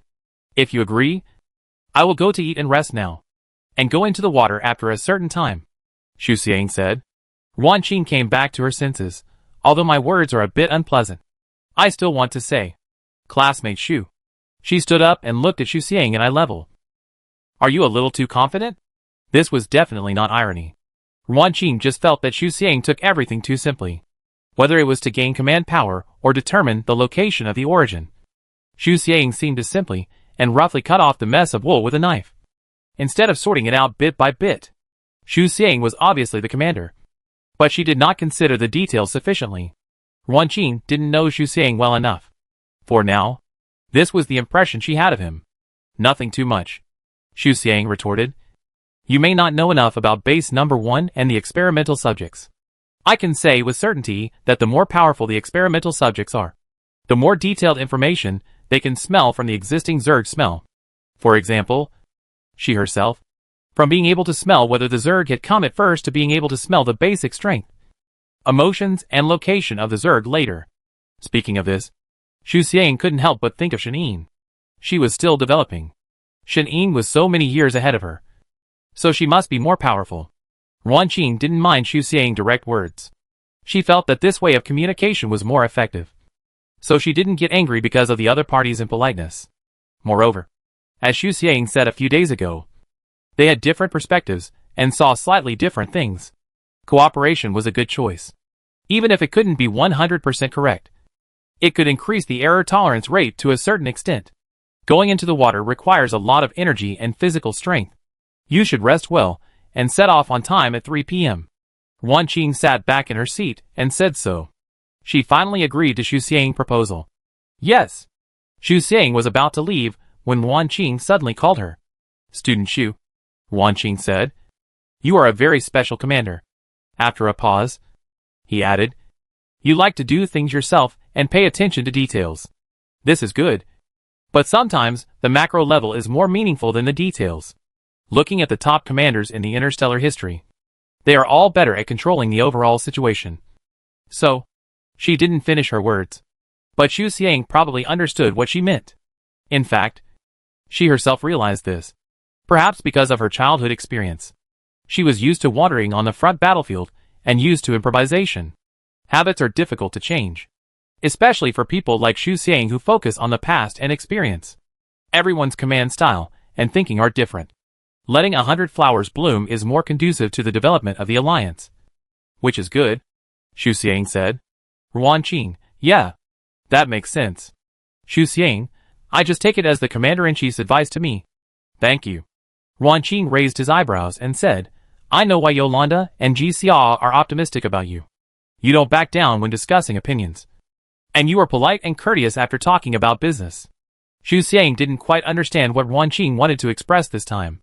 In fact, she never paid much attention to her communication style. She just insisted on her own opinions when she should, and was polite when she should be polite. Ruanqing, I mean, it's a pleasure to talk to you. Xu Xiang understood now. Well, after all, we are all smart people. Ruanqing suddenly chuckled, and a smile rarely appeared on his serious face. This child. Xu Xiang was eating alone in the restaurant. After eating, she felt sleepy and was ready to go back for a nap. Who knew that when she arrived at the door of the restaurant, the noise outside woke her up immediately. What happened? A group of people rushed out from behind and knocked Xu Xiang aside. Xu Xiang just reacted when someone pushed her aside again. She couldn't bear it anymore and grabbed a person and asked him what was going on. Ah, I don't know either. The man scratched his head. That's why I went to watch the fun. Xu Xiang, A kind-hearted person stopped and explained. I heard that a pirate group came. Commander Yolanda is negotiating with the leader of the pirate group and asked them to leave as soon as possible. There are no treasures on Blue Star. Logically, no pirates or hunters will come here. The pirate group came to Blue Star at this juncture. Is it for the Tier League? Or? Xu Xiang let go of her hand and walked towards the crowd driven by curiosity. You actually came to Blue Star. You really don't want to die. The Alliance should really deal with interstellar pirates and bounty hunters. Look at that person. I seem to have seen her on TV. What's her name? Grey Keeper? People gathered in circles, and they wanted to join in the fun in the rain and wind. Xu Xiang was too lazy to squeeze in. But when she heard the word Tombkeeper, she immediately thought of Shanine. Shanine said she wanted to be a pirate or a hunter. Did she become one? This team was the pirate group, and the name Tombkeeper happened to appear. Could it be? Xu Xiang squeezed into the crowd sideways, wanting to verify her guess. There were sounds of wind and rain, noise of the crowd, and negotiation in her ears. She ignored these sounds, and a long-lost greeting sounded in her ears. Huh? Isn't this Xu Xiang? You are here too. Xu Xiang looked sideways, and saw a man leaning against the pirate ship with his arms around his chest, and glanced at her leisurely. It was Shanine. Shanine was thinner and darker than before. Healthy thinness and blackness. Her facial features were more three-dimensional and profound, but her eyes were still full of disdain as before. Actually, Shanine knew that Xu Xiang was competing on Blue Star. She said that just because she didn't want Xu Xiang to show off. You are following my competition. Xu Xiang didn't think so much. She was just happy to see Shanine. How long has it been since they last met? Not long. But it feels like hundreds of years. To put it in a more romantic way, is this a reunion across time and space and the sea of stars? Why did you come to Blue Star? Xu Xiang walked to Shanine. Yolanda was still negotiating with the eldest sister of the Huanbo pirates and had no time to control Xu Xiang and Shanine. The two of them hid under the eaves of the pirate ship to talk. Shanine, the crazy woman, escaped from prison. Xu Xiang heard about this. But why did Shanine suddenly bring it up? She came to me and said she wanted to see the day when the Zerg origin was destroyed. Shanine's feelings towards Sun Yin were very complicated. She was grateful to him for giving her a second life and powerful and practical abilities, and hated him for letting her and her teammates die. She also felt sorry that Su Biqing and Sun Yin did not see the day when the Zerg was destroyed, and hoped that they could fulfill their wishes. When she learned that Sun Yin had escaped from prison, Shanine didn't know how she should feel. She was impressed by Sun Yin's great ability, and could get news from the outside world even in prison. She waited for Sun Yin to be caught, and prayed that he would escape and never be found. Unexpectedly, Sun Yin appeared in front of her not long after. She also said that I can come to help you, Shanine said. At that time, Sun Yin was still wearing a red coat, sitting leisurely in her seat, telling her that Xiang went to Blue Star, and Blue Star was the birthplace of the Zerg. Base number 1 only found Shishui in the Great Sound of Xixing, so it was impossible to find the location of the Zerg's origin. Sun Yin learned news from the outside world by her own means.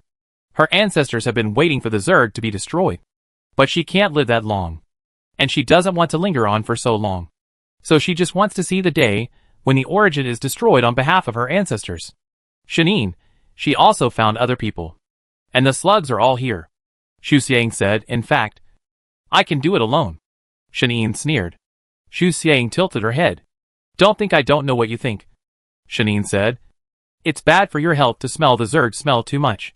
You've discovered this, right?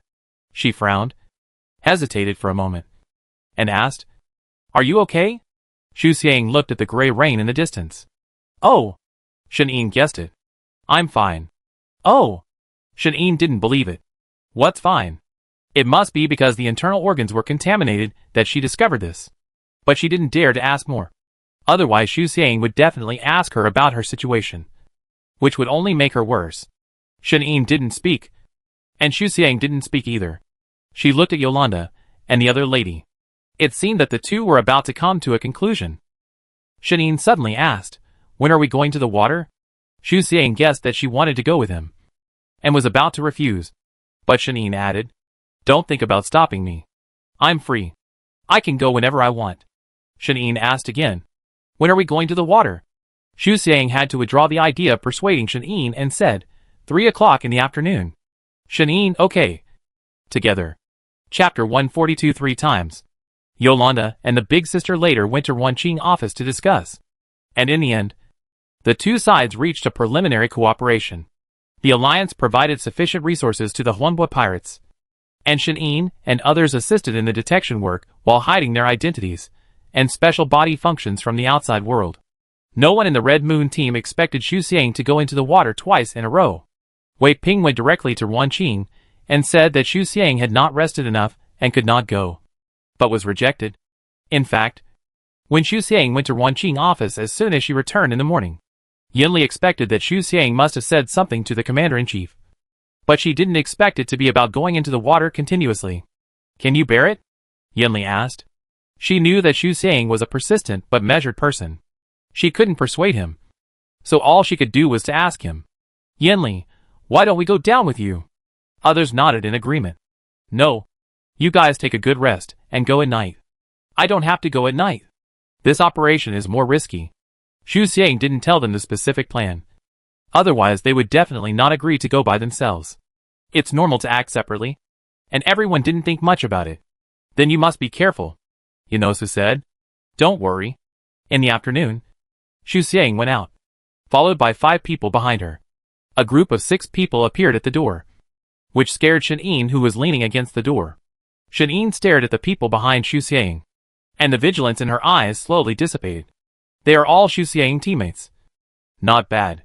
The 5 people sent Xu Xiang and Shen to the edge of the island, and said some words of advice before letting them enter the mecha.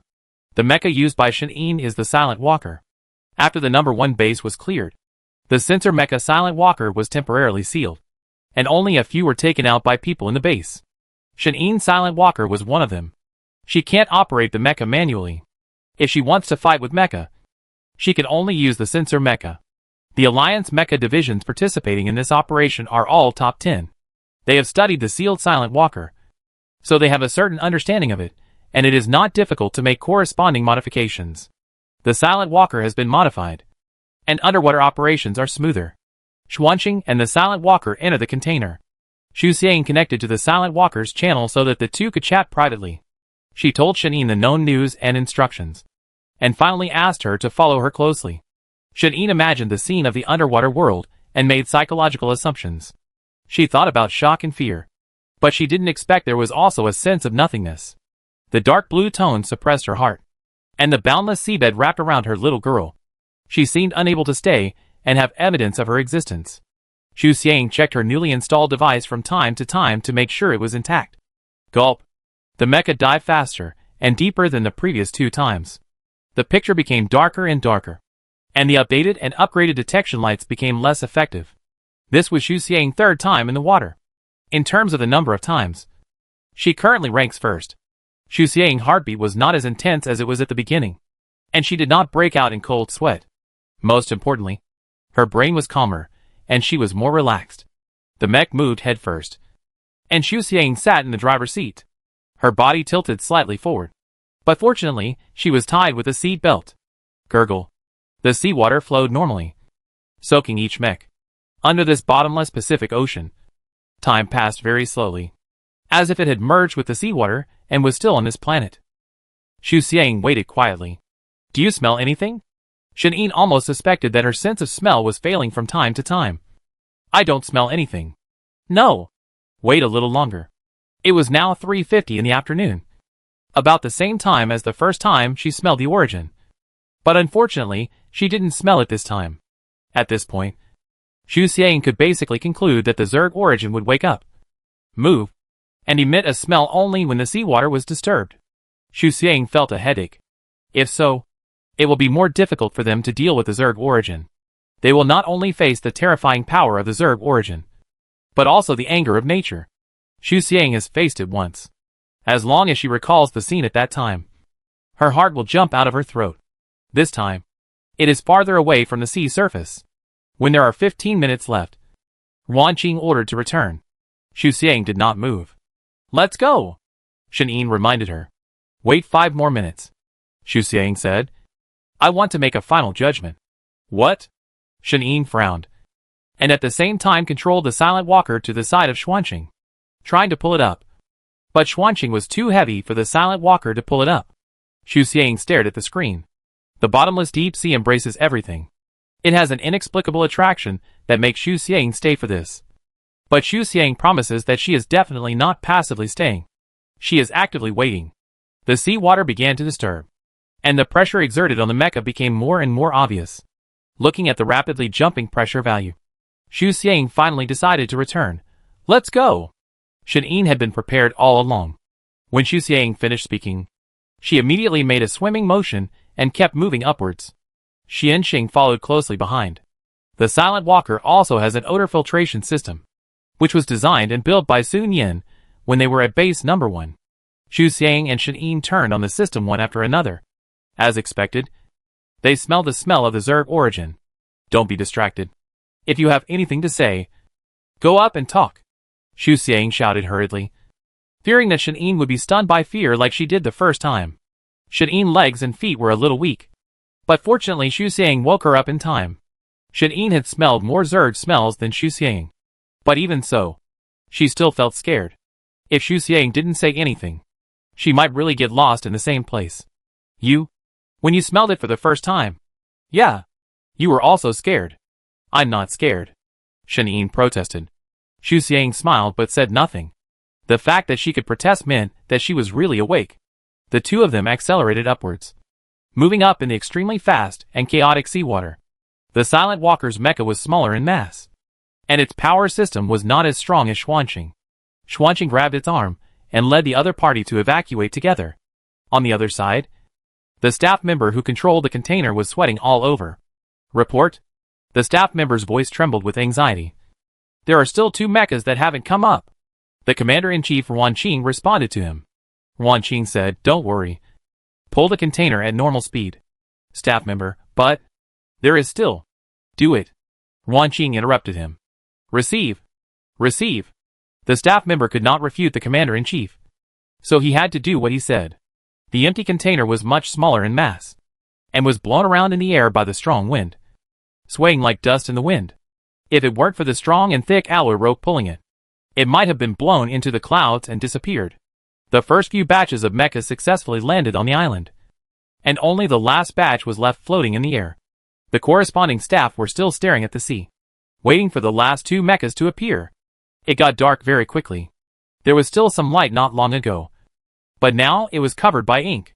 The whole world was only the lights on the container flickering. Stormy nights are always a synonym for insecurity. Time is running out. If the 2 mechas can't get out of the water within 5 minutes, I'm afraid the 2 drivers will be the first to be sacrificed. The waves rolled up, layer by layer, wave by wave, and the sea surface instantly turned into a chaotic fight. The water tornado in the distance moved at high speed and kept approaching. Just when the staff were about to give up, 2 iron heads suddenly emerged from the sea. The next second, the black iron giant raised its 2 arms, clang, clang, clang, and shot out 2 iron chains with hooks, firmly hooking the container. Another mecha hugged the black iron giant. Then, the iron chains quickly closed, and the 2 mechas moved up at a very fast speed. "Oh my god! You can still play like this?" The staff was surprised and delighted. Xu Xiang was not playing, nor was it a sudden whim. She had considered this when she was thinking about the control experiment, since she wanted to verify whether the disturbance of seawater had an impact on the smell of Zerg. She had to have a strategy to deal with the danger. So she discussed with the chief mecha master and worked overtime to install the device for Xuanqing. The mecha master originally disagreed with her taking risks, But fortunately Ron Qing personally came forward to explain. And she agreed to help Xu Xiang. It's really crazy. Shen-Yin hugged Xuanqing tightly, not daring to move or let go. The silent walker is a sensor mecha, and it was inevitable that she was a little funny to hug the air in the cockpit. It's okay as long as I can come back alive, Xu Xiang said. If she couldn't guarantee the safety of herself and Shen-Yin, Xu Xiang wouldn't dare to do this. Shen-Yin stopped talking. A few minutes later, the two mechas landed on the island smoothly. Xu Xiang walked out of the crowd and greeted Yinli and the others. Before she could speak, she was scolded by 5 people. I told you not to take risks. But you didn't listen. Are you going to scare us to death? Boss, what are you thinking? Don't do this again. When we heard that you hadn't come up yet, we didn't know what to do. Xu Xiang comforted them. Nothing will happen to me. I have a plan. Seeing Xu Xiang's awkward explanation, Shen-Yin looked at the people in front of her and said impatiently, Don't look so sad. It's like someone died. Isn't she fine? She couldn't empathize with this group of people. She had lost teammates and watched her teammates die. For her, it didn't matter if she was disabled or miserable, as long as she was alive. What's more, Xu Xiang is now intact and looks good no matter how you look at her. The next action can be slow. Xu Xiang is not good at responding to emotional issues, so she had to change the subject and talk about business. It's time to cool down. Her words were incoherent, which made several people stunned. Auric, what? Xu Xiang said. I have locked the approximate location of the Zerg's origin. There was a loud noise in the sky. Speaking for the 5 people. What? She locked the approximate location of the Zerg's body? No. Why did you go into the water? Is this certain? Auric was shocked. I thought it would take dozens of times to find it. No. I even think it may not be found. Xu Xiang only went into the water 3 times. And she has already come to such a conclusion? The range locked by Shen-Yin may be smaller than mine. Xu Xiang rubbed Shen-Yin with her arm to divert firepower. The others immediately looked at Shen-Yin and asked with their eyes. Shen-Yin, eh? After a while, Xu Xiang said again, I have to find the commander-in-chief again. As soon as he finished speaking, Wan Qing's assistant came over with an umbrella and said politely, Excuse me. Everyone. The commander-in-chief asked Mr. Xu to come over for a moment. Chapter 143 Departure. Xu Xiang brought Shen-Yin and went to Wan Qing with ease. Wan Qing saw Xu Xiang coming in and casually pointed to the location to indicate that she should sit down. After finishing the work in hand, he looked up and looked at her. Did you find anything? Wan Qing asked. I have a friend outside, and I think she can be more useful. Xu Xiang believed that Shen-Yin's range must be smaller than his. Wan Qing knew who Xu Xiang was talking about. Shen-Yin, who was once a member of Base No. 1 and is now a member of the Huanghua Pirates. Wan Qing glanced at the assistant, who understood and went outside to invite someone. Shen-Yin came in with his trouser pockets in his hands, sat on the chair, leaned against the back of the chair, and looked at Wan Qing. Wan Qing got straight to the point. Student Xu said that you are more certain about the location of the origin of the Zerg. Please tell me in detail. Shen-Yin glanced at Xu Xiang, and seeing that the other party nodded, he pulled a chair forward and sat down. Give me a map. Wan Qing called up the holographic 3-dimensional map. Shen-Yin stretched out his hand to draw a circle and leaned back to his position. Here. Wan Qing took a look and saw that the approximate location was 3 degrees to 12 degrees north, 166 degrees to 171 degrees west. They originally used 10 degrees south latitude and 167 degrees west longitude as the center, and extended 20 degrees to the southeast, northwest, and northeast to find the origin of the Zerg. Now, Shen-Yin has narrowed the range by nearly 10 times. The latitude interval of 1 degree is equal to 111.1 kilometers. If the longitude and latitude range is converted into area, this number is not small. Xu Xiang compared the circle drawn by Shen-Yin with the circle he estimated. Sure enough, the other party's range is smaller. I understand. Wan Qing moved his eyes away from the circle and tried to calm himself down. I will ask them to focus on detecting this area when we go into the water tonight. Thank you for your efforts. You've worked hard. Shen-Yin stood up and prepared to leave. Seeing that Xu Xiang was still sitting, she kicked her stool. I have something else to do. You go out first, Xu Xiang said. Shen-Yin pouted and walked away with her pockets in her pockets. Xu Xiang turned to Wan Qing and asked, Did anyone die under your command? She thought this question was too stupid. So she asked, "Did many people die?" Wan Qing didn't understand why she suddenly asked this. But since the junior asked, she didn't mind answering. "A lot." Xu Xiang was silent. "Let me tell you this." Wan Qing turned off the holographic projection screen and looked at Xu Xiang. "I entered the Alliance Command at the age of 23 and became a commander. I commanded no less than 300 battles, big and small, and the death rate was never zero. Xiang, the battlefield is far more cruel than you think." Xu Xiang didn't say a word. "I know." She knows this. During her years of wandering, she saw Zerg tearing apart mechas and killing humans. The most recent time, the Fly King killed Lao Jiang and others. "Well, I understand." Xu Xiang stood up. "Thank you." In fact, she didn't mean anything else. She just wanted to prepare herself mentally in advance with her senior. After leaving Wan Qing's office, Xu Xiang went straight back to the dormitory. During this period, Yanli and the others were preparing for the night's water mission, so they were not in the dormitory. Xu Xiang did some strength training, took a shower, and lay on the bed to play with the light computer. If it were normal, Xu Xiang would definitely read the discussion about the league on the Star Network first. But this time she clicked on the weather forecast set by Ji Xiao. The professional meteorological team always updates the weather of Blue Star, sends it to the work group and the teacher group, and passes it down layer by layer. Xu Xiang didn't care about the weather on Sky Island, but looked at the sea level directly.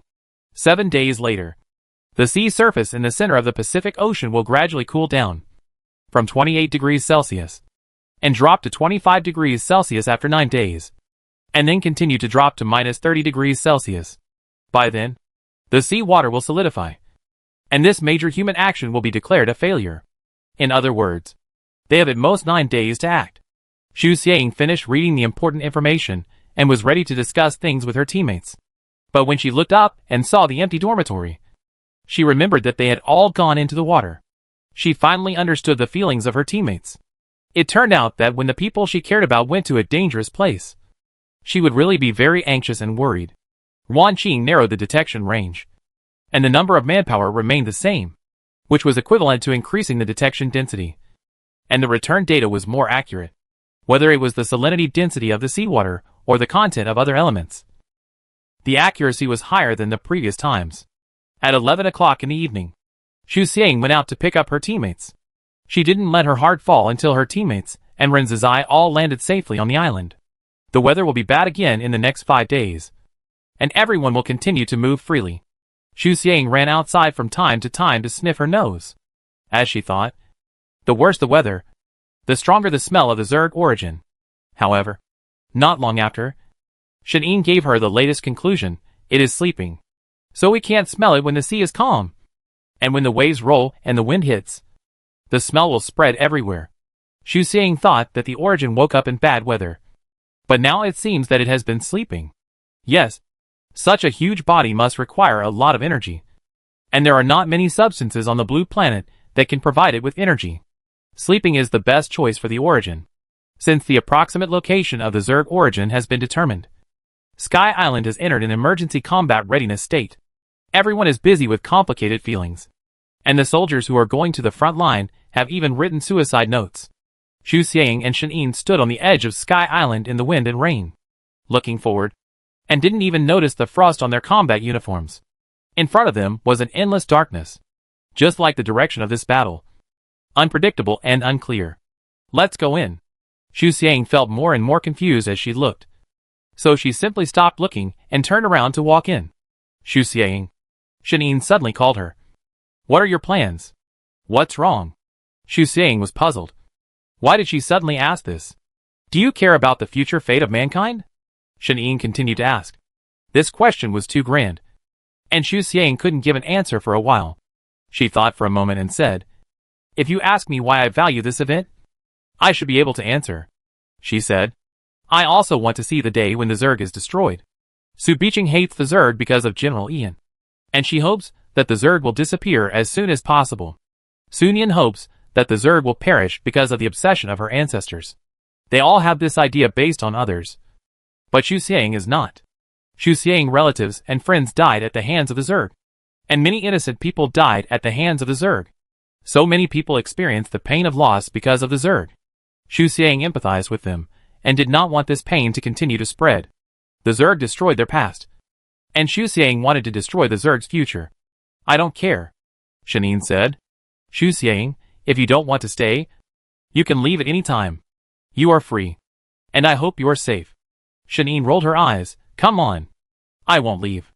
The old bald man and the crazy woman can face danger because of other people's obsessions. Why can't I? Xu Xiang, oh, you stayed because of me? No. Xu Xiang didn't believe that except for her, who on Sky Island could make Shanine stay. Xu Xiang wanted to put her hands in her pockets, but found that her pockets were frozen. So she had to put her hands in her sleeves and quicken her pace. Shanine hurriedly caught up with her and returned to the room with her. The next 3 days were relatively calm, and everyone huddled indoors and moved freely. Until the 4th day, Ruanqing held an online meeting to break the atmosphere. After a few days of information collection and calculation, we finally found out the specific location and physical condition of the Zerg origin. Ruanqing said, the concentration of seawater substances near the Zerg origin is very low. According to data feedback, it has been dormant for at least 50 years. Now is the weakest time. We must seize this opportunity and give it a fatal blow. In short, the Zerg origin is terrible, but not invincible. Now is a very good time. In addition, Ruanqing continued, I believe everyone has seen the weather forecast. Yes, there will be 6 hours of cloudy weather the day after tomorrow. We only have those 6 hours to deal with the origin. If we miss it, the sea water will solidify and our action will fail. The 6 people of the Golden Tower team gathered together to watch the holographic projection. Ruanqing's words made them silent. In fact, even if the Zerg origin was not defeated, their lives would not change much. They would study hard during college, find a job after graduation, and go to the front line to fight insects if they joined the army. If they did not join the army, they would do something else.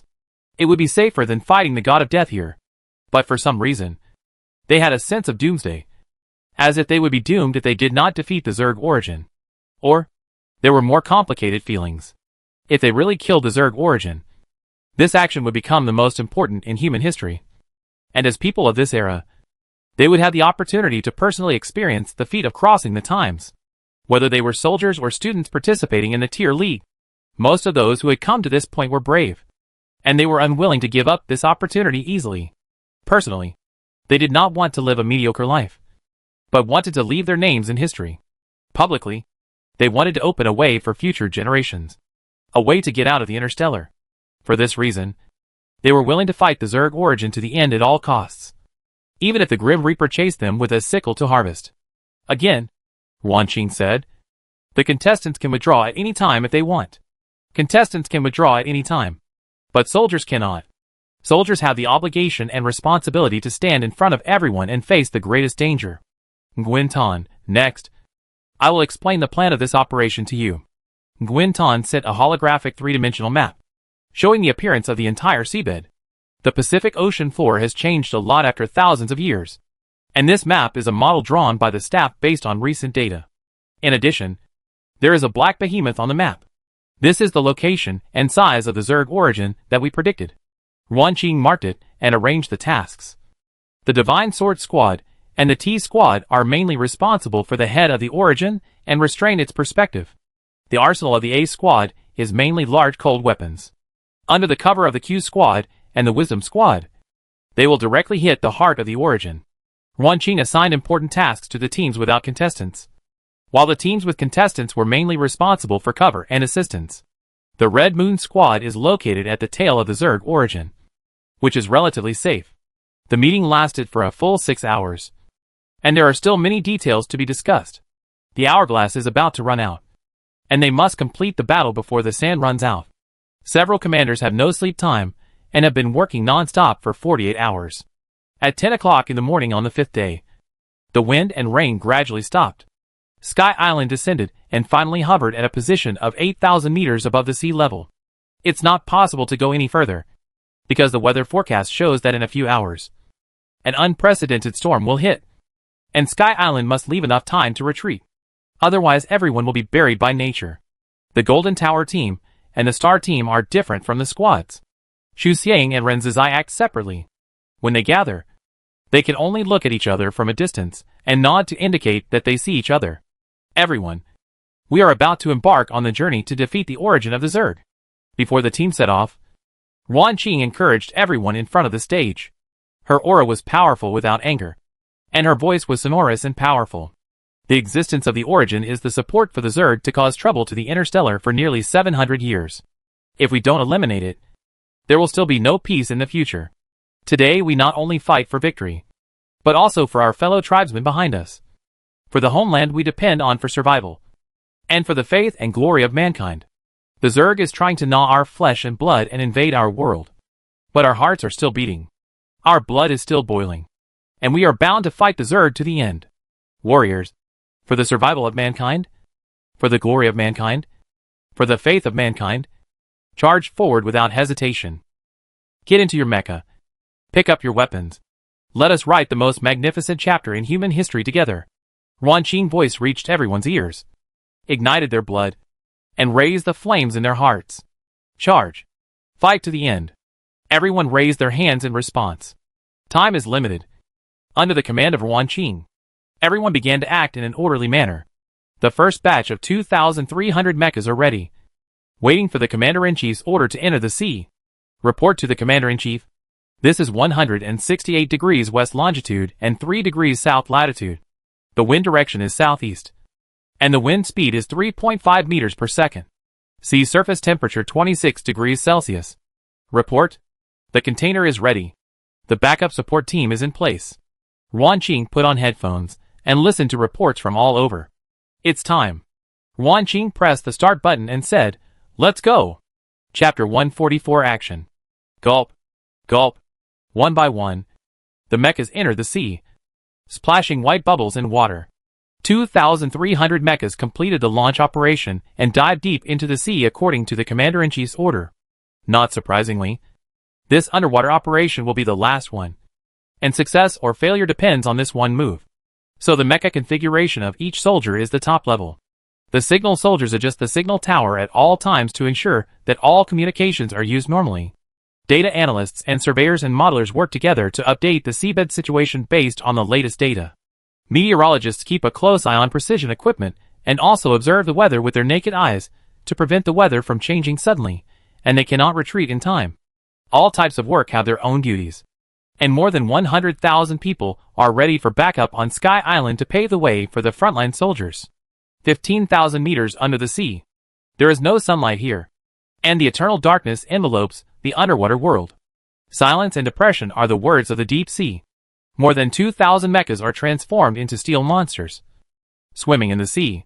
These mechas have been transformed by the top 10 mecha divisions in the Alliance and have great stress resistance, which can withstand the pressure from the deep sea. The eyes of the mechas cast cold light, slightly illuminating the short-distance environment. Gurgle. The water flows, fitting the whole body of each mecha. In the cockpit of Xuanqing, the screen that can't see the picture clearly makes the whole space even darker.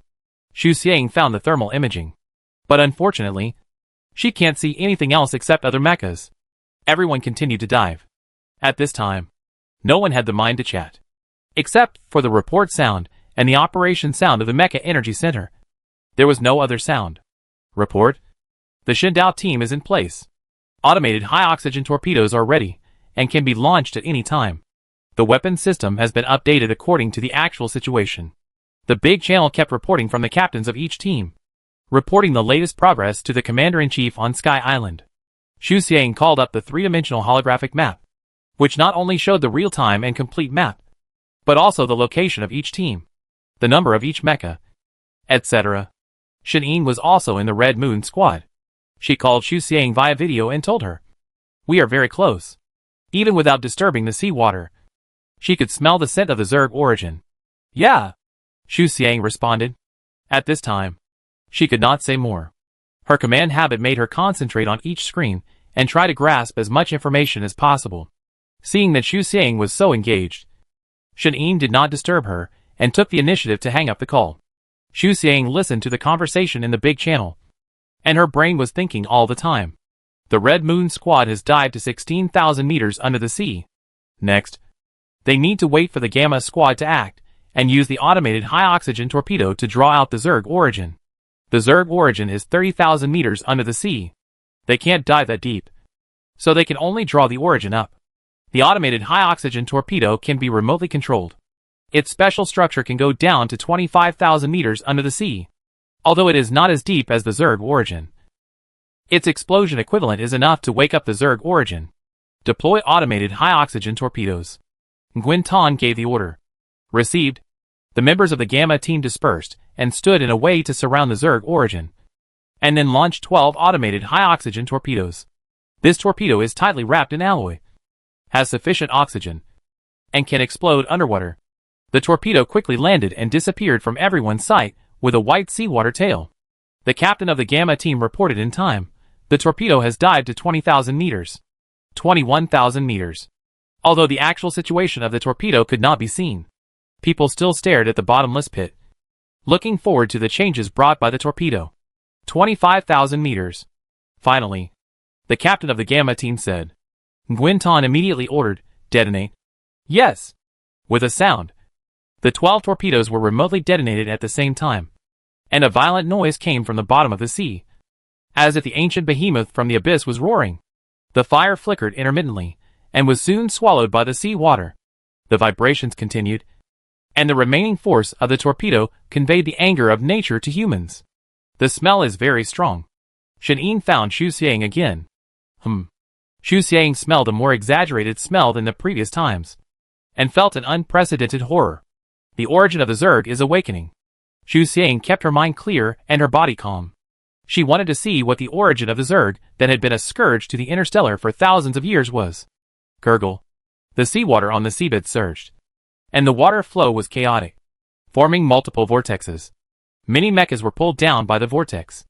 Those who reacted quickly relied on the power system to retreat in time. Those who reacted slowly could not resist the power of the seawater even if they released the power rods, and were sucked into its belly and disappeared. The captains of each team quickly reminded and led the team members to withdraw from the gravitational circle of the vortex. More than 2,000 mechas moved in an orderly manner. Even in the dark seabed, few mechas collided with each other in a panic. The rumbling sound penetrated more than 10,000 meters under the seabed, and the Lord of the Seabed declared its sovereignty. The seawater surged wildly, forming an undercurrent that was more harmful than the visible vortex. The mechas were like small boats on the sea surface of a crazy storm, blown to and fro, unable to control their own positions. The seawater became more and more turbid, and the rocks and sediments on the seabed began to loosen, and even cracks appeared, pouring out a lot of mud and harmful substances. Ding ding. Some mechas sent out sharp alarms, reminding the driver that components such as sensors and radar systems were damaged. The first batch of teams suffered a great blow before the Zerg origin appeared. The Golden Tower team quickly moved upwards under the protection of the rest of the Red Moon team, and all teams retreated one after another, following the Commander-in-Chief's instructions to go to the position 10,000 meters under the seabed. The mecha's pressure-bearing capacity is limited. Even when the sea is calm, it can only dive 18,000 meters. Not to mention this chaotic situation, we must first ensure that most people are alive before considering killing the Zerg origin. The vortex and undercurrent swallowed several mechas. People listened to the chaotic voices in the channel and were uneasy, especially when they heard the voices of familiar comrades. Their hearts were so fast that they seemed to jump out of their chests. Where are they? Xu Xiang, who had not spoken actively, couldn't help asking. After his friends explained their locations one by one, Xu Xiang finally breathed a sigh of relief. It's more troublesome than I thought. Ren's eyes successfully applied for the Jinta team's channel and spoke in it. But it can't be solved. Right? Xu Xiang's brain turned rapidly, thinking about what to do next, and ignored who spoke. Sky Island. Meteorological Observation Station. The old man in his 60s looked at the dense data and felt his scalp tingling. Old Xu. Something bad has happened. The detector sent back data. The sun is about to enter a cooling period, and by then, the temperature of the blue planet will drop significantly, the young staff member reported tremblingly. Also, the geological team said that the appearance of the Zerg origin has caused chaos on the entire seabed, which has greatly affected the weather on the sea surface. The weather may deteriorate earlier than expected. Old Xu glanced at the turbulent sea surface, rubbed his wrinkled face hard, and said, "Got it. Continue to observe. And pay attention to the state of the sun. Staff, received. Old Shu exhaled a breath of turbid air, sorted out the new report, and went to find the commander-in-chief. 10,000 meters under the sea. The Zerg origin has not appeared yet. But the first team has lost more than 400 people. There were no casualties in the previous few launches. But this time it directly exceeded 20%. Ruanqing asked the Gamma team to continue to launch and detonate automated high-oxygen torpedoes. And the chaos value on the seabed continued to rise. They had been in the water for more than an hour. But apart from casualties, damage to the mecha and chaos, they got nothing. It's useful. Shen'in words came. The origin of the Zerg is moving upwards. She said this directly on the big channel, so everyone could hear it. Some people had inquired about the number 1 base and the experimental subjects, so they knew Shen'in's identity. When they heard her words, many people regained their confidence and gritted their teeth to persist. It is said that powerful experimental subjects can analyze the situation of Zerg by smelling their scent. This Shen'in has the courage to go into the water, which shows that his strength is not bad and belongs to the category of powerful. Since Shen'in said it was useful, it means that there is hope of winning this battle. We must hold on. Wei Ping shouted, little guys, keep retreating upwards. We are below. Student Shu and Student Yen, you two must lead the team well as commanders and captains. Wei Ping and Liao Zhanxia were at the bottom of the Red Moon team, so they could cover the rear when retreating. If there was a live broadcast at this time, the audience would see several mechas floating in the sea, some accidentally swept away by the undercurrent, and some scattered and ready to fight at any time. Boom boom. Suddenly, the seabed turned black, and a huge black shadow passed by from below. The Divine Sword Squad kept the team's mission in mind, so they were closest to the bottom. Seeing this, the captain of the Divine Sword Squad hurriedly said, Commander-in-Chief, we found a suspected target. As soon as the voice fell, the black shadow suddenly jumped up and swam upstream at an extremely fast speed. The seawater was completely crazy, and the flow was controlled by the movement direction of the black shadow. The black shadow was getting closer and closer, when it was still 1,000 meters away from the main force. People finally saw its outline from the thermal imaging screen. A long and flat body, 2 wings stuck on the back, and a long beard on the top of the head. Oh my god! Auric had been patient for so long, and when he saw the thermal imaging screen, he couldn't help it. Isn't this a woodworm? Woodworm. The first Zerg discovered by humans. To be precise, Yinli frowned tightly. It's a cockroach. Cockroaches are the most common insects in modern life on Blue Star 2,000 years ago. To be more precise, it is a hybrid with cockroaches as the main body and other insects fuse together. No wonder the Zerg origin can breed so many strange offspring. It is not a simple thing in itself. The Zerg origin has appeared. The captain of the Divine Sword Squad shouted. Commander-in-Chief, we are heading to its head. The captain of another team also said, Team T is in place. The two teams, nearly 40 mechas, bypassed the vortex flow, went upstream, and moved to the head of the Zerg origin in a fully surrounded formation. The next second, the full picture of the Zerg origin was revealed. Like the Fly King, the Zerg origin also has a compound eye structure. Fortunately, the compound eyes of the origin are mainly used to observe the surrounding environment, unlike the Fly King, which also has a speed measurement function. There is also one thing to be thankful for. Shen'in's speculation is relatively accurate. The Zerg origin is about the same size as expected, and everyone's actions are still within the plan. Soon, other teams arrived. Let's do it. Ruanqing's voice reached everyone's ears. Chapter 145 Battle. At the order of the Commander-in-Chief, 2,000 mechas took action. The people of the Jinta team followed the seniors of the Red Moon team to the tail of the Zerg origin. Thanks to the sufficient energy, even if the power value is adjusted to the maximum, the mecha can run for several hours. Jinta's heavy mecha Xuanqing and Qian led the way, followed by the medium mecha Qingjian and Feiyun, and finally the light mecha Yusi and Fengsis. Xu Xiang. Shen'in connected to Xu Xiang channel alone and said, The origin is very weak. We have a chance to defeat it. Shen'in was afraid that this sentence would cause others to relax, so he didn't say it in the big channel. Xu Xiang is not a person who relaxes easily. Shen'in's words will only encourage her and let her see the hope of victory. Xu Xiang and Shen'in have similar conclusions. The power of the Zerg origin is indeed very strong.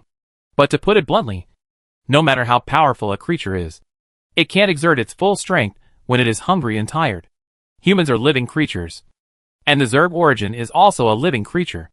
As a living creature, it must abide by the laws of nature. However, the Zerg origin is the Zerg origin after all.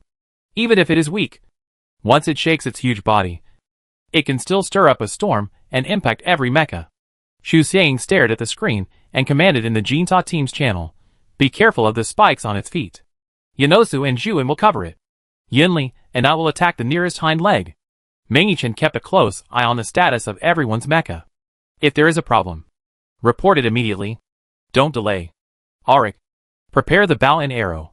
Xu Xiang blurted out of habit, and others subconsciously obeyed. Wei Ping was trying to find a way to break through the spikes of the Zerg origin. At this moment, 2 heavy mechas passed in front of them and rushed straight to the tail of the Zerg origin. "Hey, what are you doing?" Wei Ping exclaimed. Xiao, Lao Wang, come with me to help." Xu Xiang saw several mechas following behind her and guessed that it was Wei Ping and others. She said in the Red Moon team's channel, "Don't worry about us. Seniors, attack the tail of the origin and leave this hind leg to us." Wei Ping was anxious. "No. Don't be stubborn for the score." Obviously, Wei Ping thought that Xu Xiang and others were focused on the competition and wanted to earn more performance points. Sometimes people are very strange. They worry that others will be hurt due to their lack of ability, so they do everything they can to prevent the other party from taking risks. When it is their turn to take risks, no matter whether they can beat the other party or not, they feel that they are more suitable for the action, as if they can only feel more at ease if they take the initiative. Xu Xiang is of course not just for the league and points. She said that she wants to destroy the future of the Zerg. "Senior, believe us," Xu Xiang said. "Yes. Others may not be able to see it, but Xuan still gave a thumbs up. We are the first in the overall ranking of the tier league. Anyway, they have been the first in the overall ranking, so it is not wrong to say so." Wei Ping wanted to persuade him, but it was too late. The Golden Tower team approached one of the hind legs of the origin and took action vigorously. Xian Xing and Qi Yan put their swords sideways to reduce the resistance of the water and rushed to the origin as soon as possible. The compound eyes of the origin are not as powerful as the Fly King, not to mention that its body is longer, so it can only take care of the front but not the back. So the 2 mechas came to the joint of the legs smoothly. The Zerg origin was attacked from all sides and struggled desperately. Under the command of the commander-in-chief, everyone launched an attack in an orderly manner. Xuanqing and Qian floated on both sides of the leg, with 2 big knives placed on it in the shape of a cross, and then pulled it hard. Crack! Snap! A thick and long leg fell off the body of the Zerg origin, pushed away the seawater heavily, and sank down. The tail of the origin has poor defense, so the Jinta team's actions are relatively easy. But no matter what, Xu Xiang and Yan Li are the first group of people who have caused damage to the origin. The origin leg sank, and many people noticed the movement here and were overjoyed. They have a chance. However, the next moment, the broken leg of the Zerg origin squirmed, and soon, a new leg that was exactly the same as the broken limb grew again. Its recovery speed is so fast. Some people were shocked. The strong self-healing ability is a characteristic of the Zerg. As long as their hearts are not broken, they can be infinitely reborn. Yuan Qing asked everyone to stay calm and mobilized people to test the Zerg origin from a distance to find the location of its heart, while others held the Zerg. The leg popped out too suddenly. Fortunately, Xu Xiang and Yan Li reacted quickly and dodged in time. Otherwise the spikes on the leg would have pierced the mecha, and the consequences would have been disastrous.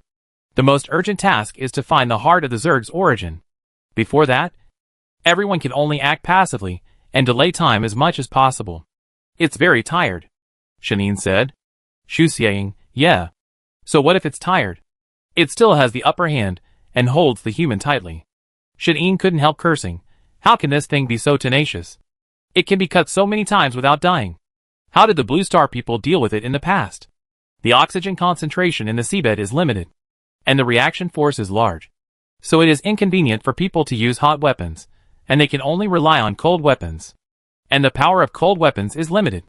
And the damage to the origin is also limited. Half of the 6-hour operation time has passed, and the Zerg origin is intact, after staying in the rolling sea for more than 3 hours. The remaining people are accustomed to such an environment, and even undercurrents can be discovered and avoided in time. Now, their biggest dilemma is that they can't kill the Zerg origin. Yuan Qing sent out the second batch of teams. A total of 3,000 mechas.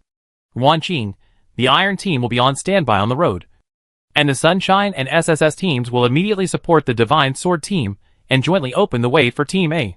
Be careful to avoid the long whiskers of the origin and the undercurrents on the seabed. Everyone, don't worry about energy issues. Go all out to meet the enemy. With the Jinta team leading the way, other contestants looked for opportunities to attack the Zerg origin without causing trouble, causing it damage again and again. Yuan Qing did not stop them, but supported the warriors to consume the energy of the origin in this way of stacking times and slowing down the recovery speed of the origin. Yinli cut off another leg of the origin, but unfortunately the other party quickly grew a new one, and everything she did was in vain. How is the detection team? Yinli frowned and asked. Coincidentally, she just finished asking, and the other side gave an answer. Report to the Commander-in-Chief. The captain of the detection team said in surprise. The location of the heart of the origin has been determined. Its heart is located on the central line of its back, from the head to the abdomen. This sentence shocked many people. Such a large range. Yinli, so it is a slender shape? Yanosu, that should be what it means. It seems that multiple groups of people need to act together. Xu Xiang floated back a distance, adjusted the monitoring screen, and watched the whole Zerg origin. It was really big, not to mention humans. Even mechas were as small as dust in front of it. Perhaps what the little bugs looked like in the eyes of humans, humans now look like in its eyes. Everyone, listen to my instructions, and prepare to change the formation, Yuan Qing said. All Team A move up and cover the back of the origin in a strip. Q. Wisdom. Future and Gamma team surround the origin and control its position. Shin Dao and T team contain its perspective. Action. Received. Except for the teams that were named. The other teams were not idle. The Red Moon team was still at the tail, but they received a new mission to launch an attack from the tail to the middle of the back and merge with the team in front and above. Xu Xiang was about to take action when he glanced at the weather forecast. Frowned. The weather is going to change.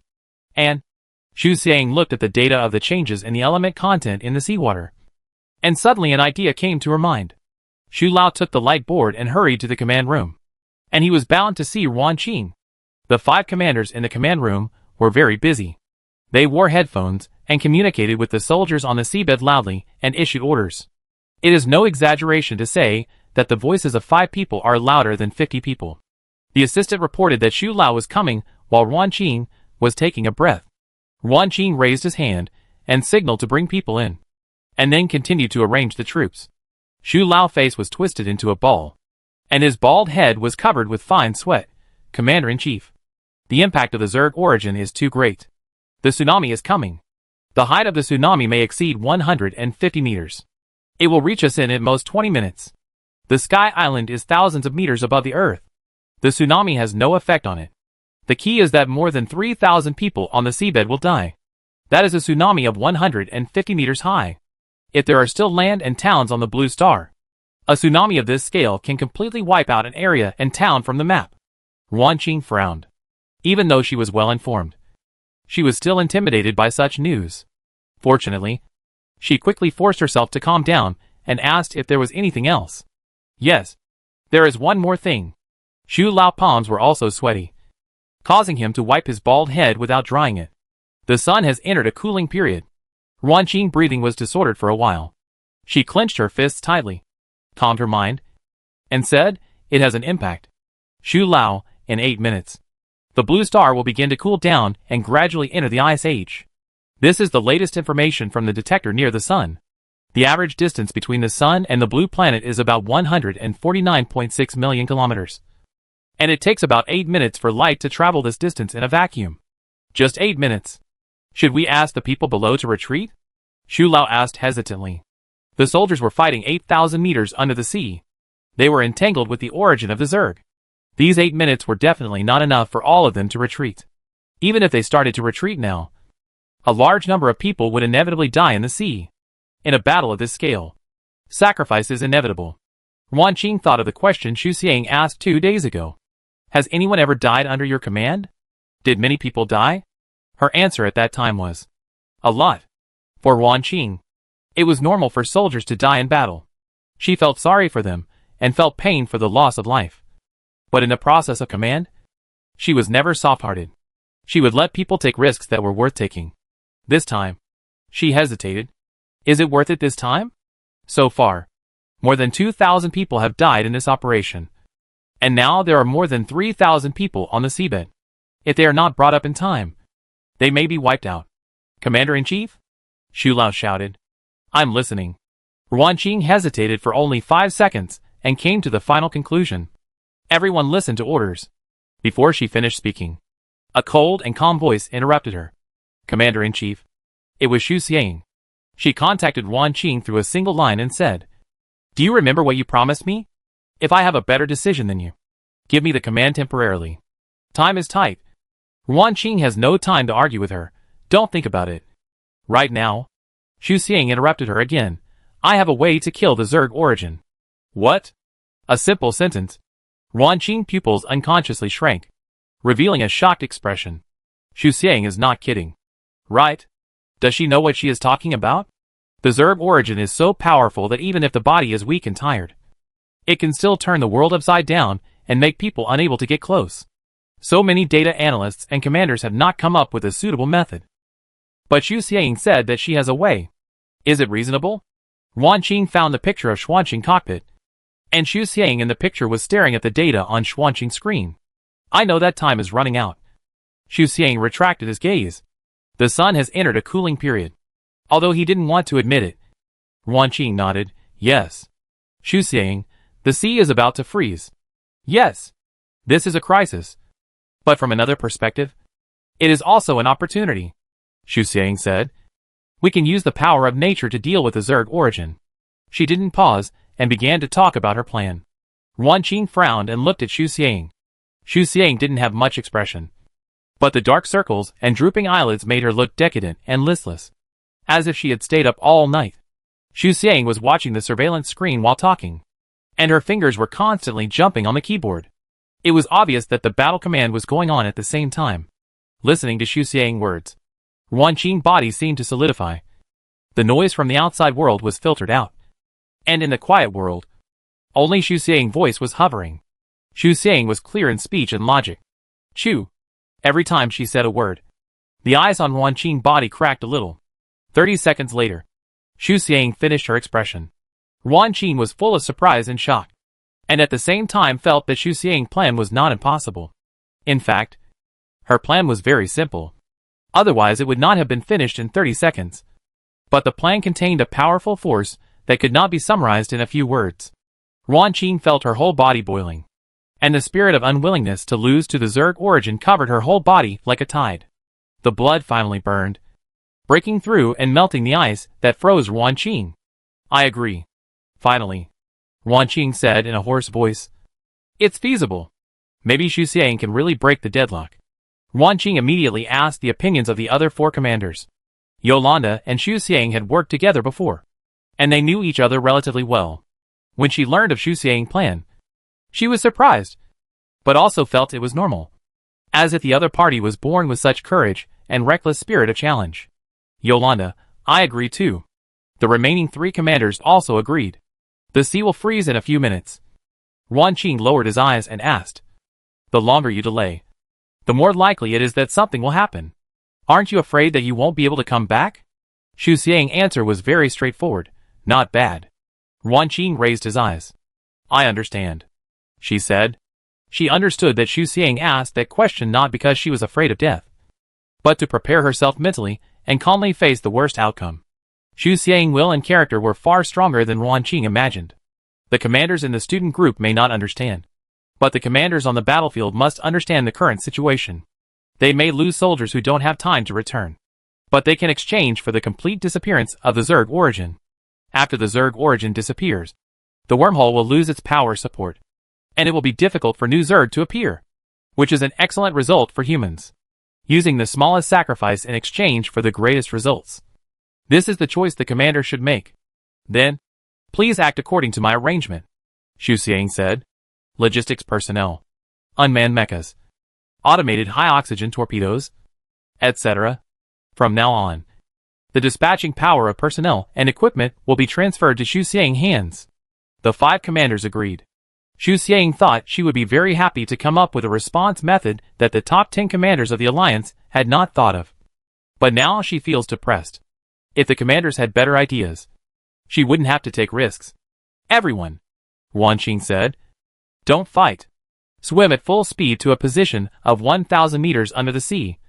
And the second batch of teams will all return to the island. As soon as the voice fell, everyone was confused.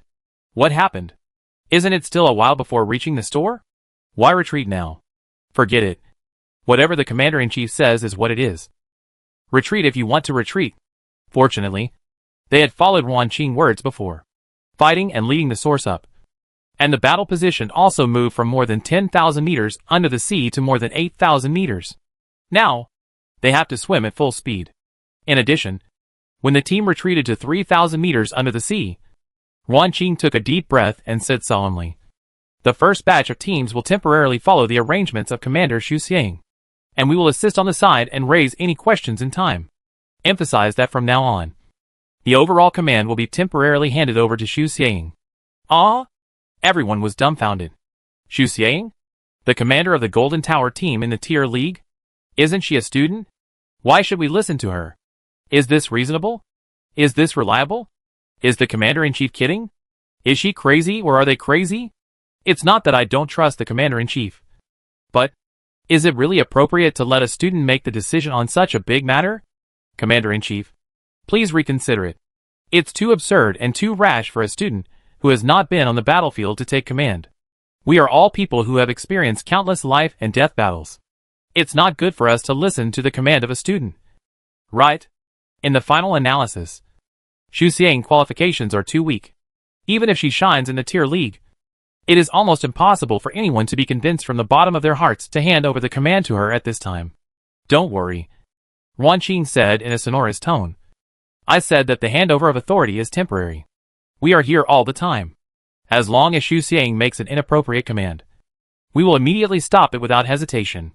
To put it bluntly, Xu Xiang is just a nominal commander-in-chief, and the final decision-making power is still in the hands of Ruan Qing and others. This explanation is very normal and realistic. The voices of doubt gradually decreased. Even if some people are still not convinced, they can only hold it in. After all, this is not the time to doubt and refute. Ruan Qing has been the chief commander for 6 or 7 years and has never made any mistakes. The soldiers believe in her and are willing to temporarily follow the command of a student. Anyway, no matter what, their commander-in-chief is responsible. Oh my god!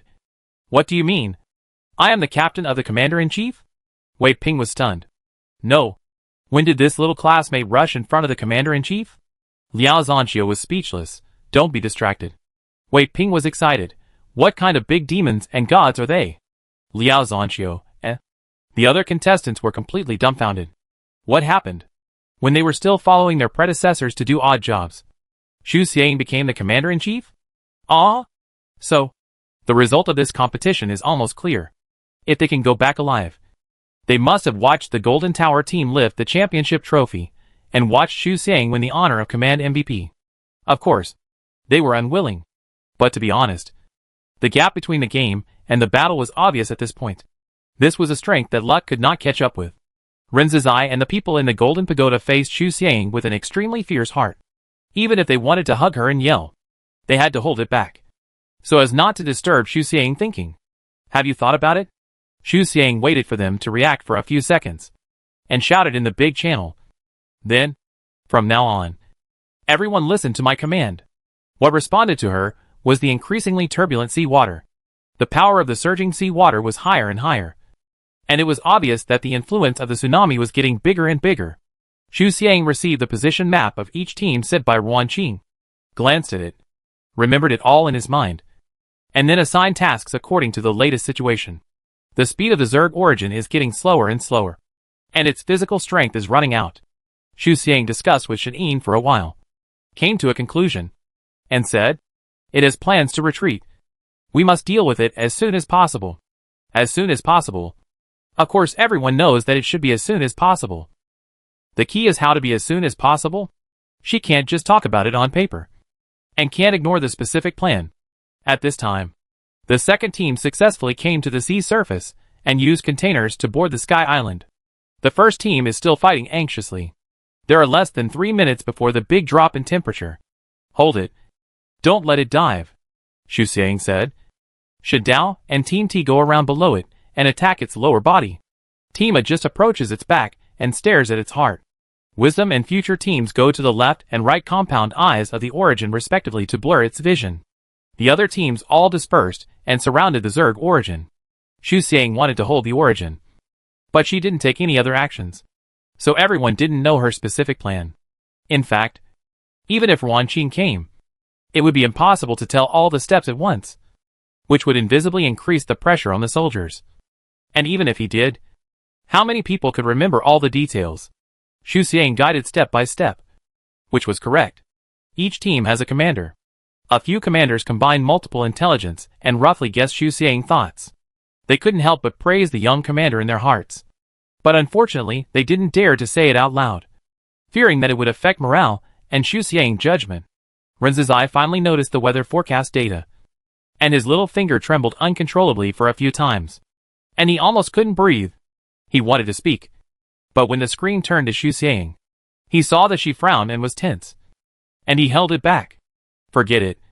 Don't disturb her. Xu Xiang was not idle. While staring at the situation on the seabed, she contacted Sky Island, prepare the icebreaker in advance, and keep up with the energy supply. There are also automated high-oxygen torpedoes and unmanned mechas.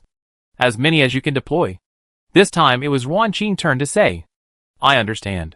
The automated high-oxygen torpedo is ready. And the unmanned mecha has also entered the seabed. The temperature will start to drop immediately, Xu Xiang said. It is now 25 degrees Celsius. Once the temperature drops below this value, the surface seawater will begin to solidify. This is not the most terrifying thing. A small drop in temperature is normal. The key is the big drop in temperature after more than a minute. The sun enters the cooling period, and the blue star cannot receive heat. Even the water will cool down rapidly in a short time. Xiang, Ren's eye finally found a chance to talk to her. Let's go back together. Why did you suddenly say these words? Xu Xiang smiled. I dare to keep you here, which means we can return safely.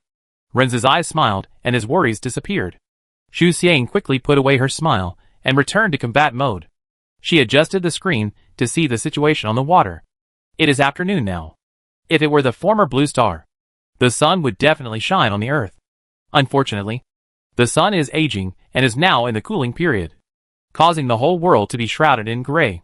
The temperature dropped and the sea surface began to freeze. Oh my god! Classmate Xu, we won't be frozen in the sea, right? Some people questioned. Classmate, don't be so arrogant. It's like this. Why doesn't the Commander-in-Chief come out? Some people even began to suspect that the Commander-in-Chief used them as sacrifices. And they held back the Zerg origin until the ice froze them all. Xu Xiang is still waiting. Wait for the temperature to drop. Ruan Qing had to speak up and ask everyone to be patient. Zhu An's body couldn't bear it. But he always believed in the boss. So he didn't question her, but asked boss, how long do we have to wait? No need to wait. They have waited. Xu Xiang saw it. The icicle. It was the confrontation between ice and water. The battle between cold and warmth. The power of nature was like the climax of a movie plot. And it was about to be fully displayed. It's an icicle. Yinli noticed the picture above her head and exclaimed. Even though there was only seawater left on Blue Star, Yinli, who was used to making preparations, had read a lot of geographical information about Blue Star. So she recognized that this was the Death Icicle. It was very strange that the Death Icicle, which clearly belonged to the Polar Sea area, actually appeared near the Pacific Ocean. It seems that the climate of Blue Star is so bad that it is beyond description. They were on the seabed and could only see the scene on the seabed, while people on Sky Island could still see the sea surface. The temperature dropped sharply, and the cold wind whistled past, leaving a biting chill on the ice field and blowing snow particles. The water tornado and tsunami in the distance were frozen, forming a spectacular giant ice and snow world. The dim sky enveloped the earth, and faint lights were looming on the ice field. The lights were frozen and cracked in a few seconds, and then replaced by relevant personnel. Again and again, Several icebreakers were working on the ice field, digging the ice layer again and again in multiple areas to ensure that the soldiers could return smoothly after the submarine operation. The temperature continued to drop, and the ice layer became thicker and thicker. Under the seabed, a tiny icicle quietly spread. Then it grew bigger and bigger. The death icicle is coming. A scream made everyone turn on the surveillance and look at the screen above their heads. An icicle grew at an alarming speed and spread to all directions, as if the messenger of the deep sea was holding a scepter, bound to turn the underwater world into an icy graveyard. Xu Xiang saw the icicle and immediately issued the latest order. Team A will attack the heart of the origin, whether it can be hit or not. First hit it to disruptive thinking. Ultra and Team Q go to the east road, and the Divine Sword and Wisdom team go to the bottom road, and drive the origin to the icicle together. At this point in the operation, even the dumbest person can understand Xu Xiang's meaning. She wants to use the death icicle to freeze the Zerg origin. Wherever the death icicle passes, all life withers. The power of nature may not even be able to resist the Zerg origin. This is indeed a simple, adventurous and detailed plan. However, some people still question, can the origin be fooled? Shen Yin answered for Xu Xiang, nonsense.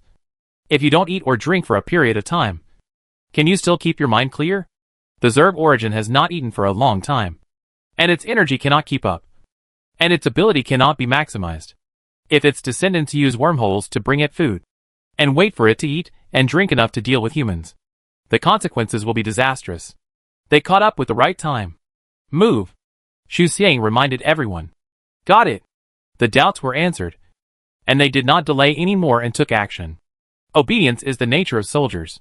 No matter what they think in their hearts, they can only do what the commander says. Gamma team received the automated high-oxygen torpedoes dropped from the sea and waited for Xu Xiang's order to launch. 300 unmanned mechas were remotely controlled and slowly approached the death icicles. This kind of mecha was just invented in recent years. It is not good enough, but it can be used at critical moments. The unmanned mechas approached the death icicle and were quickly frozen. One by one, they connected together to guide the icicle to the Zerg origin. Pay attention to your position. Don't mess around. Xu Xiang's voice sounded in the main channel. Everyone stay away from the icicle. The unmanned mechas will complete the guidance work. The left-wing formation dispersed, and the right-wing team members concentrated on attacking the lower body of the Zerg origin and forced it close to the icicle. More than 100 unmanned mechas were frozen, adding a bit of coolness to the huge ice sculpture. In the ice, the low temperature destroyed the system and device of the mecha. The light in the eyes of the unmanned mecha gradually extinguished, and the cold light reflected by the icicle gradually disappeared. The speed of the icicle expansion was getting faster and faster, gradually approaching the Zerg origin with no way to retreat. Prepare to retreat. Seeing that the time was almost up, Xu Xiang hurriedly said, the team above will retreat first, and the team below will move to the side of the Zerg origin to prevent it from diving at any time. Team A continued to approach the heart of the origin. Gamma team, prepare to drop torpedoes at a fixed point. Xuanqing floated to the side, so that Xu Xiang could adjust the monitoring and observe the overall situation. The ice column and the Zerg origin were getting closer and closer. Just when the Zerg origin was about to be connected by the ice column, it finally realized that something was wrong, quickly retreated and dived, and began to escape. Fortunately, the team arranged by Xu Xiang was always ready. When the Zerg origin moved, several teams attacked from bottom to top, and countless cold weapons were all blocked on the Zerg origin, forcing it to move forward. Just when the origin was in a panic, Team A took the opportunity to stick to the back of the Zerg origin. A team of 12 people, under the command of the team leader, raised their swords in unison and stabbed into the back of the origin fiercely. The origin flipped in pain, trying to throw off all the mechas on his body. Several mechas were pierced by the long whiskers of the origin, and were instantly broken apart by the impact of the seawater. The soldiers watched their teammates, who had fought side by side for many years, die, and they didn't even have the chance to bring back their bodies. Xu Xiang dispatched the other two teams to help, and the three teams suppressed the Zerg origin together, without retreating at all. More than 30 mechas trapped the origin, making it painful and leaving it with no way to retreat. The most important heart was injured, and the Zerg origin was restricted in its movements. Watching the icicles approaching him, Yanli, Yanosu, Xu Xiang shouted to the two people closest to him. Several unmanned mechas are out of control. Come with me to push. Got it. The three of them frantically tapped the keyboard with their frozen fingers, controlling the mechas to disperse, and push several unmanned mechas with all their strength, helping those mechas to float to the middle of the icicles and the Zerg origin. The spread of the icicles was faster than humans could imagine. As soon as the mechas were pushed over, they were instantly covered and frozen by the icicles, and then connected to the long whiskers of the Zerg origin. Everyone retreat upwards, Xu Xiang shouted loudly. No one questioned and no one stopped, and they all moved upwards at the fastest speed.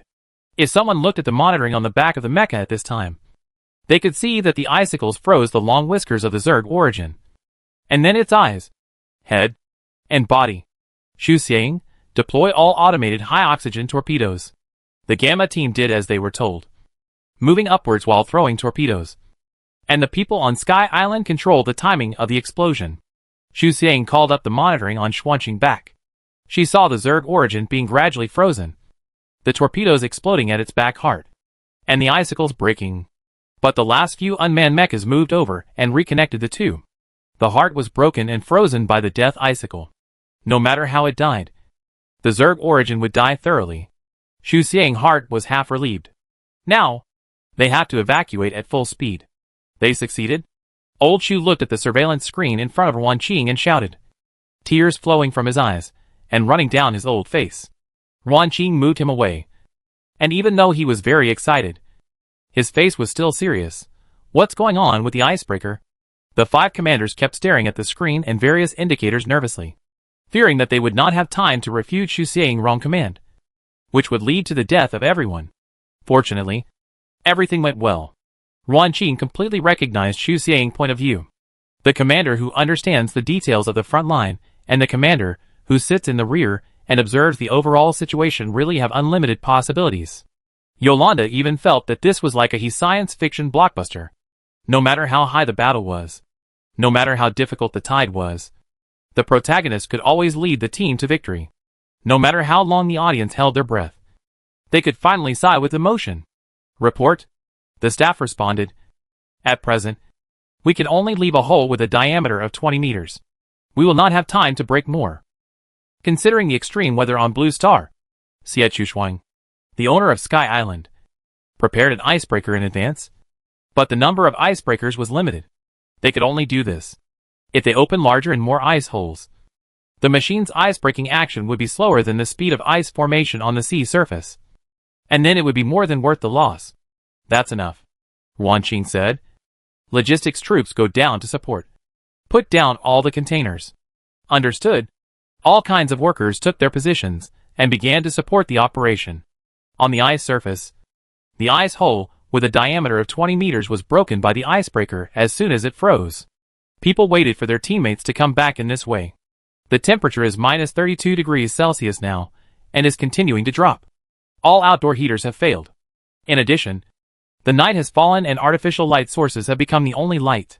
People turned the screen to the maximum and stared at the ice hole, waiting. The ice hole is very dark, like a black plane, and nothing can be seen. I see a shadow. A sharp-eyed person suddenly shouted loudly. She was clearly inside the mecha, but when she opened her mouth, white mist came out of her mouth and spread in the cockpit. In the seawater, more than a dozen shadows moved quickly, starting with a small dot, and then getting bigger and bigger. Wow! Wow! Wow! Wow! One after another, the mecha heads popped out. They're out! Quick! Pull them up! The logistics troops immediately gathered around and picked up the underwater mecha in an orderly manner. The sea surface would freeze at intervals, so the icebreaker started to move again. Everyone's movements became more and more skilled, and the support operation went very smoothly. The Red Moon squad was the last to come up. First the 5 people from the Golden Tower team, then Wei Ping and others, and finally, the Black Iron Giant that everyone was looking forward to supported the ice with both hands and jumped up. Boom! Xuanqing landed smoothly on the ground, and the vibration force bounced off the cold ice fog. At this point, all the survivors have returned. Chapter 146 Champion. All mechas boarded the container, and were slowly pulled onto the Sky Island. This was the easiest landing for everyone. Even though the blizzard was howling, and the container was blown all over, everyone's laughter did not stop. They were announcing the victory of mankind to the world. Xu Xiang walked out of the noisy stars. She was exhausted and had just taken a few steps. She was unstable and fell to the ground. It was raining now. The rain penetrated into people's bodies, bringing a chill that penetrated into the bone marrow. Xu Xiang turned over and laid down to look at the gray sky. After a while, she finally smiled with satisfaction. A black shadow floated across the sky. It was small, and Xu Xiang could not see it clearly. But judging from the outline, the black shadow looked like an interstellar spaceship. Xu Xiang subconsciously thought of Sun Yin. Did she come too? To witness the demise of the origin of the Zerg. It was good. Sun Yin saw it, and Xu Xiang did it. From General Ian to Su Biqing and Sun Yin. And then to Xu Xiang. Everyone's wishes were basically met. Xu Xiang put her hand over her face and closed her eyes. So tired. She concentrated for several hours. All the tissues and cells in her body were moving. She didn't feel anything during the battle. But she felt exhausted after the battle. As if she was hollowed out. Xiang? Ren Zizai looked for her as soon as he left Qingye. And when he found her lying on the ground, he ran over in fear. Xu Xiang almost fell asleep, but was awakened by Ren Zizai roar. Huh? Xu Xiang reacted. He must have been scared. Xu Xiang put down her hand and prepared to get up to tell him that she was fine. But she found that she couldn't move at all, because her combat uniform was frozen, and she was stuck to the ground. Xu Xiang, this damn weather. Xu Xiang took off her combat uniform and got up from the ground. Ren Zizai ran over, and without waiting for Xu Xiang to speak, he bent down and threw her into his arms. Xu Xiang didn't move. She was too tired. Her forehead against Ren Zizai's chest, using the force to collapse. The cold rain was pouring down. Xu Xiang's eyes were filled with water. She rubbed it against Ren Zizai's body and wiped the water off her face. Ren Zizai didn't move. He thought of the previous two experiences and didn't know whether to laugh or cry. What do you think of me this time? The first time was a pulley. The second time was a bed. This time, it can't be a rag. Xu Xiang said, boyfriend. Ren Zizai's breath was choked. It was too cold that day, and his breath was frozen. Xu Xiang. Xu Xiang. Ulrich rushed over. We're back. He saw Xu Xiang leaning on Ren Zizai, and was about to reach out and pat her shoulder, but was stopped by Xu Xiang. Don't move. Xu Xiang didn't move either. My head is stuck. Ren Zizai. Ulrich, Xu Xiang. Go inside first. She hated this damn weather. Xu Xiang couldn't see the road, and Ren Zizai was afraid of moving too fast and tearing her forehead. So he had to find a place with few people and move slowly. Real conjoined twins. Finally, the group entered the nearest hall. Yinli brought warm water and kept pouring it on Xu Xiang's forehead and Ren Zizai's body until the two were separated smoothly. Xu Xiang touched his red forehead, which was a little painful, but fortunately the skin was not broken. After fighting for several hours with high intensity, Xu Xiang couldn't stand it anymore and really wanted to fall asleep. Just at this time, a group of people came in a hurry and stood in front of several people. The 5 commanders including Ruan Qing led the way, followed by staff such as Xu Lao. And slowly, all the nearby soldiers surrounded them. Xu Xiang's eyelids were about to close, but he had to hold back when facing so many people.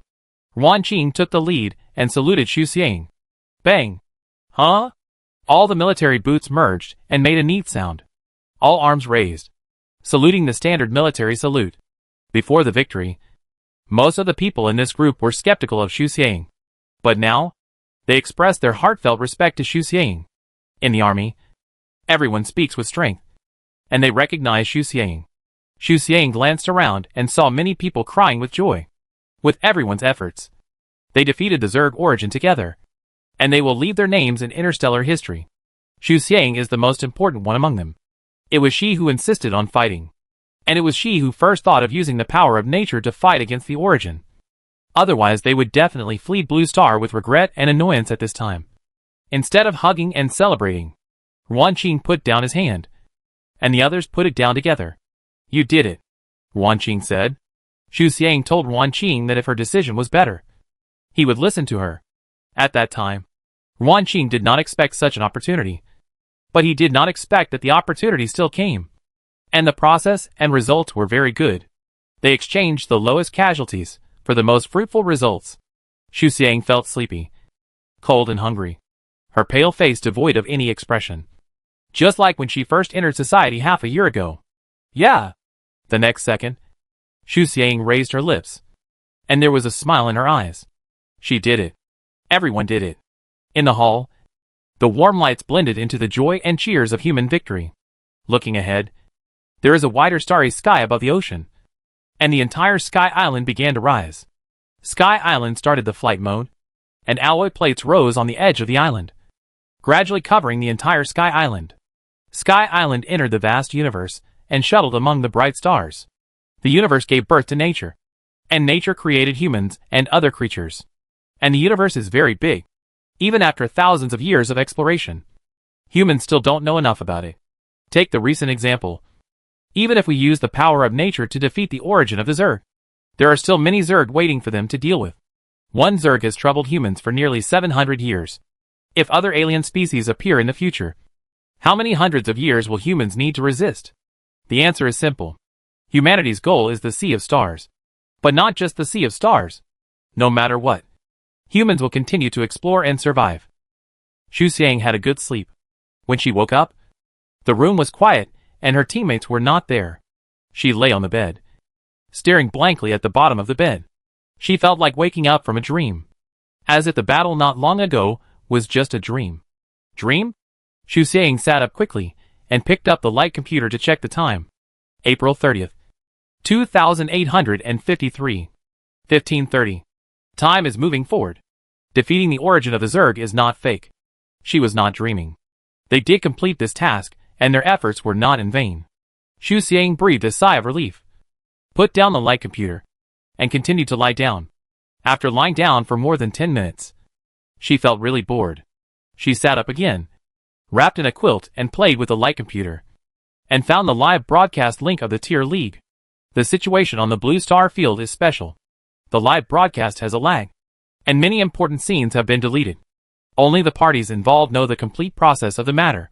The live broadcast room just broadcast the part where Xu Xiang took over the command. Question marks flashed across the barrage, and soon turned into exclamation marks. Xiaoshu reacted quickly and courageously, and actually used the power of nature to deal with the Zerg origin. It should be said that nature allowed the Zerg to evolve and became an important force to destroy it, which is really touching. She personally understood the situation and led the battle on the front line. No one would disagree if I said she was the most special commander. Oh my god! The Zerg origin has been destroyed, and we can live more peacefully in the future, thanks to the soldiers on the front line. Awesome. Xu Xiang is the MVP of the command category in this year's Tier League. Although other teams performed well, Jinta has Xu Xiang, and the total points must be high. Look forward to Jinta team winning the championship. Everything is possible before the final result comes out. Don't be a jinx. Just wait for the result. But no matter what, believe in Xiaoshu and Jinta. The doubts of the past have long disappeared. And even if there were, they were drowned out in a short time. With Xu Xiang's current reputation, even if she said she was a full-time commander, it is estimated that some people would agree. However, after several hours of high-intensity command and fighting, Xu Xiang's body and spirit have not recovered yet. And she was indifferent even when she saw so many people praising her. Of course, her hands did not stop, and she praised those who praised her at the speed of typing on the mecha keyboard. Not long after, Yinli knocked on the door and asked if Xu Xiang woke up, and brought her hot food and warmth. Juan and others came quickly. Even Ren Zizai came. Everyone gathered around Xu Xiang, discussing the fierce underwater battle at that time, and also discussing the speculated results of the Tier League. Ren Zizai had a rumor that the Alliance did not intend to announce the results of the Blue Star Arena in advance, but to leave it until the day of the award ceremony. Ulrich raised his chin. No suspense. It must be us. Juan handed his thumbs in front of Xu Xiang. Yes. After all, I am the boss. Ren Zizai couldn't refute. Yes. Xu Xiang's performance is obvious to all. Whether it is the superb level of underwater combat or the orderly and powerful aura in the final command link, she can stand out in the Blue Star Arena. She has already run ahead of him, and he can only catch up with her in the future. The award ceremony will be held at 2000 hours on May 15th.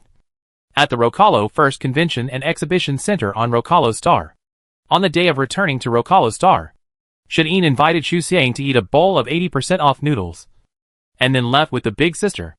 Before leaving, Shen Yin told Xu Xiang that Sun Yan surrendered and was imprisoned again. Xu Xiang couldn't help but think of the interstellar spaceship she saw on Sky Island. It seems that Sun Yan was really sitting inside. The two promised each other to try not to take the initiative to smell the Zerg and take care of their bodies. And then parted again.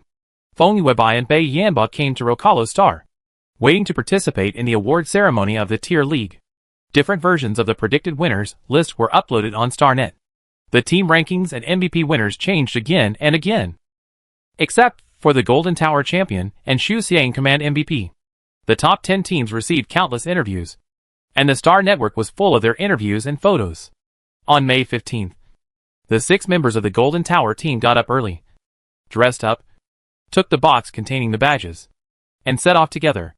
Ulrich's brother Arnold had 6 fancy convertible luxury cars driven to the sky, and there was an airship with 6 people's big head posters flying in the sky. The 6 people chose to go on their own. In order not to disappoint Arnold's kindness, Xu Xiang pushed Ulrich and Zhuan into the car. The exhibition center was very lively, with lights and decorations everywhere, and the decorations were more festive and beautiful than the Chinese New Year. The speakers played exciting music, accompanied by people's laughter and cheers. This tier league is definitely the most interesting one in recent decades. Not to mention the outstanding performance of some students. Just defeating the Zerg Origin in the Blue Star Arena is enough for people all over the galaxy to celebrate. The 6 members of the Jinta team played in a private room on the 2nd floor of the exhibition hall. Lunch and dinner were delivered by the housekeeping robot. At about 7:30 p.m., the staff notified the 6 people to go to the auditorium on the 1st floor. The 6 people laughed and smiled in front of the mirror, pinning the badge of the Jinta team on their chests. As they laughed, Zhuan suddenly cried, "We are so awesome." They don't know the result yet. But no matter what the result is, as the only freshman team in the top 10 of this session, they have succeeded. When they were at the bottom of the sea on Blue Star, Zhuan was afraid for a few days. Afraid of death. Afraid of dragging his teammates down. Fortunately, they survived. They are so awesome. Don't cry. Ulrich slapped him on the back. The first rule of being cool. Raise your head and keep a cold face. Yes. Yenli smiled. We are going to present awards. No one is allowed to cry. Zhuan quickly wiped away his tears. Yeah. The 6 people went to the 1st floor, chatted with teachers and family members, and took their seats when the time came.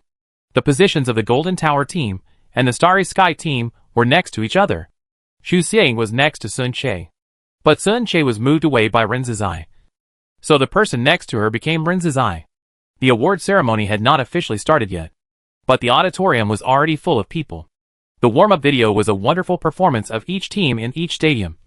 From the Monty L Stadium to the Blue Star Stadium. From the RC team quickly capturing the flag with the command of the commander's understanding of the terrain, to the Golden Tower team's entire team surviving in the tense and protracted battle in the Kalinko Stadium. Each scene was one of the most exciting scenes in the stadium at that time. High-tech lights flashed, and enthusiastic music played, paving the way for the next link. When the time came, several hosts invited the Alliance Marshal Wei Xianyu to speak. Wei Xianyu did not say anything polite. She thanked everyone for their contributions to Blue Star, and took the lead in observing a 3-minute silence for the victims. She congratulated the contestants for completing the game, and looked forward to tonight's ceremony to crown the winner.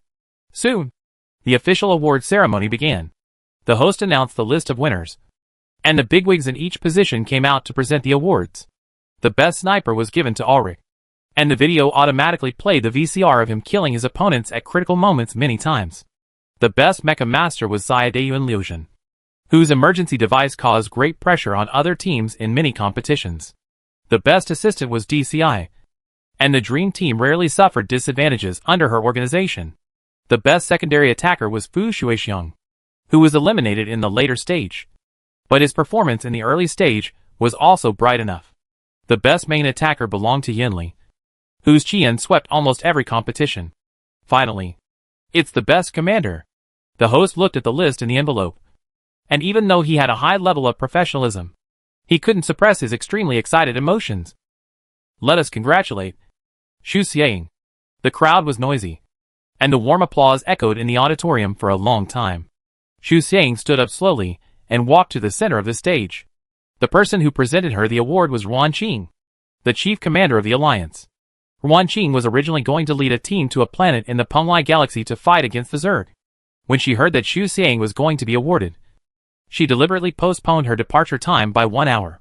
The Zerg origin is dead, but the other surviving Zerg are still waiting for humans to deal with them one by one. However, people no longer have to worry about the harm of wormholes. In addition, without the power of the Zerg origin, the Zerg's various abilities have been greatly reduced, and even the reproduction rate has slowed down. This action is really worth it. Yuan Qing put away the extra thoughts, took the trophy for the best commander from the etiquette robot, and handed it to Xu Xiang. Xu Xiang took it. This is the recognition of the younger generation from the chief commander of the Alliance. And it is also the inheritance that the younger generation has inherited from the older generation. The host said loudly, "Let us congratulate Xu Xiang again for winning the best commander of this year's tier league." Finally, another host said, "The most exciting moment is coming. Next, we will announce the ranking of the top 10 teams in the tier league." Everyone looked at the big screen nervously. 10th place, Sakura Wife Team, with a total score of 52,900. Congratulations. 9th place, L Team, total score 53,200. Congratulations. 3rd place, Dream Team, total score 96,000. Congratulations. Sakurazu, L, Sky Eagle, AI Guang, Blackbird, R11, TTA, Art, Dream. These teams came on stage one by one and won the trophies and honors belonging to their own teams. The further back the team's name is, the more nervous the team whose name is not called out becomes. Don't call it. Don't call it. A little later, the team that appears last will have a better ranking.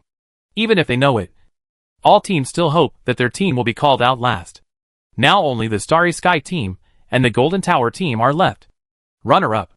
As the host said these two words, the members of the Golden Tower and the Starry Sky sat up straight, waiting for the final judgment of the Goddess of Fate. Starry Sky Team, the host said. The total score is 121,000. Congratulations. Then finally, let us welcome the moment that belongs to the Golden Tower team together. The host spoke passionately and clearly. The champion of this tier league, the Golden Tower team. Points, 139,000. The whole audience was in an uproar after the words fell. The VCR played the performance of the Golden Tower team in the Blue Star Arena.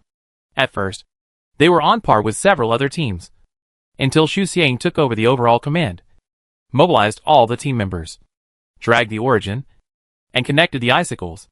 All the actions were like pearls, strung together by Commander Xu Xiang to form a perfect necklace. The Golden Tower team walked towards the stage with cheers and applause. They stood still, raised their hands to salute, held their heads high, and the pure gold badge on their chests shone brightly under the lights.